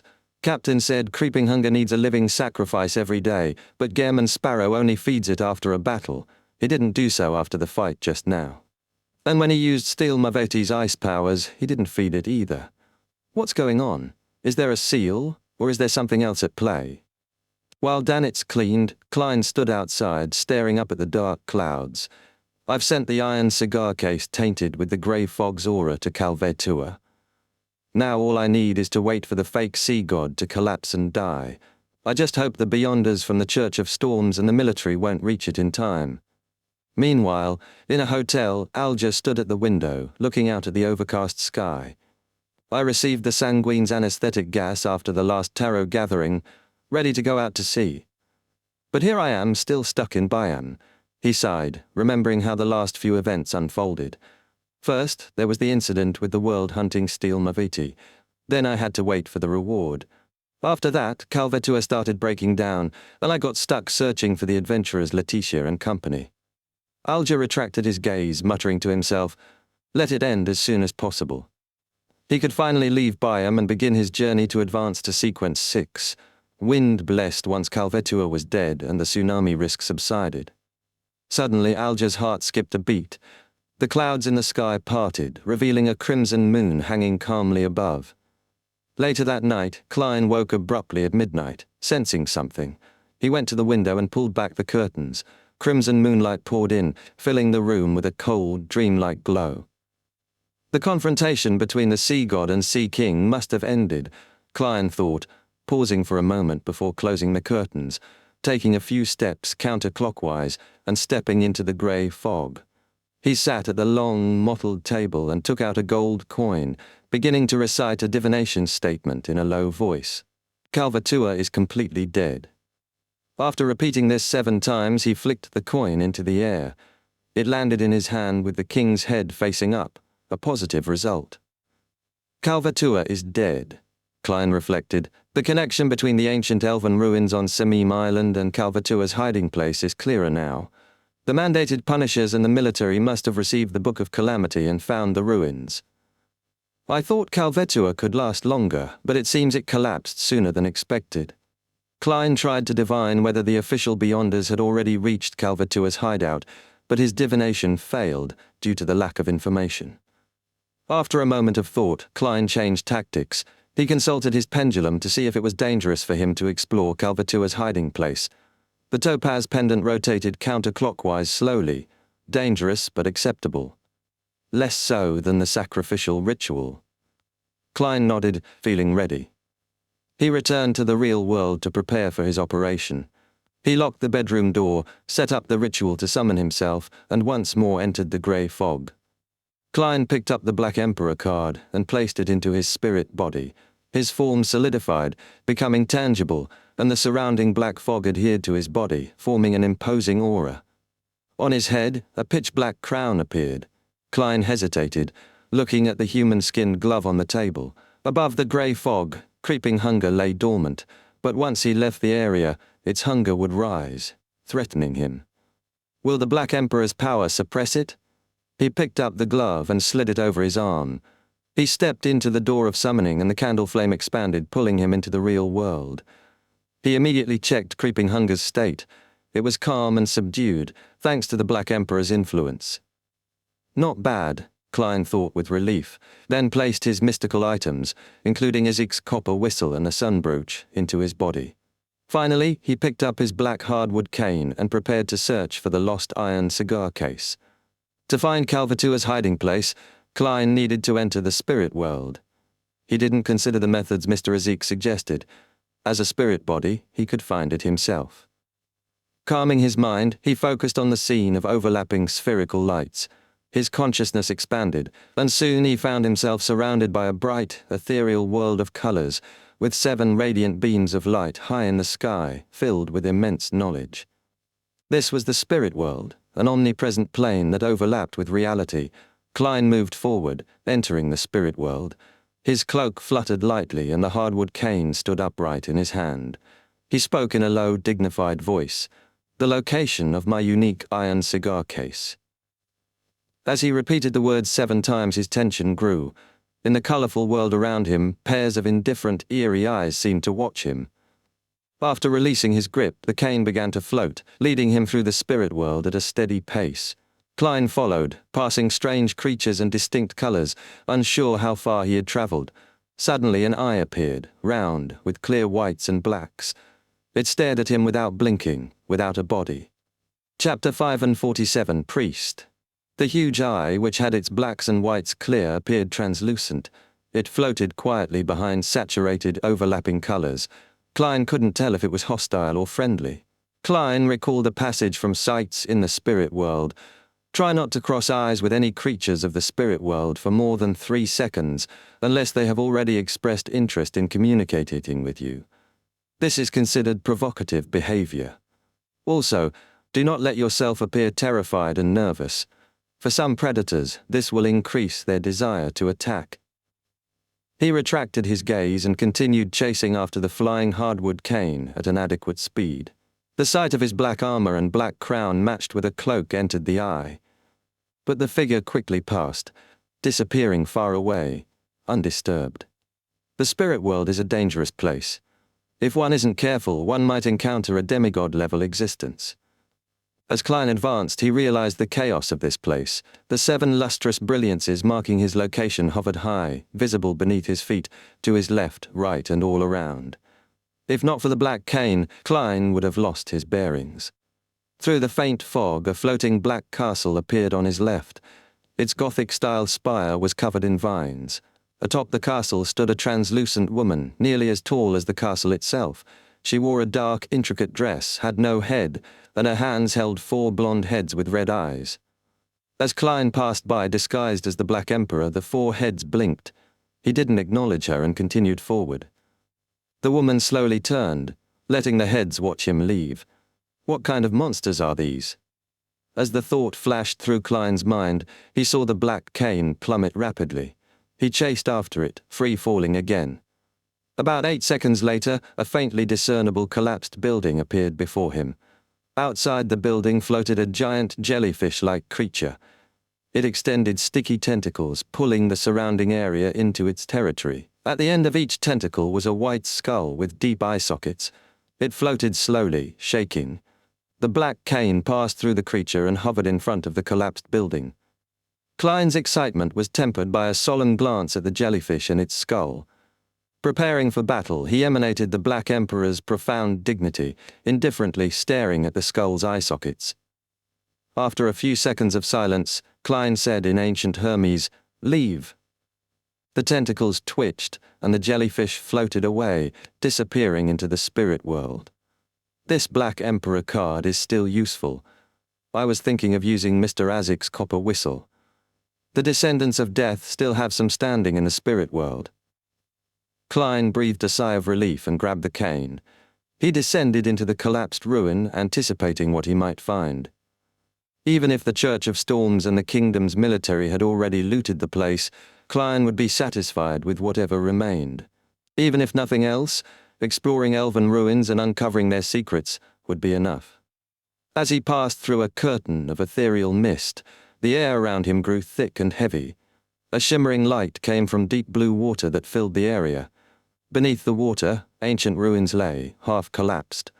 A large pillar carved with strange patterns leaned against a broken building. Klein recognized the place as the hiding spot of sea god Calvatua, where reality blended with the spirit world. At this moment, a scream echoed in the air, unwilling and full of hatred, the same howl Calvatua had released before its death. It's really dead. Klein landed on a greenish-grey stone road in front of the ruins. Pillars lined the road, covered in strange patterns. At the base of each stood figures, some in ancient robes, others in modern brown jackets. When they sensed Klein's approach, they raised their weapons, swords, axes, and turned to face him, revealing their weathered, shriveled bodies and eyes fixed on him. Calvatua's devotees. Klein sighed and activated the sun brooch's holy oath with a muttered word in ancient Hermes, holy. The holy attribute temporarily enhanced the damage of his attacks. Pah! Klein flicked his wrist, throwing the cane, then charged toward the first sea god guard rushing at him. As he ran, he dodged an axe, swung backward, and left a greyish-white crack on the enemy's body. Golden flames erupted from the crack, engulfing the sea god guard until it collapsed into ashes. Klein moved quickly, slashing, whipping, and stabbing through the sea god guards with his cane, leaving marks on their desiccated corpses. Tap, tap, tap. He passed through the road, reaching the half-collapsed ruins. Behind him, the sea god guards fell, turning into golden torches that lit the greenish-grey stone road. Klein climbed the steps and entered the building. Before him lay an enormous blue sea serpent, its body coiled across the hall. Its scales were slippery, covered in patterns matching those in the ruins. The serpent's gaping jaws bit into a pillar, its milky white fangs sunk in. Its body was covered in wounds, its bones exposed. A mysterious cyan light gathered over its body as it slowly moved towards one of its long fangs, straightening it. Its dying cry shook the air, destabilizing Klein's spirit body. An old man in a clergyman's cap lay beside the serpent's body, his grey hair like stone. He made incomprehensible sounds as he pressed his face against the serpent's mangled body. Around the serpent's corpse were more desiccated bodies, similar to the sea god guards but more grotesque. Their stomachs bulged, mouths stained with dark blood, strips of bluish meat hanging from them. Blue light leaked from their bodies, rushing toward the white fang that was straightening. Before Klein could understand the scene, the old man stood up, eyes flashing with blue light. His mouth was full of blood-red meat, which he bit into desperately. Where his face had pressed against the serpent's body, it was mangled, its flesh missing, bones visible. He was eating sea god Calvatua's corpse. Klein frowned, realizing what was happening. After Calvatua's death, the priest and guards had lost control, frantically consuming the flesh and blood. The Beyonder characteristics hadn't fully manifested, and Calvatua's body still contained a significant portion. Many guards had overdosed or suffered conflicting pathway characteristics, dying instantly. Some, however, were lucky enough to survive or mutate into monsters, while others gained power or lost their sanity. Regardless, they were all extremely dangerous. Klein noticed the surviving priest's bulging belly, resembling a pregnant woman's. The strong contractions resembled the beating of a huge heart. Chapter 548, Trick to Dealing with Large Creatures. In the seawater-filled ruins, half fused with the spirit world, Klein stood at the door of the central hall, clad in black armor. Inside, the gigantic blue serpent's body was being mutilated for food, and the old priest, bloated with his consumption, stared at Klein. His eyes flickered with an azure glow, as if deciding where to start his meal. Without hesitation, Klein reached into his body with his right hand and retrieved a brown, translucent bottle. He unscrewed it with his left hand and flung the biological poison bottle into a corner. In this half-submerged environment, where only fire of light could affect the undead and evil, Klein relied on his other powers. As he threw the poison bottle, his left glove glowed, reflecting the light of the noon sun. Golden light stained the seawater around him, spreading outward. The old priest, having consumed part of Calvatua's flesh, was far from courteous. His eyes flared blue, and his belly swelled again. Howl, a mournful, ethereal sound emanated from the priest, freezing Klein in place. His thoughts were instantly blasted by the freezing cold waves of sound. The priest's body expanded, blue tentacles coated in silver lightning emerged from his ripped robe, striking Klein. Sizzle! The lightning threw Klein back against the door, cracking his armor. He had instinctively thrown his cane far away. Despite the blow, Klein remained unusually calm. Without the Black Emperor card and Azic's copper whistle reinforcing his spirit body, he would have been gravely injured. The tentacles surged again, but Klein, jolted awake by the electricity, somersaulted to dodge. He turned and ran without hesitation, his movements quick and agile. Tap! Tap! Tap! The old priest's tentacles chased him, but Klein nimbly dodged, changing direction, somersaulting, and evading the lightning strikes. The priest's belly expanded once more, his voice cold and commanding, but Klein was ready. Though stiff, Klein was soaked by seawater, turning him into soggy paper, but he didn't falter. He waited for the right moment. The priest lunged forward with heavy steps, but the door, originally large enough for Calvatua to pass, had collapsed. The priest slammed into the debris, stuck. Klein seized the opportunity. He turned, half-closed his eyes and spread his arms. A beam of golden light descended, pounding the priest's body. The priest's robe caught fire, and his greyish-black skin and flesh melted under the pure radiance. Klein noticed what was inside the priest's belly. Intense swelling shaped like two eyes and a mouth, as though something tried to escape. Bang! The priest broke free from the collapsed door, his body covered in wounds.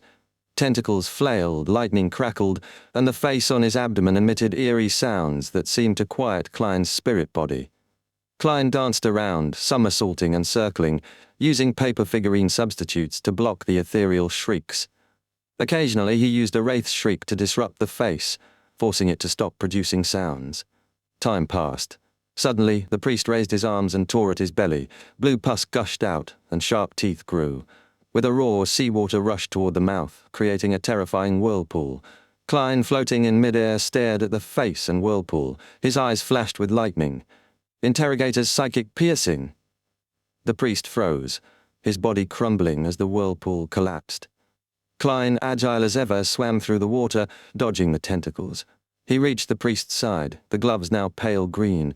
With two punches to the priest's thigh, the flesh splattered and the seawater around him froze. Bang! The priest cried out in pain, retracting his tentacles. Klein dodged, somersaulting away. The priest, still frozen in place, was vulnerable. Klein's left glove glowed with sunlight again. Klein posed as though praising the sun, and a thick, holy pillar of light descended on the priest. The priest's flesh melted away, revealing the face of a sea serpent inside his belly. Calvatua's will lingered, its demigod essence beyond imagination. Klein dodged another tentacle as the serpent's face opened its mouth again. The light faded, and the face made one last shrill cry before disappearing. Klein noticed the priest's body had shrunk, bones melting away. His aura quickly faded, and his spirit disintegrated. Klein, sensing a need to maintain his moral boundaries, channeled the priest's spirit, hoping to confirm his guilt. As he did, images flashed before him. The priest presiding over sacrificial rituals. Without hesitation, Klein reached out, letting his glove devour the priest's soul, flesh, blood, and spirituality. Blue light and darkness seeped in. Klein confirmed the priest was a soul assurer, a former member of the Church of the God of Combat in Faisak.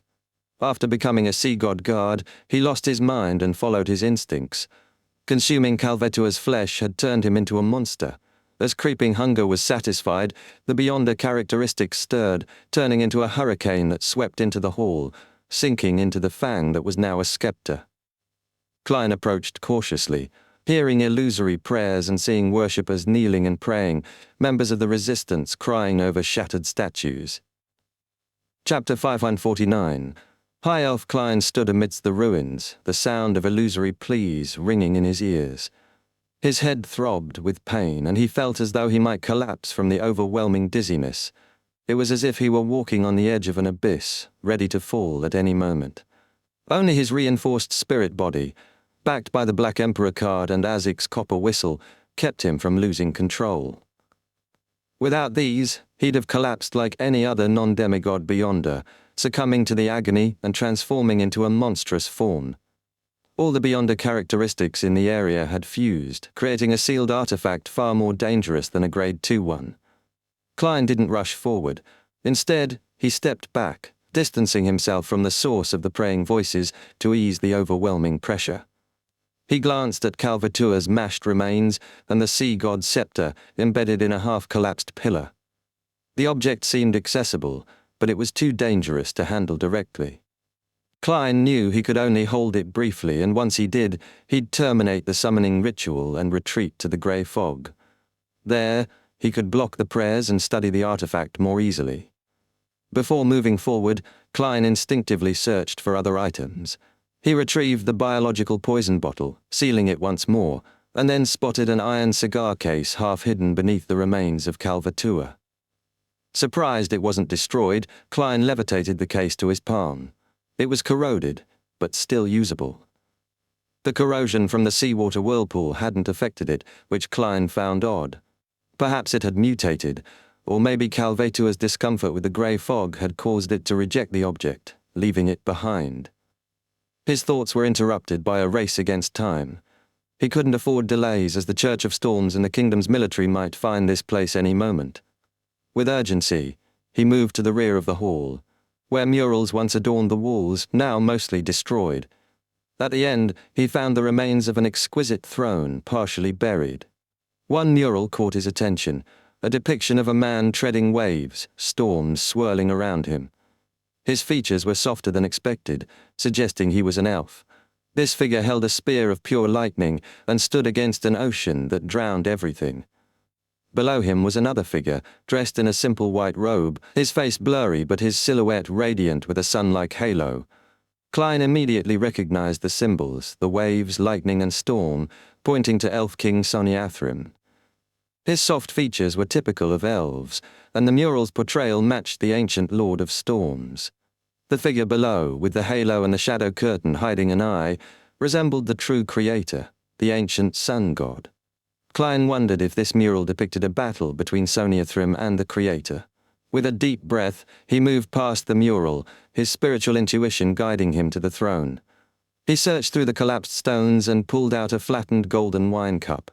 The intricate patterns on its surface caught his eye, and at the bottom were the elven words, Calamity, Kohanim. Klein quickly pieced it together. The wine cup belonged to a high elf named Kohanim, possibly the same Kohanim from the Book of Calamity. The connection intrigued him. The wine cup's spirituality came from the high elf's true name, though it lacked the extraordinary powers it might have had if Kohanim hadn't perished. Klein considered whether Kohanim might have split his Beyonder characteristics, with Calvetua inheriting part of them. The Book of Calamity was a product of these characteristics, though Calvetua had merely been a beast, with no intelligence to use the powers fully. He stuffed the wine cup into his body and continued his search. There was nothing else of value, so he quickly flew back to the sea god's scepter. The illusory voices grew louder, and Klein's dizziness intensified. But he pushed forward, relying on his spirit-body reinforcement to endure. He reached the scepter, the white bone staff symbolizing the sea god's authority. As soon as his hand touched it, the scene before him became clear. The buzzing of the prayers transformed into a real vision. He saw Kalat, the bald rebel, struggling to reach a shattered Calvetua figurine, chanting its name in despair. Then Edmonton, tattooed with a sea serpent, prostrated himself before another figurine, knocking his head against the ground in bloody reverence. In the slums, believers hid in their homes, weeping and praying. Klein's black armor began to collapse under the pressure of the scene. His solidified muscles tightened as he pulled the scepter from the pillar. The seawater surged violently around him, churning and forming whirlpools. Calmly, Klein held the sea god's scepter, his black crown gleaming. He vanished from the ruins, returning to the grey fog. When the towering palace of the fool appeared before him, the praying voices and hallucinatory scenes faded. Klein sat in his high-backed chair and inspected the sea god's scepter, now glowing with psychedelic streams of light. Each point of light seemed to correspond to a praying believer, and the scepter shimmered with a divine, yet eerie radiance. For a moment, Klein felt as though the sea god's scepter truly embodied the sea god itself. Chapter 550. The Negative Effects of the Sealed Artifact. After some time wrestling with the sea god's scepter, Klein started to grasp its powers. It could create tsunamis, summon hurricanes, produce torrential rain, and call forth lightning. It granted the ability to fly and traverse the seabed almost without restriction. Nearly indestructible, it could smash through enemies and ensure its wielder never got lost. The scepter could control sea creatures, respond to prayers, and bestow the wielder strength akin to a sea monster. In essence, it made its user the ruler of the sea, almost like a god. To Klein, these powers were on the level of a deity. He could even resist an aircraft carrier formation. Yet, despite his status as a Sequence 6 Beyonder, an immense powerhouse, he knew he was still closer to man than God. A well-aimed shot could still end him, though his ability to come back from the dead complicated that. The sea god scepter's powers far surpassed those of a mere human. In fact, the common folk would view them as the domain of gods and devils alike. Klein couldn't help but reflect on the nature of Beyonders. Sequence 4 Beyonders, he mused, truly seemed more divine than human. With a self-deprecating smile, Klein realized that if he wielded the sea god's scepter in normal circumstances, he could rise to the rank of a high-ranking deacon in the Nighthawks, a position of great power in the church. If Inst Zangwill didn't have the 008 and was at sea, he might even be able to seek revenge with a small chance of success. But could he wield the scepter normally? No, not quite. Klein had already realized the sea god's scepter's negative effects were far-reaching. In the Church of Evernite, it would likely be classified as a Grade 1 sealed artifact, one that would take countless lives to study. The scepter had 3 major drawbacks. The first was that it made the wielder irritable and rash, prone to anger.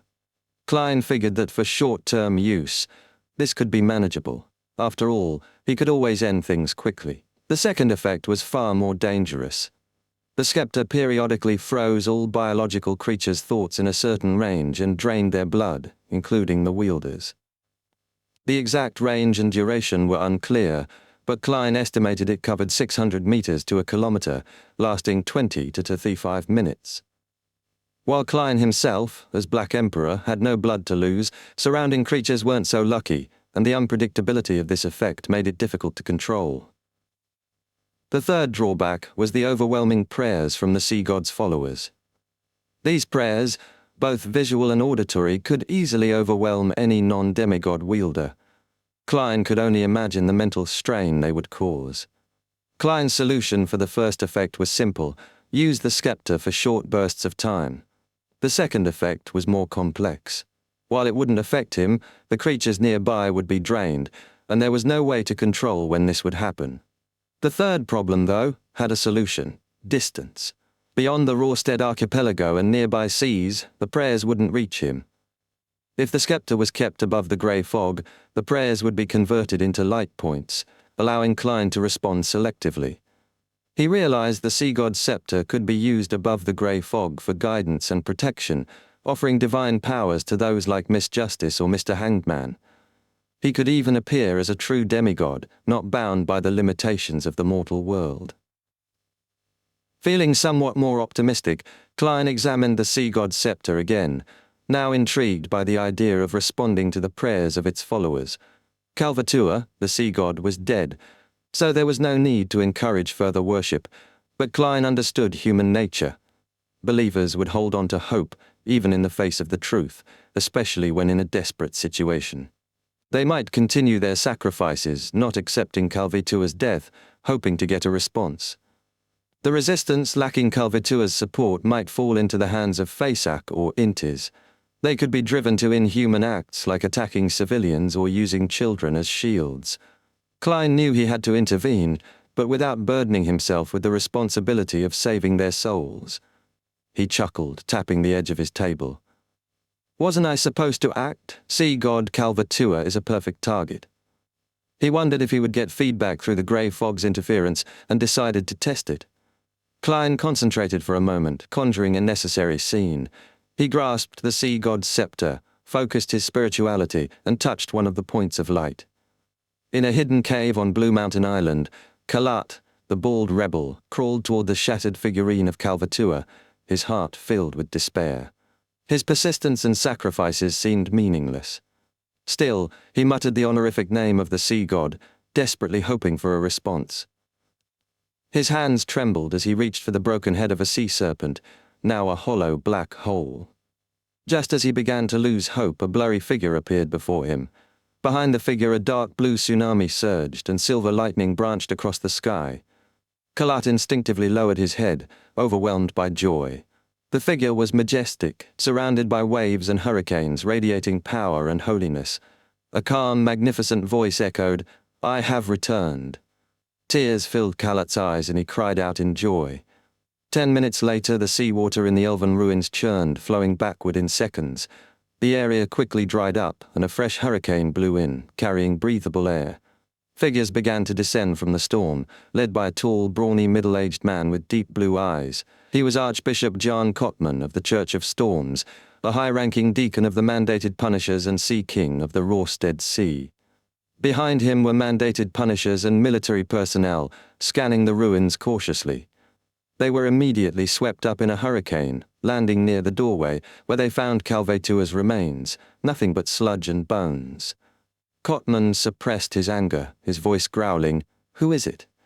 The response was the crashing of a sea wave, which quickly calmed to form a windless lake. The scene reflected a figure holding the sea god's scepter, causing the sea to churn. Cotman took a deep breath, turning away from his men. "Find him." Meanwhile, Klein had selected a dozen important believers to respond to, each receiving a new covenant. "I have returned. When the past is pardoned, I will redeem you. First commandment, thou shalt not sacrifice unto me living human sacrifices." Chapter 551, The 10 Commandments. The sea god's voice thundered in Kalat's ears, delivering 10 commandments one after another. Second commandment, thou shalt not use my name in vain. Third commandment, thou shalt have no other gods before me. Fourth commandment, honor thy father, thy mother, and thy children as you love me. Fifth commandment, thou shalt not commit adultery. Sixth commandment, thou shalt not kill the innocent. Seventh commandment, thou shalt not bear false witness, frame or violate contracts. Eighth commandment, serve me with your heart, not with your offerings. Ninth commandment, those who have committed lesser wrongdoings, first atone for your sins before seeking forgiveness. 10th commandment, honor my name by helping your compatriots and companions.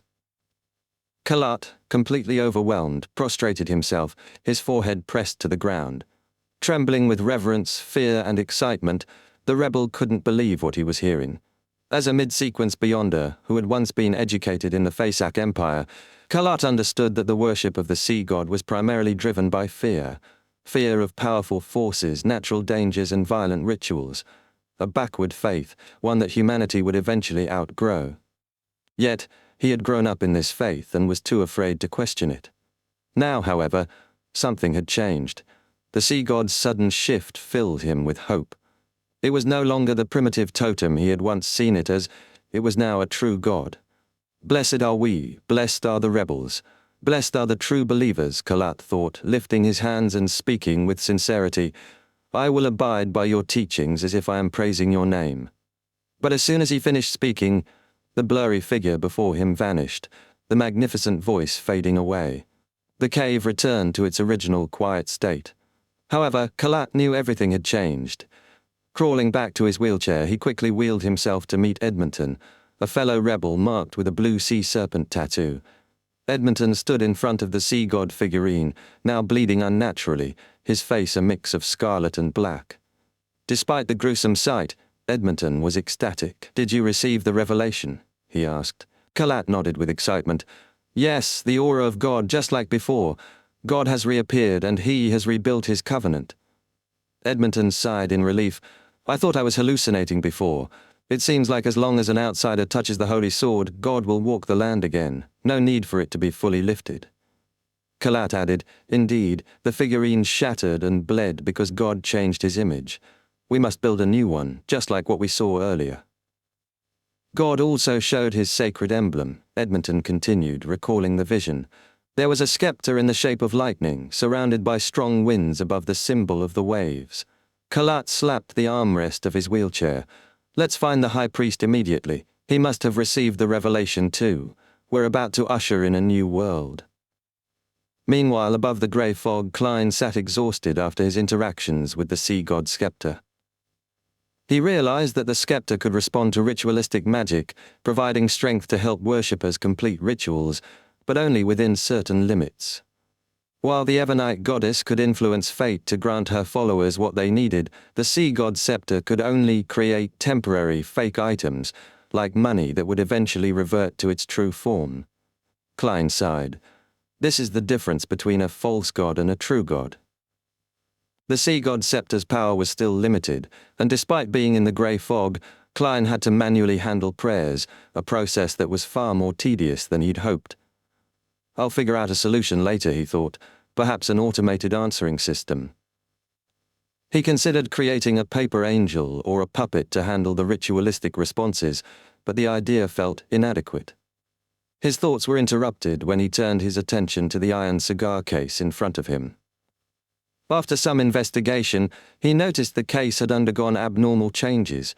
It had become firmer, tougher, and more resistant to corrosion. Klein muttered to himself, "It isn't equipped with any special properties, but if it stays here long enough, it might evolve into something more." Chuckling dryly, he looked away, focusing on the other junk around him, nearly blending with the grey fog. "I'll need to check on that later," he thought, moving on to examine the crushed golden wine cup. Satisfied that nothing was wrong with it, Klein decided it was time to return to the real world. He gathered his belongings, including the sun brooch, and headed back to his room in the inn. As he stepped into the room, he was greeted by the sight of Danitz unwrapping the bandage around his arm.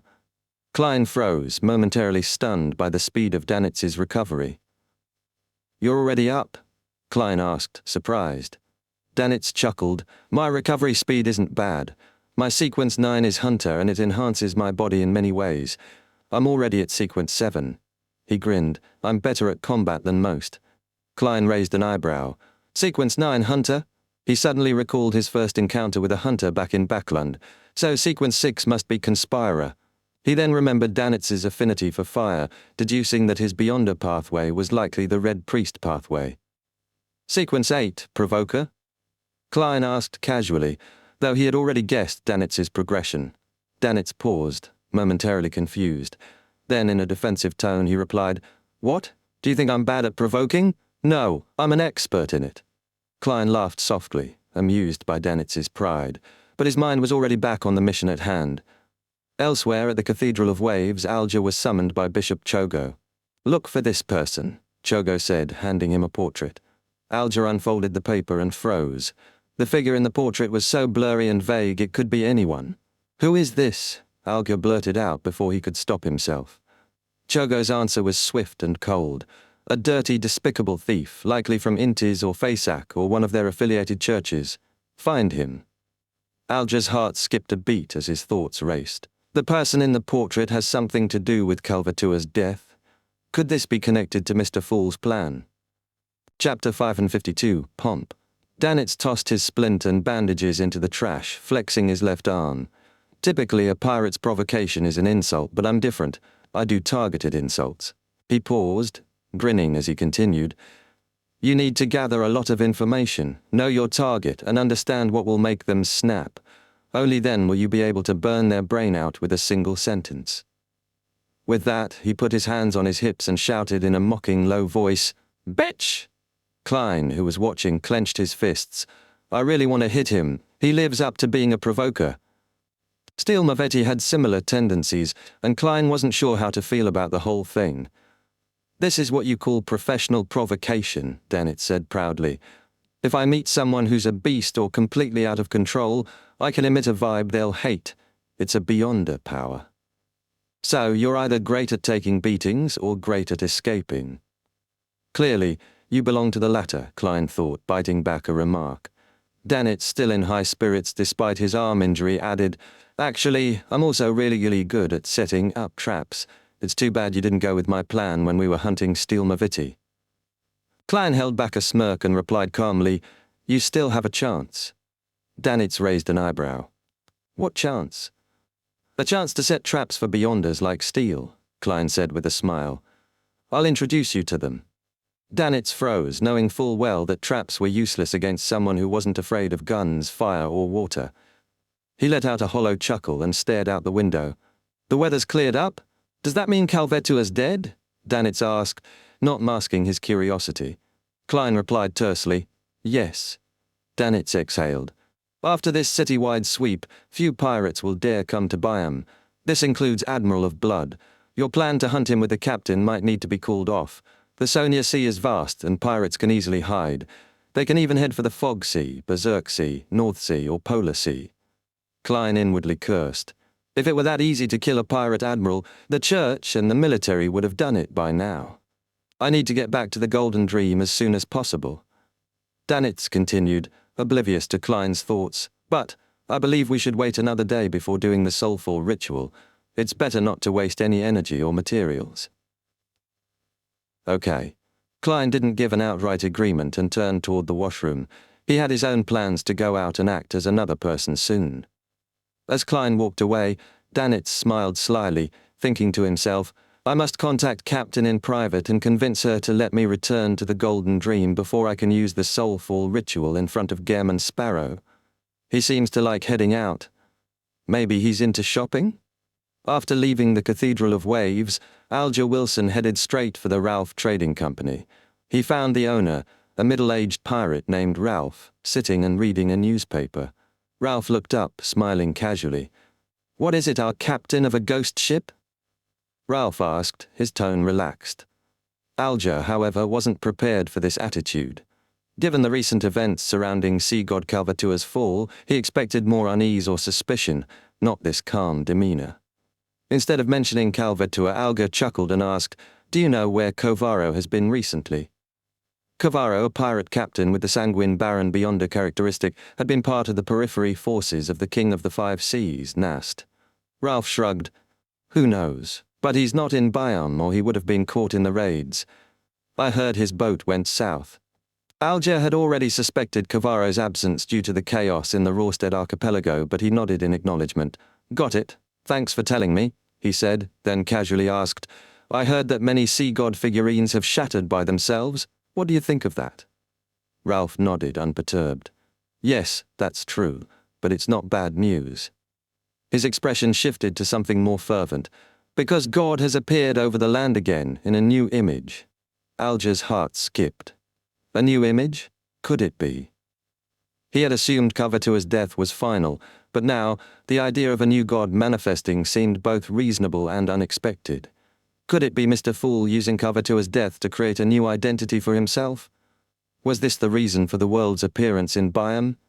Mr. Fool really does things with pomp, Alger thought, suppressing his excitement. At the Wind of Azure Inn, Klein hadn't yet left when Captain Elland handed him a thick stack of cash. Here's your reward for £100, Elland said, placing the money on the table. Klein took the cash, instinctively tossing 2 £5 to Danitz, then pulling out 2 £10 notes from his own share. The military really is generous, he mused. As he did so, Elland's eyes fixed on Danitz.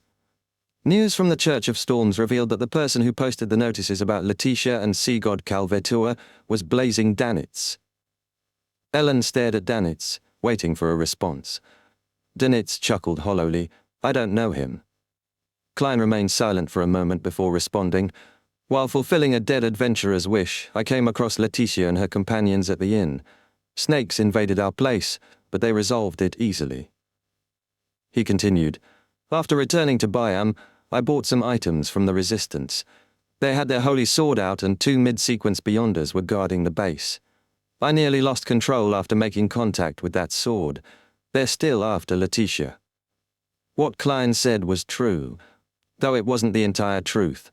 He merely hinted at the announcement's contents, careful not to reveal everything. After listening intently, Elland sighed and smiled. In the future, you don't need to post notices in the middle of the night. Come find me directly, and you'll reap even greater rewards. He stood up, put on his boat-shaped hat, and said to Danitz, I heard the bounty on Blazing Danitz is going up again. Chapter 553, Danitz's Hard Work. Danitz's cheek twitched as he forced a smile, pretending not to care about the bounty on his head. If I'm worth more than £5,000, I won't be safe anywhere. Pirates and adventurers at his level would definitely come for him. He suppressed his thoughts, but his anxiety was clear. Klein, calm as always, smiled slowly. Are you worried your bounty's too high? Danitz nodded. What can I do? Hiding's not enough.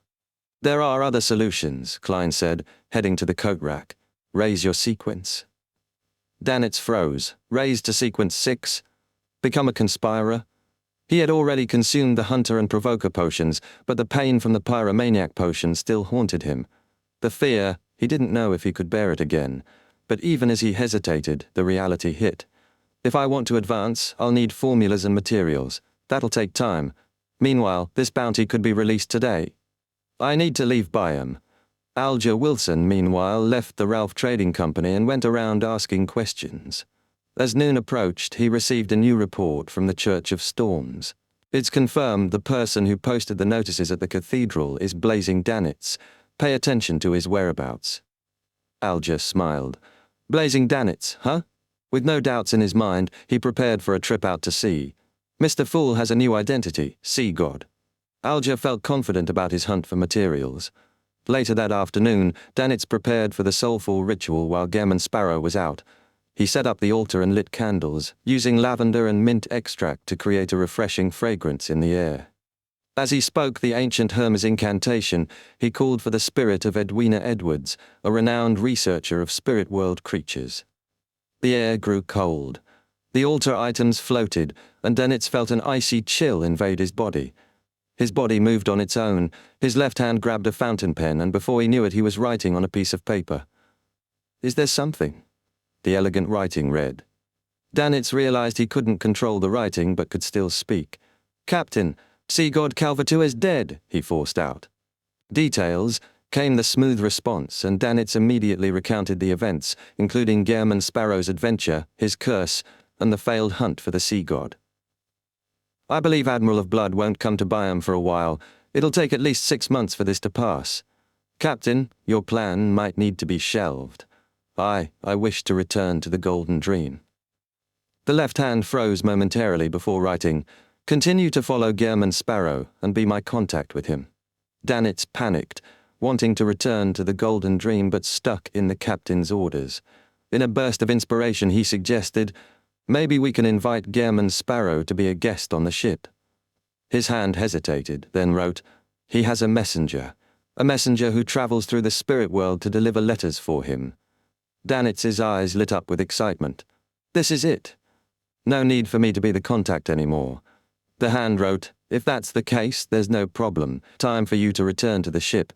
You still need more practice in languages and other areas. Danitz felt his excitement drain away. I wanted to go back, but now I'm not so sure. By evening, Klein returned to the Wind of Azure Inn. He hadn't found a good target for acting.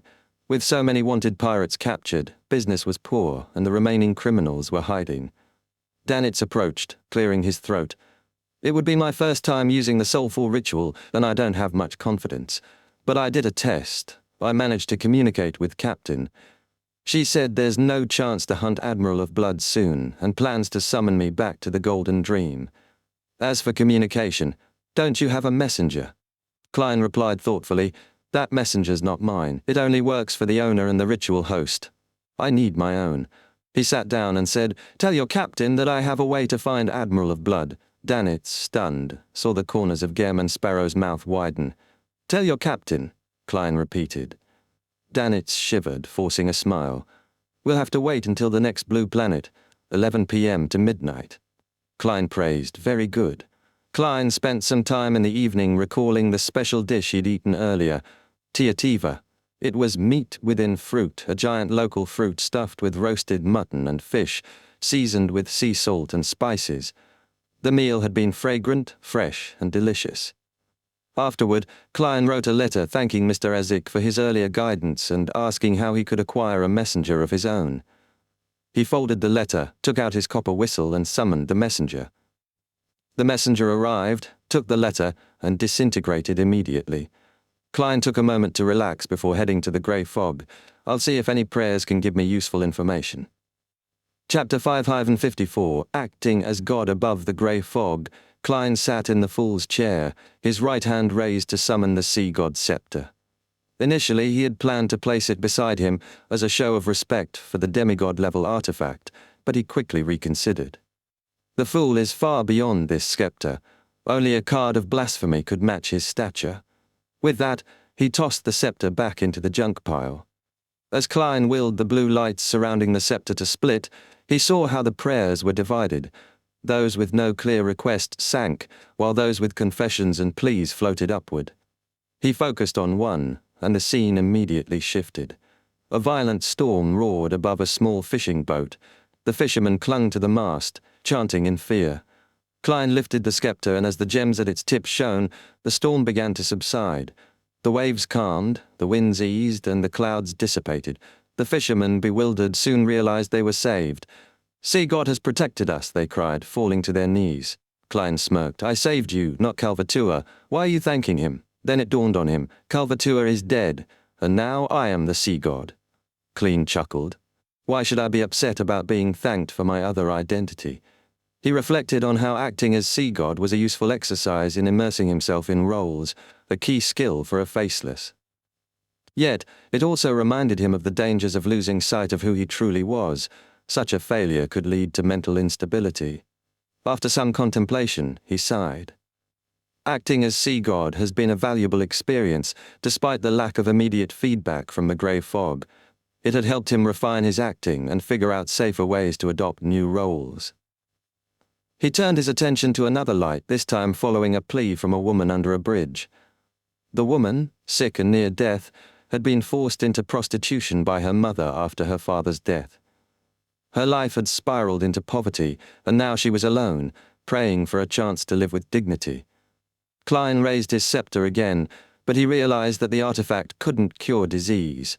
He considered buying medicine from Emlyn White, but soon realized the girl had already passed away. Such a humble wish, Klein thought, but there's nothing I can do now. He sighed. I'll try my best to bury you like a human being, before focusing on other points of light. Nothing else stood out, though he did notice the resistance members performing a ritual, offering items to Sea God for empowerment. Klein observed them, noting that to receive Beyonder items, they performed such rituals every night, placing their requests on an altar. The demigod level is a different world. They don't expect immediate responses, but it's clear that Calvetua's mood or state affects whether the items are granted. Klein then focused on the sea god's scepter again, sending his spirituality out to aid the resistance's ritual. He could sense the spiritual energy merging with the items, imbued with powers such as electric shock charms and sea swimming enhancements.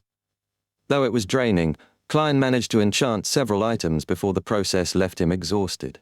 Even using the sea god's scepter regularly, I can't last long before the fatigue sets in, Klein thought. But the benefits, like learning how to make charms that work underwater, are worth it. I'll need more mysticism knowledge to make lightning charms. He muttered to himself before tossing the sea god's scepter back into the junk pile and returning to the real world. Meanwhile, in Eastchester County, Audrey Hall, dressed in a black riding suit, skillfully rode a brownish-red mare across the open countryside. I'll wait for you at the edge of the woods, she called to her maid, Susie, who followed behind, carrying a leather bag. Audrey preferred the freedom of the countryside to the gloomy family castle, and today she and Susie were off to explore an old tower in the forest, a perfect adventure for someone like Susie, still honing her skills. As the sun began to set, they raced toward the forest, eager for the exploration ahead. Chapter 555, The Message Late at Night. Eastchester County, blanketed by snow, was desolate in January.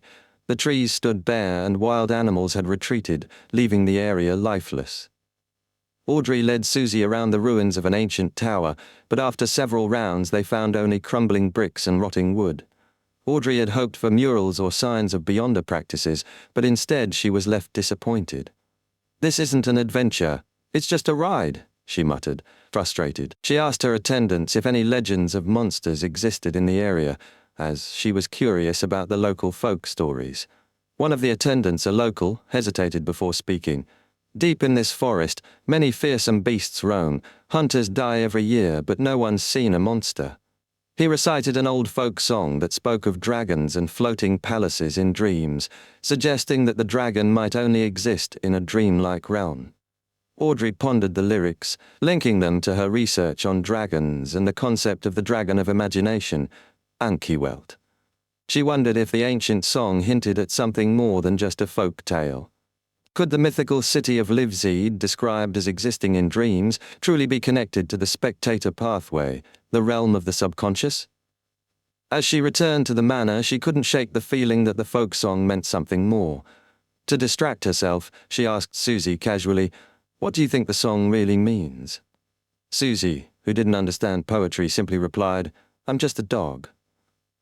Audrey smiled, knowing that Susie couldn't decipher the mystery she had uncovered, yet feeling the urge to show off her newfound knowledge. In a forest on Blue Mountain Island, Kalat, filled with excitement, remained awake. He was eager to share his newfound belief that the sea god was truly walking the land again. As he prayed before an altar, he noticed strange items, like a dagger glowing with silver lightning, imbued with an unusual aura. His doubts were gone. The sea god's grace has transformed everything, he thought. He made his way to Edmonton, the high priest, eager to share his revelation, believing the sea god was reconstructing his image on earth. Back in Byam, Klein sat watching as Danitz performed the soulful ritual, noting how it still required help from the spirit world.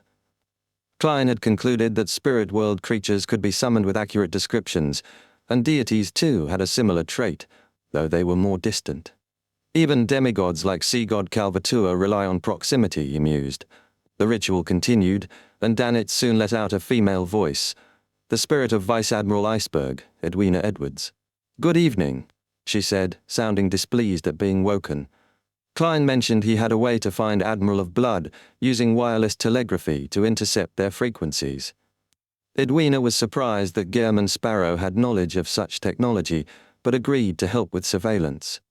She planned to have Danitz monitor the situation. After the ritual, Klein handed over a radio transceiver and accompanying frequencies to Danitz, instructing him to experiment. Danitz, still adjusting to the new device, found it perplexing. Klein simply said, "outside," when Danitz asked where he'd gotten it from, hinting at his many secret excursions.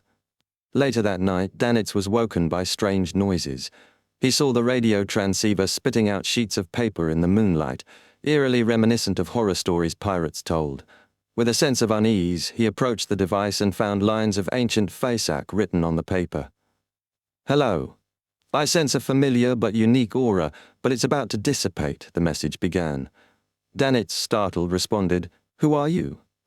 The transceiver clicked again, producing a new message. "My name is Erodes. In exchange, you must answer one of my questions." Chapter 556, Discriminatory Treatment. Danitz's heart raced as he faced the eerie radio transceiver. The mysterious voice Erodes had asked a peculiar question. "Do you have a secret crush on your captain?" Danitz's face flushed, his embarrassment palpable. How did it know, he thought, his secret laid bare in an instant. He stammered, trying to deny it, but Erodes wasn't done. The radio clicked again, spewing another question. "If you don't like her, who can endure such dry and boring lessons?" Flustered, Danitz snapped, "No, it's because I'm not strong enough to beat her." The rapid-fire questions only intensified, each one hitting harder. He felt as if he was being exposed, his inner turmoil laid bare for all to see. But just when things couldn't get more awkward, the bedroom door creaked open. Klein stood there, looking at Danitz with his usual calm demeanor. When did you come out?" Danitz stammered, his face pale. "Please say you just opened the door," he thought desperately. Klein replied, "From the beginning." His spiritual intuition had sensed the strange activity long before Danitz realized it.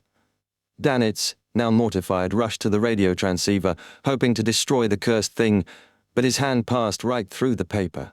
Suddenly, Klein's gaze locked onto him and Danitz froze, realizing that the situation had shifted entirely.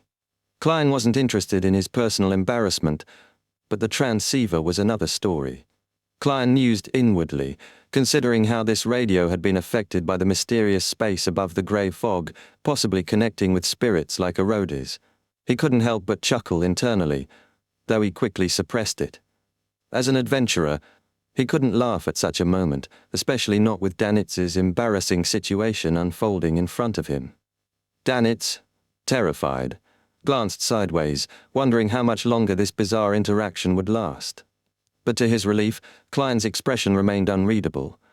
The demon that called itself Erodes had sent another message. "Your loyal and humble servant, Erodes, is honored to follow in your footsteps once again, constantly at your service." Danitz, bewildered, felt as if he were caught in some surreal dream. Klein, ever the professional, analyzed the situation. The transceiver had somehow connected with Erodes through the aura of the grey fog, becoming a medium for spirits to communicate. If this continued, it could become a unique item with its own strange properties. Klein's mind raced, formulating plans, but he remained calm in the moment. Erodes' eerie messages kept coming, but Klein, ever the strategist, saw an opportunity. "I can use this transceiver to gather information from the spirit world." He turned to Danitz and, with a subtle smile, ordered, "Go out and guard the door." Danitz, eager to escape the tension, complied immediately, not wanting to face any more uncomfortable questions from Arodes. Once Danitz was gone, Klein turned to the radio transceiver. His voice dropped to a low murmur. "I have some questions." The radio clicked, and Arodes responded eagerly, "This is my honor. Can I address you as master?" Klein suppressed his amusement. "You can use any form to address me," he replied. Without hesitation, Arodes continued, "Where can I find mermaids?" The radio transceiver clacked as it processed the question. Finally, it answered, "To the east of the Gargus archipelago, sail the sea route for a week and you'll meet mermaids. But be warned, they're all followers of the Evernight goddess." Klein was impressed, though not entirely surprised. "This is within my expectations, but the danger it suggests is unexpected." Rhodes continued typing. "If it bothers you, continue east, but it's a dangerous place. It's the ruins of the War of the Gods. You would likely not mind, though." Klein absorbed the information. The area mentioned was a battlefield from ancient divine wars, a place of untold danger, yet potential opportunities. He hadn't expected to hear about such ruins, but the information was valuable nonetheless. As he mulled over his next question, Arodes continued, "There are also reared mermaids at the Cathedral of Serenity and a sleep cathedral on Dino's Island." The mention of Dino's Island caught Klein's attention. A church stronghold, but not as dangerous as the Cathedral of Serenity. I might be able to sneak in as a nighthawk or bishop. He was already formulating a plan when Arodes interjected with another message. "Great Master, I must ask a question in return." Klein raised an eyebrow. "A question?" he thought. "Very well, let's see what it asks." The radio clicked again, and Arodes typed, "What are you planning to have for breakfast today?" Klein couldn't help but smile at the absurdity of it. "Nice question," he thought. "Depends on what the inn offers," he replied flatly.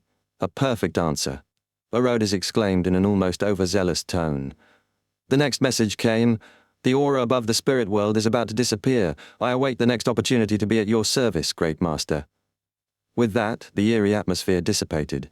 The radio transceiver fell silent, its mysterious power seemingly exhausted. Klein leaned back, thinking, how many days will it take before I can contact Arodes again? He wasn't sure, but he planned to make use of the transceiver's unique abilities to gather information from the spirit world. Maybe one day I'll even receive a telegram from the true creator or the primordial demoness. His thoughts raced with possibilities, but he knew the risks. The deeper he went, the more dangerous it would become. Chapter 557. Planting a cue on herself in Eastchester County, at the Hall family manor, Audrey sat in front of her dressing table, lighting a candle.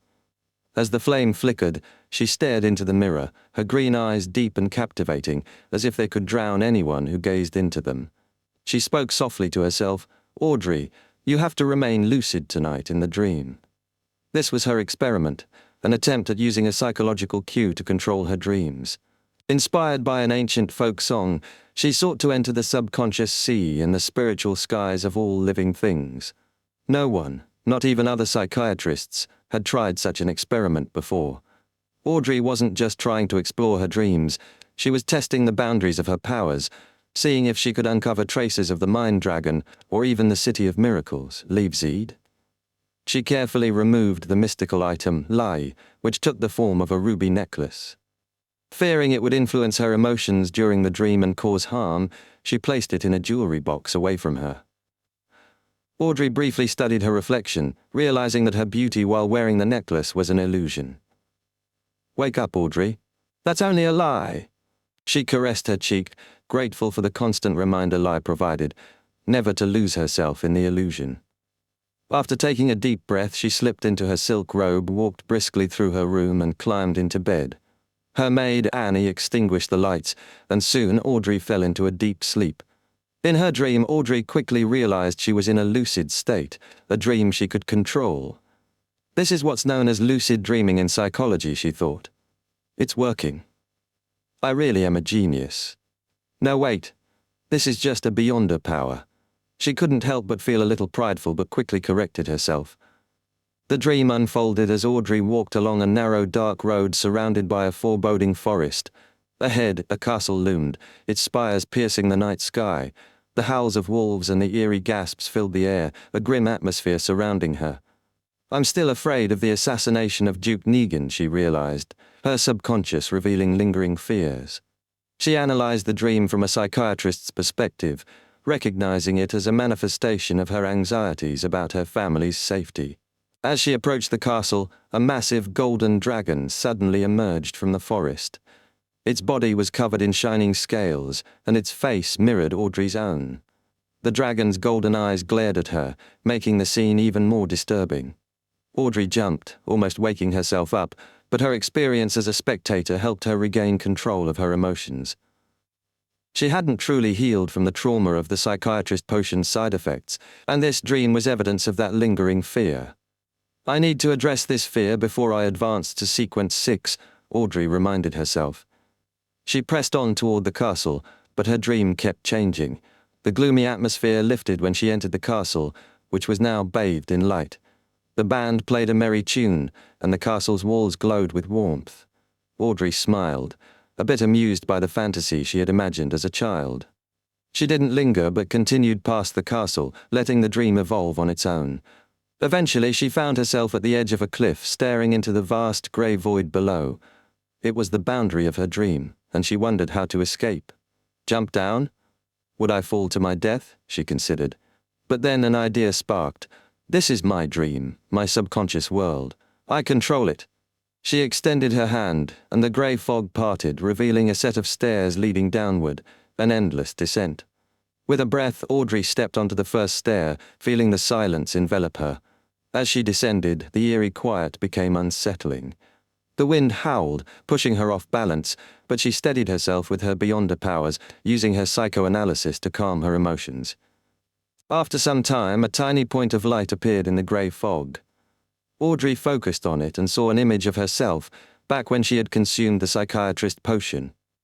She was on the verge of losing control, full of fear, worry, and doubt. This is my trauma, Audrey realized, seeing her past self reflected in her subconscious. Her journey continued through memories of her childhood, listening to stories from her parents, valuing her image, and participating in the tarot club. These are fragments of my subconscious, she thought, shaping who I am. As she walked, loneliness and isolation threatened to overwhelm her, but she used her powers to calm herself again. Finally, after what felt like an eternity, she reached the last step of her descent. In front of her stood a grey, blurry ground, with streams of light and shadows swirling above, the sea of collective subconscious. Audrey looked up and saw countless indistinct figures floating above her, 7 of them shining in different colors, full of knowledge and wisdom. The sky of spirituality, Audrey murmured to herself, in awe. She took cautious steps forward, sensing the presence of these figures as they flashed by her. Some carried the pain of ancient memories, others the gazes of admiration, worshippers of dragons. Among the swirling lights, Audrey saw a greyish-white mountain rising from the sea. Its peak was shrouded in thick fog. Could it be someone else's consciousness? She wondered. The sea is the subconscious, and beyond it is ordinary consciousness. Someone is dreaming. She felt a pull toward the mountain, but she hesitated. It would be too dangerous to interfere with someone else's mind, Audrey thought. Her purpose was clear. She was searching for traces of the Mind Dragon and the City of Miracles, Leipzig. Exhausted but determined, Audrey continued her journey, passing by countless other consciousnesses, feeling her energy wane. Finally, she decided it was time to return. She raised her head, looking into the distance, and started to make her way back. Just as she was about to leave, a shadow appeared in the sky, massive grey wings, followed by a long, lizard-like creature. The monster had pale golden eyes and a cold, regal air about it. Audrey's heart raced as she recognized the creature, a mind dragon. It's real! The mind dragon exists! Audrey felt a surge of excitement, but she quickly contained herself, not wanting to draw attention. She didn't need to explore further. It was time to wake up. With a sense of satisfaction, Audrey retraced her steps, returning to her mountain of consciousness. She woke herself up and escaped the dream. Meanwhile, Danitz had been allowed back to his room. He glanced at German Sparrow, embarrassment creeping onto his face. "You won't tell anyone what you just saw, will you?" he asked nervously. Chapter 558, Search for Abnormalities. Klein didn't answer immediately when Danitz asked him something. Instead, he stopped, his expression flat, and said, "That was a question."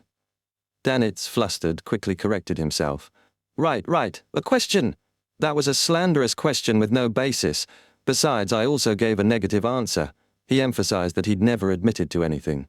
Klein nodded but didn't engage further. "I'll clarify this with your captain." Danitz stared, his expression twisting. He knew Klein wasn't going to explain further, so he sighed and asked, "Is there anything I can do for you?" Klein took a deep breath and controlled his facial expression with his clown powers. "Monitor it well." Danitz agreed immediately, though as Klein turned to enter his bedroom, he asked once more, "You're not going to clarify this with the captain, right?" Klein responded without looking back, "Monitor it well." He closed the door behind him, a small smile curling on his lips. The next morning after breakfast, Klein dressed in a thick brown jacket, cap, and pantaloons, altering his appearance before heading out. He left Danitz alone to man the radio transceiver. Along the way, Klein changed his appearance again to blend in more naturally with the locals. He visited a shop, buying gloves, a shroud, and a body bag before heading to the bridge where he had found the girl's corpse the night before. The weather was still cold, but the stench of decay filled the air as Klein approached the dead body. He grimaced, but didn't let it stop him. The city was under curfew, and the cemetery wouldn't open until dawn, so he couldn't bury her immediately. He pulled out a small metal bottle of quelaag oil and rubbed some under his nose to block the smell. With a sharp inhale, the peppermint and disinfectant scent cleared his senses. Afterward, he carefully wrapped the body in the shroud and placed it in the body bag. He then carried it through the busy streets of Bayam, passing crowds before finally reaching the outskirts. He climbed a mountain path that led to the cemetery for the native population, leaving the foreigners' cemetery behind. The gravekeeper was dozing off when Klein arrived. He explained the burial options and fees, and Klein decided on a basic cremation with an urn, handing over 5 solli. The gravekeeper asked for a name. "Bordy." Klein responded, his voice low. When the man offered an epitaph, Klein added, "She is a human being." The gravekeeper muttered, "What a strange epitaph," but didn't question it further. Klein handed over a photo, a portrait of the girl he had drawn using a ritual. It looked like a real photograph. The gravekeeper, surprised but silent, took it and carried the body into the priest's hut. After the cremation and preparations, Klein left the cemetery, his thoughts momentarily lingering on the girl's fate. As Klein descended the mountain, he looked out over Bayam. The sea was pale blue, the streets vibrant with activity, and the city sprawled in all its bustling beauty. The view was breathtaking, almost like an oil painting. At the top of the Cathedral of Waves, Jan Kotman, the Church of Storms Cardinal, gazed over the sea and mountains, enjoying the rare tranquility of Bayam. It was a city with low pollution, its industries focused mainly on spice trade, brothels, and casinos. A mandated punisher interrupted his reverie, rushing up the stairs with a piece of paper in hand. "Your Eminence, there's new information." Jan Kotman glanced at the note and asked, "What is it?" The mandated punisher handed over the paper. "News from the resistance. They've received a response from Calvatua. They're in the process of creating new statues." Kotman frowned as he skimmed the note. He thought for a moment and then ordered, "Search for abnormalities in the archipelago's sea area." The mysterious figure who had taken Calvatua's characteristic had not left the waters of the Råsted archipelago. This was confirmed by the response to Calvatua's followers. The Beyonder characteristic, with its dangerous effects, was bound to cause abnormalities in the area. Kotman suspected that the mysterious person could not properly seal or control it, meaning the problem would soon be exposed. The mandated punisher bowed deeply. "May the storm be with you." Later that day, Klein returned to the Wind of Azure Inn after entering Bayam City. He dispelled his faceless power when no one was around and rode a carriage back to the inn. Inside, Danitz was sitting by the radio transceiver, looking serious. Klein asked, "Got something?" Danitz, looking shaken, raised his right hand and waved a piece of paper. No, my bounty. It's been raised to £5,500. His bounty was almost as high as Steel Mavetti's. He'd been staying in, avoiding going out to relax or drink, fearing the attention this increase would draw. Klein was taken aback. This is just the beginning, Mr. £10,000. He tried to keep a straight face but couldn't help but smirk. Danitz cursed inwardly, frustrated by his predicament, but forced a smile and shook his head. Klein, holding back laughter, ignored him and returned to his bedroom for some rest. Just as he was about to lay down, a letter suddenly appeared before him, floating down from the air. Klein grabbed it, surprised that the messenger had left without showing itself. The letter contained instructions on how to obtain a messenger, detailing 2 methods. The first involved summoning a spirit world creature using a ritual and making a contract with it, while the second required entering the spirit world to find a messenger and obtain its consent. Klein debated the options, weighing the dangers of both. The second method, I can handle it, Klein thought, deciding that he would venture outside the archipelago to avoid interference from the prayers. Chapter 559, Meeting on the Way. Klein immediately began preparing for his journey into the spirit world, aiming to select a suitable target for a messenger. He planned to leave the Rorstead archipelago and use the sea god scepter to influence the chosen one, convincing them to become his messenger. Once I get lost or into danger, I'll just stop and return above the grey fog. There's hardly any risk. Klein mused as he locked the door and began the summoning ritual.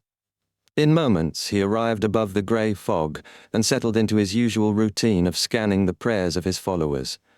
The sea god scepter landed on his palm as he concentrated. As he sifted through prayers, Klein noted some unusual confessions. One came from a mixed-blood man who had risen to a senior rank in the Byam police. The man had switched his allegiance to the Lord of Storms and tried to portray his actions as part of a self-sacrificial plan for his kinsmen. Klein saw through the deception in the man's prayer. His true feelings were much more self-serving. Trying to deceive God while deceiving yourself, Klein mused. Maybe a lightning bolt or 10 wind blades would teach him. Now I'll keep him. A snitch could be useful. He marked the man Bulaya with a subtle divine touch, ensuring that the inspector would unknowingly remain under his watch. Klein continued browsing through the prayers, coming across a bizarre request from a fisherman who prayed for a rival, Zangmo, to be struck by a storm and lost at sea.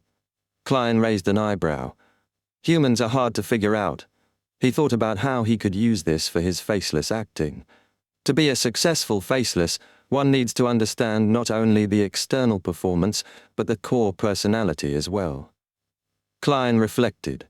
By observing the prayers, he could learn about different personalities and mindsets, saving time in his future performances. The more Klein thought about it, the more he appreciated the benefits of acting as the sea god. It not only brought him closer to his goal, but also provided invaluable experience in playing a demigod. Even without feedback, I'm learning to become someone of higher status. He continued reviewing the prayers, his attention sharp. Then, his gaze settled on Ralph, a businessman who planned to donate a third of his fortune, £20,000, to the resistance. Klein considered the potential benefits of such a donation. Why go through all the trouble? Just give it to me directly. He smirked, then responded, You've honored my name by helping your compatriots and companions. The young lambs need help, food, and education. Klein wanted Ralph to establish a charity fund using the donation, providing for the children's education and needs. As for the Resistance's military funding, Klein understood that they needed more than just local opposition to succeed. Foreign assistance, especially from Faisak and Intis, was critical. He quickly dismissed these thoughts and focused back on his ritual. After determining that it wasn't dangerous to explore the spirit world today, he donned the Black Emperor card, changed his appearance, and stepped into the door of summoning. In the spirit world, Klein proceeded cautiously, feeling his way through the chaos. Colors and symbols swirled around him, abstract and disorienting. His illusory form floated through the space, encountering strange sights, a yellow sun like a child's drawing, an incorporeal river, and even a strange flat woman with a moon-shaped face. It was an overwhelming and surreal experience. Klein's mind raced as he realized that, unlike before, no spirit world creatures appeared to confront him. Could they be avoiding me? He wondered, puzzled. The chaotic world of colors and shifting symbols was impossible to make sense of. Then, just as Klein was about to shift direction, he suddenly fell through the air, his body sinking uncontrollably.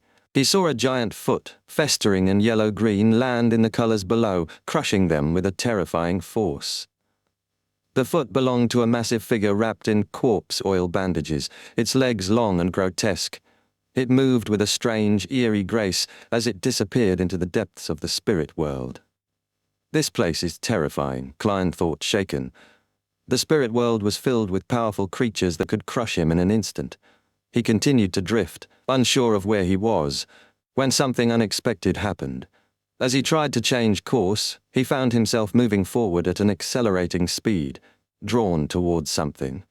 The scene before him parted, revealing a massive black ship with 3 pitch-black sails. It was a ship unlike anything in the spirit world, its color growing richer and more ethereal as it entered the realm. The ship's deck was crowded with sailors, but what caught Klein's attention was the massive stone chair at the helm. A colossal figure sat there, a being whose presence was overwhelming. The figure had a black beard, a tall crown, and a magnificent black robe. His eyes, dark red and intense, locked onto Klein, causing a chill to run through his body. Klein's slow, uncontrolled flight brought him closer, but just as their gazes met, he disappeared. The giant on the stone chair continued staring, his gaze unwavering, as Klein vanished into the layers of colors and symbols.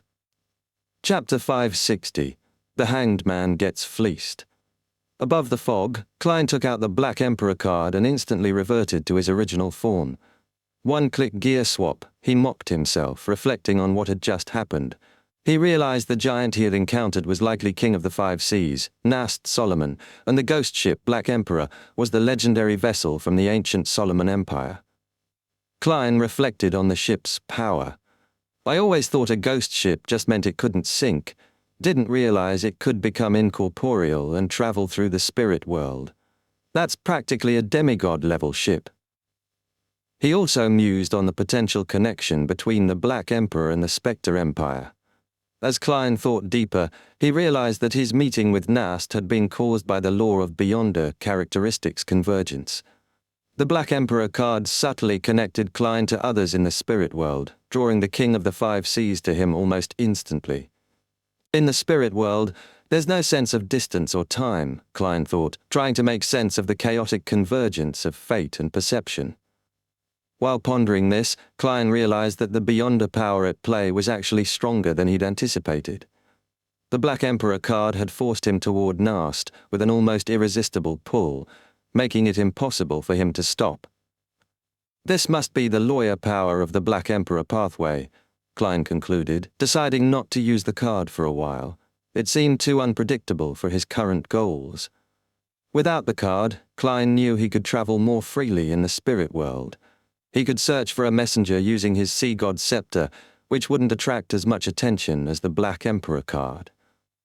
If I used the sea god scepter, someone might spot me buying beer in a bar and connect the dots, he mused.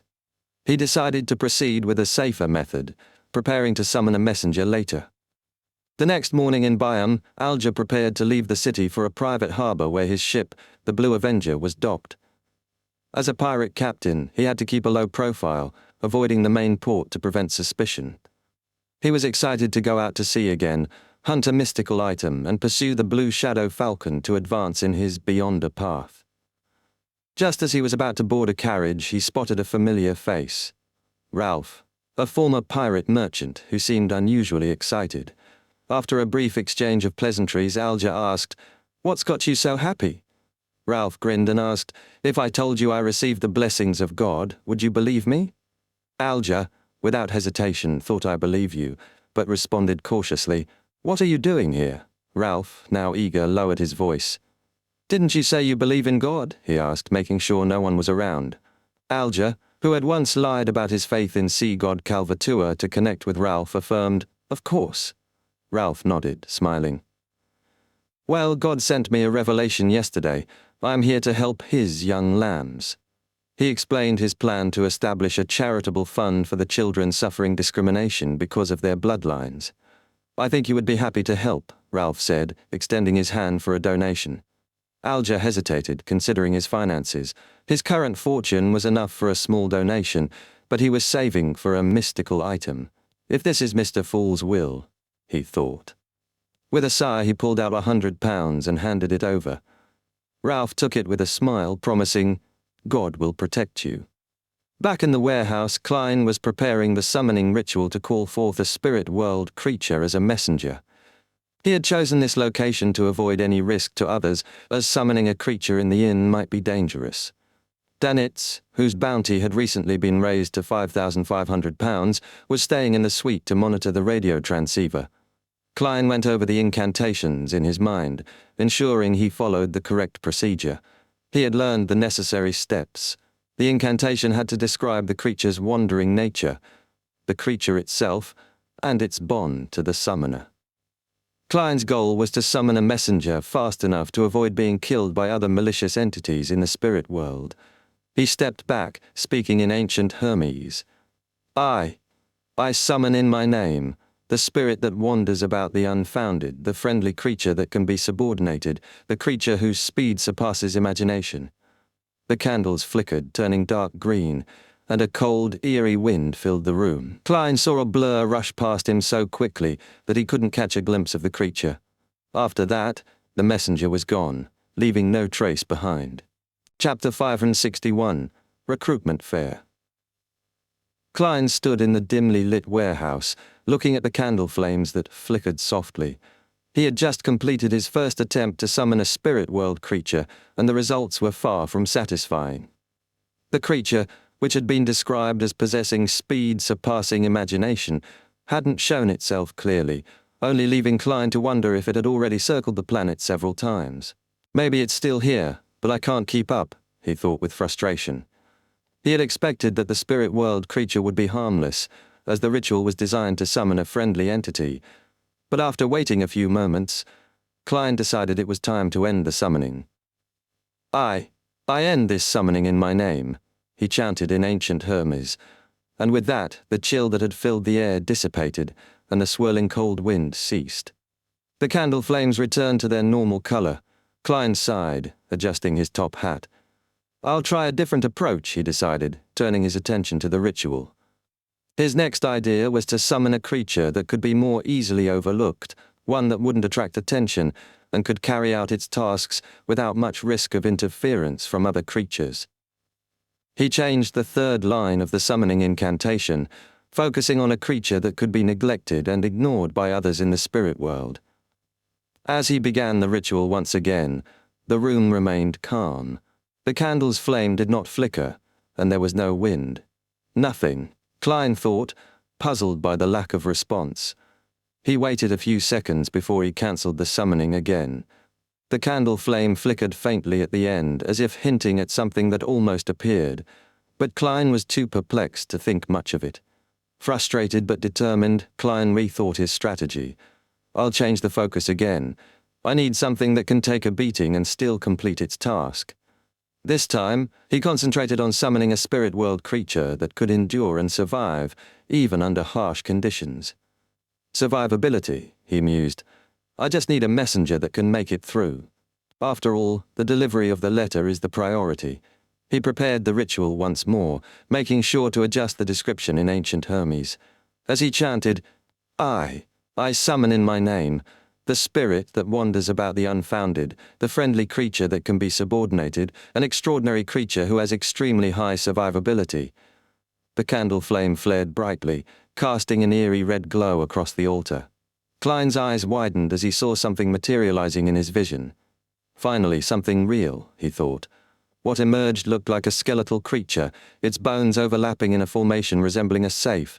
Its slow movements were almost comical, as the creature barely moved even a centimeter in 10 seconds. This is far too slow, Klein thought.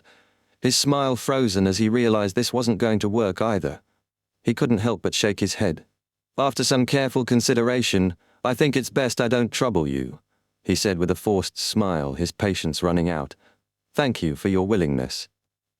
The skeletal creature came to a stop, its bones creaking in the eerie silence, and Klein cancelled the summoning yet again, rubbing his forehead in frustration. Maybe I should try something completely different, he mused, resigning himself to the idea that public recruitment might be the only solution. Taking a deep breath, Klein focused his mind and began the ritual again. This time he felt a renewed sense of determination.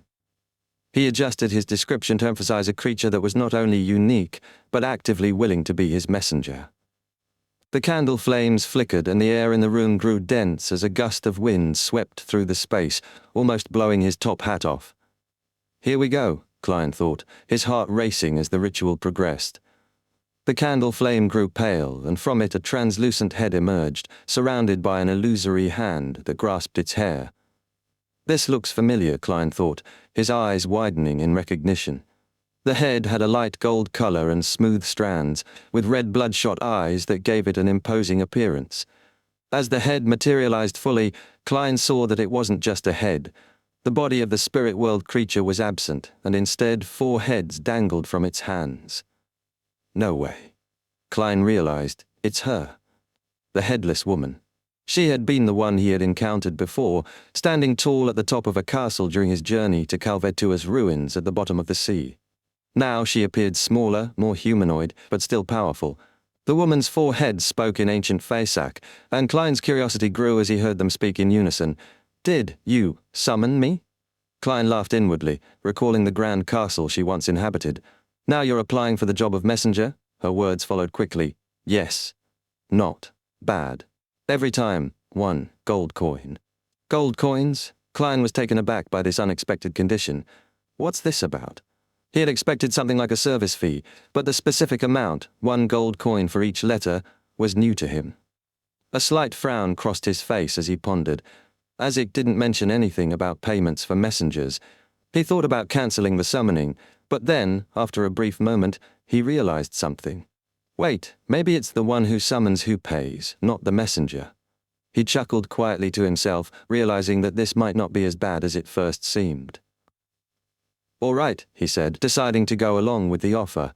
Let's sign the contract. Klein quickly prepared the contract, using ancient Hermes to write the terms. The contract was straightforward. The messenger would not open or damage the letters, nor would they endanger the life of the contractor. The final part of the contract invoked the power of the underworld, a domain Klein had chosen after considering Ezek's advice.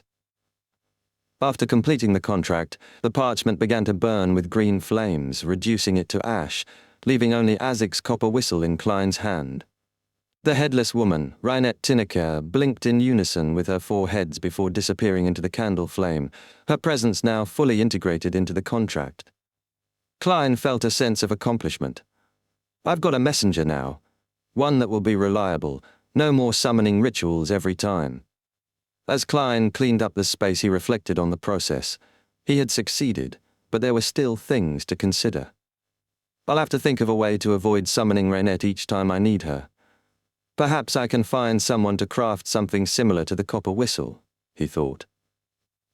His mind was already drifting toward practical solutions. Over the next few days, things in Bayam returned to their usual rhythm. However, Danitz still hadn't heard anything from Admiral of Blood's pirate crew. One Sunday morning, as Klein flipped through the newspaper, Danitz turned to him with a knowing look. There's a Beyonder gathering tonight. Want to attend? Chapter 562. Helene Klein considered Danitz's suggestion, his mind already working through various plans. A Beyonder gathering? He repeated, before nodding thoughtfully. Okay. He was already making mental preparations. It would be a good opportunity to collect some of the supplementary ingredients for the marionettist potion. Perhaps I might also run into an artisan, he thought, subconsciously arranging the pieces in his mind. Danitz, visibly relieved by Klein's agreement, let out a quiet sigh, unable to mask his joy. It had been a few days since his bounty had been significantly raised, and he had dutifully stayed inside the suite, anxiously monitoring the radio transceiver. The boredom was unbearable, and he longed for the evening to come as quickly as possible. The gathering was set in the Amaris Leaf Bar, a well-known venue for pirates, informants, and adventurers. It was the prime place for gathering information and purchasing supplies. Klein, donning a black coat and silk top hat, followed Danitz through the bustling bar lobby and into a hidden card room. A few bouncers watched them intently as they gave the predetermined signal, leading them down a flight of concealed stairs into a large underground space. Just like the evil dragon bar back in Tingen, Klein thought, scanning the underground area. The market was filled with all sorts of mysticism materials, herbs, essential oils, ancient books, charms, and more. But unlike Tingen, there was an added twist here. They're also selling guns and ammunition. Even antiquated muskets and lead bullets, he mused, amused by the contrast. And fake identity documents. Typical of an overseas colony. They're much more developed than Tingen. Klein briefly considered buying some ingredients for charms in the sea god domain, recognizing that bulk purchases often came with discounts. Beside him, Danitz seemed unsure of his disguise skills, wearing a cap pulled low to cover his face. With practiced ease, he led Klein through the market to a door at the far end. He knocked twice, long and 4 short knocks, signaling their arrival. The door creaked open, revealing a small room lit only by a single candle, its flame flickering on the side wall. Danitz gestured to the various long robes, masks, and other items around the room. "It's up to you whether you want to wear a disguise," he said, his voice low. "You can also choose not to." Klein looked around, his eyes passing over the bouncers in the room. "I don't need it," he thought. "I'm Gehrman Sparrow now, and the Church of Storms knows who I am. Pirates and adventurers better think twice before messing with me." A small, amused smile tugged at the corner of his lips as he imagined bounty rewards being issued for those foolish enough to try. Danitz, who had picked up a black iron mask, wore it quickly and led the way. They passed through a dim corridor and entered another room, following the bouncer. The space was lavishly furnished. Thick carpets from the southern continent covered the floors, and shining lampstands illuminated the room, filling it with the scent of burning candles. Without needing Danitz's guidance, Klein spotted a brown leather sofa and settled into it, leaning back and crossing his right leg. The room was already filled with more than 20 people of various genders. Some wore hooded robes, others had their faces exposed. Not all the attendees were Beyonders, as Danitz had mentioned earlier. Some were spokespeople for certain factions, while others were adventurers, pirates, and mysticism enthusiasts, hoping to gain Beyonder abilities. Time passed slowly in the quiet atmosphere. After a few minutes, an elderly man sitting in a recliner straightened up, clasping his hands. A low chuckle escaped him. "Let's begin," he said. Klein studied the man as Danitz leaned toward him and whispered, "The organizer is Strongman Ozil. He used to be a famous pirate, but now he's the secret boss of the Amaris Leaf Bar." Klein nodded slightly, his gaze never leaving the elderly man, as he silently processed this information. He knew that Danitz had already mentioned Ozil earlier, but he appreciated the reminder. A secret boss. Interesting. Danitz sighed inwardly, clearly uncomfortable about Klein's casual expression. It's hard to hide such secrets, huh? Ozil's sharp, light brown eyes scanned the crowd, and Klein noticed that despite his sparse white hair, the man's gaze was far from feeble. There was no sign of weakness in his demeanor. As the transactions began, Klein observed in silence. Several potion formulas were presented: warrior, sailor, mystery prior, but none of them were bought, disappointing the sellers. Danitz leaned in, his voice low as he whispered, "There's no notary here, and no powerful seer. The authenticity of the potion formulas can't be guaranteed, and it's too easy to fake them. Even if someone realizes the formula is a fake, they can't do anything about it, because the seller might just be another victim." Klein, who had already suspected as much, nodded subtly. "That's why these formulas are so rarely traded."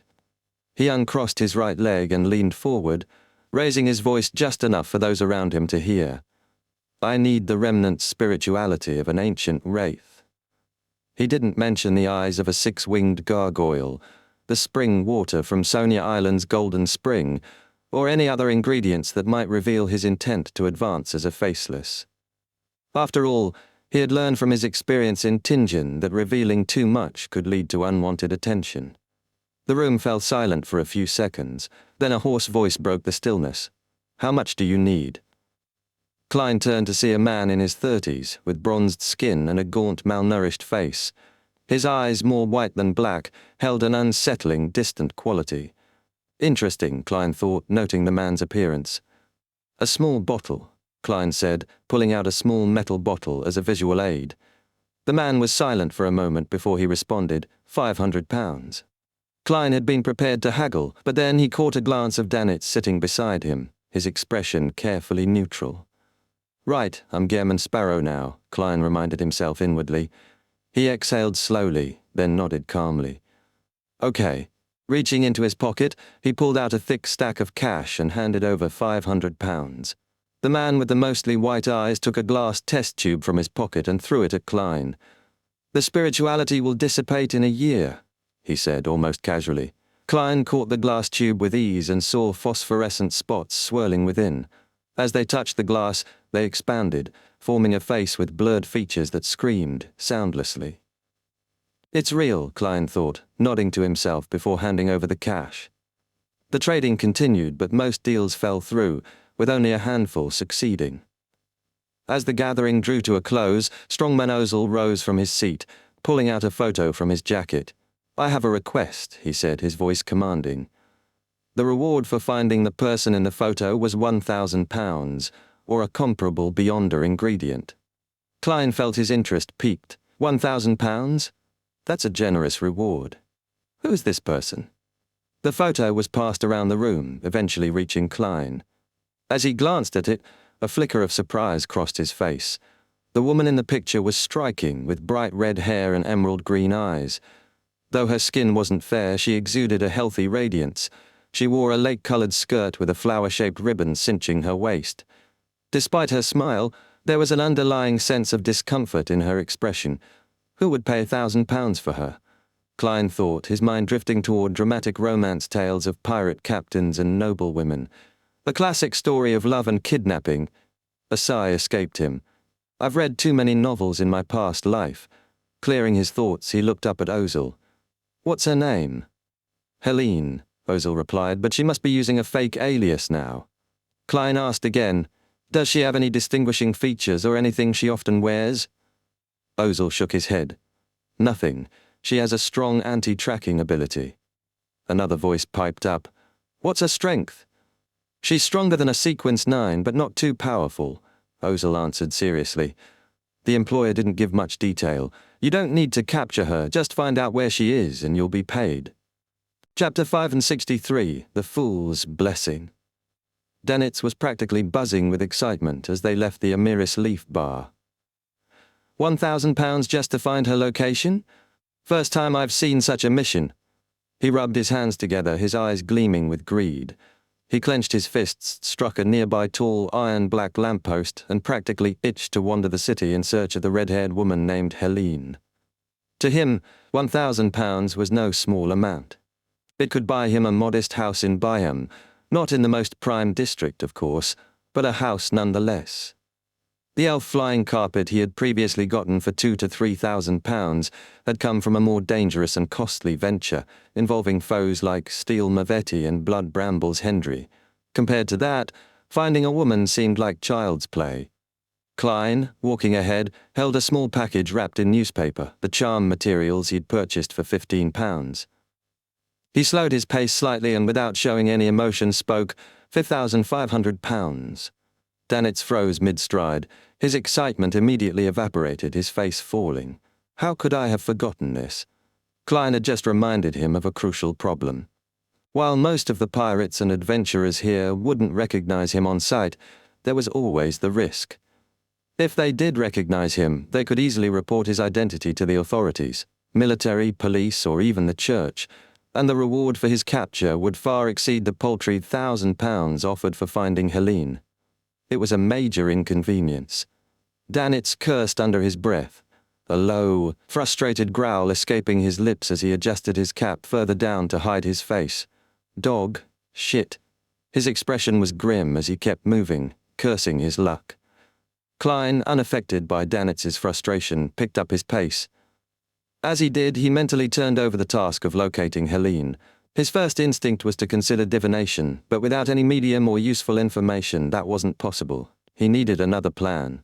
I could mobilize my underlings to search the city, but that's a task only the church, military, or police could pull off efficiently, or maybe a local gang. But I'm not about to start that kind of mess. Klein frowned. I do have another option, though. He wasn't just Gehrman Sparrow anymore. He was also sea god Calvatua. his believers scattered across Byam and Blue Mountain Island. I could send out a revelation to all of them, commanding them to search for Helene, but would that be too undignified for a god? He pondered for a moment, thinking back to when Calvatua had been on the brink of collapse. Even then, Calvatua had refrained from broadcasting a revelation for something as urgent as locating Leticia and her subordinates. I don't want to seem too low class, Klein thought with some distaste. True, if I were the real sea god, I wouldn't care about such things. But as Calvatua, I need to maintain some level of dignity. He briefly considered giving the task to Calut, Edmonton and others, but quickly dismissed it. It would cause a large commotion that could backfire, making it more difficult to handle later. Another solution, though. Klein's eyes gleamed as an idea clicked into place. He could contact Rhodes, the magic mirror, using his radio transceiver above the grey fog. It was risky, but it might provide him the location he needed. Having made up his mind, Klein boarded a carriage with Danitz close behind. The two of them returned to the Wind of Azure Inn, and Klein immediately headed to his room. He removed his coat and hat, turning to Danitz with a casual remark, "If your captain contacts you through a dream, ask about red-haired Helene." Danitz chuckled, brushing a hand through his hair. "She probably doesn't know. If she did, I'd have heard about her by now." His grin widened as his mind wandered. Wonder who's looking for her. £1,000? It's got to be some juicy love story like one of those Emperor Roselle novels. Klein merely glanced at him before answering, "I'll be doing the monitoring tonight." Danitz blinked, taken aback. "You're doing it?" "Yes," Klein replied flatly, a smirk tugging at the corner of his lips. Danitz sighed inwardly, recalling the time back at Bansi Harbor when Klein risked his life to save others. Despite his eccentricities, Klein was fundamentally a good person. Danitz had come to accept that, even if it made him uncomfortable at times. Klein locked himself in the bedroom, setting up the radio transceiver and its parts, preparing to send a sacrificial ritual above the grey fog. After everything was in place, he didn't rush to leave the towering palace. Instead, he waved his hand, sending the sea god's scepter flying from the junk pile. He took the time to scan through the prayers of various people, gaining insight into the multiple facades of belief people wore. During this, Klein's attention briefly drifted, like a child distracted by a new toy, as he pondered the workings of faith and devotion. But then, ripples of light began to form around the fool's seat. "Someone is praying to me," Klein thought with a raised eyebrow. He reached out with his spirituality, scanning the rippling light to see what was happening. Inside a small room in Enmat Harbor, Ed Sheeran, dressed in a classic black robe, was busy weaving a web of lies. He spoke to Denise, a young girl whose soul he believed he could exploit. "The gift of God is within us, but we need a teacher to guide it out," he said smoothly, his tone charming. Denise, eager yet nervous, listened closely. "Why didn't we get a response when we called upon the honorific name of God? Aren't we blessed, chosen to receive his grace?" Ed Sheeran smiled inwardly. Perfect timing to use the honorific name. "2 reasons," he replied, his voice syrupy with false sincerity. "First, you haven't discovered God's grace hidden within you. I'll help you with that soon. And second, you aren't devout enough." He then scribbled something on a piece of paper, using Hermes language, a supposed sacrificial offering. After presenting it to Denise, he recited the words aloud, "The fool that doesn't belong to this era, the mysterious ruler above the grey fog, the king of yellow and black who wields good luck." Denise watched, wide-eyed, as Ed Sheeran put his arms wide and half-closed his eyes, claiming to feel divine grace. But then a streak of silver lightning tore through the sky, striking him directly. The sizzling sound of electricity filled the room as Ed Sheeran fell to the ground, his body quickly charred as his muscles spasmed violently. After a few moments he lay still, utterly lifeless. Denise, terrified, took a step forward, then recoiled, realizing too late that Ed Sheeran was dead. She stumbled back, shouting in panic, and fled from the room. Tears streamed down her face as she ran toward the nearest police station. Back above the grey fog, Klein silently retracted the sea god's scepter. "You dared use my name to cheat and exploit people." The corner of his mouth twitched. "That's what you get for being a fraud." His thoughts briefly flickered to the girl, Denise, who would likely report the incident. Such a case would eventually be handled by one of the Beyonder teams. Perhaps the Nighthawks, the mandated Punishers, or the machinery hive mind. Maybe my name is already in their records. Klein mused, but then quickly dismissed the thought. It didn't matter, no one would trace this back to him. He tossed the sea god's scepter back into the junk pile and prepared to return to the real world. But then something unusual happened. A dark red star among the endless grey fog flared into brightness, pulsing erratically in a conspicuous manner. Klein's spirituality spread out in response. Who could it be? He frowned, waiting silently as he observed. It seemed like a very busy day indeed. Chapter 564, Knowledge as a Pursuer. As Klein's spirituality touched the expanding and contracting crimson star, images and sounds unfolded before him. A black-haired woman in a classical robe lay on the ground, writhing in pain. She held an ordinary celestial globe in one hand and a short scepter in the other, her face twisted in agony. Her body was caught in a struggle between two states, one of horrid mutation and the other of rapid self-healing. Klein could clearly see the woman's face contorting, her cheek muscles splitting and reforming into eyes, her ears elongating like trumpets. Her fingers scraped at the ground, leaving bloody streaks behind, while cold, transparent eyes appeared above her, almost too unsettling to bear. The mutation wasn't fading. It was a constant, bizarre cycle, but her body's tenacity was evident as it tried to heal itself. The sight triggered a flood of memories for Klein, and for a moment he was back in Tingen, recalling the first time he'd mastered spirit vision. That's it. The image of old Neil flashed in his mind. The man had similar eyes, and Klein had recognized them immediately. Hidden sage? He leaned back in his chair, hand gripping the sea god's scepter, ready to smite those horrid eyes with a bolt of lightning. But then, he paused, noticing something crucial. The woman's affliction didn't stem from external forces. It came from deep within her spirit body, her soul body. It's like when Miss Magician suffers from the ravings of the full moon, Klein thought, nodding to himself. I almost reacted too hastily there. This woman, too, was struggling with something far deeper. She needed a different kind of intervention, and Klein quickly formulated a plan. He'd pull her spirit body above the grey fog, cut off the crazy ravings at their source, then allow her self-healing powers to take care of the rest. Whether or not she was worth saving wasn't a pressing concern.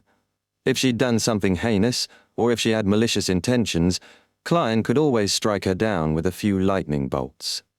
After all, he wasn't short on powerful tools: the sea god's scepter, the Black Emperor card, and his ability to draw on the grey fog's power. With his mind made up, Klein directed his spirit energy into the crimson star. The connection was established smoothly, and in an instant, the black-haired woman's form appeared at the long bronze table in the tarot club, seated in an empty chair. Klein observed, and as he expected, her mutation had already begun to fade. She appeared dazed, still coming to terms with the surreal shift in her surroundings. One moment, she had been on the verge of losing herself to pain, and the next, she was sitting in a towering palace surrounded by an endless grey fog. Looking around in confusion, her gaze landed on Klein, sitting at the end of the table. Her voice, faint and ethereal, asked, "Is this the underworld?" "You aren't dead," Klein replied with a soft laugh. As soon as the words left his mouth, the symbol on the back of her chair, one that had been tainted with starlight, shifted.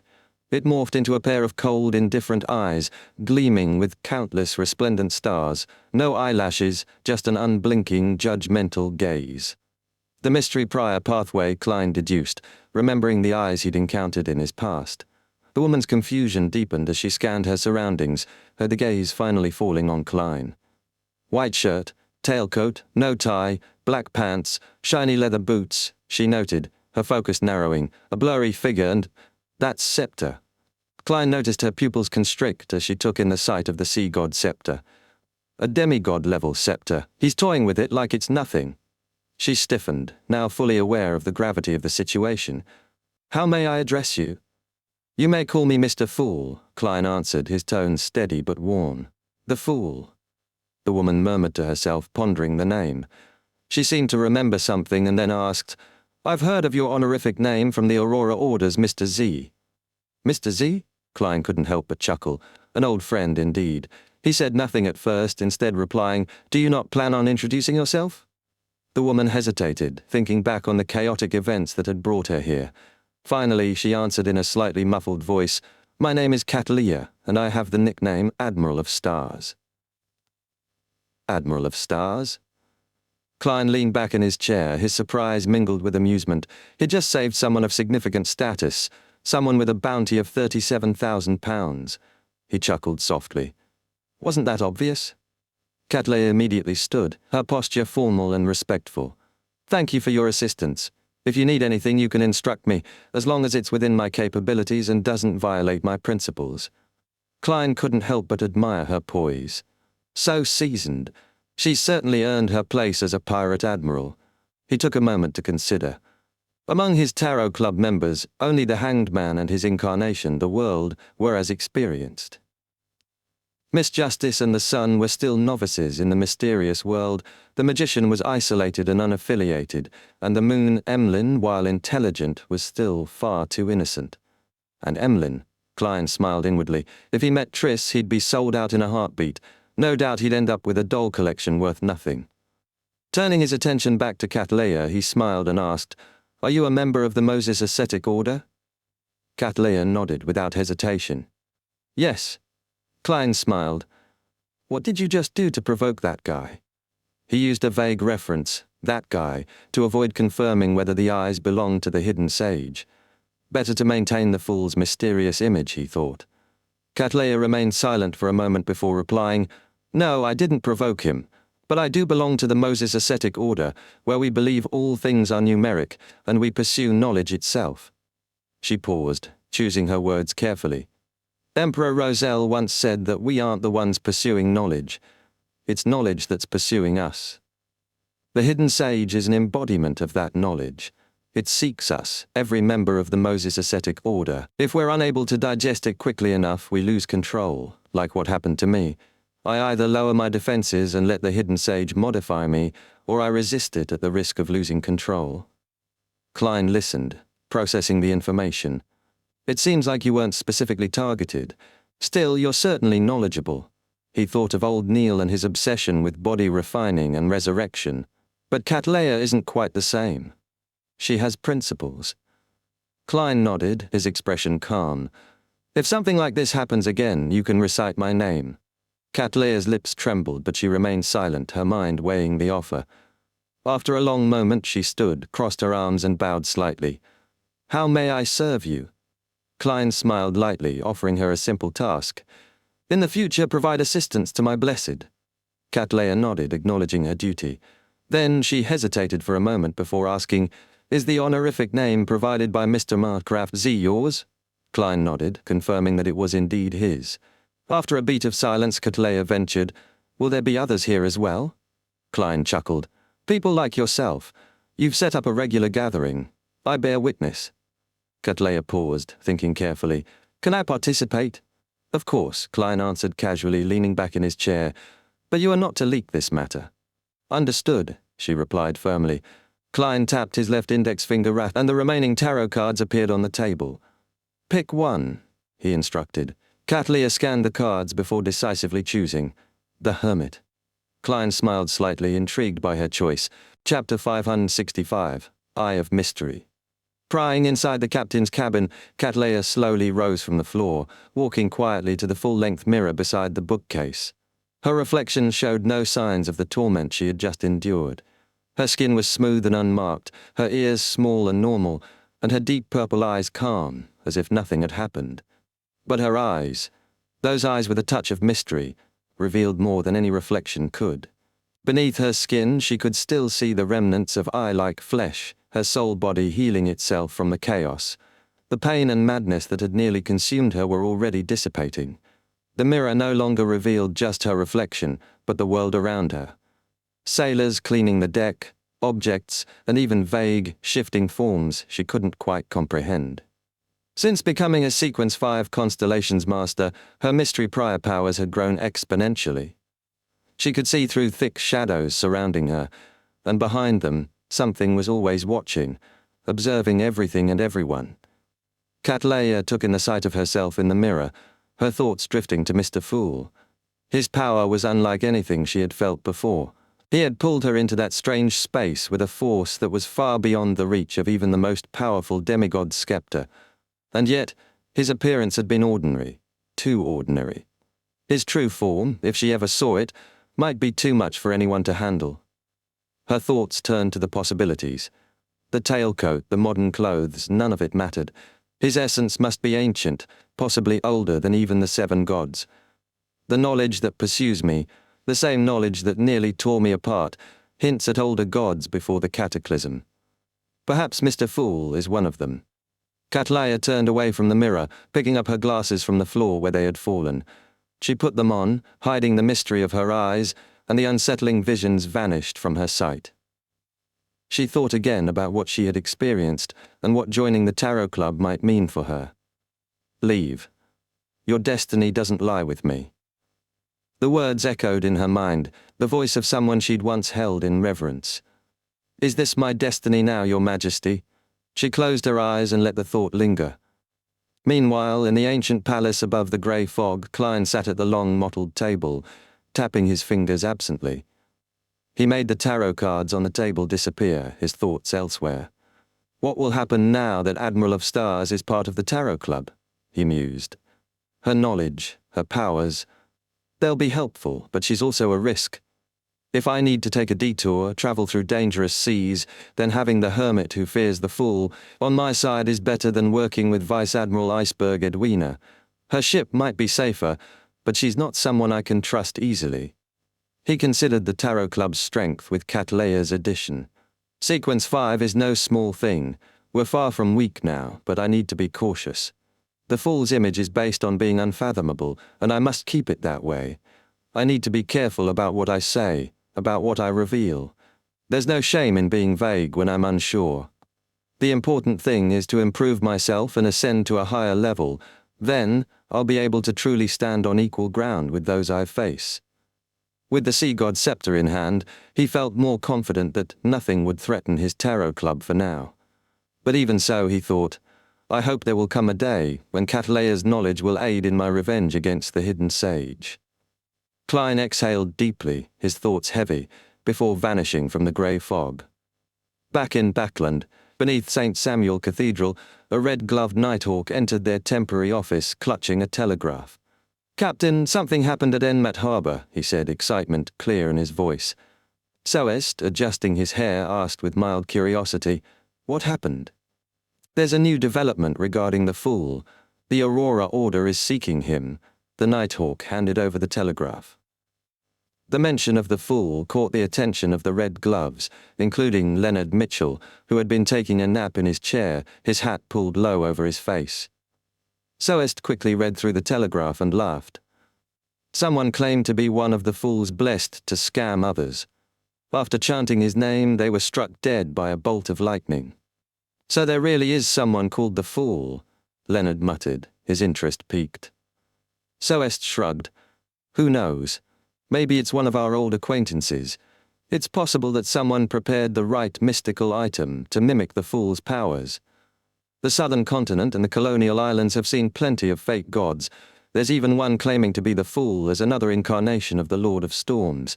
Perhaps this fake was smote for that very reason. Leonard chuckled. Does that mean we're investigating? Soest smirked. Are you going to feign ignorance and chant his name? Leonard stretched, his posture relaxed. Well, we could get a few criminals on death row to try it out. That's risky. He could just as easily ignore them. We could start with the 2 tarot ritual cases. I think there's a connection with the Fool. 1, the Fool is a major arcana card. 2, the Aurora Order is involved in seeking or dealing with his blessed. The first tarot case was the Lanivus one. We disrupted the Aurora Order's attempt to summon the true creator. Soest took a thoughtful breath. You're right, the clues from other cases are blocked off. Let's focus on the 2 tarot ritual cases for now. Leonard smiled. Finally, a case no one cares about. I can work freely now. At 2:50 p.m., Fours returned to her residence, her body trembling from the cold. She hadn't wanted to brave the damp, chilly streets, but her food had run out. With Shio away, chasing a fugitive in Pritz Harbour, Fours was left to her own devices. She dropped her coat, dug through her mailbox for letters, and smiled when she found one from her teacher, Dorian Gray. After advancing to Trickmaster, Fawes had written a letter to Dorian, eager for praise and guidance.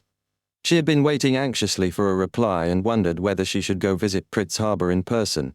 But now, finally, she had her answer. Fawes opened the letter quickly. "Apologies for the delay in responding.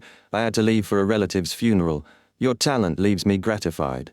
The stories hidden within you seem to have helped you greatly in acting. Once you've fully digested the Trickmaster potion, I will provide you with the Sequence 7 astrologer formula and some ingredients." She breathed a sigh of relief, feeling lighter. "The guidance I need." She quickly read through the rest of the letter, feeling more at ease. Just as the tarot gathering approached, Fawes hurried to her bedroom and locked the door behind her. Crimson light flooded her vision, and in the ancient palace above the grey fog, she prepared to greet Mr. Fool. As she glanced at the table, she noticed a new figure. A woman sat in an empty seat, someone she had never seen before. Another new member? Fawes thought, shifting her gaze. Miss Justice, just as puzzled, noticed the same. She stood and bowed politely. "Good afternoon, Mr. Fool." Chapter 566. The Details of Clothes. Klein's lips curled up into a slight smile in response to Miss Justice's greeting. Just as he was about to introduce the hermit to the others, he noticed that Audrey's gaze shifted to the other side of the table as she greeted, "Good afternoon, Mr. Hanged Man." Instead of following the typical order of the tarot cards, she was greeting people based on when they joined the tarot club. How considerate, Klein thought. She's making it easy for the hermit to get acquainted without me needing to do the introductions. He silently praised Audrey's thoughtful approach. Alger, on the other hand, had turned his attention to the newcomer as he responded to Audrey's greeting. His sharp eyes skimmed over her attire, barely making out the details. She's wearing a black gown with intricate patterns. Her eyes have a faint purple tint. He felt a cold chill when he recalled something from a few months ago. Wait, this looks like... His mind flashed back to the pirate convention, where he had seen Admiral of Stars Cat Leia walking in mid-air with a celestial globe at her side. That globe seemed almost identical to the strange weather bottle that had shattered after he was pulled into Mr. Fool's gathering. Could it be her? He wasn't sure yet. The woman before him didn't wear glasses, unlike Cat Leia. I'll need more evidence. His mind raced. It's better to be cautious.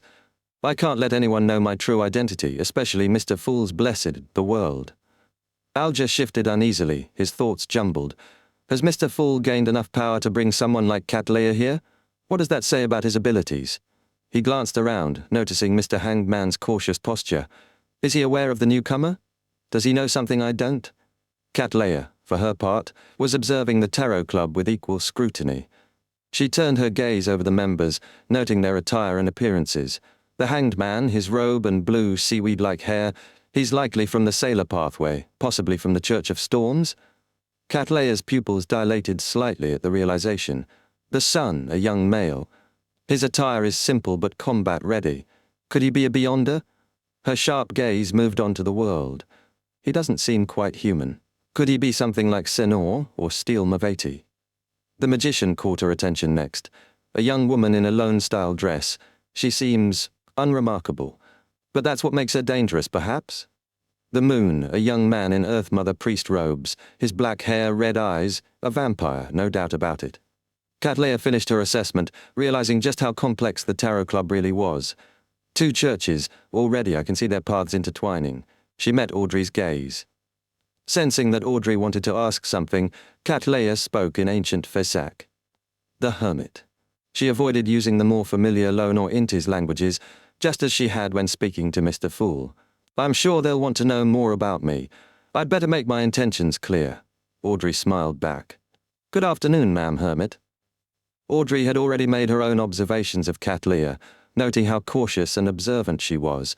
She's experienced, confident in her observation skills, and likely focused on mystery, judging by her clothing and scepter. Audrey then took note of Cat Leia's detailed assessment of her own appearance. Those earrings, exquisite emeralds, definitely expensive. And the necklace, simple but elegant, lined with diamonds. Her dress is understated yet perfectly tailored. She's rich, but nothing about her is overtly flashy. Perhaps she's a noblewoman? Cattleya couldn't help but sigh inwardly. Low in nobility, maybe? After the round of greetings, it was clear that Klein wouldn't need to introduce anyone. Audrey turned to the end of the long bronze table. Mr. Fool, I'm out of town and only managed to find one page of Roselle's diary. The words hit Cattleya like a bolt of lightning. Roselle's diary? She turned to look at Miss Justice, her thoughts racing. The members of the Tarot Club know about Roselle's diary? Mr. Fool is collecting them? What is he trying to find? She fought to maintain her composure, keeping her reaction hidden. Listen more, speak less, she reminded herself. This was a delicate situation. The more she observed, the clearer it became that Mr. Fool was a force to be reckoned with. Mr. Fool, I received 3 pages, Force said with a smile, her voice breaking through Cattleya's thoughts. She'd been corresponding with Dorian Gray, her teacher, who had sent her the pages. Derek followed. I've copied a new legend of the ancient gods. Emlyn snorted in contempt. Here we go again, using ancient god legends as payment. He couldn't help but think back to the Sun's earlier comments about their worship of the Lord of Creation. What happened to the influence of the giant king? Why hasn't he mentioned the giant Queen Omabella? Could it be that the City of Silver isn't the same as the Kingdom of Silver? Cattleya's thoughts circled back to the diary. 4 pages of Roselle's diary and a legend of the ancient gods. Not bad, but it doesn't explain why Mr. Fool wants these diaries so badly. What's he trying to uncover? Klein, still seated at the head of the table, nodded approvingly. Very good. With a casual gesture, he helped Miss Justice, Miss Magician, and Little Sun conjure their respective pages, which materialized in his palm. Cattleya's unease deepened. Mr. Fool can read the diary? She tried to keep her expression neutral, but a sense of dread welled up in her chest. What is his true identity? What does he know that we don't? She quickly redirected her gaze back to the simple patterns of the long bronze table. It's not just Roselle's diary. The hermit's reaction was too intense. Is this somehow related to her? Audrey, sharp as always, noticed the shift. What's going on with the hermit? Audrey thought. She's trying to hide it, but even I can tell something's off. Klein, ever observant, noticed the subtle change in Cattleya's demeanor as well. Is that reaction a bit too strong? I didn't expect it to affect her so much. But with no time to dwell on it, Klein turned his attention back to the first page of Roselle's diary. The gathering continued, the mystery deepening. Chapter 567, Source of the Matter. 9th April. I just returned from Countess Warinka's masquerade party when I suddenly felt an emptiness in my heart. One woman, one woman, one woman after another. The monotonous and mechanical movements, the indistinguishable smell of perfume, and the warmth from the entanglement of their limbs. All these in exchange for a few seconds of pleasure, followed by endless boredom, disgust, emptiness, and numbness. What pleasure is there in such a life? Is the meaning of life to just do this every single day? I can't go on like this. I have to get out of this sorry state. Also, I need to remind myself that I shouldn't habitually write Arabic numerals. Emperor, there are actually times when you reflect on yourself and act like a hipster? This doesn't fit with my image of you.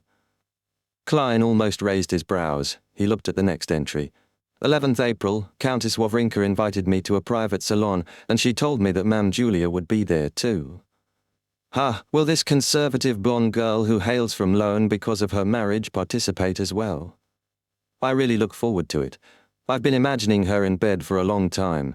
I hope her husband, Viscount Delian, doesn't mind. Emperor, have you forgotten what you wrote just days ago? And you even made a typo. Mind. Klein couldn't help but lampoon. 14th April. I've been attending too many events recently and the flesh is weak even though the spirit is willing. But that's nothing. Although I'm still young, I should be careful about the risk of retrograding. Temperance. Temperance. The archaeologist sequence has improved my physique and effectively enhanced a certain degree of my powers. However, this isn't its area of expertise, but just something that comes with it. As I continue raising my sequence, the changes from the previous potions will also intensify. This is my motivation. Apparently, apothecaries can concoct medicine that lacks side effects. Perhaps I should ask a few of them. Also, I really have to control myself. Unrestrained behavior will only lead to continuous increases in the threshold, and the degree of satisfaction wouldn't be like how it would normally be. After calming down and thinking about it carefully, there are many things that can be done. Humans are always like this, bound by desire, unable to see what's of value. Why did I transmigrate over here? What secrets lie hidden in the cosmos above my head? Where did the original consciousness come from? And if self-cognition purely comes from one's consciousness, then who was I before I had the identity of Huang Tao? Who does the essential part belong to? Emperor, are you telling me what it means to be a pervert and philosopher before and after the deed? Hehe, so you do worry about such things. Thankfully, you didn't teach Chinese to your children. Otherwise, what would they think reading this? Bernadette's betrayal, as Zaratul prophesied, feels less surprising now. Klein was amused but kept a straight face. To him, Roselle's diary was both knowledge and comedy. He turned the page. 2nd October, Zaratul came to visit me again. Both now that I've become a demigod, he wishes that I can honor a promise. He wishes to steal that dangerous sealed artifact from the church. That is a grade 1 sealed artifact, the Antigonus family's notebook from the 4th epoch. Klein's pupils contracted. That notebook. The one tied to his own death and rebirth. The source of everything. So it hadn't begun with the secret order. The Church of the God of Craftsmanship, later the God of Steam and Machinery, had sealed it, and Zaratul obtained it through Roselle. The secret order member inside Creeping Hunger had feared Zaratul, calling him undying and monstrous. Had the notebook twisted him? From someone who once spoke with Roselle normally into the horror Klein knew of? Did that lead to its eventual loss? Or had he let it slip deliberately? Yes, Zaratul's fall left the Order without mermaids, forcing faceless beyonders to risk the deadly seas. Rosago's case fit that pattern. These thoughts pressed heavily on Klein. He had assumed his fate tied to the law of convergence of beyonder characteristics. But Roselle was directly involved. Are all the upper echelons of the seer pathway entangled in this? Could this be the cause? Klein's heart whispered as he looked at the grey fog. He steadied himself and read on. I'll have to do it depending on the situation. If it's easy to steal and there's no risk of exposure, I'll try to do it. Otherwise, I'll pretend as though none of this ever happened. It doesn't matter even if Zaratul were to expose me. With my present identity, status, sequence and influence, as long as I'm willing to repent, the church won't do anything to me. The following pages detailed Roselle's schemes to steal the notebook, none successful. Yet Klein knew he eventually handed it to Zaratul. He flipped again. 10th December. I once again attended that ancient and secret gathering. At the gathering, I discovered that they were unanimous in being extremely hostile to the Solomon Empire of the 4th epoch. I raised the question which Mr. Hermes quickly answered. In the 4th epoch, the ally and supporter of the Solomon Empire was the true creator. This is very real. I resisted the urge to ask what exactly our organization had done in the history of the 4th epoch, but as I left the palace and returned from my dreams, I found that Mr. Hermes's route this time coincided with mine to a certain extent.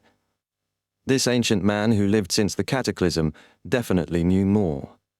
I built up a rapport with him and earnestly asked him the question, is that why the organization hates the true creator? Is it solely because he had used the Creator's holy name in his name? Mr. Hermes chuckled and said that they weren't such superficial creatures. He asked me in return if I knew what the actual abilities of the shepherd were. Of course, was my answer. He asked again in a profoundly meaningful manner, who do you think would be most likely to develop in the direction of being omnipotent and omniscient among all the present gods? The first thought that came to me was the shepherd pathway, which could engage in devouring and grazing so as to control the souls and characteristics of other beyonders. So that's the reason. This lone entry brimmed with meaning. The Solomon Empire had stood with the true creator. In the Tudor ruins, statues of the 6 gods appeared, worship or desecration unclear, but their involvement with the 3 great empires was undeniable. Did each empire stand for a different divine camp? Klein tried piecing it together, but the fog remained. As for Hermes, the ancient mystic master, Klein's thoughts matched Roselle's. The shepherd pathways, saints and angels grazed ever more souls, collecting powers from across the pathways. If the true creator ever finished grazing the other 21, he would be omniscient and omnipotent, the creator himself. Klein turned to the 4th page. Roselle described his studies after consuming the savant potion. He read voraciously, laid deep foundations, and expanded his knowledge. Entertainment vanished. Learning itself became joy. In one entry he wrote, "When a person knows with certainty how much he will gain after putting in the effort, and is able to directly tell how much he gains, then he will certainly work as hard as I am now." Isn't that the law of many gains? Klein thought, before flipping to the last diary page, Little Son's Contribution, a Legend of the Ancient Gods. The palace was silent. Justice and the moon pondered what to trade next. For Hermit Cattleya, this was her first time in such a scene. Yet she wasn't uneasy. Instead, she carefully analyzed. This isn't the first time. Mr. Fool reads Roselle's diary at every gathering. Members search for pages for him, perhaps even with advance payments. He truly can read Roselle's diary. He's chasing secrets buried in history. And Little Son had just offered information about ancient gods, aligning with her speculation. Klein finished reading. In the second epoch, those dark years, every ancient god had a god attached to them, like the dragon of imagination Ankiwelt and his child, the dragon of nightmare, Alzuhod. Chapter 568, Subsidiary Gods. The Sun provided Klein with detailed examples of some typical subsidiary gods, though their true names were mostly concealed, only their titles listed. Among these were the goddess of beauty and goddess of life, who served vampire ancestor Lilith, and the goddess of misfortune and god of the dead, who served Phlegrea, the annihilation demonic wolf. There was also the god of luck and queen of calamity, who served the elf king Soniathrim. Queen of Calamity, Klein thought suddenly. His mind raced back to the Book of Calamity and the golden wine cup he'd taken from the High Elf ruins. The name Kohinum and the word Calamity were engraved on it in Elvish. He connected the dots. Kohinum was the elf king's subsidiary, the Queen of Calamity. Unfortunately, he couldn't confirm this directly with Little Son. He'd have to wait for more information. Klein sighed quietly, pondering why these subsidiary gods only had titles instead of real names. He theorized that the true names were complex, difficult to spread, and perhaps even harder to remember. It made sense that these ancient gods were associated with legends and rumors rather than clear, accessible records. Flipping the page, Klein was presented with more information that validated his theory but also raised new questions. The dragons had their own gods, such as the Dragon of Wisdom, Herebergen, while the giant king Ormir had a son, the god of dawn, Badheil, and a queen, the goddess of harvest. Yet the goddess of harvest had no true name. Klein found this curious. Why doesn't she have a real name? He also compared the subsidiary gods to angels, or even the king of angels, later in history. The sequence 2 of their pathway, and sequence 1s of other pathways. I'll assume this for now. Klein thought, though he didn't fully trust his own deductions. After all, his knowledge was still partial, and the intricacies of sequence pathways were something he had yet to completely grasp. I'll assume this for the time being. He leaned back, letting the information fade from his hands, smiling as he spoke. You may begin. Alger, meanwhile, was still contemplating his own situation. Trying to figure out how to properly communicate, he put himself in the shoes of the hermit, who was suspected of being the Admiral of Stars. He pondered what had been exposed during their time together. Mr. Fool shielded everyone's true identity with a distorted image, but the color details still remained.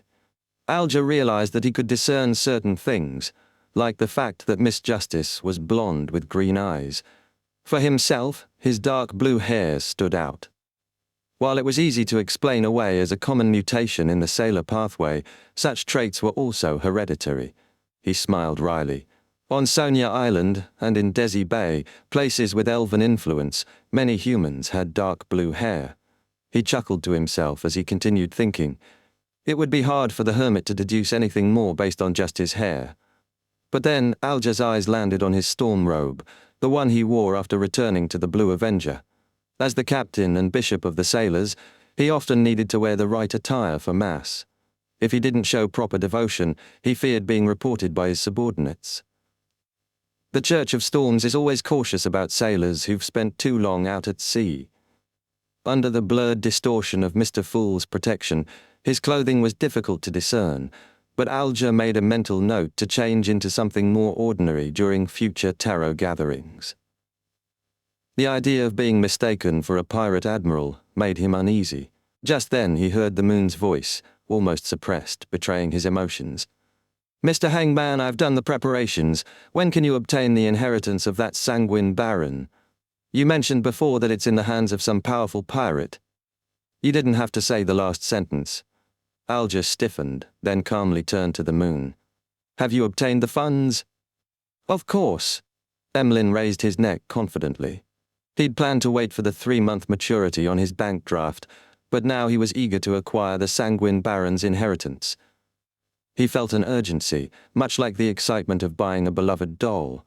After more than a week of hesitation, he had sold his acceptance draft to get the funds, though he lost a bit of money in the process. "I'll get it for you within the week. The price is £4,500. Is that all right?" Alger asked, maintaining his calm tone. Emlyn, in his usual manner, shifted nervously. "Can it be cheaper?" "It's not up to me to decide, but I can try for a lower price. Don't forget my commission. Let's lower it to £300, Alger offered smoothly. "All right." Emlyn agreed, exhaling quietly. Cattleya, observing from the side, silently judged the situation. She noted Emlyn's behavior and the quality of the sanguine baron's inheritance. Not a very powerful vampire, perhaps an underaged or recently matured one. Meanwhile, Audrey, feeling her own habitual need to buy something, considered her options. She planned to reach out to the psychology alchemists in Eastchester County and exchange her contribution points for a potion formula, but she resisted the urge to make any mystical purchases at this time. She'd already had one reimbursed. Too many rare items could bring attention and cause problems.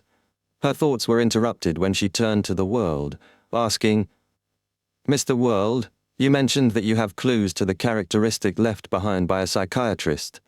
Have you successfully acquired it?" Her voice was casual, though she secretly planned to buy it for Susie. As she spoke, Audrey considered another mischievous idea, finding a reason to get Mr. Fool to turn over the Black Emperor card. Ma'am Hermit might know about the cards of blasphemy, she thought. If so, she might reveal things inadvertently, but she dismissed the idea, realizing it would be disrespectful to Mr. Fool. If he wanted her to see the card, he would have shown it himself. Just then, the World Klein answered in his hoarse voice, "If you're certain you want it, then I will give it to you as soon as possible. The price is £1,800. Normally, a psychiatrist's Beyonder characteristic would cost £1,200 to £1,500, but Klein had raised the price slightly, testing how much Miss Justice could afford. Audrey agreed without hesitation. All right. She had just settled her debts and was financially secure, especially after receiving gifts for reaching adulthood. In the future, her monthly income would exceed £3,000, and her family's love and her past merits would cover a good portion of her regular expenses. As the discussion ended, Alger couldn't help but wonder about Miss Justice's sudden wealth. Has she found a gold mine? Klein, observing her calm response, silently lampooned the situation. Derek, having listened to the conversation, raised his hand. "Which one of you has the fruit of the Radiant Spirit Pact tree?" Cattleya, realizing the direction of the conversation, decided to intervene. "I do. What can you offer in exchange?" Derek, eager to trade, replied, "I can offer the history of the City of Silver, dragons, elves, or other dark creatures." He handed her a list of monsters near the City of Silver, hoping to make a deal. Klein almost looked up at the magnificent palace's dome in disbelief. What is he talking about? Cattleya frowned slightly, still unable to fully understand the list he provided. Chapter 569, A Straw Will Show Which Way the Wind Blows. After a brief moment of thought, the hermit, Cattleya, decided that it was best for her to remain cautious and said, "I'll make a decision after seeing what the commonly seen monsters are around the City of Silver." Klein couldn't help but internally remark, another person who gains something without risking anything of her own. Are the people who spend too much time at sea good at fleecing others? Or is little son in such a state that makes it impossible to resist fleecing him? He instinctively excluded himself from the group of seafarers. All right, Derek agreed, undeterred by the scrutiny from Justice and the others. He quickly conjured up a list of the most commonly seen monsters around the City of Silver. However, the list wasn't as detailed as before. Several entries were missing. The Sun Pathway's influence on his memory was limited, especially after a few days had passed. Cattleya studied the list with growing alarm. The types of monsters exceeded her expectations by nearly 100 times. Most of the names were ancient, and had it not been for her background as a Moses Ascetic Order member with a wealth of knowledge, she wouldn't have known what these names referred to. Yet even then, some monsters were so obscure that they seemed to belong to a different realm entirely, forever lurking in the dark. Where exactly is the City of Silver? Why are there so many monsters? Cattleya raised her head after reading the list, her expression unchanged. Use the history of your City of Silver in exchange. Derek's eyes lit up, a glimmer of hope in his eyes as he agreed. He quickly conjured up the historical materials of the City of Silver with Mr. Fool's assistance. He knew that more complete and detailed information was worth more than the fruit of the Radiant Spirit Pact tree, so he kept some of the most valuable content to himself. Cattleya knew that, unlike Mr. Fool, she couldn't afford to make the other tarot members wait for her to finish reading. She flipped through the materials casually. After confirming its value, she asked, "How should I hand over the fruit of the Radiant Spirit Pact tree to you?" She paused for a moment, as if considering something, then turned her gaze to the end of the long bronze table. "Mr. Fool, is it done by a sacrificial ritual?" Audrey, who had prepared the answer, froze, her mouth closing as she realized that Cattleya had figured it out. Ma'am Hermit is very impressive and knowledgeable, she thought. She guessed right. Sacrificial and bestowment ritual. Audrey controlled her facial expressions, clicking her tongue inwardly. "Yes," Klein confirmed with a gentle nod, not delving into more details. Cattleya's knowledge of sacrifice rituals wasn't surprising, given her background as a Sequence 5 powerhouse of the Mystery Prior pathway. She knew that rituals like these were something pirates were well versed in. Moreover, she was familiar with the Fool's honorific name, indicating she knew exactly what she was dealing with. With Mr. Fool as a godlike witness, the sacrificial and bestowment method was the safest and most convenient way to conduct their transactions. A conversation through the soul body could transfer knowledge directly. After thanking Klein, Cattleya turned to the Sun. "I'll do it as soon as possible." Though her outward demeanor remained calm, Cattleya's mind raced. From her quick scan of the information provided by the Sun, she realized that the City of Silver was a place filled with mysteries. There were mentions of being forsaken by the Lord, of eternal darkness and high and low frequency lightning. It spoke of monsters hiding in the darkness, surviving on black-faced grass. These creatures had been enduring for over 2,000 years since the Dark Ages. This is far beyond what I expected. Cattleya connected these descriptions to a famous concept in history, the cataclysm. Then she made a further inference, the forsaken land of God. A thought suddenly struck her. The Sun comes from the forsaken land of God? Mr. Fool can connect to that place directly? Or perhaps he awoke from there? Cattleya paused, her mind racing with new realizations. She had once underestimated the Tarot Club, thinking that members like the Moon, Justice, and the Sun, with their low sequences, meant the club wasn't powerful. But now, she reconsidered everything. She had to rethink her assumptions about Mr. Fool and the Tarot members. The involvement of the Forsaken Land of God, the Church of Storms, the Church of Earth Mother, the lone aristocrats, all of this pointed to a bigger picture. Perhaps the low sequences are a strategic advantage, Cattleya thought. They can rise unnoticed, without suspicion. As for me, is it because of the Moses Ascetic Order or Her Majesty? As she pondered these thoughts, the transactions were nearing their end. The Moon, the Sun, and Justice had completed their deals, and Cattleya remained silent, observing. She didn't rush to expose more about herself, remaining cautious. Alger, meanwhile, had planned to purchase the Sequence 5 Ocean Songster's potion formula but had changed his mind. With Cattleya's presence, he became wary and decided to wait until he advanced to Wind Blessed. feeling more secure with greater power. Fours, who would soon obtain the astrologer potion formula and ingredients from her teacher, had also refrained from making any purchases. She observed quietly, curbing her desire for a mystical item to improve her trickmaster powers. With only £400 in savings, Fours couldn't afford anything significant, especially after seeing Miss Justice spend £5,500 on a mystical item.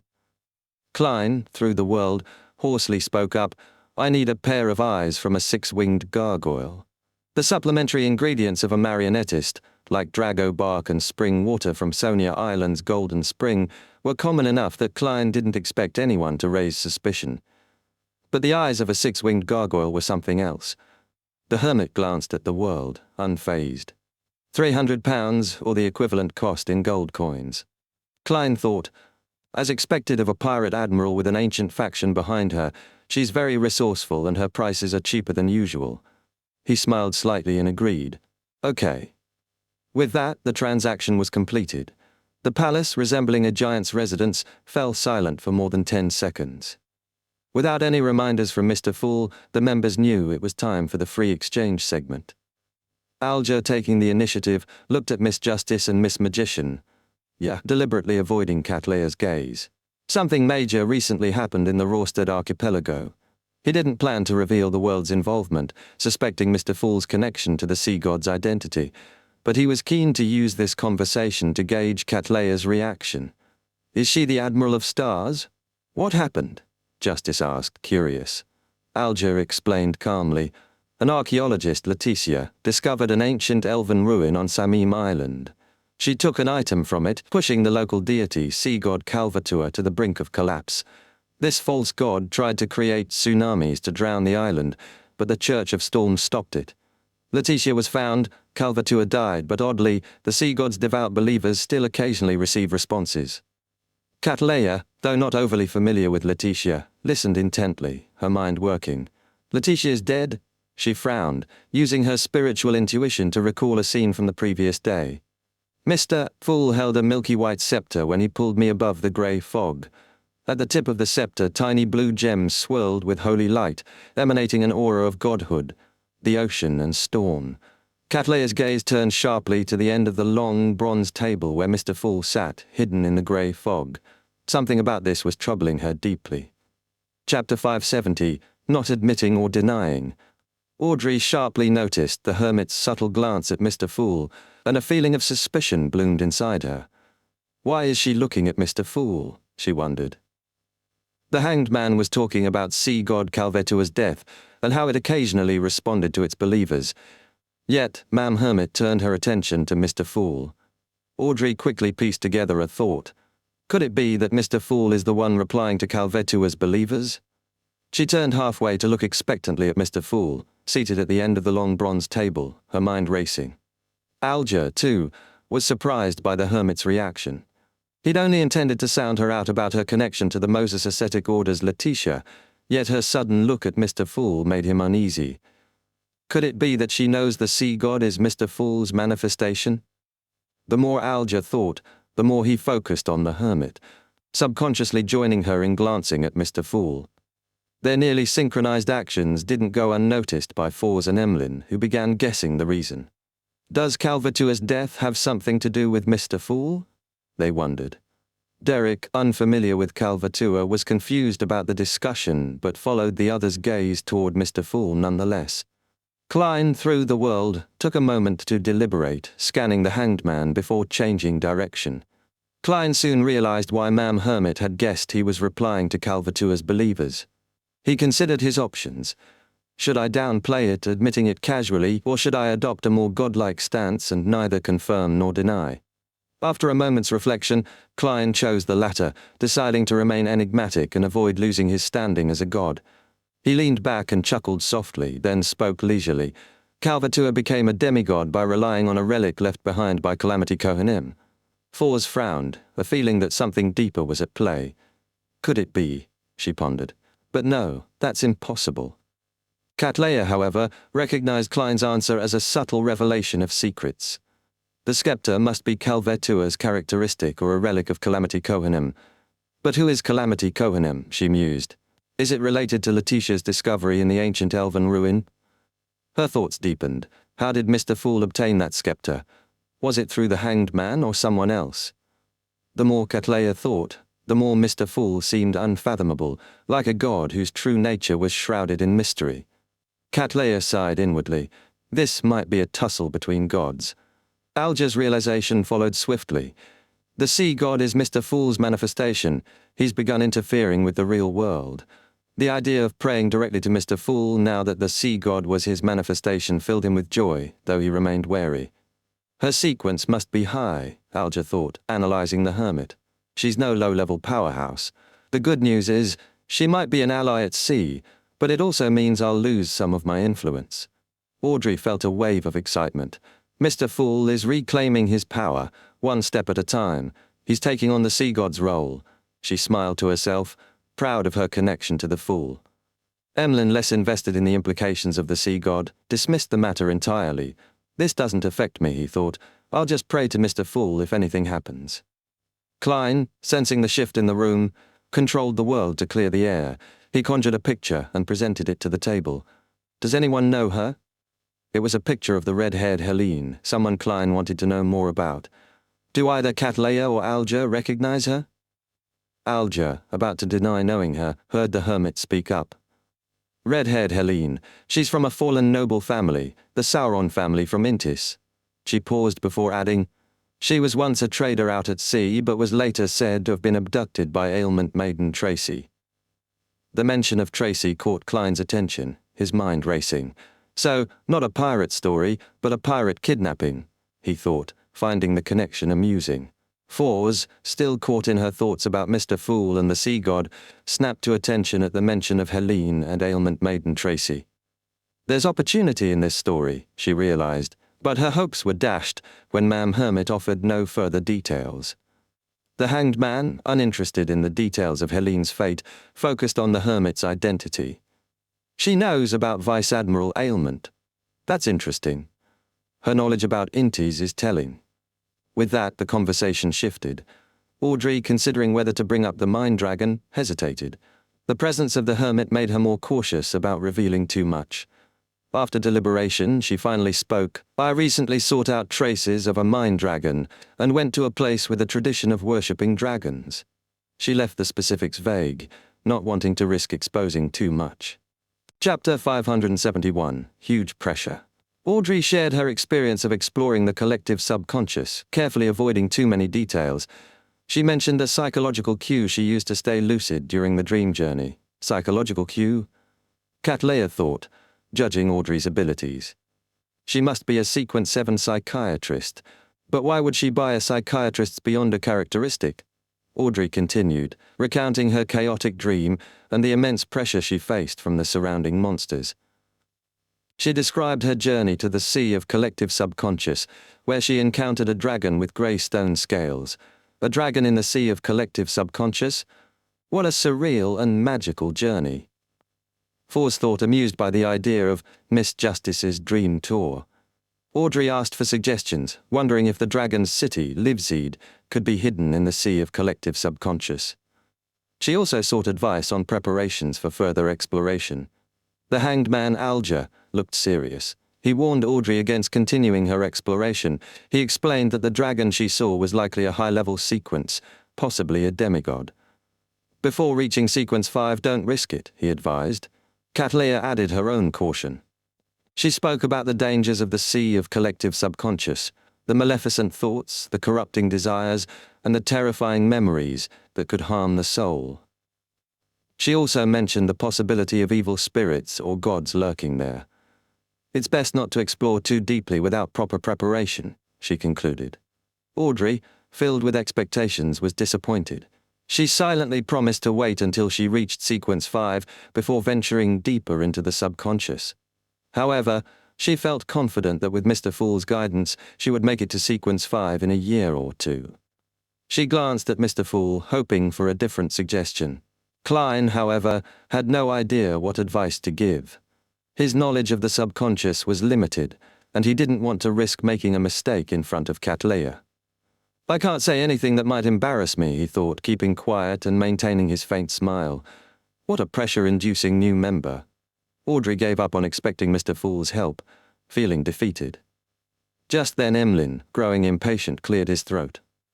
"I've seriously researched the history passed down by us sanguine," he began, revealing his identity as a vampire.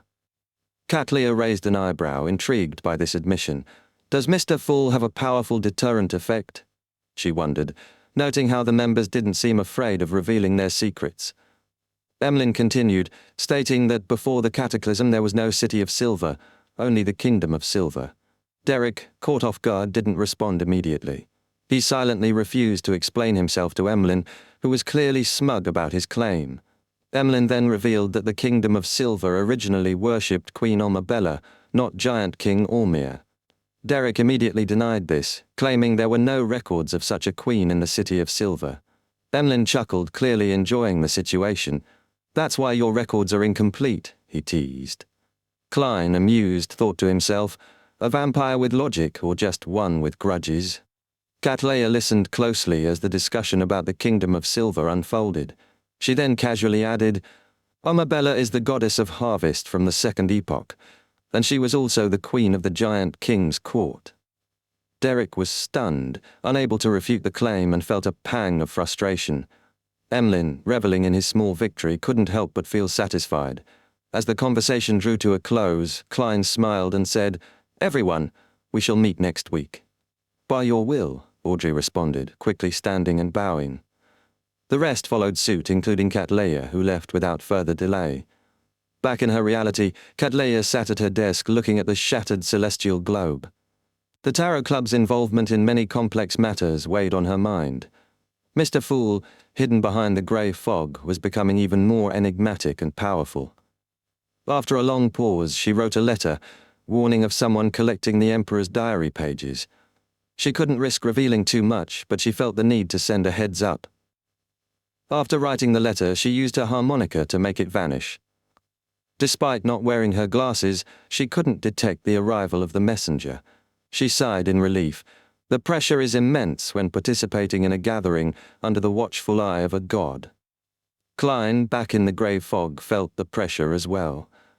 With Admiral of Stars joining, the pressure on me as the Fool has greatly increased, he thought, rubbing his temples. He was left with a strange sense of anticipation, wondering if he might explore the inspiration Audrey had gained from her dreams. Chapter 572, Recite My Name. Klein returned to his bedroom after some chores and noticed Danitz soundly asleep in a reclining chair. It's not even 4 in the afternoon. Has he completely let his hair down now that he doesn't need to monitor the radio? Klein thought, smirking. It felt like the perfect opportunity for his experiment. Klein needed to test his ability to stay lucid in a dream by using someone else's consciousness. Normally, his dreams were a mess, and he couldn't plant a psychological cue on himself, so he decided to intrude into someone else's dream. Danitz, asleep in a perfect position, was an ideal target. He initially considered using a dream charm, but thought better of it. Danitz, a Sequence 7 pyromaniac, had a decent spiritual perception. If Klein used an incantation to stir nature's powers, Danitz would surely wake up. So Klein opted for a Nightmare Beyonder characteristic, a gem-like object that could subtly affect someone's dream at close range. Klein focused and used the gem, allowing his spirituality to spread and fill his vision with illusory darkness. When he made contact with Danitz's dream, the scene quickly changed to a ship, the Golden Dream. Danitz was ordering sailors around, shouting at them to clean the deck. Impressive dream, huh? Klein thought as he flew across the ship. He then decided to test something. Could reciting the Fool's honorific name in a dream produce any effect, like hearing someone pray? Klein recited the honorific name softly, finishing the 3 sentences in Hermes. The Fool that doesn't belong to this era, the mysterious ruler above the grey fog, the king of yellow and black who wields good luck. But nothing happened. It doesn't work? Klein thought, analyzing the situation. He quickly realized that chanting in the dream wasn't enough on its own. He had to use ancient Hermes, a language capable of stirring the powers of nature, to make it work. Klein began chanting again in ancient Hermes, and this time, as he completed the recitation, he heard a series of irritable pleas. The dream began to tremble, and the golden dream dissolved. Klein quickly left the dream before Danitz could wake up. Danitz eventually stirred, muttering in confusion, "Why did I dream of that madman Gehrman Sparrow causing trouble on the Golden Dream? What a terrifying matter." Back in his bedroom, Klein smiled to himself, having confirmed his theory. Chanting the fool's name in ancient Hermes can indeed produce a response in a dream. It's no wonder people sometimes die in their sleep, possibly by unknowingly repeating such words or symbols. Klein pondered whether to inform Miss Justice of the results. If I tell her now, it might damage the fool's image. But Miss Justice is curious, and she might still take risks despite the warnings. Of course, if something happens, it's on her, Klein thought, recalling her enthusiasm and optimism. He eventually decided to inform her, acknowledging the responsibilities of a VIP. He reached out to Miss Justice by touching the crimson star representing her. In her room in Eastchester County, Audrey was thinking over the warnings from Mr. Hanged Man and Ma'am Hermit. She realized that the reason the psychology alchemists hadn't warned her about exploring the sea of collective subconscious was because it was too dangerous for someone like her, a Sequence 8 telepathist. They hadn't shared this because she didn't possess the powers of a psychiatrist to deal with the dangers. Just as Audrey was about to summon Susie to ease her disappointment, thick grey fog suddenly filled her vision. In the center of it, a figure sat in a high-backed chair and spoke. "Do not make attempts without careful consideration." The voice continued, "If you encounter dangers in your dreams, you can recite my name." Audrey's eyes widened with excitement. "Yes, Mr. Fool," she replied eagerly. The figure faded away as Klein's voice echoed in the grey fog. "Use ancient Hermes." Audrey, now giddy with joy, realized that Mr. Fool had specifically warned her and permitted her to recite his name in her dreams. She felt like she had become one of the blessed. Her excitement turned to determination. She promised herself to be cautious and gather more information from the psychology alchemists before attempting anything further. Klein, above the grey fog, thought about something else, the connection between red-haired Helene and Vice Admiral Ailment Tracy. Tracy had taken over Chilangos' crew, and Chilangos had previously plundered a tycoon named Jimmy Necker, who had obtained parts of Death's Chronicles from a royal mausoleum. Klein saw potential in this information for Mr. Azik and decided to investigate further. He had originally planned on using the magic mirror, Orodes, to find Helene, but now he considered mobilizing sea god believers for a search. This revelation for a £1,000 reward would raise suspicions, but it was still a decent cover for secret motives. Klein conjured an image of red-haired Helene and summoned the sea god's scepter. He focused on higher-ups like Kalat and Edmonton, using the sea waves as a backdrop. "Find her and protect her. Be careful of Tracy's forces," he instructed, not explaining further. Klein broke the scene into many pieces and projected them into the corresponding dots of light, setting the plan into motion. Chapter 573, Teaching a Lesson in Reality. Kalat, sitting in a wheelchair at the Resistance base in Blue Mountain Island, gazed toward the cave's entrance where sunlight spilled in. He felt a surge of joy as he reflected on the changes since God's reappearance and the 10 Commandments issued by him. The Resistance had received guidance and support from God, helping them navigate the chaos and bloodshed. Kalat's mind wandered to the red-haired Helene. He believed she was a key figure in Vice Admiral Ailment Tracy's plans and the broader conflict at sea. She seemed crucial to upsetting the balance between the nations, creating chaos that would, in turn, provide Rorstead a chance at liberation. With a sense of purpose, Kalat performed a ritual to pray to the sea god, conjuring Helene's image. However, his thoughts grew more troubled as he thought about the high priest of the sea god church, who was also a member of the Resistance. Despite the revelations that had led to tremendous changes, the priest remained stubbornly rooted in the past. Kalat sighed inwardly, realizing that unless they embraced more progressive ideas, they risked being abandoned by God. Back in the real world, Klein returned after scanning believers' prayers and preparing for his next steps. He had originally planned to search for red-haired Helene, but realized his true goal was to use her as bait to lure Vice Admiral Ailment Tracy and learn the whereabouts of the ancient chronicles of death. Klein considered disguising himself as Helene to meet Tracy, but quickly rejected the idea. He couldn't accept wearing drag, and besides, pretending to be someone he didn't know wouldn't fool people familiar with Helene. Klein thought it best to play it safe. First, he would search for Helene, and once he had more details he could plan his next move. Just then Klein noticed that Danitz's snoring had changed, the intervals between his snores growing shorter. "Vice Admiral Iceberg is here?" Klein opened the bedroom door to find Danitz sitting up, eyes wide. Danitz grinned. "Captain came. She said Admiral of Blood's crew was sighted at Longtail Island, heading for the Berserk Sea. The news is trustworthy." Klein processed the information, realizing that Admiral of Blood had likely diverted from his original plan due to the interference from Calvatua and Sea King Jan Kotman. "This messes up my plans for hunting Admiral of Blood," Klein thought. He had hoped to make the hunt the grand finale of Gehrman Sparrow's adventures, but now the timing was all off. Danitz, sensing the tension, chuckled nervously and asked, "Can I return to the Golden Dream now?" Klein handed him a piece of paper with instructions on summoning his messenger.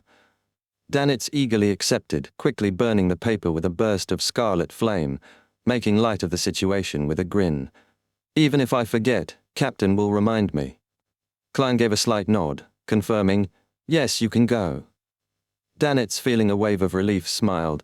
"I'll settle the room and get a ship ticket. Byam hasn't been calm recently, so Captain doesn't want the Golden Dream docked here." Klein didn't respond, but silently left for his suite, where Danitz immediately burst into celebration once he was out of sight. "I'm finally free," he whispered to himself, grinning widely. Danitz went straight to the front desk to pay for his room, and then made his way to the seaweed bar. The fresh air felt invigorating, but as he rounded a corner, he saw bounty posters of himself plastered on the walls. "Blazing Danitz, £5,500. Damn it, he thought, quickly adjusting his cap and scarf to obscure his face. He hastily bought a grey scarf to hide more of himself, hoping to avoid recognition. At the seaweed bar, a common hangout for pirates and gangs, Danitz went looking for Denial, a scalper who sold tickets. He didn't want to draw attention to himself, so he avoided Denial directly and instead found an unassuming man at the bar. After a brief exchange, Danitz passed him 3 £1 notes to buy a ticket for Galagos. He avoided the usual ticket booths to keep his face off any lists. But as the man made his way to Denial, Danitz became anxious. Am I being too obvious? Suddenly he spotted a familiar figure. Blue Eyes Meath, a pirate with a £2,800 bounty, entered the bar. Meath seemed to sense the brewing tension and approached the group plotting against Danitz. Without hesitation, Danitz made his move, heading for the back door of the bar. He used his anti-tracking skills to lose the group chasing him, managing to escape into the streets. As night fell, Danitz made his way back to the Wind of Azure Inn and entered his suite. Gehrman Sparrow was there, staring out at the dusk. Danitz forced a smile. "I forgot to mention, Captain wants to know if you're interested in meeting her at Galagos." He had originally planned to tell his captain that Gehrman Sparrow wouldn't be interested. But now, with his bounty out there, he realized his chances of survival were slim unless he stayed under the protection of Gehrman Sparrow. Chapter 574, Fail to Accomplish. Klein was surprised by the invitation to meet Vice Admiral Iceberg Edwina Edwards in Galagos. While it wasn't unacceptable, it presented an opportunity to gather useful information for his next steps. He could learn more about certain details, which might benefit his future advancements and high-sequence potion formulas. More allies, more chances. To check for any immediate danger, Klein flipped a gold coin and got a negative response, meaning it was safe. He nodded to Danitz and said, "Okay." Danitz, relieved, expressed his gratitude. Klein looked at the wall clock and said, "I'll head to the washroom first." Danitz, reading between the lines, thought Klein was planning to buy a ticket for him. After Klein finished in the washroom, he came out and said, "Let's go." Danitz hesitated, suggesting that Klein could simply ask Ellen to help buy the tickets. Klein, however, shot him a cold glance and walked out the door, leaving Danitz no choice but to follow. After a short walk, Klein led the way to the seaweed bar. Danitz was surprised, unsure of why Klein would return here after his previous failed attempt to buy scalp tickets. Are you going to seek revenge for me?" Danitz asked, nervously. Klein didn't answer and walked into the bar. Danitz, still uncertain, followed hesitantly. The bar was chaotic, with music and lively chatter filling the air. Danitz scanned the crowd for the people who had wronged him, including the black market merchant, Daniil. Klein, however, wasn't looking for them. Instead, he instructed Danitz, "Take off your scarf." Danitz was taken aback, but under Klein's icy stare he complied. He immediately felt the eyes of the crowd on him, recognizing him as the infamous Blazing Danitz. Klein's calm tone continued, "Take off your cap.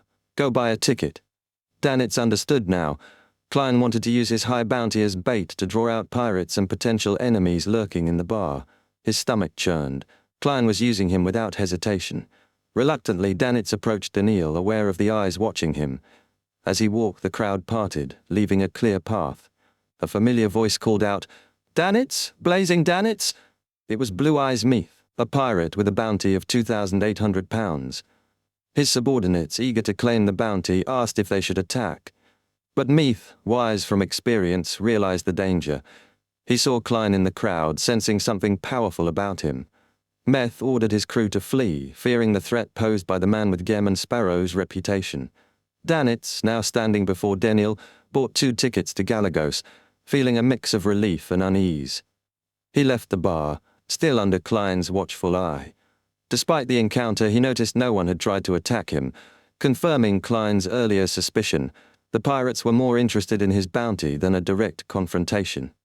Once outside, Danitz couldn't resist. "Can I put my scarf and cap back on?" he joked, but Klein remained focused, walking quickly ahead. "Why are we running?" Danitz asked, confusion in his voice.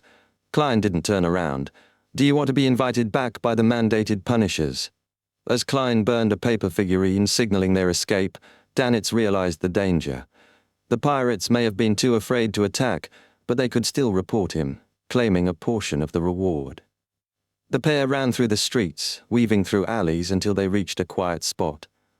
Once they stopped, Danitz finally adjusted his scarf and cap. "Where are we going now?" Danitz asked, still panting. "Find Elland," Klein replied.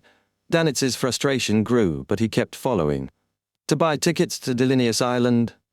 Klein added, explaining their new route. It was a clever detour, avoiding the more obvious Bayam to Galagos route, where they might draw attention.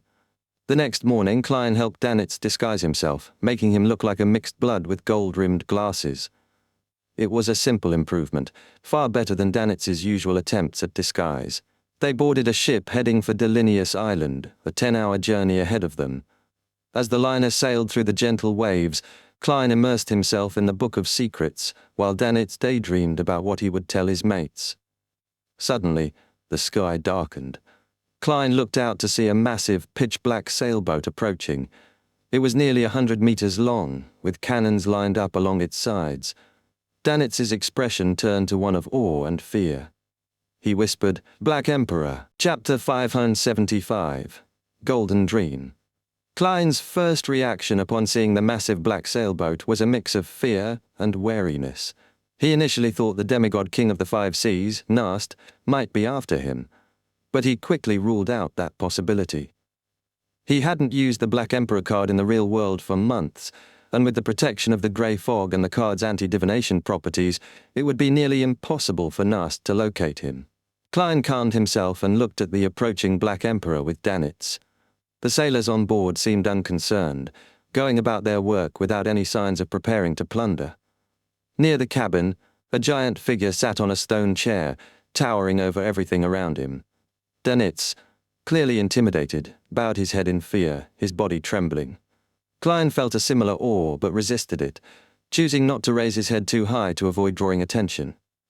After a while, the ship disappeared into the distance, leaving the seas calm and the sky clear. Danitz, still puzzled, muttered, "Wasn't it said that he was still at the Fog Sea?"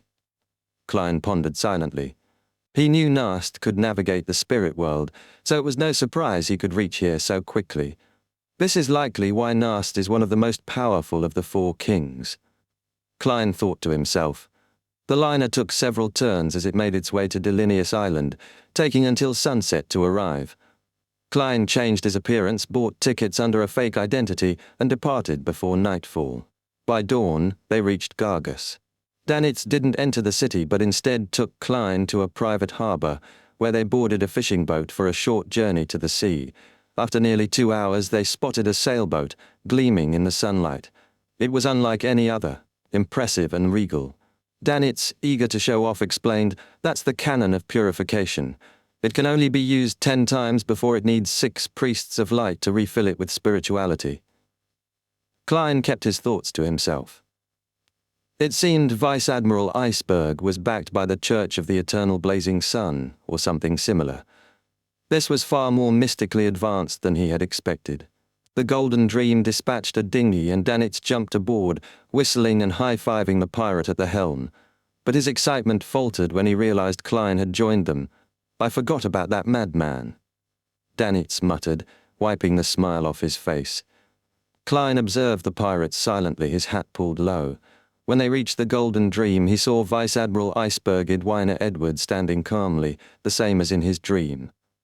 Her appearance hadn't changed. She wore dark trousers and leather boots, exuding both wisdom and beauty. Klein greeted her with a polite smile.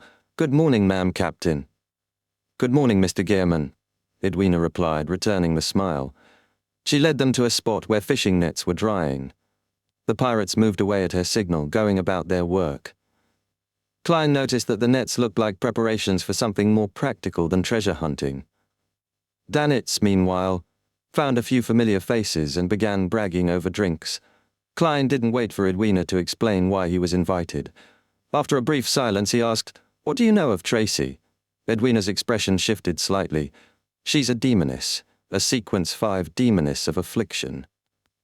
Klein felt a shudder. He had encountered several demonesses before, including Witch Trissy, Madame Sharon, and Trissy Cheek, now another demoness of affliction. He couldn't help but wonder about the connections.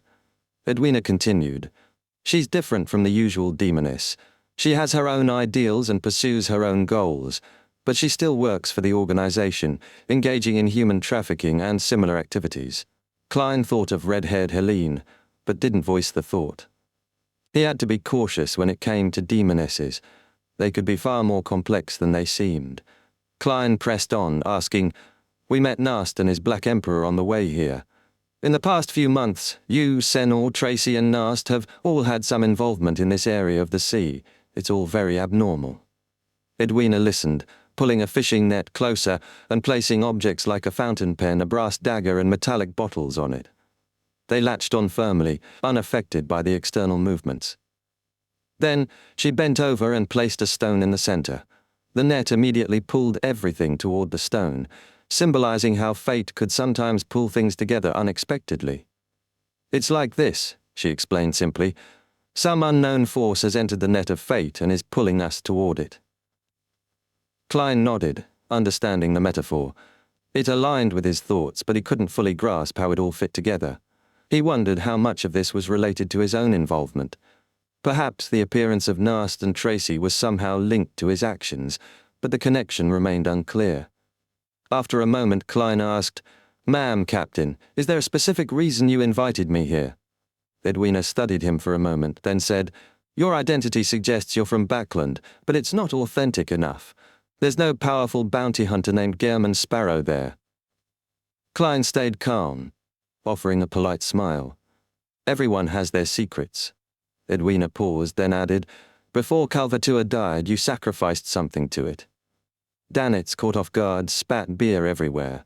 Klein didn't acknowledge the outburst, maintaining his calm composure. Edwina continued, "Even after Calvatua's death, the sea god still answers the prayers of its believers." Klein couldn't deny the truth in her words.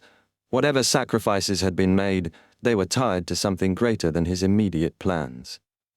Chapter 576, Vice Admiral Iceberg's Collector's Room. Klein's gaze never wavered as he stared directly into Edwina's eyes, maintaining his composure. He was prepared for this conversation, especially after Danitz had revealed his sacrificial ritual to Calvatua. If he had been sitting comfortably, Klein might have leaned back and crossed his legs to exude calmness, but for now, he simply smiled. With a steady tone, Klein raised his left hand, introducing, "This glove of mine is called Creeping Hunger." Klein suspected that Danitz, having witnessed him in combat, had already passed along details about Creeping Hunger to his captain. As Vice Admiral Iceberg was of equal rank to Vice Admiral Hurricane Chilangos, it wasn't hard for her to deduce that Klein had acquired the item. By mentioning it first, Klein gained the psychological upper hand. He controlled the narrative instead of being exposed by her. It also served as a subtle warning. If she delved too deep into his matters, Klein was signaling that Vice Admiral Hurricane's fate could await her. Edwina didn't react directly to his words, but switched topics abruptly. I plan on providing some assistance to the resistance in the Rorstad archipelago, mainly in food and fabric. Klein, unaffected, replied calmly, "This has nothing to do with me." "Don't expect me to trip up," he silently reminded himself. Edwina pointed at Danitz, who was still sneaking glances while drinking. "I'll entrust him with handling it, including contacting the resistance and arranging for a private harbor. I hope you can assist." Danitz, startled, spewed his beer everywhere. The two pirates next to him, both laughing, joined in the commotion. One had dark, metal-like skin, and the other had a thick waist and no curves. Edwina, unfazed, continued, "You're an adventurer. I'm sure you won't turn down a well-paying job." Klein simply smiled in response. Of course. He didn't press her about the payment. Edwina seemed to forget mentioning it anyway. She went on, "Sanor sent word that he's willing to buy the key of the Giants for £5,000. The key, Klein realized, was likely the same one from Danitz's near-death encounter in Byam, Death's Key. He suspected it wasn't from the Dark Second Epoch, but tied to the Giant King's court. At first, Klein was taken aback. £5,000? I have no idea if it's worth anything, or if it's really tied to the Giant King's court. Can I return it if it's useless? But then an idea formed in his mind. If it had nothing to do with the Giant King's court, it would only disrupt Admiral of Blood's plans, hurting him without benefiting Klein. If it was related, it would be a way to keep Admiral of Blood from progressing further. In that case, he could obtain the key without spending a penny. Although this plan sounded idealistic, it wasn't impossible. Klein's expression remained neutral. It might be hiding a huge secret. He deliberately said this to make Edwina reluctant to sell the key to Admiral of Blood Sanor. If Sanor acquired it, he could grow dangerously powerful. Edwina, however, didn't continue the discussion. She gestured toward the cabin entrance. "Breakfast has been prepared for you." "Thank you," Klein replied with a bow before following her inside. He quickly reflected on their conversation, pondering the real motive behind Edwina's invitation. From his Gehrman Sparrow identity, to the creeping hunger item, to the sacrifice to Calvetua, these were all signs of a powerful secret organization backing him. Edwina's faction was clearly cautious but intrigued. Her offer to assist the resistance was a sign of their interest in cooperating with his mysterious benefactors. However, they were still hesitant, likely because they hadn't grasped the full picture. Klein smirked internally. If they knew that his organization was less than half a year old, with fewer than 10 people, counting only the world and Miss Shio, they might lose their composure. As he followed Edwina down a narrow passage, he arrived on the second level of the Golden Dream. They passed by a half-open room, and Klein caught a glimpse inside. On a wooden table sat the black iron key. Edwina casually commented, "These items are from our treasure hunting expeditions. Some are just mementos, others are still being studied." Klein glanced inside, noticing the key, but his attention was drawn to the other items around it. Edwina's eyes gleamed slightly as she continued, "This is a coin from the Solomon Empire of the Fourth Epoch." She gestured to a framed coin, a dark gold color, strangely asymmetrical, with a sharp crown etched into its surface. It resembled the crown worn by the King of the Five Seas, Nast. Klein immediately thought of Isengard Stanton, the great detective who, like Edwina, enjoyed flaunting collections. Wait. Is she connected to the Church of the God of Knowledge and Wisdom? Klein wondered. He recalled that Stanton had studied in Lenberg, where Edwina came from. Lenberg was the capital of the church. Could her faction be tied to it? They moved on, and Edwina led him to the massive black iron key, identical to what he'd seen in his dream. It was enormous, about the size of a 7-string zither, dull and ancient, with giant-like traits. Edwina offered, "You can study it." Klein hesitated before reaching out to touch the cold key. No matter how much spirituality he tried to inject, it remained inert. "I can't take it above the grey fog to study it." he thought, frustrated. His attention shifted to a goatskin book on the table, Grossel's Travels. Edwina explained. It was found in a sunken ship, soaked for 165 years but still intact. It tells the story of a giant named Grossel who sets out to hunt a frost dragon. As Klein flipped through the pages, he found it odd. The narrative was fractured, as though entire paragraphs were missing. At the end, the pages were stuck together. This can probably be dealt with above the grey fog, he mused, glancing at Edwina. She offered to sell it to him. If you figure out its secret, you have to tell me, she said, adding, I can sell it for £8,000. Klein paused for a moment, pretending to consider. I'll think about it. I'll consider how to pretend this never happened, he thought, silently dismissing the offer. Chapter 577, book from more than 3,000 years ago. Vice Admiral Iceberg Edwina remained calm as she heard Klein's response that he needed to consider the offer. She simply nodded, unbothered. No hurry, she said. She probably thinks I need to consult with my secret organization. Klein thought dryly. This isn't about needing advice, it's about not having the money. He closed Grossel's Travels and asked, Do you know who the author is? What happened to the people who last possessed this book? Edwina rubbed the book's cover thoughtfully. The owners are unknown. The ship sank and the information was lost. The author's name isn't listed either. But after using mystical arts to study it, I discovered the goat skin is at least 3,000 years old, predating the cataclysm. That's why I believe it's worth £8,000. A book from 3,000 years ago. Klein's mind raced. Dragons, elves, and humans from later periods? A magical book with prophecy powers? Or just a hoax? Klein smirked without meaning to smile. Could the author be Roselle? Edwina shook her head. No, Roselle's name comes from a root word in Jotun. When ancient Fasak evolved into Intis, the meaning changed, she explained in great detail, as though lecturing. Klein was left stunned, feeling like a student again. Klein nodded, still unperturbed. If it's ancient, I'm curious. Why would a frost dragon be called the King of the North? What sequence and pathway does it correspond to? Edwina looked up from the book. Before the first blasphemy slate, there were no defined sequences or pathways. In that epoch, chaos and mania ruled everything. Dragons might accumulate beyonder characteristics related to frost, like a demoness's frost or a weather warlock's, gaining powerful strength but eventually losing control. A dragon is a monster, and if it doesn't die, it'll certainly go mad. If dragons, giants, and elves had such mutations, Klein mused. No wonder the second epoch is known as the Dark Epoch. Klein asked quietly, does this result in a waste of beyonder characteristics? Edwina met his gaze for a few seconds before speaking. Emperor Roselle once said, whatever separates will definitely converge, and whatever converges will definitely separate. Klein mulled over the words. I get the first part. It's the law of convergence for beyonder characteristics. But the second part, it suggests that extreme convergence leads to dissociation. The chaos creates repulsion, separating everything again. He thought further. This isn't something Roselle would have said to the public. Maybe Edwina's family, they escaped to Lemberg after his death and converted to the god of knowledge and wisdom. Klein didn't push further, instead admiring Edwina's collection of treasures. He was also making plans.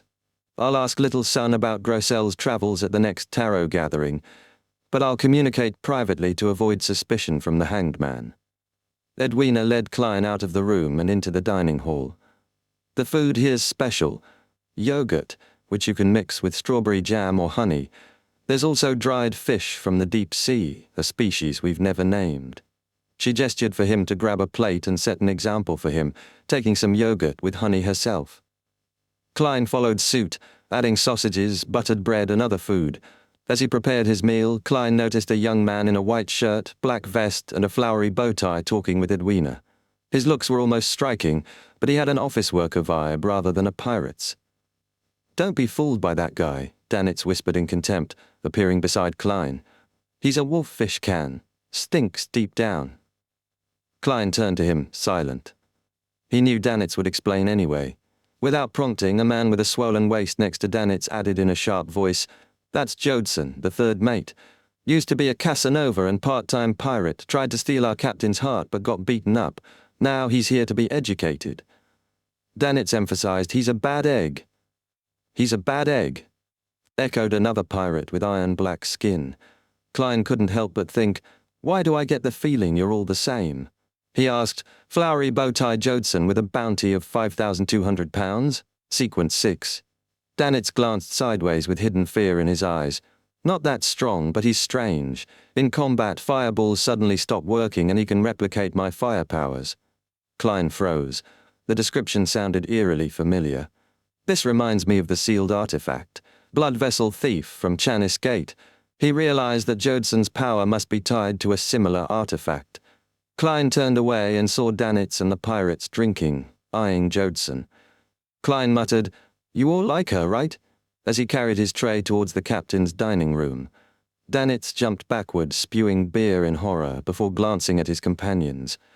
Their eyes were full of frustration, as if they'd been tricked. Klein didn't stop, entering the captain's dining room and enjoying his meal. A few moments later, Edwina returned with her own tray. After taking a sip of milk, she said, "Danitz showed me your messenger summoning ritual. It mentions a gold coin as a necessary component." She paused, perplexed. "Does it refer to Lowen's gold coins, or those from Intis, Faysac, or elsewhere? They all vary in weight and gold content." Klein thought for a moment and answered, "Lowen's gold coin. It's also the one worth the most," he added inwardly. Edwina nodded. "Is payment required when receiving a reply?" "Different spirit world creatures have different preferences," Klein replied, knowing she would understand. He wasn't lying, just hiding the truth that the messenger's owner could pay too. "Yes," Edwina said seriously. "I once tried to find a messenger but had to give up. The ritual was dangerous, and satisfying the requirements was nearly impossible. The other issue is simulating the power of the undead. It wasn't enough to sign the contract. Your ritual has given me a new idea." Klein remained silent, knowing this knowledge came from Mr. Azik, and he couldn't share it without permission. After breakfast, the Golden Dream reached a private harbor, where Klein and Danitz disembarked. Danitz looked back at the ship, sighing. "I feel like my friendship's sunk to the bottom of the ocean," he muttered. Klein adjusted his hat and coolly replied, "Losers always form alliances with each other." Danitz paused, unsure whether to feel happy or sad. They changed their identities, bought tickets back to Byam, and boarded the ship. Finally, Klein had some privacy. Entering the washroom, he entered the grey fog and began scanning the prayers from his believers. The first thing he saw was a prayer from Kalat, the bald member of the resistance. "Honorable God, we have discovered the whereabouts of red-haired Helene. She's currently hiding in the Intis embassy. This has been confirmed by a laundry maid and gardener." Chapter 578, Abduction. In the Intis embassy of Byam, Helene sat in front of a dresser, staring at her reflection. Her face was beautiful but somewhat frail, and for a long moment she gazed into the mirror, lost in thought. Escaping from the Black Death had been a tumultuous experience. She feared any mistake could expose her to pirates or adventurers, and she'd be caught again by Vice Admiral Ailment Tracy. That would mean the end of her freedom, with no chance of returning home to the life she once knew. Only by leveraging the few connections left by her family had she managed to hide within the embassy and secure a ticket to leave the sea. But even then, she didn't feel completely safe. She believed the journey would only be truly over once she reached the northern continent. As she touched her healthy cheeks, Helene reflected on how much her appearance had improved since her time as a sea merchant. She felt like time had reversed, and she almost mistook herself for her younger self. After arriving at the embassy, Helene had been presented with another option besides escape: cooperate with the Church of Storms, Lowen's military, or the embassy, using herself as bait to capture Tracy. But after careful thought, she abandoned the idea, asking her family elder, an officer in the embassy, to keep her whereabouts a secret. Despite her conflicted feelings, she couldn't deny that Tracy had never truly harmed her. There were memories of passionate nights intertwined in her mind, and the thought made Helene blush, even as she shook her head, trying to focus on her desire for freedom. With a deep breath, Helene turned her focus back to her reflection. She worked on her makeup, thickening her eyebrows and sharpening her features. After the makeup, she appeared more androgynous, with a masculine edge to her look. Next, she changed into a white shirt, black vest, men's trousers, and a double-breasted frock coat, completing the disguise with a silk hat that hid her coiled red hair. The final effect made her look more like a handsome young man than a woman, and her emerald eyes added a layer of depth to the disguise. Helene waited until someone knocked on her door, grabbed her luggage, and followed the family friend who escorted her to the embassy's side door, where a carriage waited to take her to the harbour. From there, she'd board a liner bound for Pritz Harbour in Loen before making her way back to Intis. Before boarding, Helene, with her anti-tracking Beyonder abilities, discreetly observed the surroundings, including the carriage driver. He appeared nervous, but nothing out of the ordinary, and she decided to go ahead and thank her family's friend before getting in. As the wheels began to roll, Helene looked out the window, watching the parasol trees pass by. The feeling of being in the city gave her an odd sense of nostalgia for Trier, her hometown, which she missed dearly. But soon she began to sense something was wrong. The streets grew more remote and deserted. Despite not being familiar with Byam, her instincts as a Sequence 9 hunter kicked in, and she felt something was off. Is this the right route? Helene asked the driver cautiously, ready to escape at a moment's notice. The driver, smiling obsequiously, didn't look back. Honourable lady, this route is quicker. Byam was built many years ago, and back then the streets were narrower. It's easy to get stuck in jams, so this way is faster. Helene thought for a moment, and finding his explanation plausible, let it go. But just then, the horse pulling the carriage neighed painfully, and the driver stopped to check. Helene glanced around and realized they were in a quiet, deserted alley.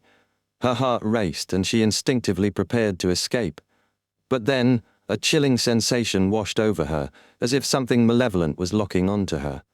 Her mind raced, trying to assess the situation, but she remained seated, wary of making any sudden moves.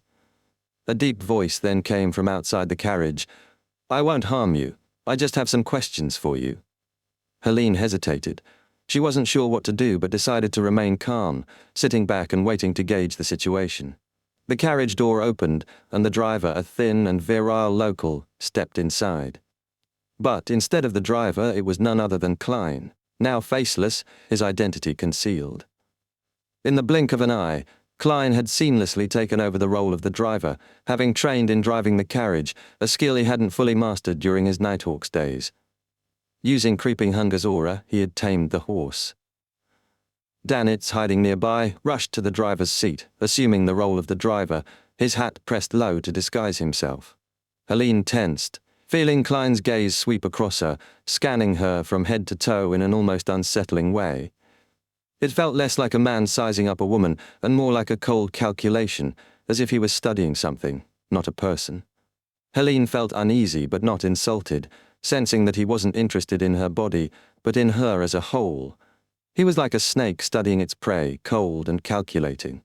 Finally, unable to endure the tension, Helene asked, "What questions do you have?" Klein leaned forward, folding his hands naturally on his thighs. "Have you heard of a person named Jimmy Necker?" Helene took a few seconds to recall, shaking her head firmly. "No, I haven't." Klein pressed further. "He's a tycoon, someone who likes to collect things.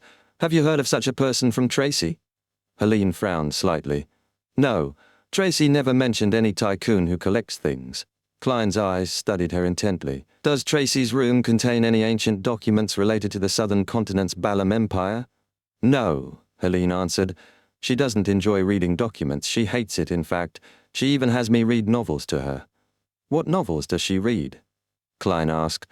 "Classics by Roselle and contemporary romance stories," Helene answered candidly. Klein nodded, seeming satisfied with the responses. "Does she have a collector's room?" "Yes," Helene replied, recalling, "but she keeps it private. Only she and a few mysterious visitors are allowed inside." Klein remained silent for a moment, then asked, "Tell me your story." Helene blinked, surprised. "My story?" Klein nodded. After a brief pause, Helene began, "My father was part of the former Sauron royal family in Intis. He had wealth, but he squandered it all on alcohol, gambling and mistresses, which led to his bankruptcy. To repay his debts, I accepted certain conditions from my family and became a Beyonder, going out to sea as a merchant." Chapter 579, Academic Question. As Helene spoke, her eyes wandered upward, lost in thought. I started by transporting iron and coal from Mid-Seashire to Fainapotter, then brought tobacco, coffee, cocoa and other goods back to Intis. It was a safe coastal route, but there was stiff competition. To get out of my situation and save up, I worked hard to raise my sequence, hoping to start trading in the colonies. But just as I was getting the hang of things, I ran into ailment maiden Tracy, back when she was just a pirate with a single ship. She was incredibly powerful. My partner and I fought with everything we had, but it was all in vain. She didn't kill us, though. She just took the goods, and me. Klein listened silently, his expression deadpan. He couldn't help but suppress a chuckle at her discomfort, using his clown powers to maintain a neutral demeanor. How far did the relationship go? He asked flatly. We didn't. Helene quickly denied, her face flushing. She forced me. I didn't want to die, so I had to accept it. I had no choice. Besides, she's a woman. Klein raised an internal eyebrow, amused. If I had asked if the two of you had a relationship beyond friendship, would you have jumped out of the carriage? It's only because I'm kind enough that I'm trying to spare you some shame. With a sigh, he suppressed his amusement and moved on. What kind of food do you like? Any particular dishes? Do you prefer sweet or salty? Helene was thrown off by the sudden turn in conversation, as though trapped in an absurd dream. What is this? Is this some kind of weird survey? She thought. She quickly answered, her voice faltering as she felt more and more uncomfortable under Klein's unblinking stare. Klein continued, How do you usually sit? Any habitual motions? The more questions he asked, the more panicked she became. It felt like her answers were sealing her fate, like she might vanish into the air at any moment. When the survey finally ended, Helene was left feeling heavy with dread, unsure of what was about to happen. She considered jumping out of the carriage, but the man didn't seem inclined to attack her, so she hesitated. Having gathered enough tales about her personality and preferences, Klein smoothly shifted the topic. What do you know about Tracy? Helene fell silent, her lips quivering, but after a moment, she gave in, speaking softly. She has exceptional combat skills. She's great at infiltration, curses, and can turn invisible or become light. She knows how to swap bodies using a mirror or magic staff. She can also summon black flames, frost, and induce sickness in her enemies, anything from colds to more serious ailments. The longer you fight her, the worse it gets, and some Beyonders even die from heart attacks. Helene continued, She can control her enemies with invisible threads and is familiar with human anatomy. She knows how to give people pleasure with just a touch. Her charm is so powerful that pirates often surrender to her without a fight. Helene hesitated before finishing. She's kind, but cruel to her enemies. She enjoys destroying things others want to protect, making them suffer. Klein's eyes narrowed, a demoness. Sequence 5. One higher than a demoness of pleasure, he thought. Calmly he asked, Does she possess any mystical items? Yes, a bangle with diamonds. As long as she wears it, it's almost impossible for her to get hurt, Helene admitted after a brief hesitation. Klein's next question was direct. Tracy helps with human trafficking, doesn't she? Helene looked puzzled. What demoness sect? She asked. Klein's answer was simple. You don't need to know. If you knew what a demoness truly was and suspected the very charming Vice Admiral was a savage man, you'd lose control on the spot. You don't need to thank me. I'm a good person. Klein thought to himself, amused by his own inner monologue. Helene was still confused but kept listening. In recent years, she's been involved in shipping slaves. The other side of the trade is with crazy Captain Connors Victor. Rumor has it he has deep connections with human traffickers in Lone. Klein remembered the name. Connors Victor, he thought. He nodded in acknowledgement, his demeanor suddenly softer. Were you involved in any of this? Part-time pirate, maybe? The tone was polite and amiable, but Danitz, who had been listening from the corner of the carriage, shuddered. He couldn't quite explain why, but Gehrman Sparrow's sudden change in tone felt far more terrifying than the cold, expressionless version of him. No. Helene quickly shook her head. The blood of the Sauron family flows in me. I won't bring shame to my family. Besides, Tracy always said she wouldn't let me be tainted by bloodshed. That was her burden, not mine. Klein found the response interesting, but didn't comment further. Instead, he took out a gold coin and let it slip through his fingers. performing a divination. It confirmed that she was being truthful, though he knew there were still more details left unspoken. He didn't push any further on her emotional ties to Tracy. He suspected the truth might be too messy for her to admit. As they neared the harbor, Klein handed her a small metal bottle. "Use this liquid to remove your makeup." "Why?" Helene asked, her confusion evident. "Don't ask," Klein said, his voice flat. Despite her reluctance and growing agitation, Helene carefully removed the cap, sniffing the liquid to make sure it wasn't poisonous. After Klein confirmed it was safe, she reluctantly dabbed the liquid onto a handkerchief and began wiping off her disguise. As the makeup came off, her features softened, revealing the natural, feminine appearance she had hidden behind a mask. Klein observed quietly before instructing, "Take off your hat and let down your hair." Helene, now thoroughly uncomfortable, hesitated but followed the order, releasing her red hair, which cascaded down her back. She felt vulnerable, exposed, but did as she was told. Klein leaned back in his seat, his expression unchanged. "You can put your disguise back on now." Helene was baffled. "He wants me to revert to the way I was before? After all that?" She didn't voice her frustration, not daring to anger him. Instead, she quickly applied her makeup again and coiled her hair back up, transforming into her androgynous disguise. Once she was done, Klein nodded subtly. As they reached the stop, he handed her new identification, tickets to Tiana Port, and instructed her to buy tickets to Pritz Harbor. Helene accepted them warily and disembarked, glancing at Klein one last time. As she walked to the ship, Klein followed her, catching sight of Danitz struggling to stifle his laughter. Chapter 85, Wormtongue. Klein turned his head slightly and glanced at Danitz, who immediately clammed up, his earlier confidence evaporating. After confirming that Helene had boarded the ship without any issues, Klein casually walked over to the side of the carriage and asked, "Did you hear the conversation?" No, a little, just a little."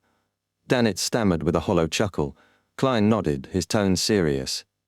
"You need to remember what happened, or people might catch on." "See through? Me?"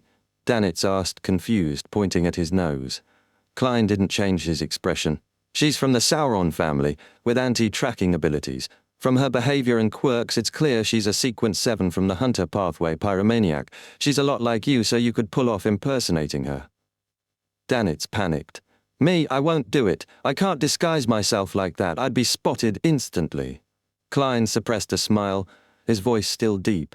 "I'll lend you Creeping Hunger." No, I have no experience with that," Danitz protested, looking horrified. "I can't fool Vice Admiral Ailment's subordinates." Klein nodded in agreement.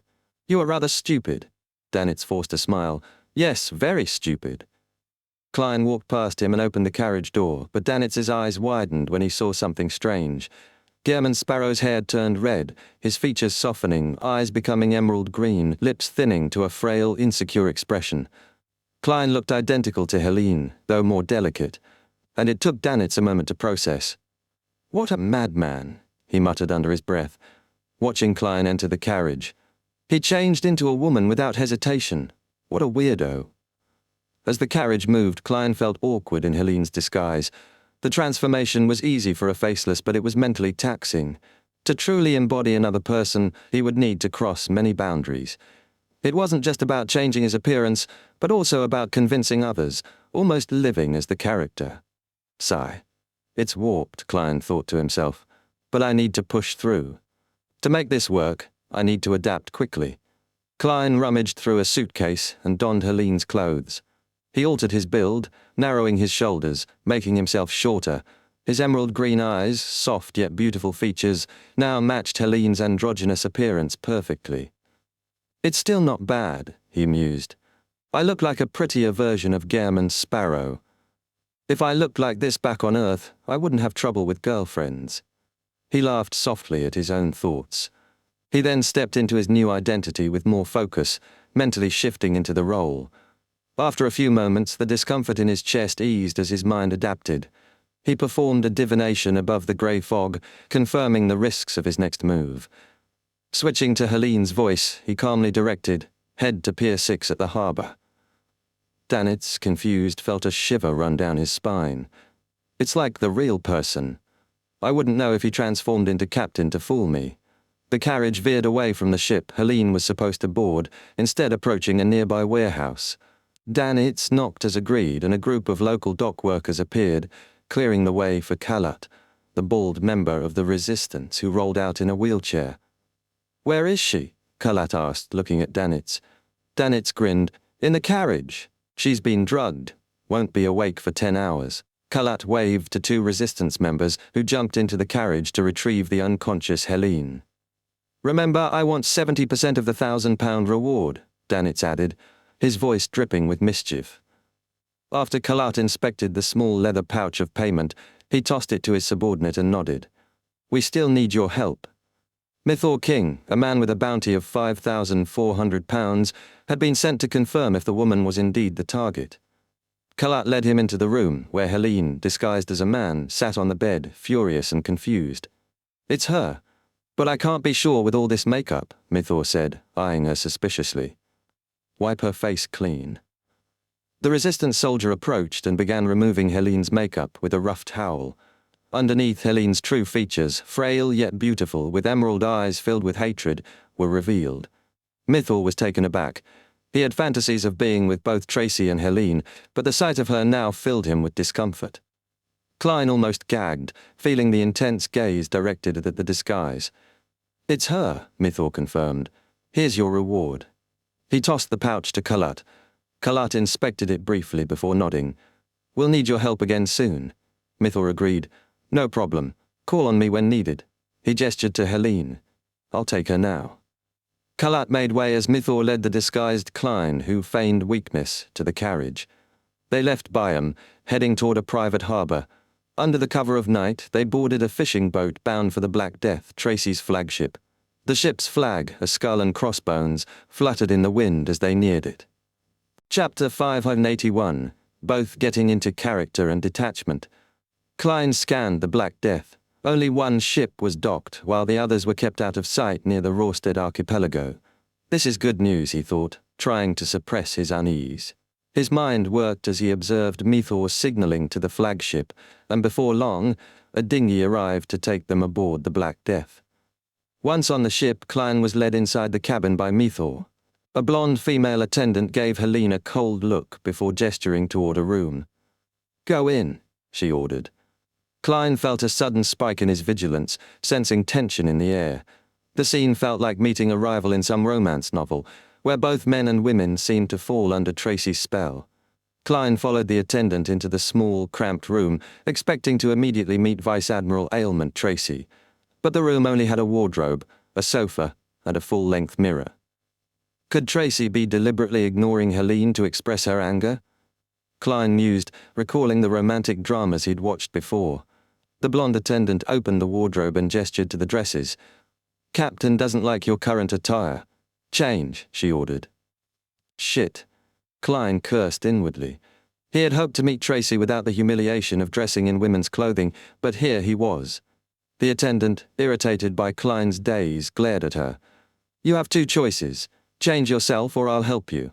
Klein mimicked red-haired Helene's usual motion and inhaled slightly, then spoke, "Remove my cuffs and go outside."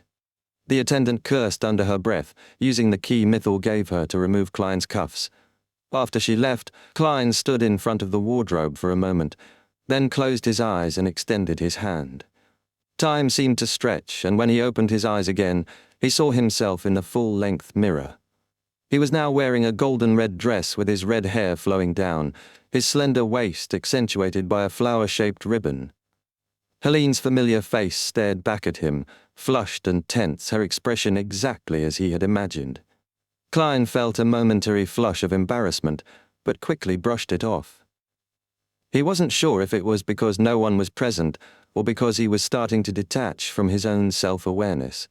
He had to see this as just part of his mission.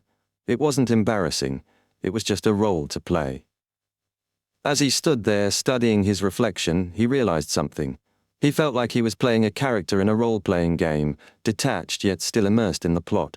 He was able to see the situation from a godlike perspective, examining his actions without judgment. The embarrassment faded, and a sense of calm settled over him. This, he realized, was the essence of being a faceless. Getting into character while maintaining detachment. It was the perfect blend of immersion and distance. He could act, yet still observe, find flaws and refine himself. Klein smiled slightly. If I hadn't gotten Danitz to fetch 2 sets of women's clothing to study, I'd never have been able to pull this off so seamlessly. It's all about the details, professionalism. The attendant's knock on the door broke his reverie. "Are you done?" Klein quickly regained his composure and opened the door to face her. She raised the handcuffs again. "Put your hands behind your back. You're now a prisoner." Klein grunted in response, moving to comply. At least she wasn't paying too much attention to his attire. She led him through the ship, and Klein felt the weight of what was to come. They approached the captain's cabin, and the scent of warmth and pleasure drifted from inside. The attendant knocked, and a voice from within called, "Let her come in alone." The attendant scowled, but gestured for Klein to enter. Klein took a deep breath and walked into the room. The door slammed shut behind him, sealing him in. Inside, Vice Admiral Ailment Tracy sat behind a desk, dressed in beige trousers with her feet crossed. Her sharp azure eyes met his as she smiled, holding a black leather whip in her hand. "Tell me, how should I punish you?" Klein, fighting down his discomfort, replied coolly, "Returning to this place is punishment enough. Anything else is just a bonus." Tracy rose from her chair, a tall, slender figure bathed in candlelight. Klein's eyes noticed the bangle on her wrist, a diamond-inlaid mystical item. Could this be the item Helene mentioned? It reduces most forms of damage. Klein's hand twitched as he fought the urge to act. "Oh, they cuffed you. That's nice. We haven't played such a game before," Tracy remarked, a wicked smile on her lips, her gaze darkening. Klein, feeling his discomfort rise, resisted the urge to respond. As Tracy approached him, her right hand reached out to caress his cheek. "Returning is the greatest punishment," she mused, her eyes growing hazy with a hint of allure. "You usually don't seem to think so. Although you always resist at first, you're often more passionate than me towards the end." Before she could finish, Klein's hand shot out, his speed surprising even Tracy. In one swift motion, he grabbed the bangle on her wrist and tore it off. His green eyes blazed with lightning as his hand turned a golden hue. Empowered by his magician ability, bone softening, allowing him to slip free from the cuffs. In that moment, Klein activated creeping hunger and psychic piercing. With the bangle in hand, he was ready to strike, his plans falling into place. This was his chance to take down Vice Admiral Ailment Tracy, and perhaps even capture her. Klein wasn't afraid to kill her if it meant completing his mission. But as Tracy stood stunned by his sudden movement, Klein knew he had to act fast. The battle was about to begin. Chapter 582, Provocation. Tracy's eyes widened as 2 bolts of lightning shot out from Helene's emerald gaze. The sudden blinding light filled her vision, and she felt a chill as her chin was lifted, as though about to scream. But before she could react, her form shattered, dissipating like a mirage. The full-body mirror cracked and the shards scattered across the floor. Mirror substitution spell. In the blink of an eye, Tracy reappeared at the mirror's corner, her figure still in her white shirt, beige trousers and black leather boots.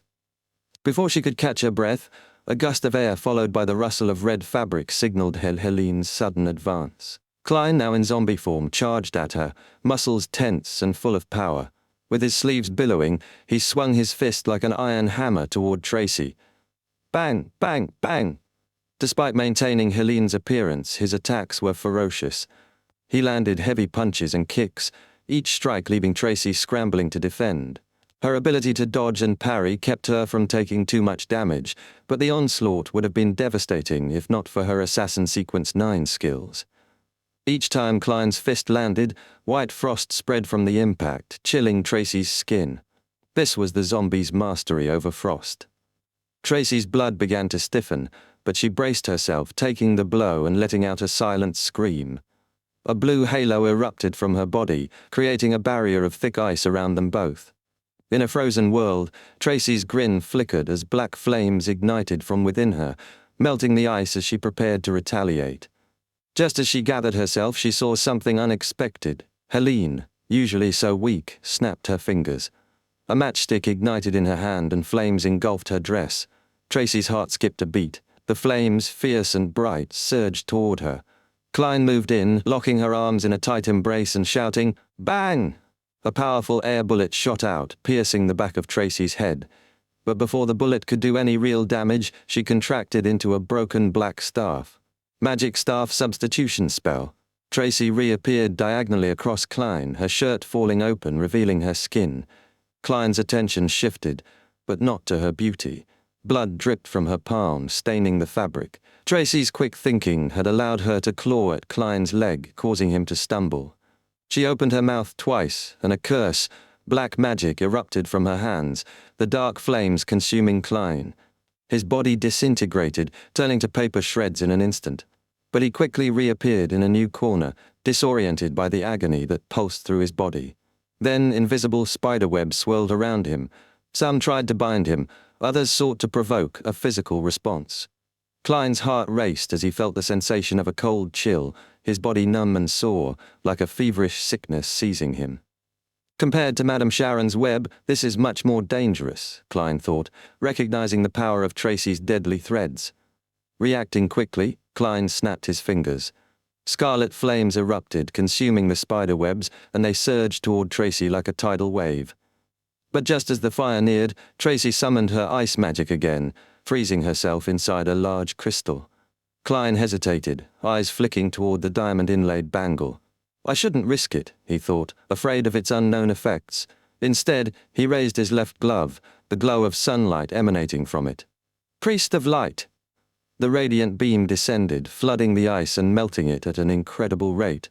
The light faded, but Tracy evaded the brunt of it, flipping out of range with impressive agility. Klein switched tactics, launching air bullets at her, but Tracy dodged with ease, her body vanishing into thin air. She had activated her demoness invisibility. With no visual target, Klein focused his spiritual perception. His body ached, his throat burned, and his mind raced. I need to end this quickly, he realized. Just then, he gave a deep, unsettling laugh. Using a voice that sounded oddly masculine, he taunted, Helene told me your secrets. She also told me all of hers. The words triggered a sharp, emotional spike from a hidden corner. Klein's perceptive senses pinpointed Tracy's location. He turned just in time to see her silhouette emerge, her face twisted in pain. Psychiatrist's frenzy, her hair, raven black and wild, grew uncontrollably, and her expression twisted with torment. Klein seized the opportunity, snapping his fingers, sending another air bullet straight toward Tracy's exposed face. But a wisp of hair swept the bullet off course, and it struck her left shoulder, tearing through the fabric and drawing blood. Ah! Tracy screamed, black flames bursting from her body, quickly enveloping her in a sphere of fire. Thick ice formed over the flames, trapping her in a cocoon of hair, fire, and ice. Bang! Bang! Bang! Klein's air bullets punctured the hair, but they got stuck in the ice. Not pausing for a moment, Klein raised his left glove to unleash the brilliance of the sun. But just as he prepared, a harsh cough tore through him, distracting his focus. Inside the cocoon, Tracy regained her senses and screamed, "Enemy assault! Enemy assault!" Her voice was sharp and carried far, signaling trouble to anyone nearby. Klein's instincts screamed that he couldn't stay here. I can't kill a pirate admiral so quickly. He hesitated, then turned and bolted for the window. The diamond-inlaid bangle caught his eye again, but he quickly dismissed it. Taking a deep breath, he smashed through the window and jumped onto the deck. Two pirates appeared, cutlasses raised, but their blades pierced only a paper figurine. Klein, in his speed, was already behind them, his hand outstretched. Creeping hunger erupted from his palm, sinking into the pirate's flesh before he was lifted and thrown aside. Other Beyonders were closing in, but Klein didn't slow down. Under fire, he sprinted to the edge of the ship and dove into the dark sea, escaping the chaos and vanishing into the night. Chapter 583, Contingency Plan.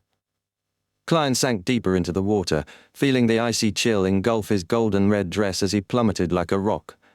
The sea was cold, and the weight of the water pressed down on him, but Klein wasn't worried. He had already anticipated failure and prepared escape routes. Creeping hunger had already finished off the pirate and lightened Klein's load, allowing him to focus on escaping. The sailor pathway Beyonders who pursued him were right on his heels, but Klein knew they were in their element. They could thrive underwater for long periods. As a magician, Klein was always prepared, and he'd planned ahead for just such a scenario. He immediately froze the surrounding seawater, creating a small bubble of frozen space around him. With his zombie powers, he shattered the frost and reinforced the walls of ice, making a temporary sanctuary where he could breathe and think. With a quick gesture, Klein focused his spirit body and reached out above the grey fog. There, at the fool's high-backed chair, he picked up the sea god's scepter, which had been waiting for him. With a precise movement, he connected to Gehrman Sparrow, his new believer of the sea god, and used the scepter to cast spells like underwater breathing, pressure resistance, and freedom of movement. Klein then used a paper angel to block any divination and ordered undersea creatures to help protect his escape.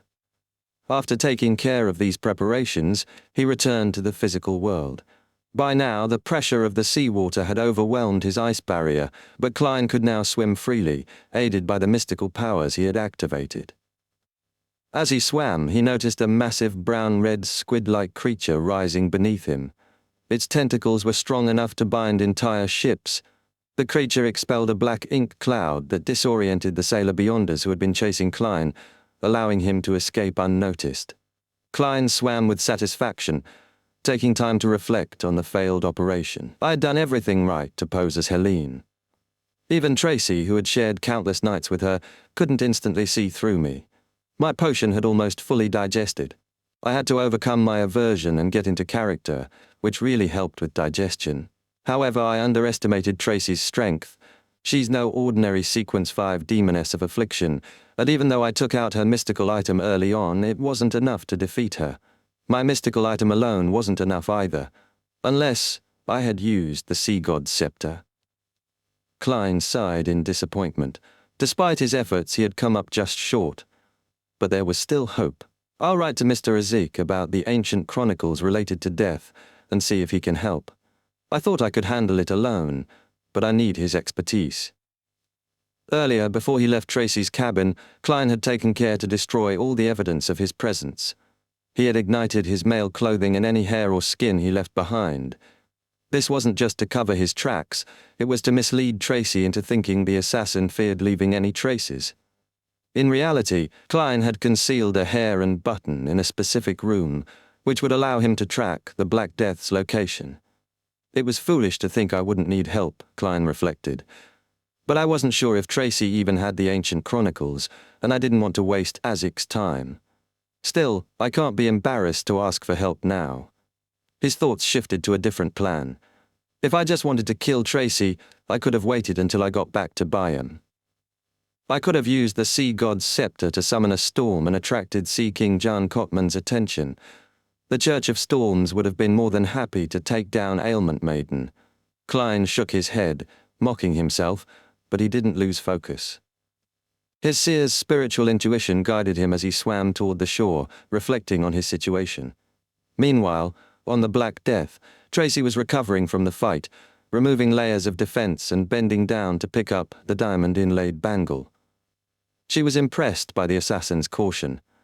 I might not even compare to him when I was an assassin, she thought, clenching her teeth in frustration. Her mind turned to Helene. What happened? Was Helene truly so cold? Tracy's left shoulder ached from the wound, and she struggled to suppress the pain. The blow could have cost her an arm if not for her enhanced physicality. Blood stained her vision, but she remained focused, instructing her pirates to search for any remnants the attacker might have left behind. They found nothing. So careful, Tracy thought. He's not even greedy. If he'd taken the bangle, I would have been able to track him. Tracy sighed and waved the pirates off, leaving only Mythor King and a few high-ranking crew members. Who was this attacker? Where did he come from? Tracy pondered. Despite the many enemies she had, none of them had powers like his. As she thought, a clue emerged in her mind. Creeping hunger. In the middle of the night, Klein, still disguised as Helene, emerged from the water on Blue Mountain Island.